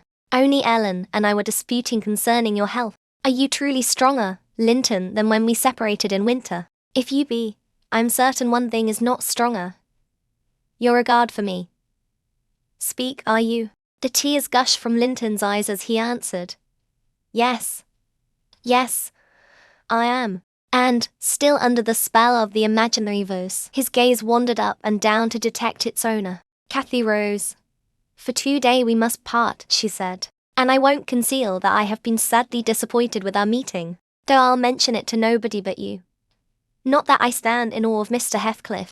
"Hush," murmured Linton. "For God's sake, hush, he's coming." And he clung to Catherine's arm, striving to detain her. But at that announcement she hastily disengaged herself, and whistled to Minnie, who obeyed her like a dog. "I'll be here next Thursday," she cried, springing to the saddle. "Goodbye, quick, Ellen." And so we left him, scarcely conscious of our departure, so absorbed was he in anticipating his father's approach. Before we reached home, Catherine's displeasure softened into a perplexed sensation of pity and regret, largely blended with vague, uneasy doubts about Linton's actual circumstances, physical and social, in which I partook, though I counselled her not to say much, for a second journey would make us better judges. My master requested an account of our ongoings. His nephew's offering of thanks was duly delivered, Miss Cathy gently touching on the rest. I also threw little light on his inquiries, for I hardly knew what to hide and what to reveal. Chapter 27. 7 days glided away, every one marking its course by the henceforth rapid alteration of Edgar Linton's state. The havoc that months had previously wrought was now emulated by the inroads of hours. Catherine we would fain have deluded, yet that her own quick spirit refused to delude her. It divined in secret, and brooded on the dreadful probability, gradually ripening into certainty. She had not the heart to mention her why, when Thursday came round. I mentioned it for her, and obtained permission to order her out of doors, for the library, where her father stopped a short time daily, the brief period he could bear to sit up, and his chamber had become her whole world. She grudged each moment that did not find her bending over his pillow, or seated by his side. Her countenance grew wan with watching and sorrow, and my master gladly dismissed her, to what he flattered himself would be a happy change of scene and society, drawing comfort from the hope that she would not now be left entirely alone after his death. He had a fixed idea, I guessed by several observations he let fall, that, as his nephew resembled him in person, he would resemble him in mind, for Linton's letters bore few or no indications of his defective character, and I, through pardonable weakness, refrained from correcting the error, asking myself what good there would be in disturbing his last moments. with information that he had neither power nor opportunity to turn to account. We deferred our excursion till the afternoon, a golden afternoon of August. Every breath from the hills so full of life that it seemed whoever respired it, though dying, might revive. Catherine's face was just like the landscape, shadows and sunshine flitting over it in rapid succession, but the shadows rested longer and the sunshine was more transient, and her poor little heart reproached itself for even that passing forgetfulness of its cares. We discerned Linton watching at the same spot he had selected before. My young mistress alighted, and told me that, as she was resolved to stay a very little while, I had better hold the pony and remain on horseback. But I dissented. I wouldn't risk losing sight of the charge committed to me a minute, so we climbed the slope of heath together. Master Heathcliff received us with greater animation on this occasion. Not the animation of high spirits, though, nor yet of joy. It looked more like fear. "It is late," he said, speaking short and with difficulty. "Is not your father very ill? I thought you wouldn't come." "Why won't you be candid?" cried Catherine, swallowing her greeting. "Why cannot you say at once you don't want me? It is strange, Linton, that for the second time you have brought me here on purpose, apparently to distress us both, and for no reason besides." Linton shivered and glanced at her, half supplicating, half ashamed, that his cousin's patience was not sufficient to endure this enigmatical behavior. "My father is very ill," she said. "And why am I called from his bedside? Why didn't you send to absolve me from my promise, when you wished I wouldn't keep it? Come. I desire an explanation. Playing and trifling are completely banished out of my mind, and I can't dance attendance on your affectations now." "My affectations," he murmured. "What are they? For heaven's sake, Catherine, don't look so angry. Despise me as much as you please. I am a worthless, cowardly wretch. I can't be scorned enough, but I'm too mean for your anger. Hate my father and spare me for contempt." "Nonsense," cried Catherine in a passion. "Foolish, silly boy, and there. He trembles, as if I were really going to touch him. You needn't bespeak contempt, Linton. Anybody will have it spontaneously at your service. Get off. I shall return home. It is folly dragging you from the hearthstone and pretending. What do we pretend? Let go my frock. If I pitied you for crying and looking so very frightened, you should spurn such pity. Ellen, tell him how disgraceful this conduct is. Rise, and don't degrade yourself into an abject reptile. Don't." With streaming face and an expression of agony, Linton had thrown his nerveless frame along the ground. He seemed convulsed with exquisite terror. "Oh," he sobbed, "I cannot bear it. Catherine, Catherine, I'm a traitor, too, and I dare not tell you. But leave me, and I shall be killed. Dear Catherine, my life is in your hands. And you have said you loved me, and if you did, it wouldn't harm you. You'll not go, then, kind, sweet, good Catherine, and perhaps you will consent. And he'll let me die with you." My young lady, on witnessing his intense anguish, stooped to raise him. The old feeling of indulgent tenderness overcame her vexation, and she grew thoroughly moved and alarmed. "Consent to what?" she asked. "To stay. Tell me the meaning of this strange talk, and I will." "You contradict your own words and distract me. Be calm and frank, and confess at once all that weighs on your heart. You wouldn't injure me, Linton, would you? You wouldn't let any enemy hurt me, if you could prevent it. I'll believe you are a coward, for yourself, but not a cowardly betrayer of your best friend." "But my father threatened me," gasped the boy, clasping his attenuated fingers, "and I dread him. I dread him. I dare not tell." "Oh. Well," said Catherine, with scornful compassion, "keep your secret. I'm no coward. Save yourself. I'm not afraid." Her magnanimity provoked his tears. He wept wildly, kissing her supporting hands, and yet could not summon courage to speak out. I was cogitating what the mystery might be, and determined Catherine should never suffer to benefit him or anyone else by my goodwill, when, hearing a rustle among the ling, I looked up and saw Mr. Heathcliff almost close upon us, descending the heights. He didn't cast a glance towards my companions, though they were sufficiently near for Linton's sobs to be audible. but hailing me in the almost hearty tone he assumed to none besides, and the sincerity of which I couldn't avoid doubting, he said, "It is something to see you so near to my house, Nelly. How are you at the Grange? Let us hear. The rumour goes," he added, in a lower tone, "that Edgar Linton is on his deathbed. Perhaps they exaggerate his illness." "No, my master is dying," I reply. "It is true enough. A sad thing it will be for us all, but a blessing for him. How long will he last, do you think?" he asked. "I don't know," I said, "because," he continued, looking at the two young people who were fixed under his eye, "Linton appeared as if he could not venture to stir or raise his head, and Catherine could not move on his account, because that lad yonder seems determined to beat me, and I'd thank his uncle to be quick and go before him. Hallo!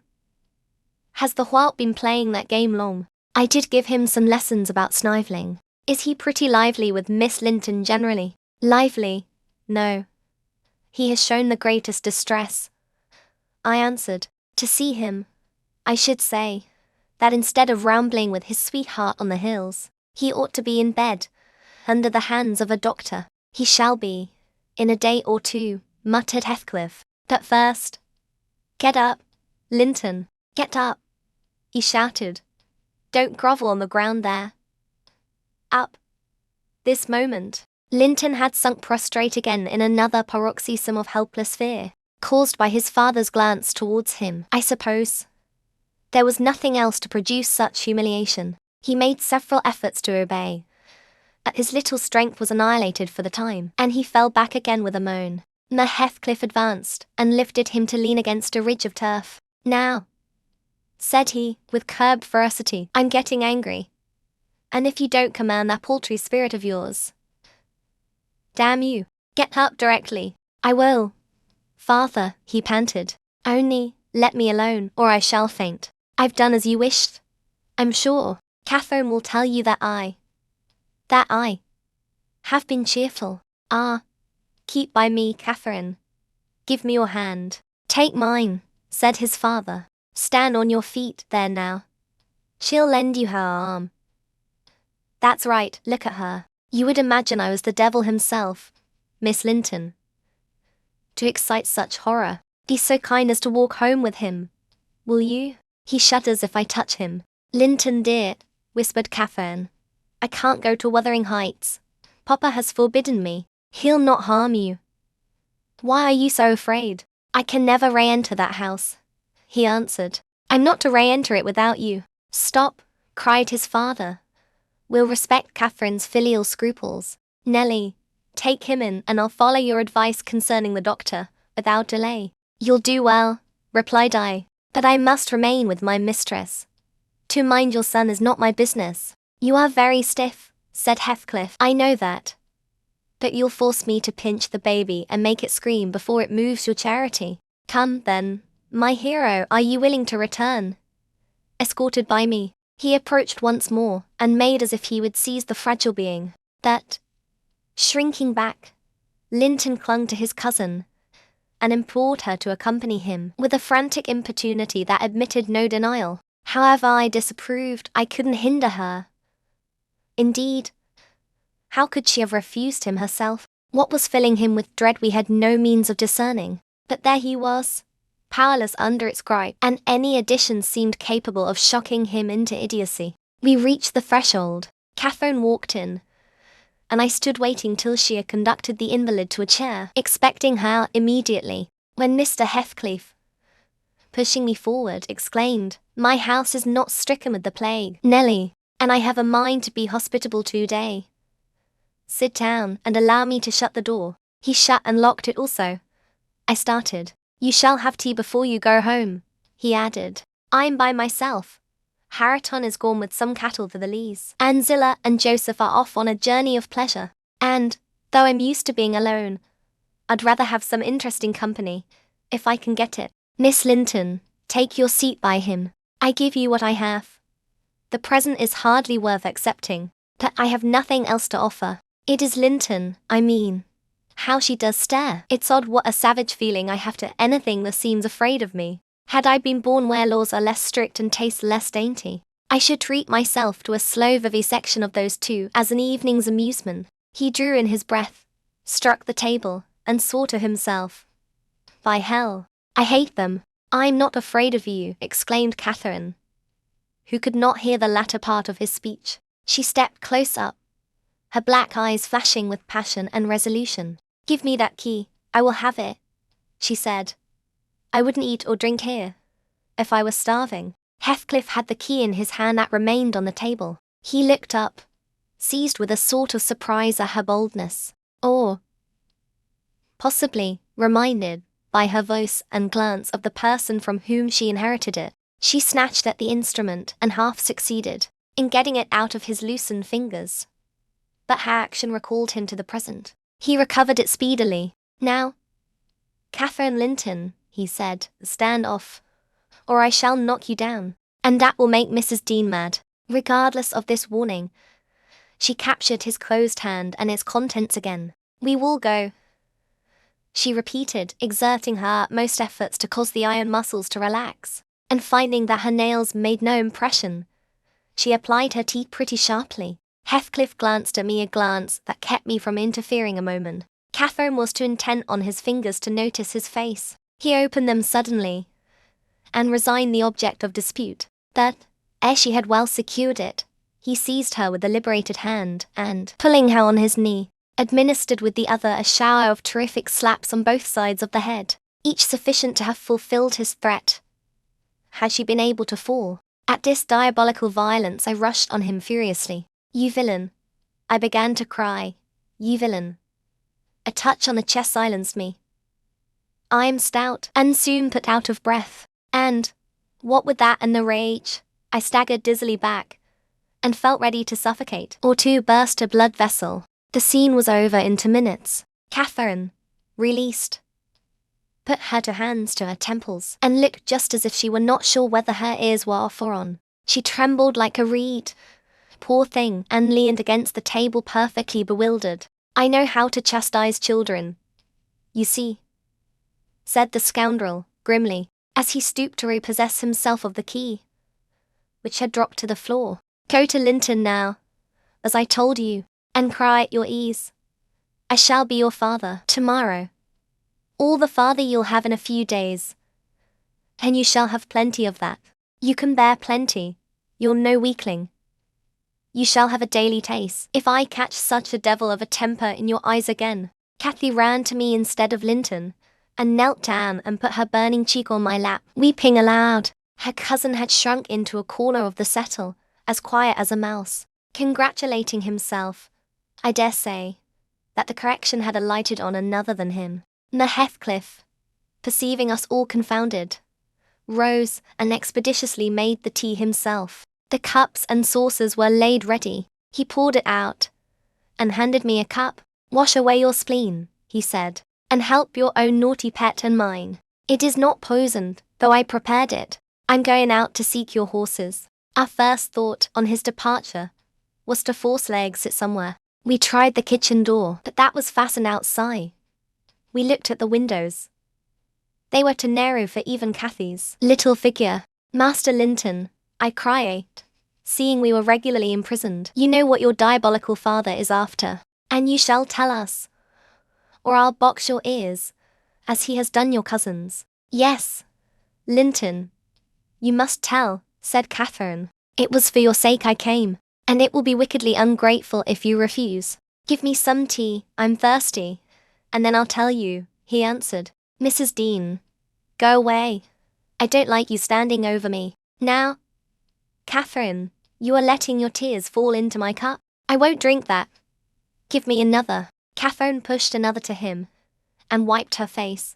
I felt disgusted at the little wretch's composure, since he was no longer in terror for himself. The anguish he had exhibited on the moors subsided as soon as ever he entered Wuthering Heights, so I guessed he had been menaced with an awful visitation of wrath if he failed in decoying us there. And, that accomplished, he had no further immediate fears. Papa wants us to be married, he continued after sipping some of the liquid, and he knows your papa wouldn't let us marry now, and he's afraid of my dying if we wait. So, we are to be married in the morning, and you are to stay here all night. And, if you do as he wishes, you shall return home next day, and take me with you. Take you with her. Pitiful changeling, I exclaimed, you marry. Why, the man is mad, or he thinks us fools, every one. And do you imagine that beautiful young lady, that healthy, hearty girl, will tie herself to a little perishing monkey like you? Are you cherishing the notion that anybody, let alone Miss Catherine Linton, would have you for a husband? You want whipping for bringing us in here at all, with your dastardly pulling tricks. Anne, don't look so silly. Now, I've a very good mind to shake you severely for your contemptible treachery and your imbecile conceit. I did give him a slight shaking, but it brought on the cough, and he took to his ordinary resource of moaning and weeping, and Catherine rebuked me. Stay all night. No, she said, looking slowly round. Ellen, I'll burn that door down, but I'll get out. And she would have commenced the execution of her threat directly. But Linton was up in alarm for his dear self again. He clasped her in his too feeble arms, sobbing. Won't you have me and save me? Not let me come to the Grange? Oh, darling Catherine, you mustn't go and leave, after all. You must obey my father. You must. I must obey my own, she replied, and relieve him from this cruel suspense. The whole night. What would he think? He'll be distressed already. I'll either break or burn away out of the house. Be quiet, you're in no danger. But if you hinder me, Linton, I love Papa better than you. The mortal terror he felt of Mr. Heathcliff's anger restored to the boy's coward's eloquence. Catherine was near distraught. Still, she persisted that she must go home and tried entreaty in her turn, persuading him to subdue his selfish agony. While they were thus occupied, our jailer re-entered. Your beasts have trotted off, he said, and now Linton, snivelling again. What has she been doing to you? Come, come. Have done and get to bed. In a month or two, my lad, you'll be able to pay her back her present tyrannies with a vigorous hand. You're pining for pure love, are you not? Nothing else in the world. And she shall have you. There. To bed. Zillah won't be here tonight. You must undress yourself. Hush. Hold your nose. Once in your own room, I'll not come near you.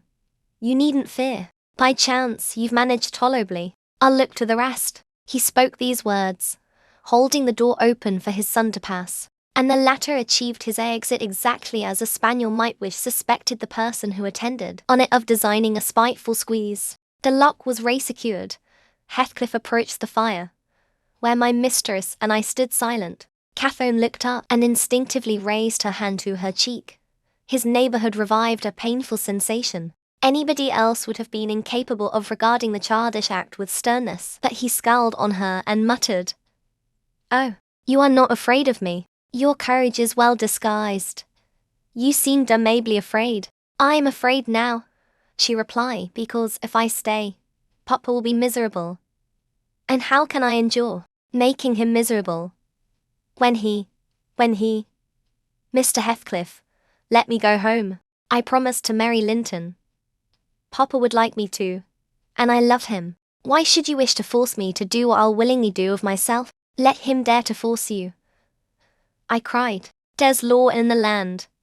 Thank God, there is, though we be in an out-of-the-way place. I'd inform if he were my own son. And it's felony without benefit of clergy. Silence, said the ruffian. To the devil with your clamour. I don't want you to speak. Miss Linton, I shall enjoy myself remarkably in thinking your father will be miserable. I shall not sleep for satisfaction. You could have hit on no surer way of fixing your residence under my roof for the next 24 hours than informing me that such an event would follow. As to your promise to marry Linton, I'll take care you shall keep it, for you shall not quit this place till it is fulfilled. Send Ellen, then, to let Papa know I'm safe, exclaimed Catherine, weeping bitterly. Or marry me now. Poor Papa, Ellen, he'll think we're lost. What shall we do? Not he. He'll think you are tired of waiting on him, and run off for a little amusement, answered Heathcliff. You cannot deny that you entered my house of your own accord, in contempt of his injunctions to the contrary, and it is quite natural that you should desire amusement at your age, and that you would weary of nursing a sick man, and that man only your father. Catherine, His happiest days were over when your days began. He cursed you, I dare say, for coming into the world. I did, at least. And it would just do if he cursed you as he went out of it. I'd joy him. I don't love you. How should I? Weep away. As far as I can see, it will be your chief diversion hereafter, unless Linton make amends for other losses. And your provident parent appears to fancy he may. His letters of advice and consolation entertained me vastly. In his last he recommended my jewel to be careful of his, and kind to her when he got her. Careful and kind. That's paternal. But Linton requires his whole stock of care and kindness for himself. Linton can play the little tyrant well. He'll undertake to torture any number of cats, if their teeth be drawn and their claws pared. You'll be able to tell his uncle fine tales of his kindness when you get home again, I assure you. You're right there, I said. Explain your son's character. Show his resemblance to yourself. And then, I hope, Miss Cathy will think twice before she takes the cockatrice. I don't much mind speaking of his amiable qualities now, he answered, because she must either accept him or remain a prisoner, and you along with her, till your master dies. I can detain you both, quite concealed, here. If you doubt, encourage her to retract her word, and you'll have an opportunity of judging. I'll not retract my word, said Catherine. I'll marry him within this hour, if I may go to Thrushcross Grange afterwards. Now Heathcliff, you're a cruel man, but you're not a fiend, and you won't, from mere malice, destroy irrevocably all my happiness. If Papa thought I had left him on purpose, and if he died before I returned, could I bear to live? I've given over crying, but I'm going to kneel here, at your knee, and I'll not get up, and I'll not take my eyes from your face till you look back at me. No. Don't turn away. Do look. You'll see nothing to provoke you. I don't hate you. I'm not angry that you struck me. Have you never loved anybody in all your life, uncle? Never. Ah, you must look once. I'm so wretched, you can't help being sorry and pitying me. Keep your F's fingers off, and move or I'll kick you, cried Heathcliff, brutally repulsing her. I'd rather be hugged by a snake. How the devil can you dream of fawning on me? I detest you. He shrugged his shoulders, shook himself, indeed, as if his flesh crept with aversion, and thrust back his chair, while I got up, and opened my mouth, to commence a downright torrent of abuse. But I was rendered dumb in the middle of the first sentence, by a threat that I should be shown into a room by myself the very next syllable I uttered. It was growing dark. We heard a sound of voices at the garden gate. Our host hurried out instantly. He had his wits about him. We had not. There was a talk of 2 or 3 minutes, and he returned alone. I thought it had been your cousin Hareton, I observed to Catherine. I wish he would arrive. Who knows but he might take our part. It was 3 servants sent to seek you from the Grange, said Heathcliff, overhearing me. You should have opened a lattice and called out. But I could swear that Chit is glad you didn't. She's glad to be obliged to stay, I'm certain. At learning the chance we had missed, we both gave vent to our grief without control, and he allowed us to wail until 9 o'clock. Then he bid us go upstairs, through the kitchen, to Zilla's chamber, and I whispered my companion to obey. Perhaps we might contrive to get through the window there, or into a garret, and out by its skylight. The window, however, was narrow, like those below, and the garret trap was safe from our attempts, for we were fastened in as before. We neither of us lay down. Catherine took her station by the lattice, and watched anxiously for morning, a deep sigh being the only answer I could obtain to my frequent entreaties that she would try to rest. I seated myself in a chair, and rocked to and fro, passing harsh judgment on my many derelictions of duty, from which, it struck me then, all the misfortunes of my employers sprang. It was not the case, in reality, I am aware, but it was, in my imagination, that dismal night, and I thought Heathcliff himself less guilty than I. At 7 o'clock he came, and inquired if Miss Linton had risen. She ran to the door immediately and answered, yes. Here, then, he said, opening it and pulling her out. I rose to follow, but he turned the lock again. I demanded my release. Be patient, he replied. I'll send up your breakfast in a while. I thumped on the panels, and rattled the latch angrily. And Catherine asked why I was still shut up. He answered, I must try to endure it another hour, and they went away. I endured it to all 3 hours. At length, I heard a footstep, not Heathcliff's. I've brought you something to eat, said a voice. Open to your door. Complying eagerly, I beheld Hareton, laden with food enough to last me all day. Tack it, he added, thrusting the tray into my hand. Stay 1 minute, I began. Nay, cried he, and retired, regardless of any prayers I could pour forth to detain him. And there I remained enclosed the whole day, and the whole of the next night, and another, and another. 5 nights and 4 days I remained altogether, seeing nobody but Hareton once every morning. And he was a model of a jailer, surly and dumb, and deaf to every attempt at moving his sense of justice or compassion. Chapter 28. On the 5th morning, or rather afternoon, a different step approached, lighter and shorter, and, this time, the person entered the room. It was Zillah, donned in her scarlet shawl, with a black silk bonnet on her head, and a willow basket swung to her arm. Dear Mrs. Dean, she exclaimed, well, there is a talk about you at Gimmerton. I never thought but you were sunk in the Black Horse Marsh and missy with you, till master told me you'd been found, and he'd lodged you here. What?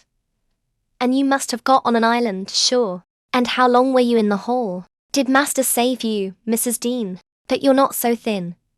You've not been so poorly, have you? Your master is a true scoundrel, I reply. But he shall answer for it. He needn't have raised that tale. It shall all be laid bare. What do you mean? Asked Zillah. It's not his tale. They tell that in the village. About your being lost in the marsh, and I calls to Earnshaw when I come in. They's queer things, Mr. Hareton, happened since I went off. It's a sad pity of that likely young lass. And can't Nelly Dean. He stared.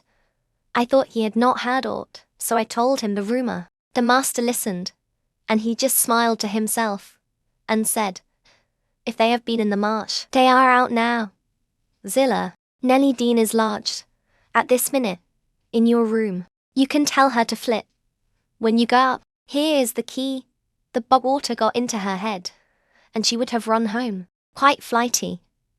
But I fixed her till she came round to her senses. You can bid her go to the Grange at once, if she be able, and carry a message from me, that her young lady will follow in time to attend the squire's funeral. Mr. Edgar is not dead, I gasped.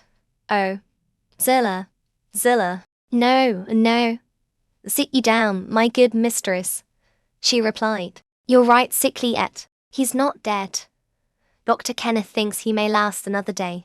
I met him on the road and asked. Instead of sitting down, I snatched my outdoor things and hastened below, for the way was free. On entering the house, I looked about for someone to give information of Catherine. The place was filled with sunshine, and the door stood wide open, but nobody seemed at hand. As I hesitated whether to go off at once, or return and seek my mistress, a slight cough drew my attention to the hearth. Linton lay on the settle, sole tenant, sucking a stick of sugar candy, and pursuing my movements with apathetic eyes. Where is Miss Catherine? I demanded sternly, supposing I could frighten him into giving intelligence. By catching him thus, alone, he sucked on like an innocent. Is she gone? I said. No, he replied, she's upstairs. She's not to go. We won't let her. You won't let her? Little idiot, I exclaimed. Direct me to her room immediately, or I'll make you sing out sharply. Papa would make you sing out if you attempted to get there, he answered. He says I'm not to be soft with Catherine.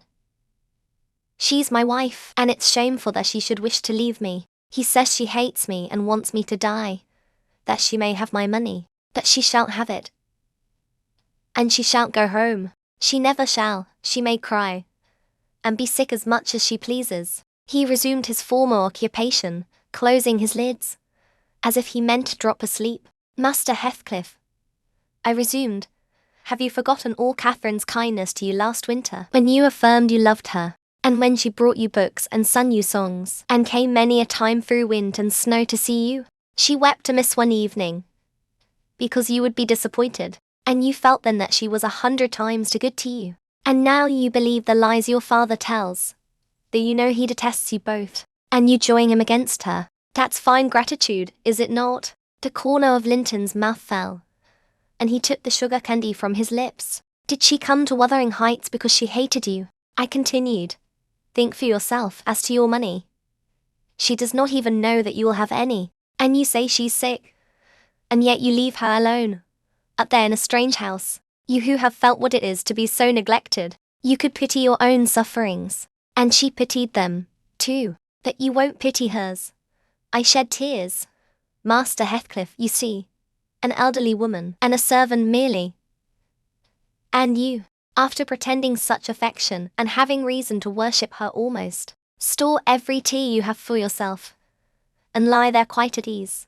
Ah, you're a heartless, selfish beau. I can't stay with her, he answered crossly. I'll not stay by myself. She cries so I can't bear it, and she won't give over, though I say I'll call my father. I did call him once, and he threatened to strangle her if she was not quiet. That she began again the instant he left the room, moaning and grieving all night long, though I screamed for vexation that I couldn't sleep. Is Mr. Heathcliff out? I inquired, perceiving that the wretched creature had no power to sympathize with his cousin's mental tortures. He's in the court, he replied, talking to Dr. Kenneth, who says uncle is dying, truly, at last. I'm glad, for I shall be master of the Grange after him. Catherine always spoke of it as her house. It isn't hers, it's mine. Papa says everything she has is mine. All her nice books are mine. She offered to give me them. And her pretty birds and her pony Minnie, if I would get the key of our room and let her out. But I told her she had nothing to give. They were all mine. And then she cried, and took a little picture from her neck, and said I should have that. 2 pictures in a gold case. On one side her mother and on the other uncle, when they were young. That was yesterday. I said they were mine too, and tried to get them from her. The spiteful thing wouldn't let me. She pushed me off and hurt me. I shrieked out. That frightens her. She heard Papa coming, and she broke the hinges and divided the case, and gave me her mother's portrait. The other she attempted to hide.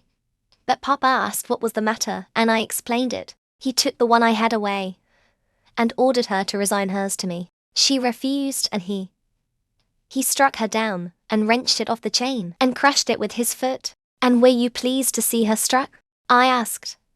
Having my designs and encouraging his talk, I winked. He answered.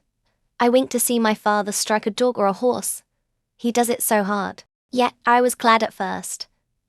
She deserved punishing for pushing me, but when Papa was gone, she made me come to the window and showed me her cheek, cut on the inside, against her teeth, and her mouth filling with blood. And then she gathered up the bits of the picture, and went and sat down with her face to the wall, and she has never spoken to me since. And I sometimes think she can't speak for pain. I don't like to think so, that she's a naughty thing for crying continually, and she looks so pale and wild. I'm afraid of her. And you can get the key if you choose, I said. Yes, when I am upstairs, he answered. But I can't walk upstairs now. In what apartment is it? I asked. Oh, he cried. I shan't tell you where it is. It is our secret. Nobody, neither Harriton nor Zillah, is to know. There, you've tired me. Go away, go away. And he turned his face onto his arm and shut his eyes again. I considered it best to depart without seeing Mr. Heathcliff and bring a rescue for my young lady from the Grange. On reaching it, the astonishment of my fellow servants to see me, and their joy also, was intense. And when they heard that their little mistress was safe, all 3 were about to hurry up and shout the news at Mr. Edgar's door. But I bespoke the announcement of it myself. How changed I found him, even in those few days. He lay in the image of sadness and resignation awaiting his death. Very young he looked. Though his actual age was 39, one would have called him 10 years younger. At least, he thought of Catherine, for he murmured her name. I touched his hand and spoke. Catherine is coming. Dear master, I whispered. She is alive and well, and will be here, I hope, tonight. I trembled at the first effects of this intelligence. He half rose up. looked eagerly round the apartment, and then sank back in a swoon. As soon as he recovered, I related our compulsory visit and detention at the Heights. I said Heathcliff forced me to go in, which was not quite true.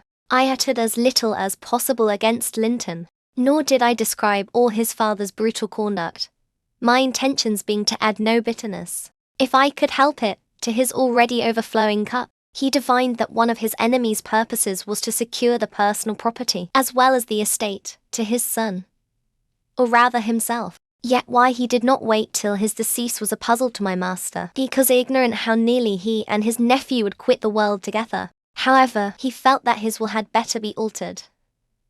Instead of leaving Catherine's fortune at her own disposal, he determined to put it in the hands of trustees for her use during life, and for her children, if she had any, after her. By that means, it could not fall to Mr. Heathcliff should Linton die. Having received his orders, I dispatched a man to fetch the attorney, and for more, provided with serviceable weapons, to demand my young lady of her jailer. Both parties were delayed very late. The single servant returned first. He said Mr. Green, the lawyer, was out when he arrived at his house, and he had to wait 2 hours for his re-entrance. And then Mr. Green told him he had a little business in the village that must be done, but he would be at Thrushcross Grange before morning. The 4 men came back unaccompanied also. They brought word that Catherine was ill, too ill to quit her room, and Heathcliff would not suffer them to see her. I scolded the stupid fellows well for listening to that tale, which I would not carry to my master, resolving to take a whole bevy up to the Heights at daylight, and storm it literally, unless the prisoner were quietly surrendered to us. Her father shall see her, I vowed, and vowed again, if that devil be killed on his own door-stones in trying to prevent it. Happily, I was spared the journey and the trouble. I had gone downstairs at 3 o'clock to fetch a jug of water, and was passing through the hall with it in my hand, when a sharp knock at the front door made me jump. "Oh, it is Green," I said, recollecting myself. "Only Green," and I went on, intending to send somebody else to open it, but the knock was repeated, not loud and still importunately. I put the jug on the banister and hastened to admit him myself. The harvest moon shone clear outside. It was not the attorney. My own sweet little mistress sprang on my neck sobbing, "Ellen, Ellen, is Papa alive?" "Yes," I cried. "Yes, my angel, he is.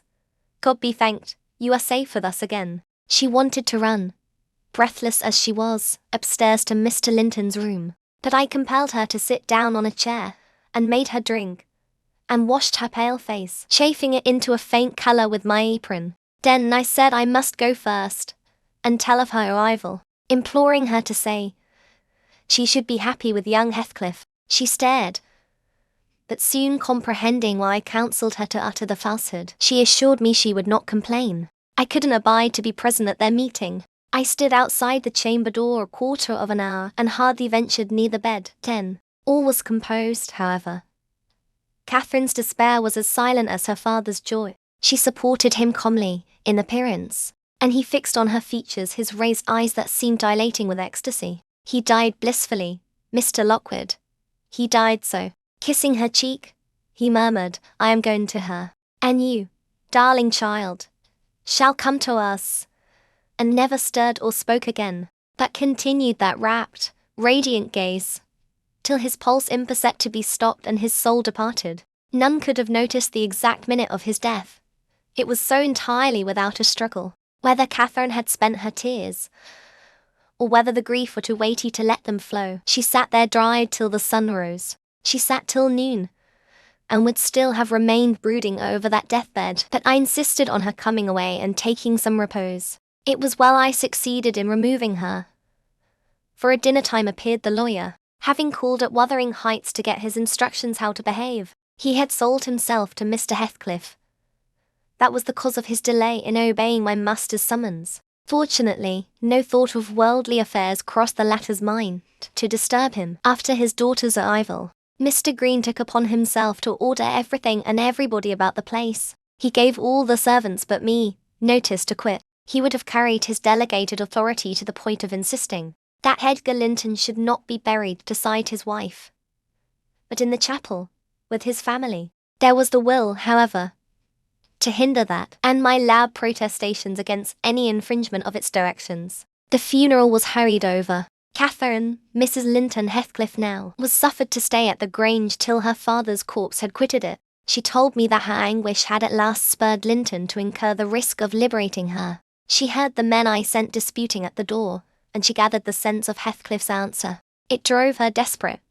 Linton, who had been conveyed up to the little parlour soon after I left, was terrified into fetching the key before his father reascended. He had the cunning to unlock and relock the door, without shutting it, and when he should have gone to bed, he begged to sleep with Hareton, and his petition was granted for once. Catherine stole out before break of day. She dared not try the doors lest the dogs should raise an alarm. She visited the empty chambers and examined their windows, and, luckily, lighting on her mother's, she got easily out of its lattice and onto the ground by means of the fir tree close by. Her accomplice suffered for his share in the escape, notwithstanding his timid contrivances.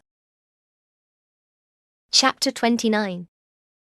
The evening after the funeral, my young lady and I were seated in the library, now musing mournfully, one of us despairingly, on our loss, now venturing conjectures as to the gloomy future. We had just agreed the best destiny which could await Catherine would be a permission to continue resident at the Grange, at least during Linton's life, he being allowed to join her there, and I to remain as housekeeper. That seemed rather too favourable an arrangement to be hoped for, and yet I did hope and began to cheer up under the prospect of retaining my home and my employment and, above all, my beloved young mistress, when a servant, one of the discarded ones, not yet departed, rushed hastily in, and said that devil Heathcliff was coming through the court. Should he fasten the door in his face? If we had been mad enough to order that proceeding, we had not time. He made no ceremony of knocking or announcing his name. He was master, and availed himself of the master's privilege to walk straight in, without saying a word. The sound of our informant's voice directed him to the library. He entered and motioning him out, shut the door. It was the same room into which he had been ushered as a guest 18 years before. The same moon shone through the window, and the same autumn landscape lay outside. We had not yet lighted a candle, but all the apartment was visible, even to the portraits on the wall, the splendid head of Mrs. Linton, and the graceful one of her husband. Heathcliff advanced to the hearth. Time had little altered his person either. There was the same man, his dark face rather sullower and more composed, his frame a stone or two heavier, perhaps, and no other difference. Catherine had risen with an impulse to dash out, when she saw him. "Stop," he said, arresting her by the arm. "No more runnings away. Where would you go? I'm come to fetch you home, and I hope you'll be a dutiful daughter, and not encourage my son to further disobedience." I was embarrassed how to punish him when I discovered his part in the business. He's such a cobweb, a pinch would annihilate him, that you'll see by his look that he has received his due. I brought him down one evening, the day before yesterday, and just set him in a chair, and never touched him afterwards. I sent Hareton out, and we had the room to ourselves. In 2 hours, I called Joseph to carry him up again, and since then my presence is as potent on his nerves as a ghost, and I fancy he sees me often, though I am not near. Hareton says he wakes and shrieks in the night by the hour together, and calls you to protect him from me, and, whether you like your precious mate, or not, you must come. He's your concern now. I yield all my interest in him to you. Why not let Catherine continue here? I pleaded, and send Master Linton to her. As you hate them both, you'd not miss them. They can only be a daily plague to your unnatural heart. I'm seeking a tenant for the Grange, he answered, and I want my children about me, to be sure. Besides, that lass owes me her services for her bread. I'm not going to nurture her in luxury and idleness after Linton is gone. Make haste and get ready, now, and don't oblige me to compel you." "I shall," said Catherine. "Linton is all I have to love in the world, and though you have done what you could to make him hateful to me, and me to him, you cannot make us hate each other, and I defy you to hurt him when I am by, and I defy you to frighten me." "You are a boastful champion," replied Heathcliff, "but I don't like you well enough to hurt him. You shall get the full benefit of the torment, as long as it lasts. It is not I who will make him hateful to you. It is his own sweet spirit. He's as bitter as gall at your desertion and its consequences. Don't expect thanks for this noble devotion. I heard him draw a pleasant picture to Zillah of what he would do if he were as strong as I. The inclination is there, and his very weakness will sharpen his wits to find a substitute for strength. I know he has a bad nature, said Catherine. He's your son, but I'm glad I've a better to forgive it. And I know he loves me, and for that reason I love him. Now Heathcliff, you have nobody to love you. And, however miserable you make us, we shall still have the revenge of thinking that your cruelty arises from your greater misery. You are miserable, are you not? Lonely, like the devil, and envious like him? Nobody loves you. Nobody will cry for you when you die. I wouldn't be you. Catherine spoke with a kind of dreary triumph. She seemed to have made up her mind to enter into the spirit of her future family, and draw pleasure from the griefs of her enemies. You shall be sorry to be yourself presently, said her father-in-law, if you stand there another minute. Begone, witch, and get your things. She scornfully withdrew. In her absence I began to beg for Zillah's place at the Heights, offering to resign mine to her, but he would suffer it on no account. He bid me be silent, and then, for the first time, allowed himself a glance round the room and a look at the pictures. Having studied Mrs. Linton's, he said, I shall have that home. Not because I need it, but, he turned abruptly to the fire, and continued, with what, for lack of a better word, I must call a smile. I'll tell you what I did yesterday. I got the sexton, who was digging Linton's grave, to remove the earth off her coffin lid, and I opened it. I thought, once, I would have stayed there. When I saw her face again, it is hers yet. He had hard work to stir me, but he said it would change if the air blew on it. And so I struck one side of the coffin loose and covered it up. Not Linton's side. Damn him. I wish he'd been sodded and lead. And I bribed the sexton to pull it away when I'm laid there, and slide mine out too. I'll have it made so. And then by the time Linton gets to us he'll not know which is which. You were very wicked, Mr. Heathcliff, I exclaimed. Were you not ashamed to disturb the dead? I disturbed nobody, Nelly, he replied. And I gave some ease to myself. I shall be a great deal more comfortable now, and you'll have a better chance of keeping me underground when I get there. Disturb her? No. She has disturbed me, night and day, through 18 years. Incessantly. Remorselessly. Till yesternight. And yesternight I was tranquil. I dreamt I was sleeping the last sleep by that sleeper, with my heart stopped and my cheek frozen against hers. And if she had been dissolved into earth, or worse, what would you have dreamt of then? I said, of dissolving with her, and being more happy still. He answered, do you suppose I dread any change of that sort? I expected such a transformation on raising the lid, but I'm better pleased that it should not commence till I share it. Besides, unless I had received a distinct impression of her passionless features, that strange feeling would hardly have been removed. It began oddly. You know I was wild after she died, and eternally, from dawn to dawn, praying her to return to me her spirit. I have a strong faith in ghosts. I have a conviction that they can, and do, exist among us. The day she was buried, there came a fall of snow. In the evening I went to the churchyard. It blew bleak as winter. All round was solitary. I didn't fear that her fool of a husband would wander up the glen so late, and no one else had business to bring them there. Being alone, and conscious to yards of loose earth was the sole barrier between us. I said to myself, I'll have her in my arms again. If she be cold, I'll think it is this north wind that chills me, and if she be motionless, it is sleep. I got a spade from the tool house and began to delve with all my might. It scraped the coffin. I fell to work with my hands. The wood commenced cracking about the screws. I was on the point of attaining my object, when it seemed that I heard a sigh from someone above, close at the edge of the grave, and bending down. If I can only get this off, I muttered, I wish they may shovel in the earth over us both. And I wrenched at it more desperately still. There was another sigh, close at my ear. I appeared to feel the warm breath of it displacing the sleet-laden wind.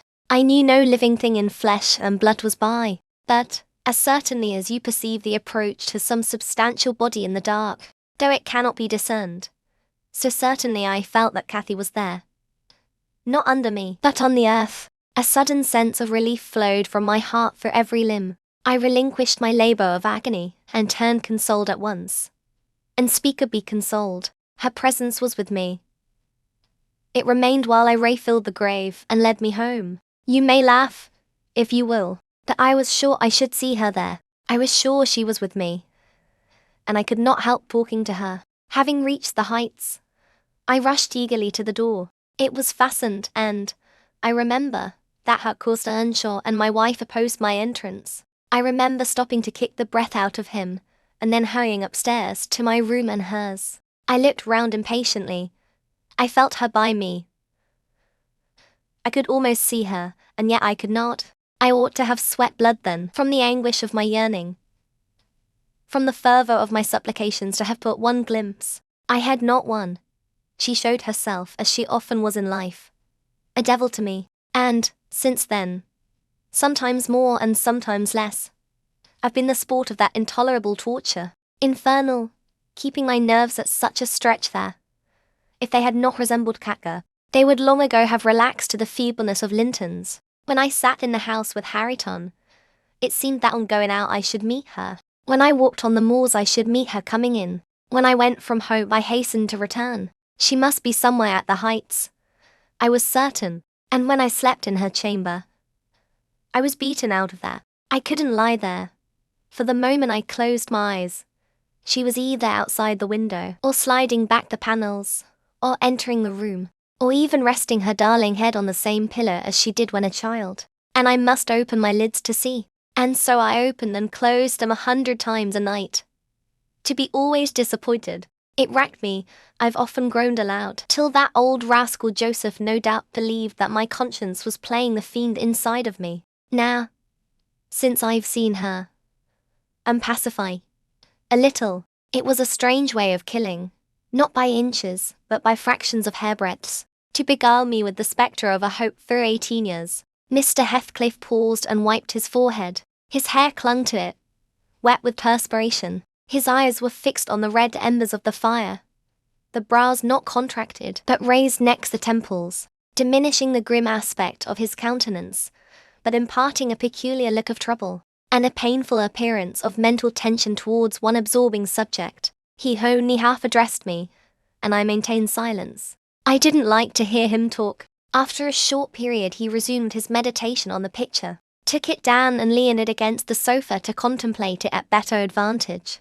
And while so occupied Catherine entered, announcing that she was ready when her pony should be saddled. "Send that over tomorrow," said Heathcliff to me. Then turning to her, he added, "You may do without your pony. It is a fine evening, and you'll need no ponies at Wuthering Heights. For what journeys you take, your own feet will serve you. Come along." "Goodbye, Ellen," whispered my dear little mistress, as she kissed me. Her lips felt like ice. "Come and see me, Ellen. Don't forget. Take care you do no such thing." "Mrs. Dean," said her new father, "when I wish to speak to you I'll come here. I want none of your prying at my house." He signed her to precede him, and casting back a look that cut my heart, she obeyed. I watched them, from the window, walk down the garden. Heathcliff fixed Catherine's arm under his, though she disputed the act at first evidently, and with rapid strides he hurried her into the alley, whose trees concealed them. Chapter XXX. I have paid a visit to the Heights, but I have not seen her since she left. Joseph held the door in his hand when I called to ask after her, and wouldn't let me pass. He said Mrs. Linton was thrang, and the master was not in. Zillah has told me something of the way they go on, otherwise I should hardly know who was dead and who living. She thinks Catherine haughty and does not like her. I can guess by her talk. My young lady asked some aid of her when she first came, that Mr. Heathcliff told her to follow her own business and let his daughter-in-law after herself, and Zillah willingly acquiesced, being a narrow-minded, selfish woman. Catherine evinced a child's annoyance at this neglect, repaid it with contempt, and thus enlisted my informant among her enemies as securely as if she had done her some great wrong. I had a long talk with Zillah about 6 weeks ago, a little before you came, one day when we foregathered on the moor, and this is what she told me. The first thing Mrs. Linton did, she said, on her arrival at the Heights, was to run upstairs, without even wishing good evening to me and Joseph. She shut herself into Linton's room, and remained till morning. Then, while the master and Earnshaw were at breakfast, she entered the house, and asked all in a quiver if the doctor might be sent for. Her cousin was very ill. "We know that,"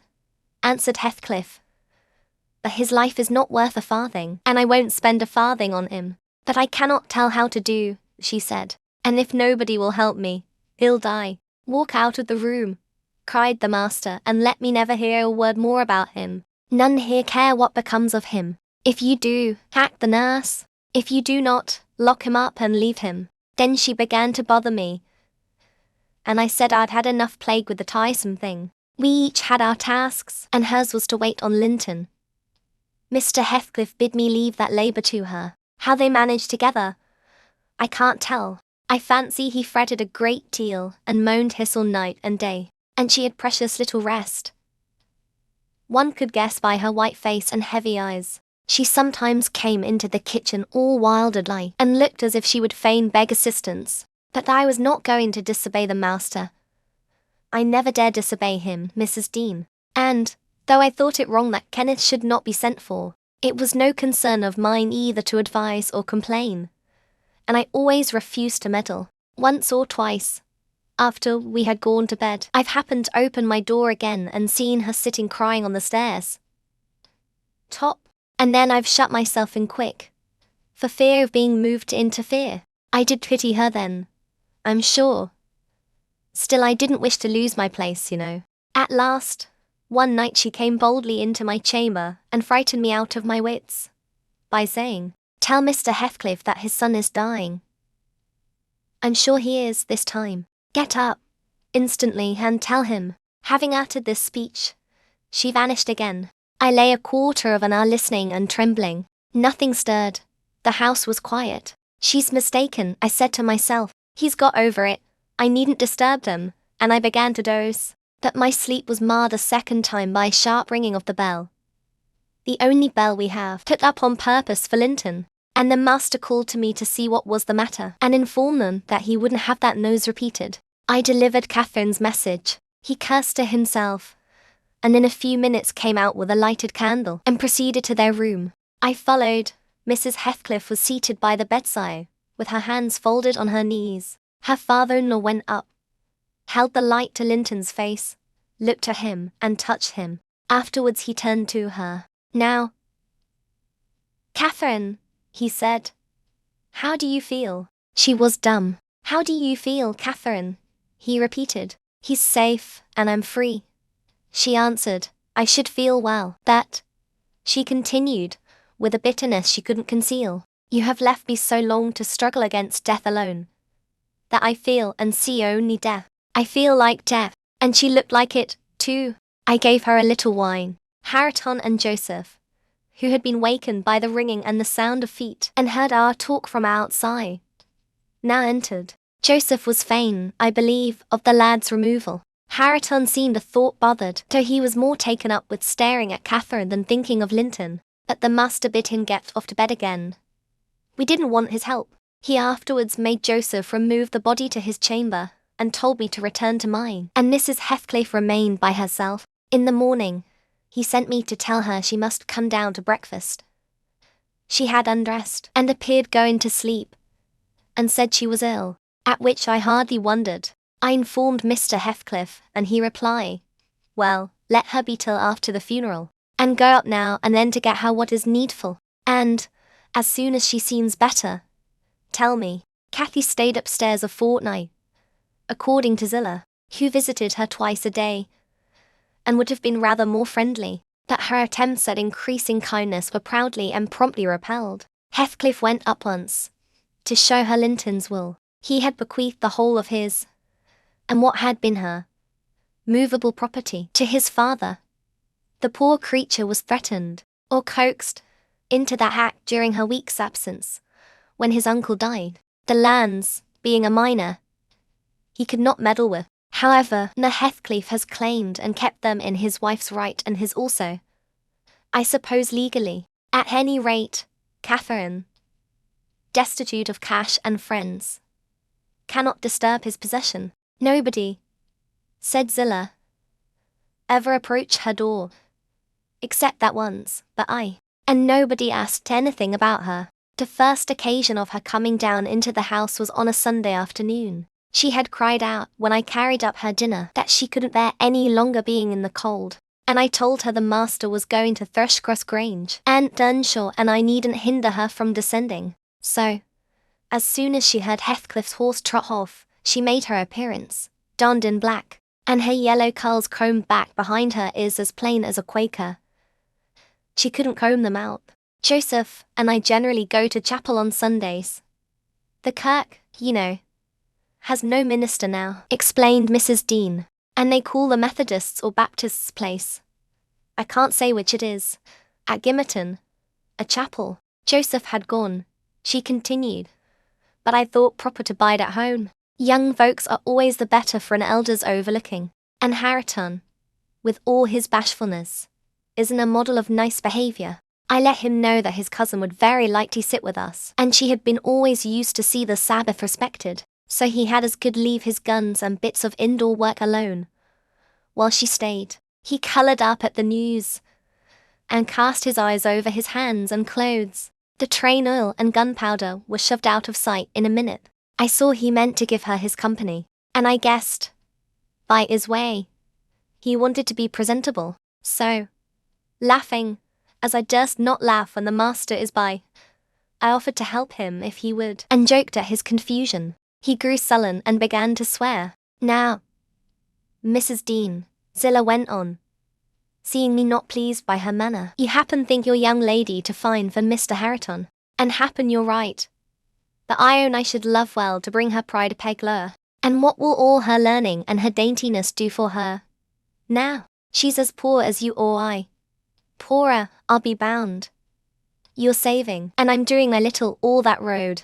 Hareton allowed Zillah to give him her aid, and she flattered him into a good humour. So, when Catherine came, half forgetting her former insults, he tried to make himself agreeable by the housekeeper's account.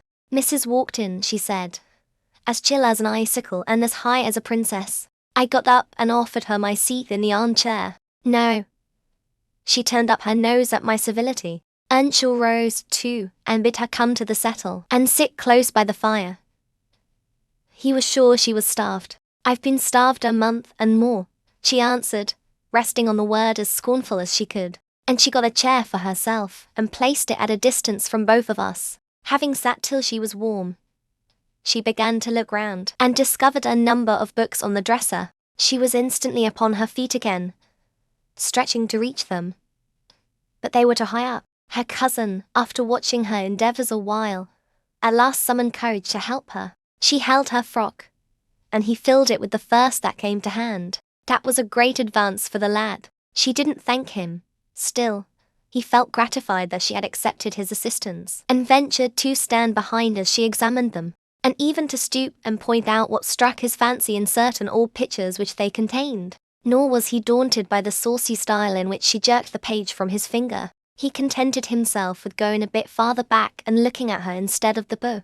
She continued reading, or seeking for something to read. His attention became, by degrees, quite centered in the study of her thick silky curls. Her face he couldn't see, and she couldn't see him, and, perhaps, not quite awake to what he did, but attracted like a child to a candle. At last he proceeded from staring to touching. He put out his hand and stroked one curl, as gently as if it were a bird. He might have stuck a knife into her neck. She started round in such a taking. Get away this moment. How dare you touch me? Why are you stopping there? She cried in a tone of disgust. I can't endure you. I'll go upstairs again, if you come near me, Mr. Hareton recalled, looking as foolish as he could do. He sat down in the settle very quiet, and she continued turning over her volumes another half hour. Finally, Earnshaw crossed over and whispered to me, will you ask her to read to us? Zillah, I'm stalled of doing naught, and I could like to hear her. Do not say I wanted it, but ask of your son. Mr. Hareton wishes you would read to us. Man, I said, immediately, he'd take it very kind. He'd be much obliged. She frowned and looking up answered, Mr. Harriton and the whole set of you will be good enough to understand that I reject any pretense at kindness you have the hypocrisy to offer. I despise you and will have nothing to say to any of you. When I would have given my life for one kind word, even to see one of your faces, you all kept off. But I won't complain to you. I'm driven down here by the cold, not either to amuse you or enjoy your society. What could I have done? Began Earnshaw. How was I to blame? Oh, you are an exception, answered Mrs. Heathcliff. I never missed such a concern as you. But I offered more than once, and asked, he said, kindling up at her pertness, I asked Mr. Heathcliff to let me wait for you. Be silent.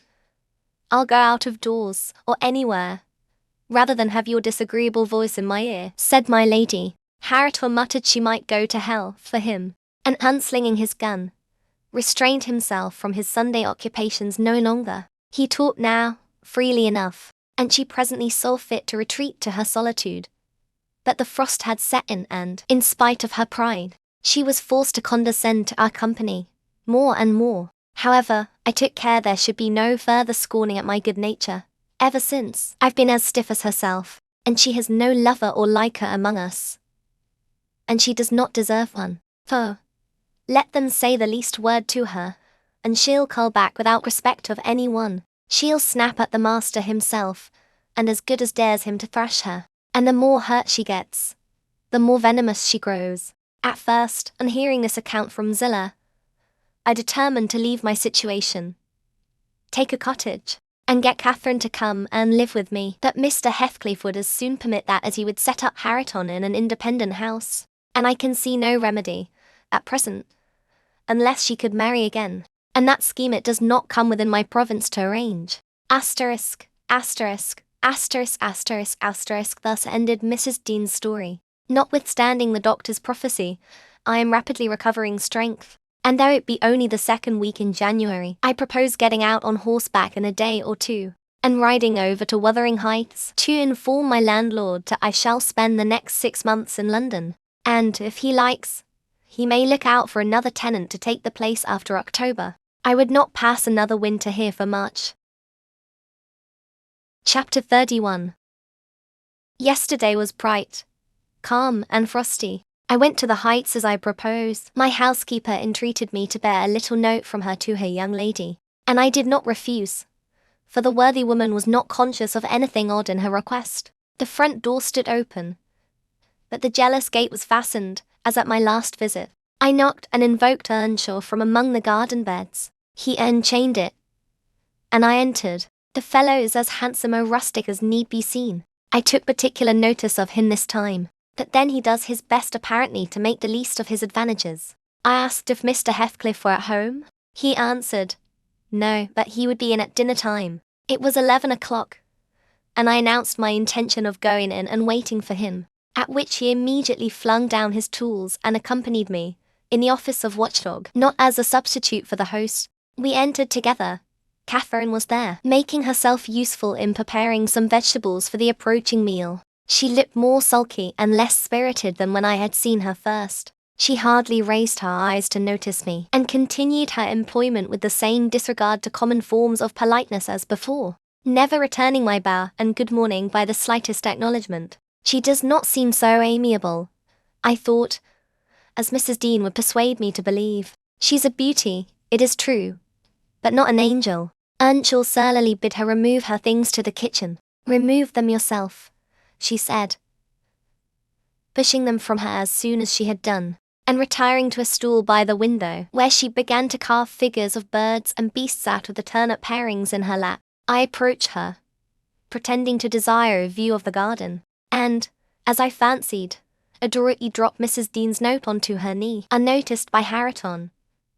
But she asked aloud, what is that? And chucked it off. A letter from your old acquaintance, the housekeeper at the Grange, I answered, annoyed at her exposing my kind deed, and fearful lest it should be imagined a missive of my own. She would gladly have gathered it up at this information, but Harriton beat her. He seized and put it in his waistcoat, saying Mr. Heathcliff should look at it first. Thereat, Catherine silently turned her face from us, and, very stealthily, drew out her pocket handkerchief and applied it to her eyes. And her cousin, after struggling a while to keep down his softer feelings, pulled out the letter and flung it on the floor beside her, as ungraciously as he could. Catherine caught and perused it eagerly. Then she put a few questions to me concerning the inmates, rational and irrational, of her former home, and gazing towards the hills, murmured in soliloquy, "I should like to be riding Minnie down there. I should like to be climbing up there. Oh, I'm tired." And stalled. Hareton, and she leaned her pretty head back against the sill, with half a yawn and half a sigh, and lapsed into an aspect of abstracted sadness, neither caring nor knowing whether we remarked her. "Mrs. Heathcliff," I said, after sitting some time mute, "you are not aware that I am an acquaintance of yours. So intimate that I think it strange you won't come and speak to me. My housekeeper never wearies of talking about and praising you, and she'll be greatly disappointed if I return with no news of or from you, except that you received her letter and said nothing." She appeared to wonder at this speech, and asked, "Does Ellen like you?" "Yes." "Very well," I reply, hesitatingly. "You must tell her," she continued, "that I would answer her letter, but I have no materials for writing. Not even a book from which I might tear a leaf." "No books," I exclaimed. "How do you contrive to live here without them, if I may take the liberty to inquire?" "Though provided with a large library, am frequently very dull at the Grange. Take my books away, and I should be desperate. I was always reading, when I had them," said Catherine, "and Mr. Heathcliff never reads, so he took it into his head to destroy my books. I have not had a glimpse of one for weeks. Only once. I searched through Joseph's store of theology, to his great irritation, and once, Hareton, I came upon a secret stock in your room, some Latin and Greek, and some tales and poetry. All old friends. I brought the last here, and you gathered them as a magpie gathers silver spoons, for the mere love of stealing. They are of no use to you, or else you concealed them in the bad spirit that, as you cannot enjoy them, nobody else shall. Perhaps your envy counselled Mr. Heathcliff to rob me of my treasures, but I've most of them written on my brain and printed in my heart, and you cannot deprive me of those." Earnshaw blushed crimson, and his cousin made this revelation of his private literary accumulations, and stammered an indignant denial of her accusations. "Mr. Hareton is desirous of increasing his amount of knowledge," I said, coming to his rescue. "He is not envious, but emulous of your attainments. He'll be a clever scholar in a few years, and he wants me to sink into a dunce meantime," answered Catherine. "Yes. I hear him trying to spell and read to himself, and pretty blunders he makes. I wish you would repeat ceviche as you did yesterday. It was extremely funny. I heard you turning over the dictionary to seek out the hard words, and then cursing because you couldn't read their explanations. The young man evidently thought it too bad that he should be laughed at for his ignorance, and then laughed at for trying to remove it. I had a similar notion, and, remembering Mrs. Dean's anecdote of his first attempt at enlightening the darkness in which he had been reared, I observed that, "Mrs. Heathcliff, we have each had a commencement, and each stumbled and tottered on the threshold. Had our teachers scorned instead of aiding us, we should stumble and totter yet." "Oh," she replied, "I don't wish to limit his acquirements. Still, he has no right to appropriate what is mine, and make it ridiculous to me with his vile mistakes and mispronunciations. Those books, both prose and verse, are consecrated to me by other associations, and I hate to have them debased and profaned in his mouth. Besides of all, he has selected my favorite pieces that I love the most to repeat, as if out of deliberate malice." Hareton's chest heaved in silence a minute. He labored under a severe sense of mortification and wrath, which it was no easy task to suppress. I rose, and, from a gentlemanly idea of relieving his embarrassment, took up my station in the doorway, surveying the external prospect as I stood. He followed my example and left the room, but presently reappeared, bearing half a dozen volumes in his hands, which he threw into Catherine's lap, exclaiming, "Take them. I never want to hear, or read, or think of them again." "I won't have them now," she answered. "I shall connect them with you, and hate them." She opened one that had obviously been often turned over, and read a portion in the drawling tone of a beginner, then laughed, and threw it from her. And listen, she continued, provokingly, commencing a verse of an old ballad in the same fashion, that his self-love would endure no further torment. I heard, and not altogether disapprovingly, a manual check given to her saucy tongue. The little wretch had done her utmost to hurt her cousin's sensitive though uncultivated feelings, and a physical argument was the only mode he had of balancing the account, and repaying its effects on the inflictor. He afterwards gathered the books and hurled them on the fire. I read in his countenance what anguish it was to offer that sacrifice to spleen.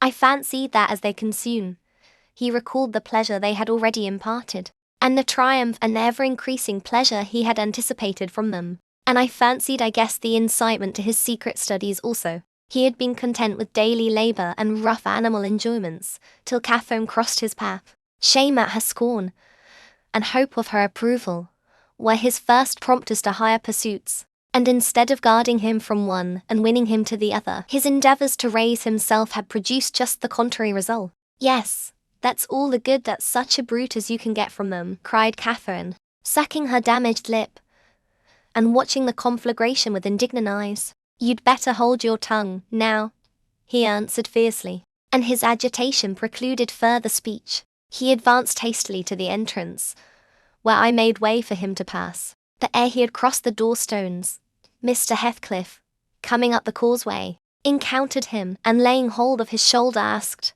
"What's to do now, my lad?" Naught, he said, and broke away to endure his grief and anger in solitude. Heathcliff gazed after him and sighed. It will be odd if I thought myself, he muttered, unconscious that I was behind him, that when I look for his father in his face, I find her every day more. How the devil is he so like? I can hardly bear to see him. He bent his eyes to the ground and walked moodily in. There was a restless, anxious expression in his countenance I had never remarked there before, and he looked spare in person. His daughter-in-law, on perceiving him through the window, immediately escaped to the kitchen, so that I remained alone. "I'm glad to see you out of doors again, Mr. Lockwood," he said, in reply to my greeting. "From selfish motives partly. I don't think I could readily supply your loss in this desolation. I've wondered more than once what brought you here." "An idle whim, I fear, sir," was my answer. "Or else an idle whim is going to spirit me away. I shall set out for London next week, and I must give you warning that I feel no disposition to retain Thrushcross Grange beyond the 12 months I agreed to rent it. I believe I shall not live there any more." "Oh, indeed. You're tired of being banished from the world, are you?" he said. "But if you be coming to plead off paying for a place you won't occupy, your journey is useless. I never relent in exacting my due from anyone." "I'm coming to plead off nothing about it," I exclaimed, considerably irritated. "Should you wish it, I'll settle with you now," and I drew my notebook from my pocket. No, he replied, coolly. "You'll leave sufficient behind to cover your debts if you fail to return. I'm not in such a hurry. Sit down and take your dinner with us. A guest that is safe from repeating his visit can generally be made welcome. Catherine, bring the things in." "Where are you?" Catherine reappeared, bearing a tray of knives and forks. "You may get your dinner with Joseph," muttered Heathcliff, aside, "and remain in the kitchen till he is gone." She obeyed his directions very punctually. Perhaps she had no temptation to transgress.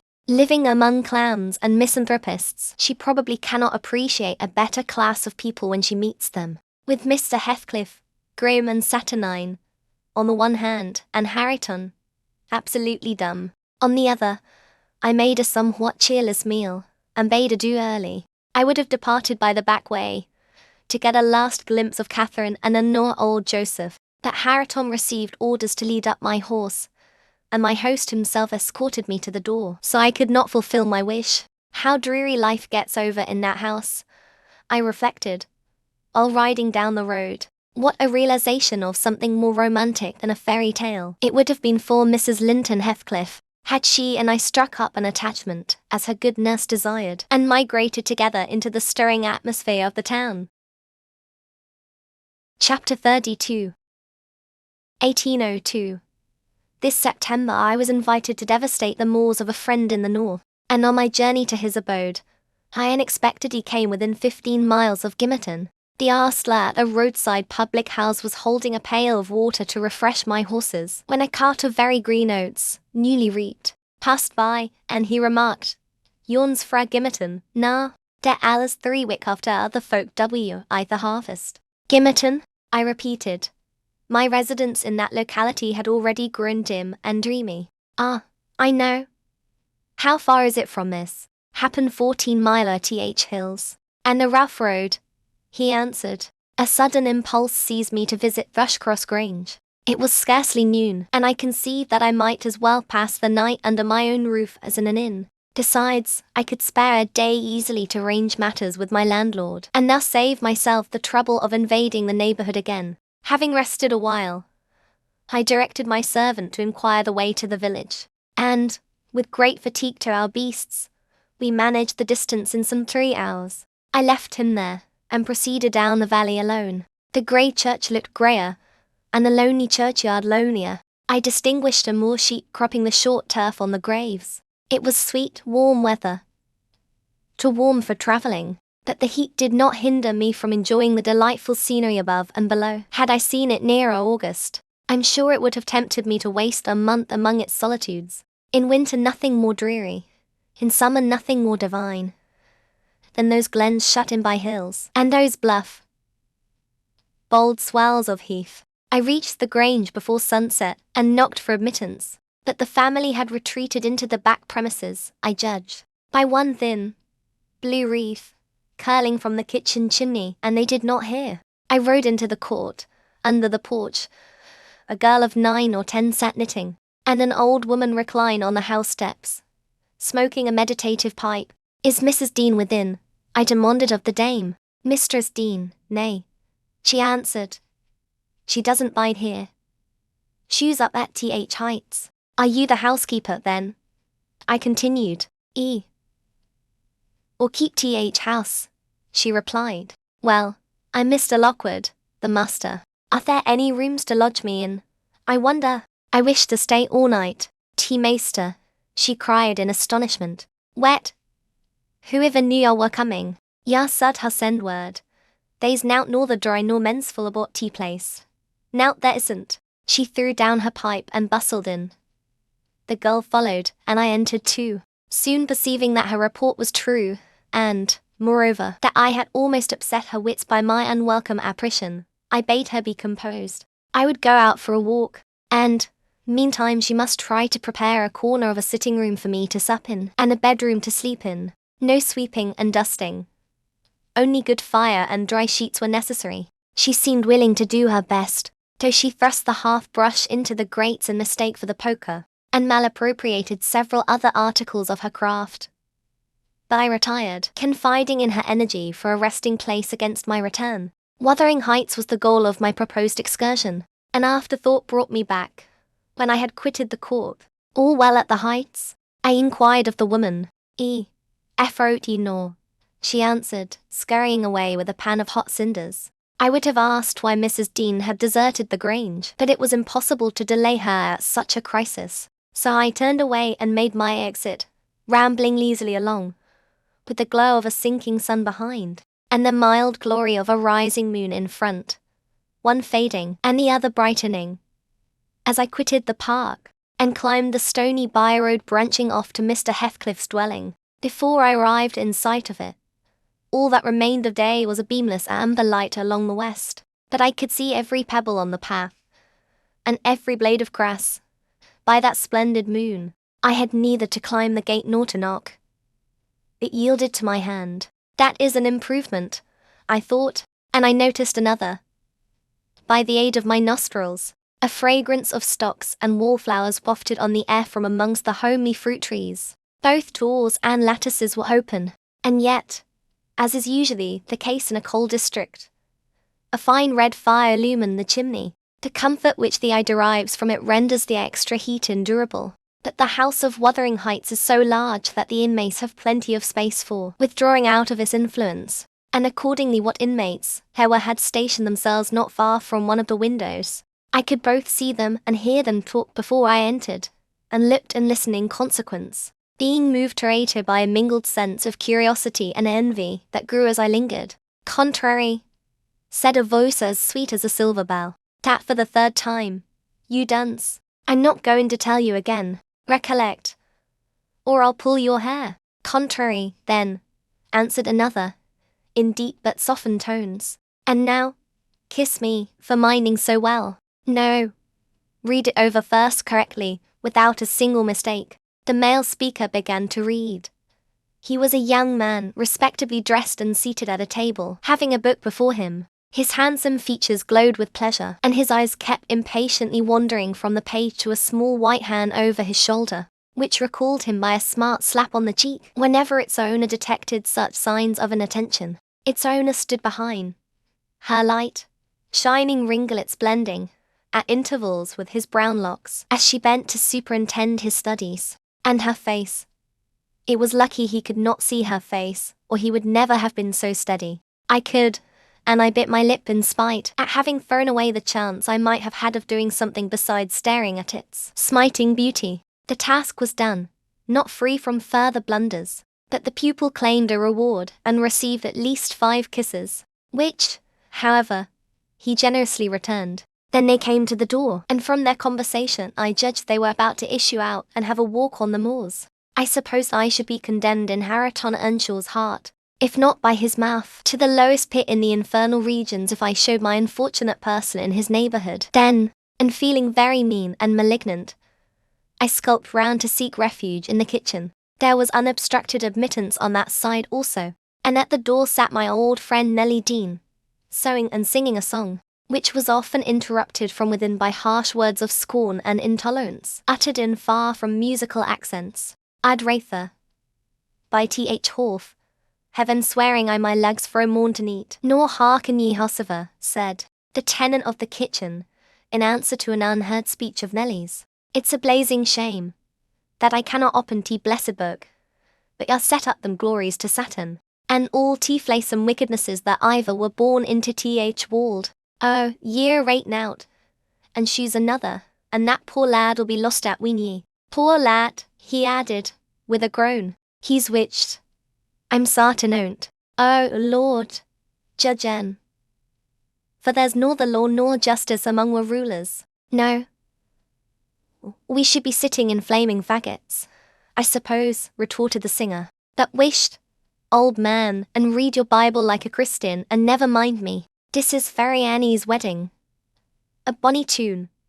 It goes to a dance." Mrs. Dean was about to recommence, when I advanced, and recognizing me directly, she jumped to her feet, crying, "Why, bless you, Mr. Lockwood, how could you think of returning in this way? All's shut up at Thrushcross Grange. You should have given us notice." "I've arranged to be accommodated there, for as long as I shall stay," I answered. "I depart again tomorrow." "And how are you transplanted here, Mrs. Dean? Tell me that." "Zillah left, and Mr. Heathcliff wished me to come soon after you went to London, and stay till you returned. But, step in, pray. Have you walked from Gimmerton this evening?" "From the Grange," I replied, "and while they make me lodging room there, I want to finish my business with your master, because I don't think of having another opportunity in a hurry." "What business, sir?" said Nellie, conducting me into the house. "He's gone out at present, and won't return soon." "About the rent," I answered. "Oh, then it is with Mrs. Heathcliff you must settle," she observed, "or rather with me. She has not learnt to manage her affairs yet, and I act for her. There's nobody else." I looked surprised. "Ah, you have not heard of Heathcliff's death? I see," she continued. "Heathcliff dead?" I exclaimed, astonished. "How long ago?" "3 months since. But sit down and let me take your hat, and I'll tell you all about it." "Stop, you have had nothing to eat, have you?" "I want nothing. I have ordered supper at home." "You sit down too. I never dreamt of his dying. Let me hear how it came to pass. You say you don't expect them back for some time. Young people." "No. I have to scold them every evening for their late rambles. But they don't care for me. At least, have a drink of our old ale. It will do you good. You seem weary." She hastened to fetch it before I could refuse, and I heard Joseph asking whether it warn't a crying scandal that she should have followers at her time of life. And then, to get them jocks out ho team meester's cellar, he fair shone to bide still and see it. She did not stay to retaliate, but re-entered in a minute, bearing a reaming silver pint, whose contents I lauded with becoming earnestness, and afterwards she furnished me with the sequel of Heathcliff's history. He had a queer end, as she expressed it. I was summoned to Wuthering Heights, within a fortnight of your leaving us, she said, and I obeyed joyfully, for Catherine's sake. My first interview with her grieved and shocked me. She had altered so much since our separation. Heathcliff did not explain his reasons for taking a new mind about my coming here. He only told me he wanted me, and he was tired of seeing Catherine. I must make the little parlour my sitting room, and keep her with me. It was enough if he were obliged to see her once or twice a day. She seemed pleased at this arrangement, and, by degrees, I smuggled over a great number of books and other articles that had formed her amusement at the Grange, and flattered myself we should get on in tolerable comfort. The delusion did not last long. Catherine, contented at first, in a brief space grew irritable and restless. For one thing, she was forbidden to move out of the garden, and it fretted her sadly to be confined to its narrow bounds as spring drew on. For another, in following the house, I was forced to quit her frequently, and she complained of loneliness. She preferred quarrelling with Joseph in the kitchen to sitting at peace in her solitude.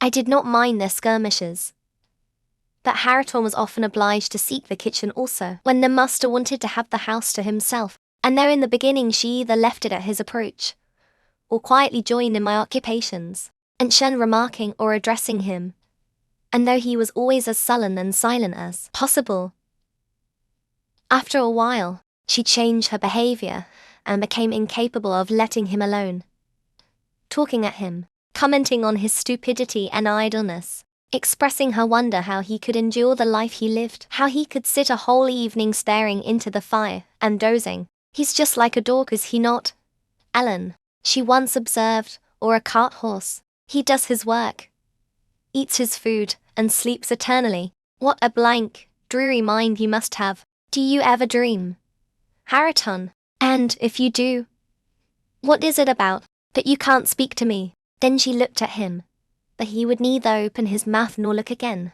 He's, perhaps, dreaming now, she continued. He twitched his shoulder as Juno twitches hers. Ask him, Ellen. Mr. Hareton will ask the master to send you upstairs if you don't behave, I said. He had not only twitched his shoulder, but clenched his fist, as if tempted to use it. I know why Hareton never speaks when I am in the kitchen, she exclaimed on another occasion. He is afraid I shall laugh at him.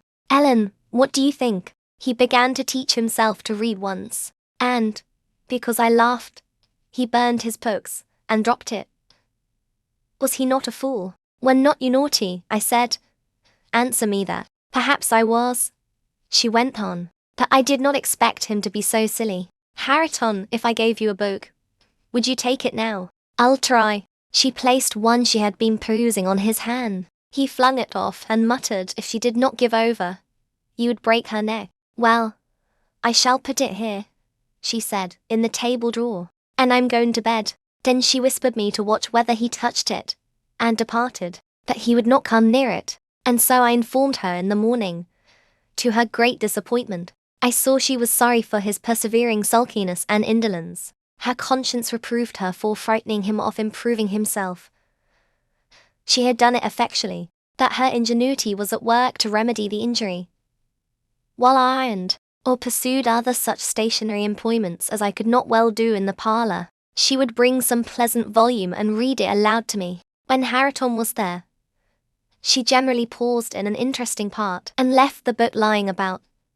That she did repeatedly, that he was as obstinate as a mule, and, instead of snatching at her bait, in wet weather he took to smoking with Joseph, and they sat like automatons, one on each side of the fire, the elder happily too deaf to understand her wicked nonsense, as he would have called it, the younger doing his best to seem to disregard it. On fine evenings the latter followed his shooting expeditions, and Catherine yawned and sighed, and teased me to talk to her, and ran off into the court or garden the moment I began, and, as a last resource, cry, and said she was tired of living.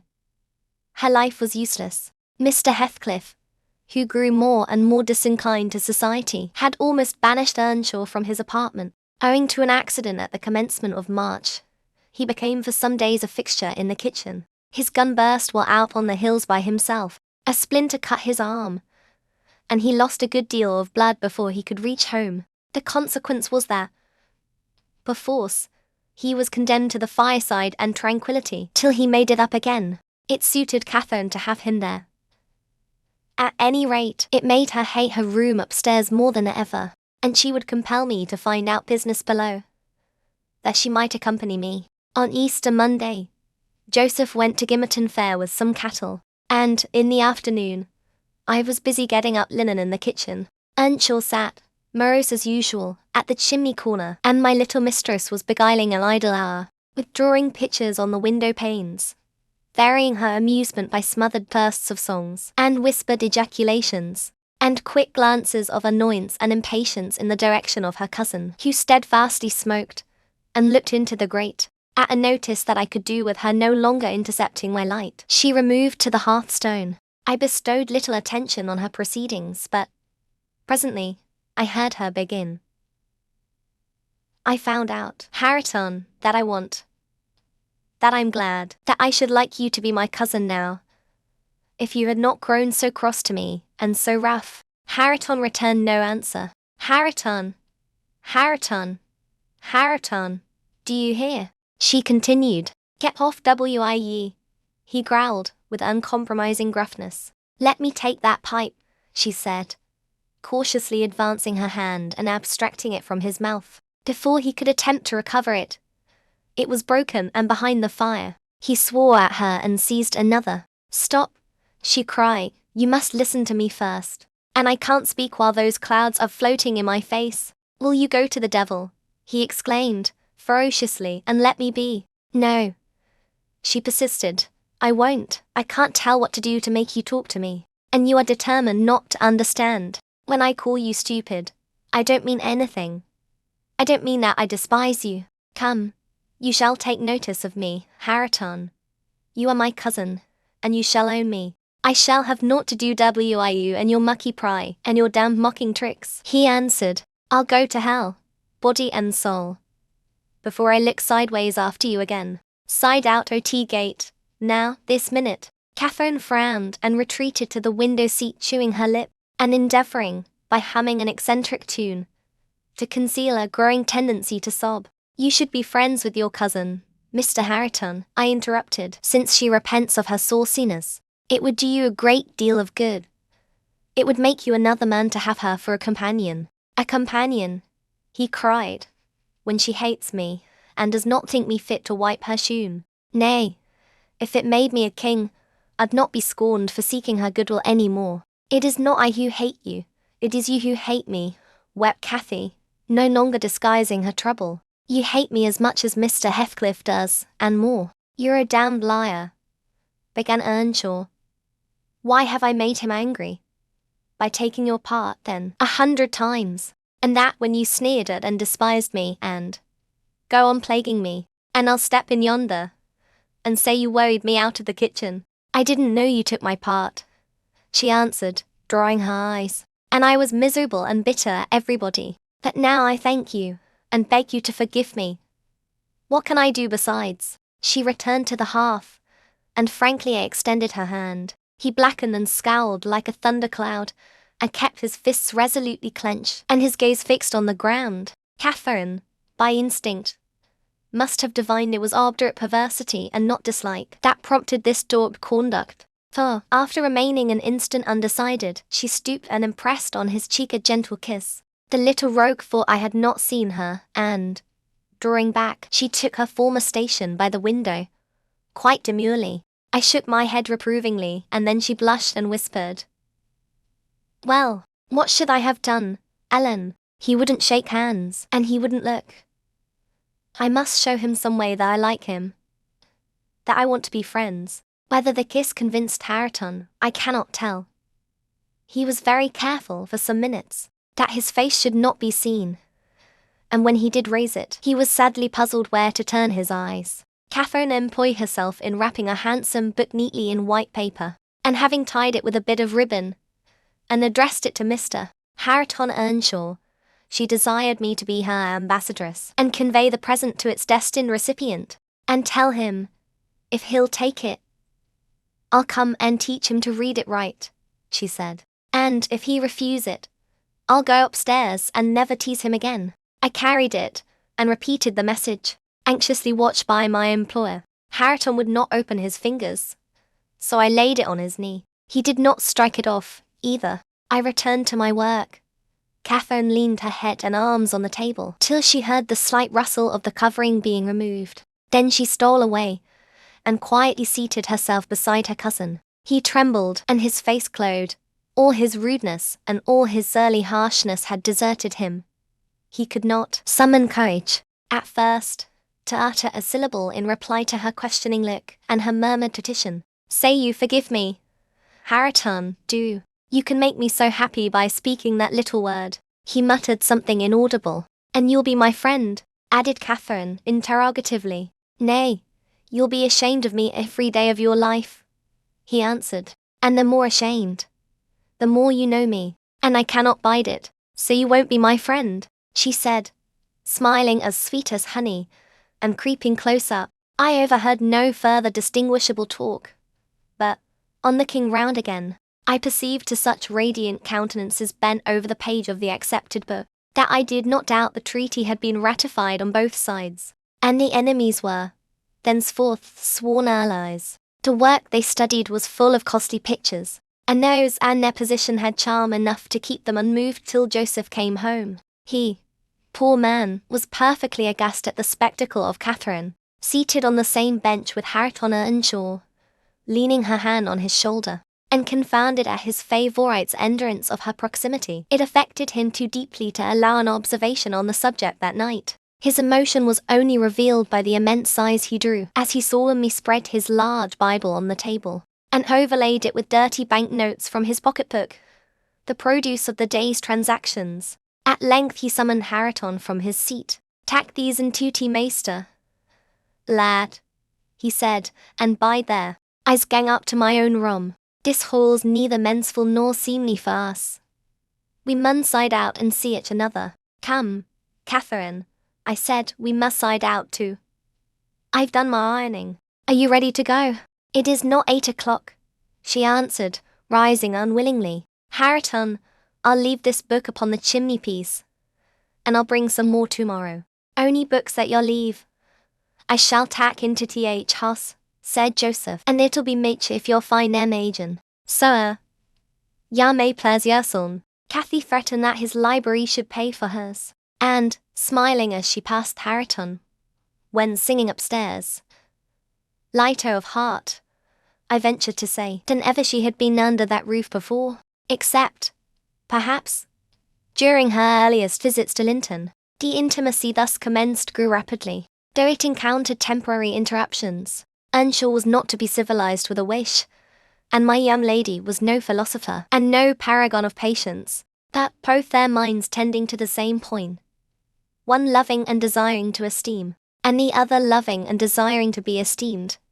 They contrived in the end to reach it. You see, Mr. Lockwood, it was easy enough to win Mrs. Heathcliff's heart, but now, I'm glad you did not try. The crown of all my wishes will be the union of those two. I shall envy no one on their wedding day. There won't be a happier woman than myself in England. Chapter 33. On the morrow of that Monday, Earnshaw being still unable to follow his ordinary employments, and therefore remaining about the house, I speedily found it would be impracticable to retain my charge beside me, as heretofore. She got downstairs before me, and out into the garden, where she had seen her cousin performing some easy work, and when I went to bid them come to breakfast, I saw she had persuaded him to clear a large space of ground from currant and gooseberry bushes, and they were busy planning together an importation of plants from the Grange. I was terrified at the devastation which had been accomplished in a brief half-hour. The black currant trees were the apple of Joseph's eye, and she had just fixed her choice of a flower bed in the midst of them. There! That will be all shown to the master, I exclaimed, the minute it is discovered. And what excuse have you to offer for taking such liberties with the garden? We shall have a fine explosion on the head of it. See if we don't. Maharaton, I wonder you should have no more wit than to go and make that mess at her bidding. I'd forgotten they were Joseph's, answered Earnshaw, rather puzzled. That I'll tell him I did it. We always ate our meals with Mr. Heathcliff. I held the mistress's post in making tea and carving, so I was indispensable at table. Catherine usually sat by me, but today she stole nearer to Harriton, and I presently saw she would have no more discretion in her friendship than she had in her hostility. Now, mind you don't talk with and notice your cousin too much, were my whispered instructions as we entered the room. It will certainly annoy Mr. Heathcliff, and he'll be mad at you both. I'm not going to, she answered. The minute after, she had sidled to him, and was sticking primroses in his plate of porridge. He dared not speak to her there. He dared hardly look, and yet she went on teasing, till he was twice on the point of being provoked to laugh. I frowned, and then she glanced towards the master, whose mind was occupied on other subjects than his company, as his countenance evinced, and she grew serious for an instant, scrutinizing him with deep gravity. Afterwards she turned and recommenced her nonsense. At last, Harriton uttered a smothered laugh. Heathcliff started. His eye rapidly surveyed our faces. Catherine met it with her accustomed look of nervousness and yet defiance, which he abhorred. It is well you are out of my reach, he exclaimed. What fiend possesses you to stare back at me continually with those infernal eyes? Down with them, and don't remind me of your existence again. I thought I had cured you of laughing. It was me, muttered Harriton. What do you say? Demanded the master. Harriton looked at his plate, and did not repeat the confession. Heathcliff looked at him a bit, and then silently resumed his breakfast and his interrupted musing. We had nearly finished, and the two young people prudently shifted wider asunder, so I anticipated no further disturbance during that sitting, when Joseph appeared at the door, revealing by his quivering lip and furious eyes that the outrage committed on his precious shrubs was detected. He must have seen Cathy and her cousin about the spot before he examined it, for while his jaws worked like those of a cow chewing its cud, and rendered his speech difficult to understand, he began, I mun have my wage, and I mun go. I had aimed to dee where I'd sarved for 60 year, and I thought I'd lug my books up into tea garret, and all my bits o' stuff, and they sud have tea kitchen to their son. For tea's sake o' quietness, it were hard to gee up my own hearthstone, but I thought I could do that. But nah, shoes tom my garden fro me, and by th heart, maester, I cannot stand it. Ya may bend to th yoken ye will. I known used to tea, and an old man doesn't soon get used to new bathans. I'd rate that on my bite and my sup wi a hammer in th road. Now, idiot, interrupted Heathcliff. Cut it short. What's your grievance? I'll interfere in no quarrels between you and Nellie. She may thrust you into the coal hole for anything I care. It's no and Nellie, answered Joseph. I sudden't shift for Nellie. Nasty ill nout as she is. Thank God.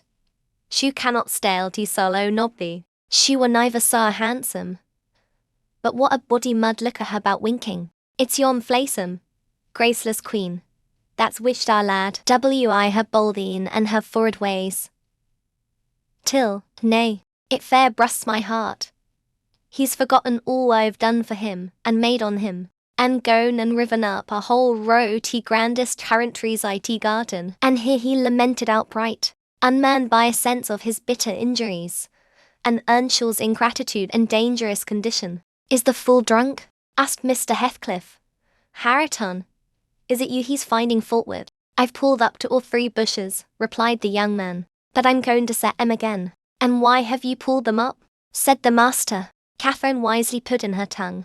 We wanted to plant some flowers there, she cried. I'm the only person to blame, for I wished him to do it. And who the devil gave you leave to touch a stick about the place? Demanded her father-in-law, much surprise. And who ordered you to obey her? He added, turning to Harriton. The latter was speechless. His cousin replied, You shouldn't grudge a few yards of earth for me to ornament when you have taken all my land. Your land, insolent slut. You never had any, said Heathcliff. And my money, she continued, returning his angry glare and meantime biting a piece of crust, the remnant of her breakfast. Silence, he exclaimed, get done and begone. And Hariton's land, and his money, pursued the reckless thing.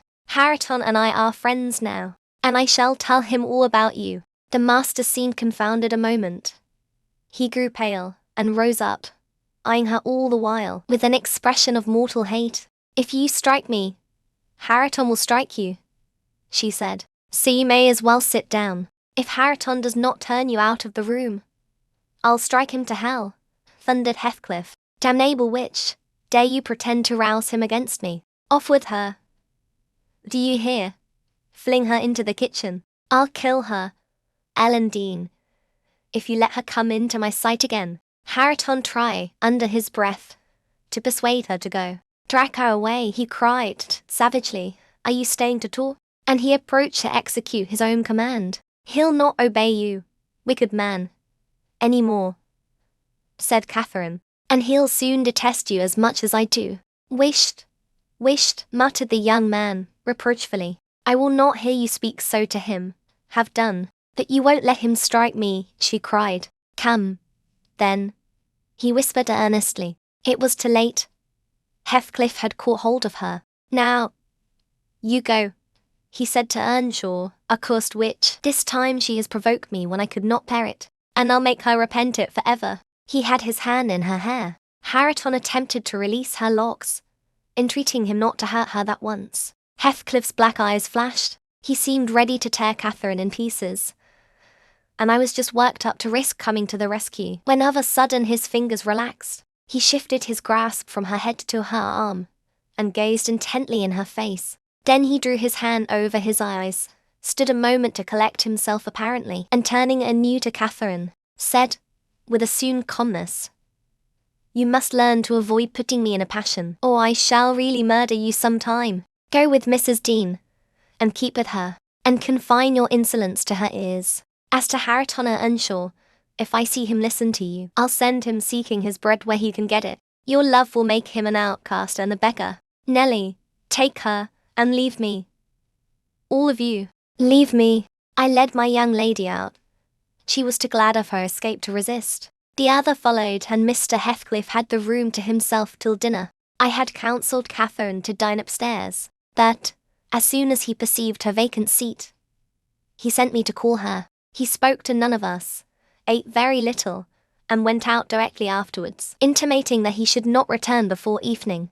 The two new friends established themselves in the house during his absence, where I heard Hariton sternly check his cousin on her offering a revelation of her father-in-law's conduct to his father. He said he wouldn't suffer a word to be uttered in his disparagement. If he were the devil, it didn't signify. He would stand by him, and he'd rather she would abuse himself, as she used to, than begin on Mr. Heathcliff. Catherine was waxing cross at this, but he found means to make her hold her tongue by asking how she would like him to speak ill of her father. Then she comprehended that Earnshaw took the master's reputation home to himself, and was attached by ties stronger than reason could break. Chains, forged by habit, which it would be cruel to attempt to loosen. She showed a good heart, thenceforth, in avoiding both complaints and expressions of antipathy concerning Heathcliff, and confessed to me her sorrow that she had endeavoured to raise a bad spirit between him and Hariton. Indeed, I don't believe she has ever breathed a syllable in the latter's hearing against her oppressor since. When this slight disagreement was over, they were friends again, and as busy as possible in their several occupations of pupil and teacher. I came in to sit with them, after I had done my work, and I felt so soothed and comforted to watch them, that I did not notice how time got on. You know, they both appeared in a measure my children. I had long been proud of one, and now, I was sure, the other would be a source of equal satisfaction. His honest, warm, and intelligent nature shook off rapidly the clouds of ignorance and degradation in which it had been bred, and Catherine's sincere commendations acted as a spur to his industry. His brightening mind brightened his features, and added spirit and nobility to their aspect. I could hardly fancy it the same individual I had beheld on the day I discovered my little lady at Wuthering Heights, after her expedition to the crags. While I admired and they laboured, dusk drew on, and with it returned the master. He came upon us quite unexpectedly, entering by the front way, and had a full view of the whole three, ere we could raise our heads to glance at him. Well, I reflected, There was never a pleasanter or more harmless sight, and it will be a burning shame to scold them. The red firelight glowed on their two bonny heads, and revealed their faces animated with the eager interest of children, for, though he was 23 and she 18, each had so much of novelty to feel and learn, that neither experienced nor evinced the sentiments of sober disenchanted maturity. They lifted their eyes together to encounter Mr. Heathcliff. Perhaps you have never remarked that their eyes are precisely similar, and they are those of Catherine Earnshaw. The present Catherine has no other likeness to her, except a breadth of forehead, and a certain arch of the nostril that makes her appear rather haughty, whether she will or not. With Hareton the resemblance is carried farther. It is singular at all times. Then it was particularly striking, because his senses were alert, and his mental faculties wakened to unwonted activity. I suppose this resemblance disarmed Mr. Heathcliff. He walked to the hearth in evident agitation, but it quickly subsided as he looked at the young man. Or, I should say, altered its character, for it was there yet. He took the book from his hand and glanced at the open page, then returned it without any observation, merely signing Catherine away. Her companion lingered very little behind her, and I was about to depart also. But he bid me sit still. It is a poor conclusion, is it not? He observed, having brooded a while on the scene he had just witnessed. An absurd termination to my violent exertions. I get levers and mattocks to demolish the two houses, and train myself to be capable of working like Hercules. And when everything is ready and in my power, I find the will to lift a slate off the roof has vanished. My older enemies have not beaten me. Now would be the precise time to revenge myself on their representatives. I could do it, and none could hinder me. But where is the use? I don't care for striking. I can't take the trouble to raise my hand. That sounds as if I had been laboring the whole time only to exhibit a fine trait of magnanimity. It is far from being the case. I have lost the faculty of enjoying their destruction, and I am too idle to destroy for nothing. Nelly, there is a strange change approaching. I'm in its shadow at present. I take so little interest in my daily life that I hardly remember to eat and drink. Those two who have left the room are the only objects which retain a distinct material appearance to me, and that appearance causes me pain, amounting to agony. About how I won't speak, and I don't desire to think, but I earnestly wish she were invisible. Her presence invokes only maddening sensations. He moves me differently. And yet if I could do it without seeming insane, I'd never see him again. You'll perhaps think me rather inclined to become so, he added, making an effort to smile, if I try to describe the thousand forms of past associations and ideas he awakens or embodies. But you'll not talk of what I tell you, and my mind is so eternally secluded in itself, it is tempting at last to turn it out to another. 5 minutes ago Hareton seemed a personification of my youth. Not a human being. I felt to him in such a variety of ways that it would have been impossible to have accosted him rationally. In the first place, his startling likeness to Catherine connected him fearfully with her. That, however, which you may suppose the most potent to arrest my imagination, is actually the least. For what is not connected with her to me, and what does not recall her, I cannot look down to this floor. But her features are shaped in the flags, in every cloud, in every tree, filling the air at night, and caught by glimpses in every object by day. I am surrounded with her image, the most ordinary faces of men and women. My own features mock me with a resemblance. The entire world is a dreadful collection of memoranda that she did exist, and that I have lost her. Well, Hareton's aspect was the ghost of my immortal love, of my wild endeavors to hold my right, my degradation, my pride, my happiness, and my anguish. But it is frenzy to repeat these thoughts to you. Only it will let you know why. With a reluctance to be always alone, his society is no benefit, rather an aggravation of the constant torment I suffer, and it partly contributes to render me regardless how he and his cousin go on together. I can give them no attention any more. But what do you mean by change, Mr. Heathcliff? I said, alarmed at his manner. Though he was neither in danger of losing his senses, nor dying, according to my judgment. He was quite strong and healthy, and, as to his reason, from childhood he had a delight in dwelling on dark things and entertaining odd fancies. He might have had a monomania on the subject of his departed idol, but on every other point his wits were as sound as mine. "I shall not know that till it comes," he said. "I'm only half conscious of it now." "You have no feeling of illness, have you?" I asked. "No, Nelly, I have not," he answered. "Then you are not afraid of death?" I pursued. "Afraid? No," he replied.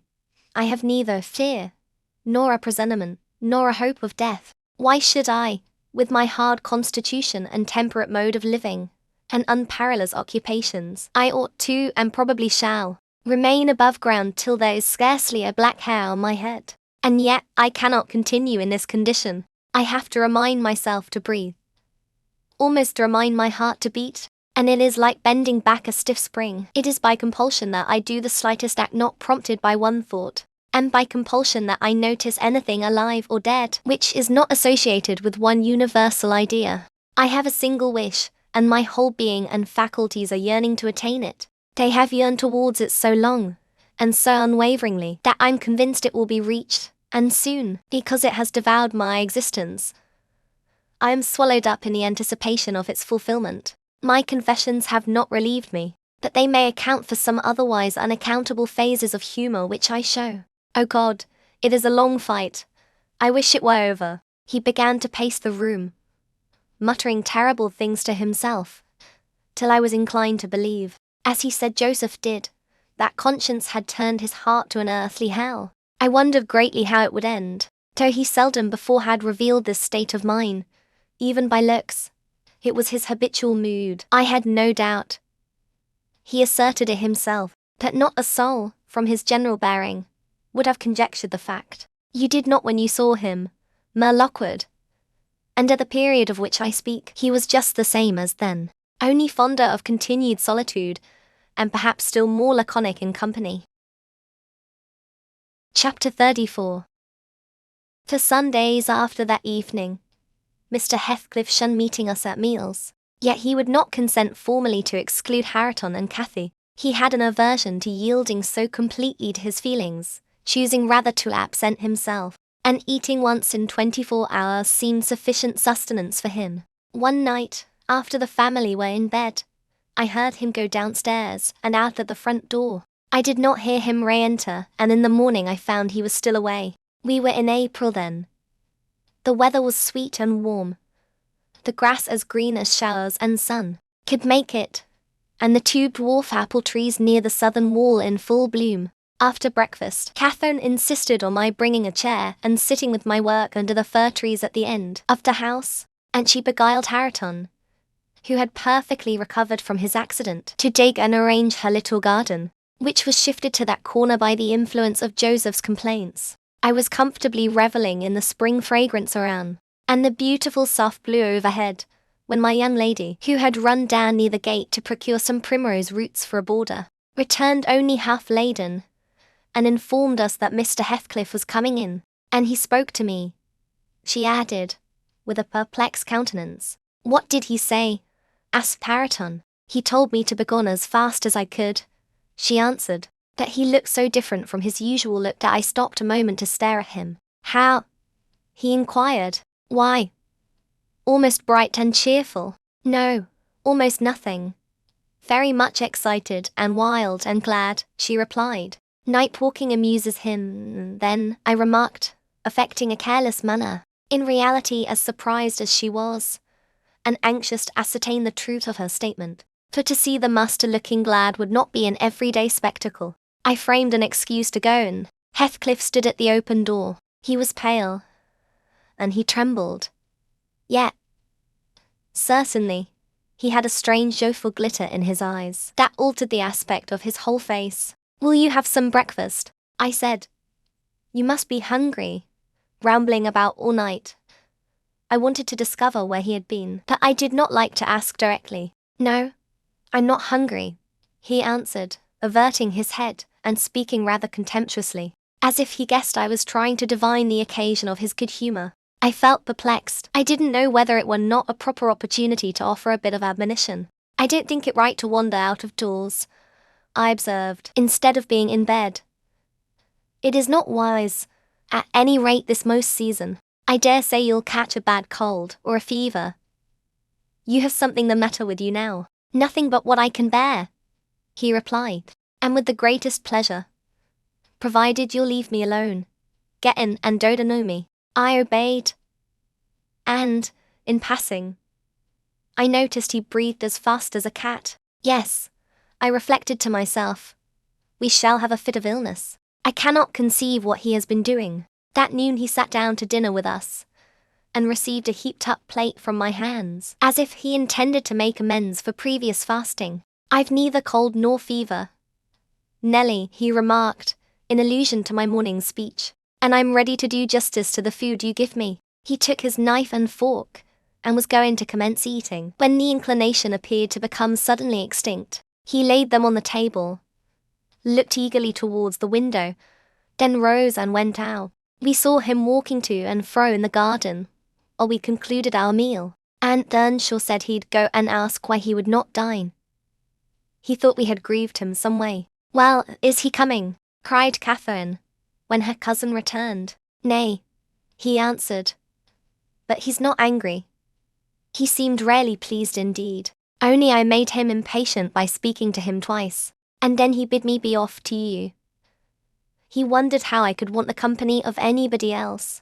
I set his plate to keep warm on the fender, and after an hour or two he re-entered, when the room was clear. In no degree, the same unnatural, it was unnatural, appearance of jaw under his black brows, the same bloodless hue, and his teeth visible, now and then, in a kind of smile, his frame shivering, not as one shivers with chill or weakness, but as a tight stretched cord vibrates, a strong thrilling, rather than trembling. I will ask what is the matter, I thought, or who should, and I exclaimed.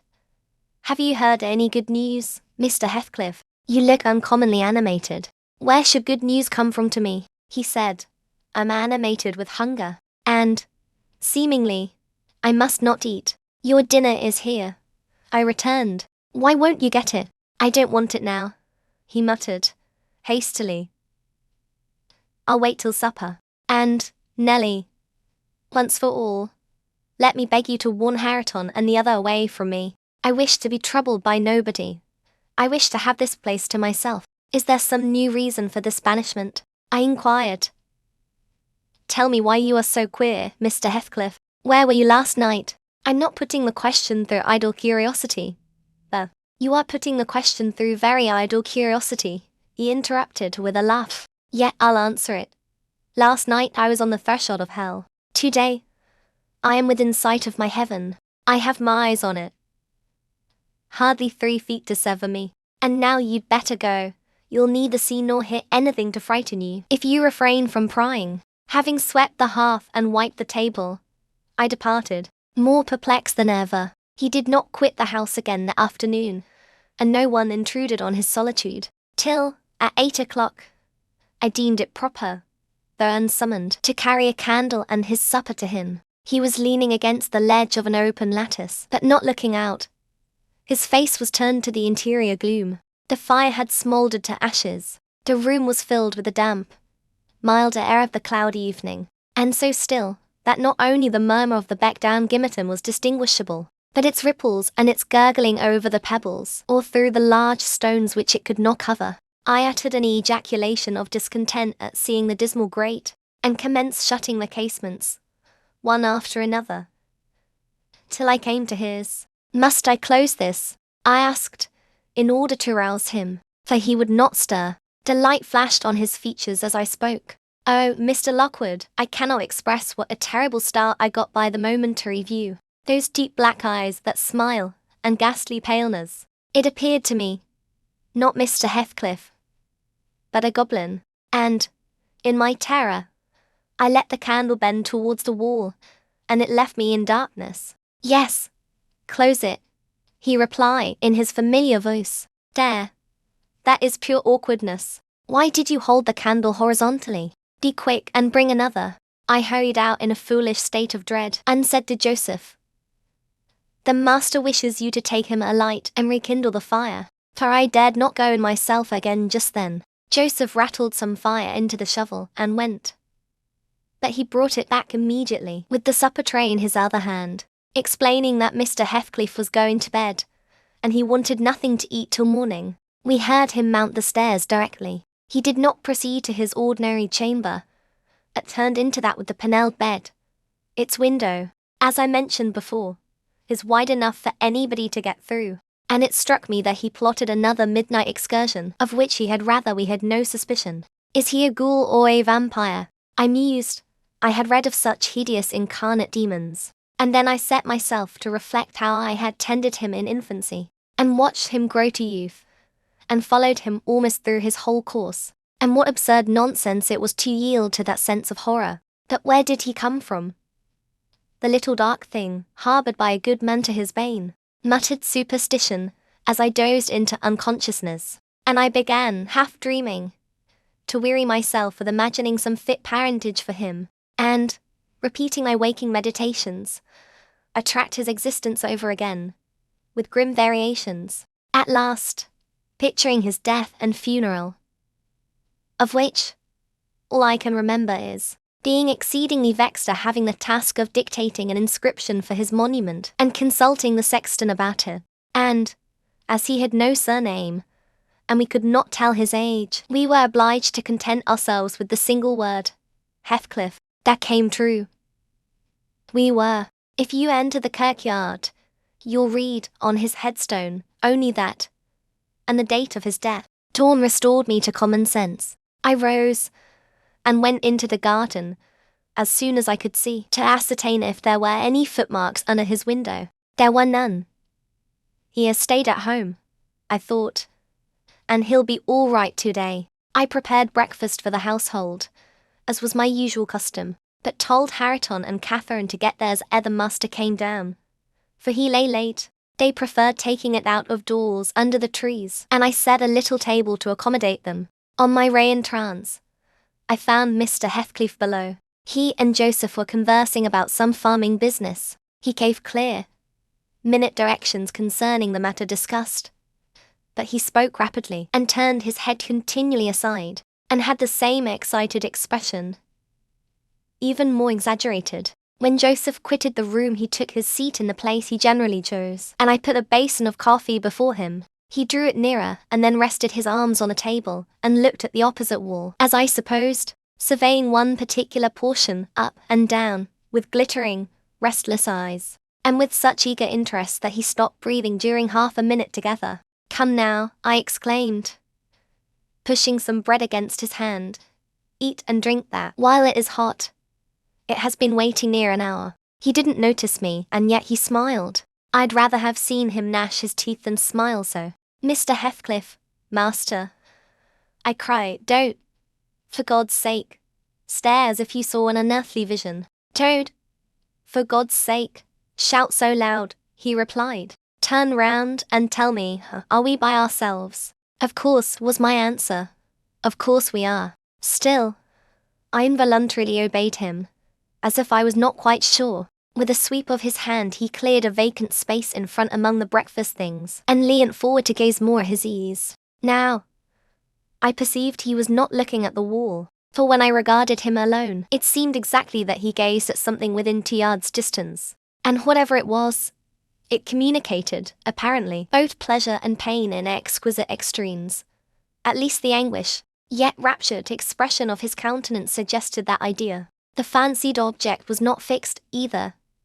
His eyes pursued it with unwearied diligence and, even in speaking to me, were never weaned away. I vainly reminded him of his protracted abstinence from food. If he stood to touch anything in compliance with my entreaties, if he stretched his hand out to get a piece of bread, his fingers clenched before they reached it, and remained on the table, forgetful of their aim. I sat, a model of patience, trying to attract his absorbed attention from its engrossing speculation, till he grew irritable and got up, asking why I would not allow him to have his own time in taking his meals, and saying that on the next occasion I needn't wait.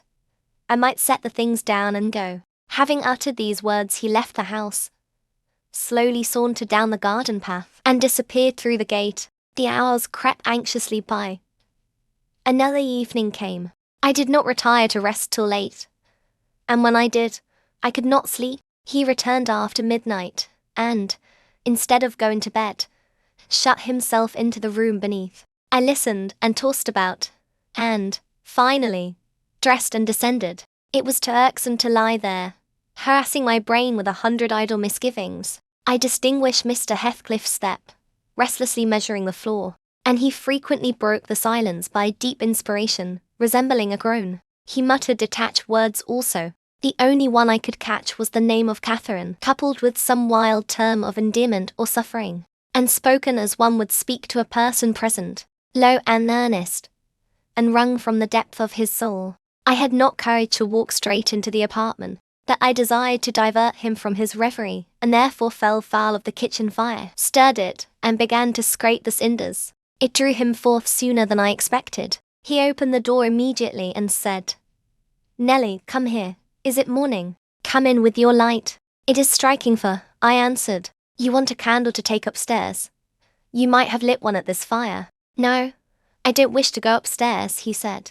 "Come in and kindle me a fire, and do anything there is to do about the room." "I must blow the coals red first, before I can carry any," I replied, getting a chair and the bellows. He roamed to and fro, meantime, in a state approaching distraction, his heavy sighs succeeding each other so thick as to leave no space for common breathing between. "When day breaks I'll send for Green," he said.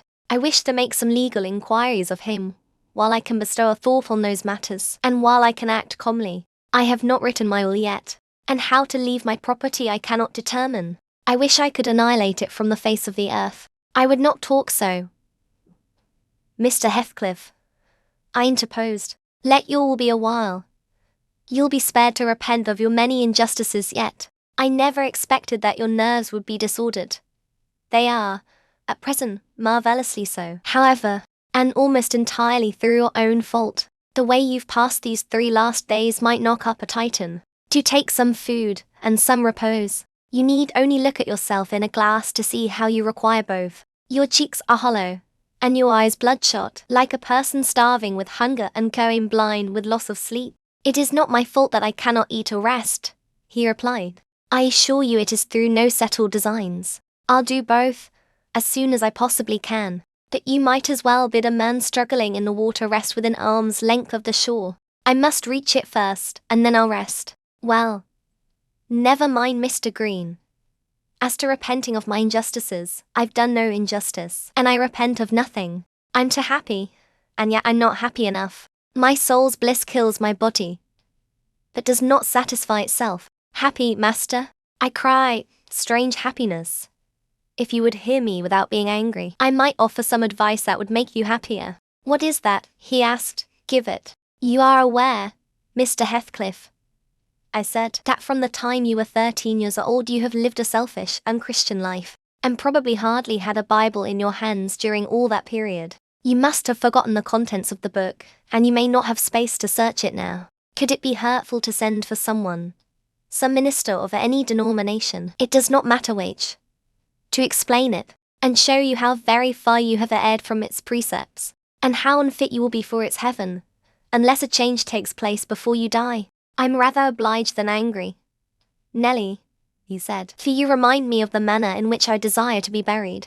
It is to be carried to the churchyard in the evening. You and Hareton may, if you please, accompany me, and mine, particularly, to notice that the sexton obeys my directions concerning the 2 coffins. No minister need come, nor need anything be said over me. I tell you I have nearly attained my heaven, and that of others is altogether unvalued and uncoveted by me. And supposing you persevered in your obstinate fast, and died by that means, and they refused to bury you in the precincts of the kirk?" I said, shocked at his codless indifference. "How would you like it?" "They won't do that," he replied.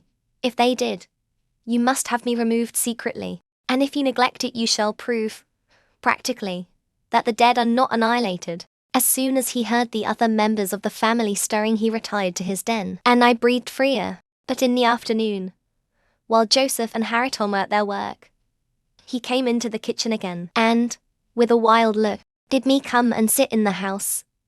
He wanted somebody with him. I declined, telling him plainly that his strange talk and manner frightened me, and I had neither the nerve nor the will to be his companion alone. I believe you think me a fiend, he said, with his dismal laugh. Something too horrible to live under a decent roof. Then turning to Catherine, who was there, and who drew behind me at his approach, he added, half sneeringly, will you come, Chuck? I'll not hurt you. No. To you I've made myself worse than the devil. Well, there is one who won't shrink from my company. By God, she is relentless. Oh, damn it, it's unutterably too much for flesh and blood to bear.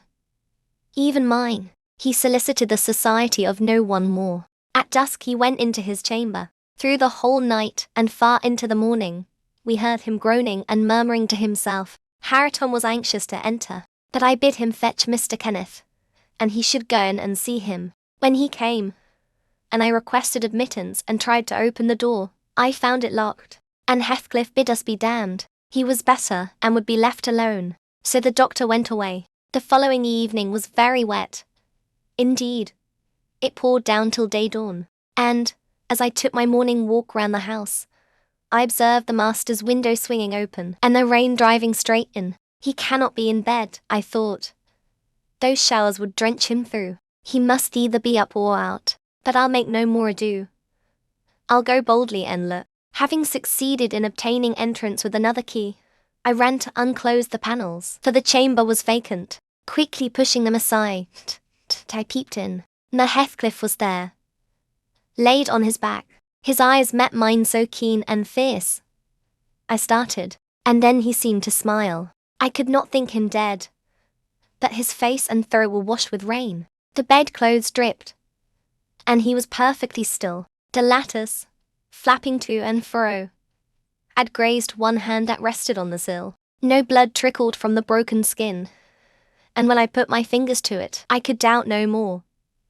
He was dead and stark. I hasped the window, I combed his black long hair from his forehead. I tried to close his eyes, to extinguish, if possible, that frightful, lifelike gaze of exultation before anyone else beheld it. They would not shut. They seemed to sneer at my attempts, and his parted lips and sharp white teeth sneered too. Taken with another fit of cowardice, I cried out for Joseph. Joseph shuffled up and made a noise, but resolutely refused to meddle with him. Devils harried off his soul, he cry, and he may have his carcass in titty bargain, for aught I care. Eck, what a wicked un he looks, gurning at death. And the old sinner grinned in mockery. I thought he intended to cut a cape around the bed, but suddenly composing himself, he fell on his knees, and raised his hands, and returned thanks that the lawful master and the ancient stock were restored to their rights. I felt stunned by the awful event, and my memory unavoidably recurred to former times with a sort of oppressive sadness. That poor Hareton, the most wronged, was the only one who really suffered much. He sat by the corpse all night, weeping in bitter earnest. He pressed its hand, and kissed the sarcastic, savage face that everyone else shrank from contemplating, and bemoaned him with that strong grief which springs naturally from a generous heart, though it be tough as tempered steel. Mr. Kenneth was perplexed to pronounce of what disorder the master died. I concealed the fact of his having swallowed nothing for 4 days, fearing it might lead to trouble, and then, I am persuaded, he did not abstain on purpose. It was the consequence of his strange illness, not the cause. We buried him, to the scandal of the whole neighbourhood, as he wished. Earnshaw and I, the sexton, and 6 men to carry the coffin, comprehended the whole attendance. The 6 men departed when they had let it down into the grave. We stayed to see it covered. Hareton, with a streaming face, dug green sods and laid them over the brown mould himself. At present it is as smooth and verdant as its companion mounds, and I hope its tenant sleeps as soundly. But the country folks, if you ask them, would swear on the Bible that he walks. There are those who speak to having met him near the church, and on the moor, and even within this house. Idle tales, you'll say, and so say I. Yet, that old man by the kitchen fire affirms he is seen too, on him looking out of his chamber window on every rainy night since his death. And an odd thing happened to me about a month ago. I was going to the Grange one evening. A dark evening, threatening thunder, and, just at the turn of the heights, I encountered a little boy with a sheep and 2 lambs before him. He was crying terribly, and I suppose the lambs were skittish, and would not be guided. "What is the matter, my little man?" I asked. "There's Heathcliff and a woman yonder, and the T-nab," he blubbered, "and I darn't pass en." I saw nothing, but neither the sheet nor he would go on, so I bid him take the road lower down. He probably raised the phantoms from thinking, as he traversed the moors alone, on the nonsense he had heard his parents and companions repeat. Yet, still, I don't like being out in the dark now, and I don't like being left by myself in this grim house. I cannot help it. I shall be glad when they leave it, and shift to the Grange. "They are going to the Grange, then?" I said. "Yes," answered Mrs. Dean, "as soon as they are married, and that will be on New Year's Day." "And who will live here then?" "Why, Joseph will take care of the house, and, perhaps, a lad to keep him company. They will live in the kitchen, and the rest will be shut up, for the use of such ghosts as choose to inhabit it," I observed. "No, Mr. Lockwood," said Nellie, shaking her head. "I believe the dead are at peace. But it is not right to speak of them with levity." At that moment the garden gate swung to. The ramblers were returning. "They are afraid of nothing," I grumbled, watching their approach through the window. Together, they would brave Satan and all his legions. As they stepped onto the door-stones and halted to take a last look at the moon, or, more correctly, at each other by her light, I felt irresistibly impelled to escape them again, and, pressing a remembrance into the hand of Mrs. Dean, and disregarding her expostulations at my rudeness, I vanished through the kitchen as they opened the house door, and so should have confirmed Joseph in his opinion of his fellow servants' gay indiscretions, had he not fortunately recognized me for a respectable character by the sweet ring of a sovereign at his feet. My walk home was lengthened by a diversion in the direction of the kirk, when beneath its walls, I perceived decay had made progress, even in 7 months. Many a window showed black gaps deprived of glass, and slates jutted off, here and there, beyond the right line of the roof, to be gradually worked off in coming autumn storms. I sought, and soon discovered, the 3 headstones on the slope next the moor, the middle one grey and half buried in heath, Edgar Linton's only harmonized by the turf and moss creeping up its foot, Heathcliff still bare. I lingered round them, under that benign sky, watched the moths fluttering among the heath and harebells, listened to the soft wind breathing through the grass, and wondered how any one could ever imagine unquiet slumbers for the sleepers in that quiet earth.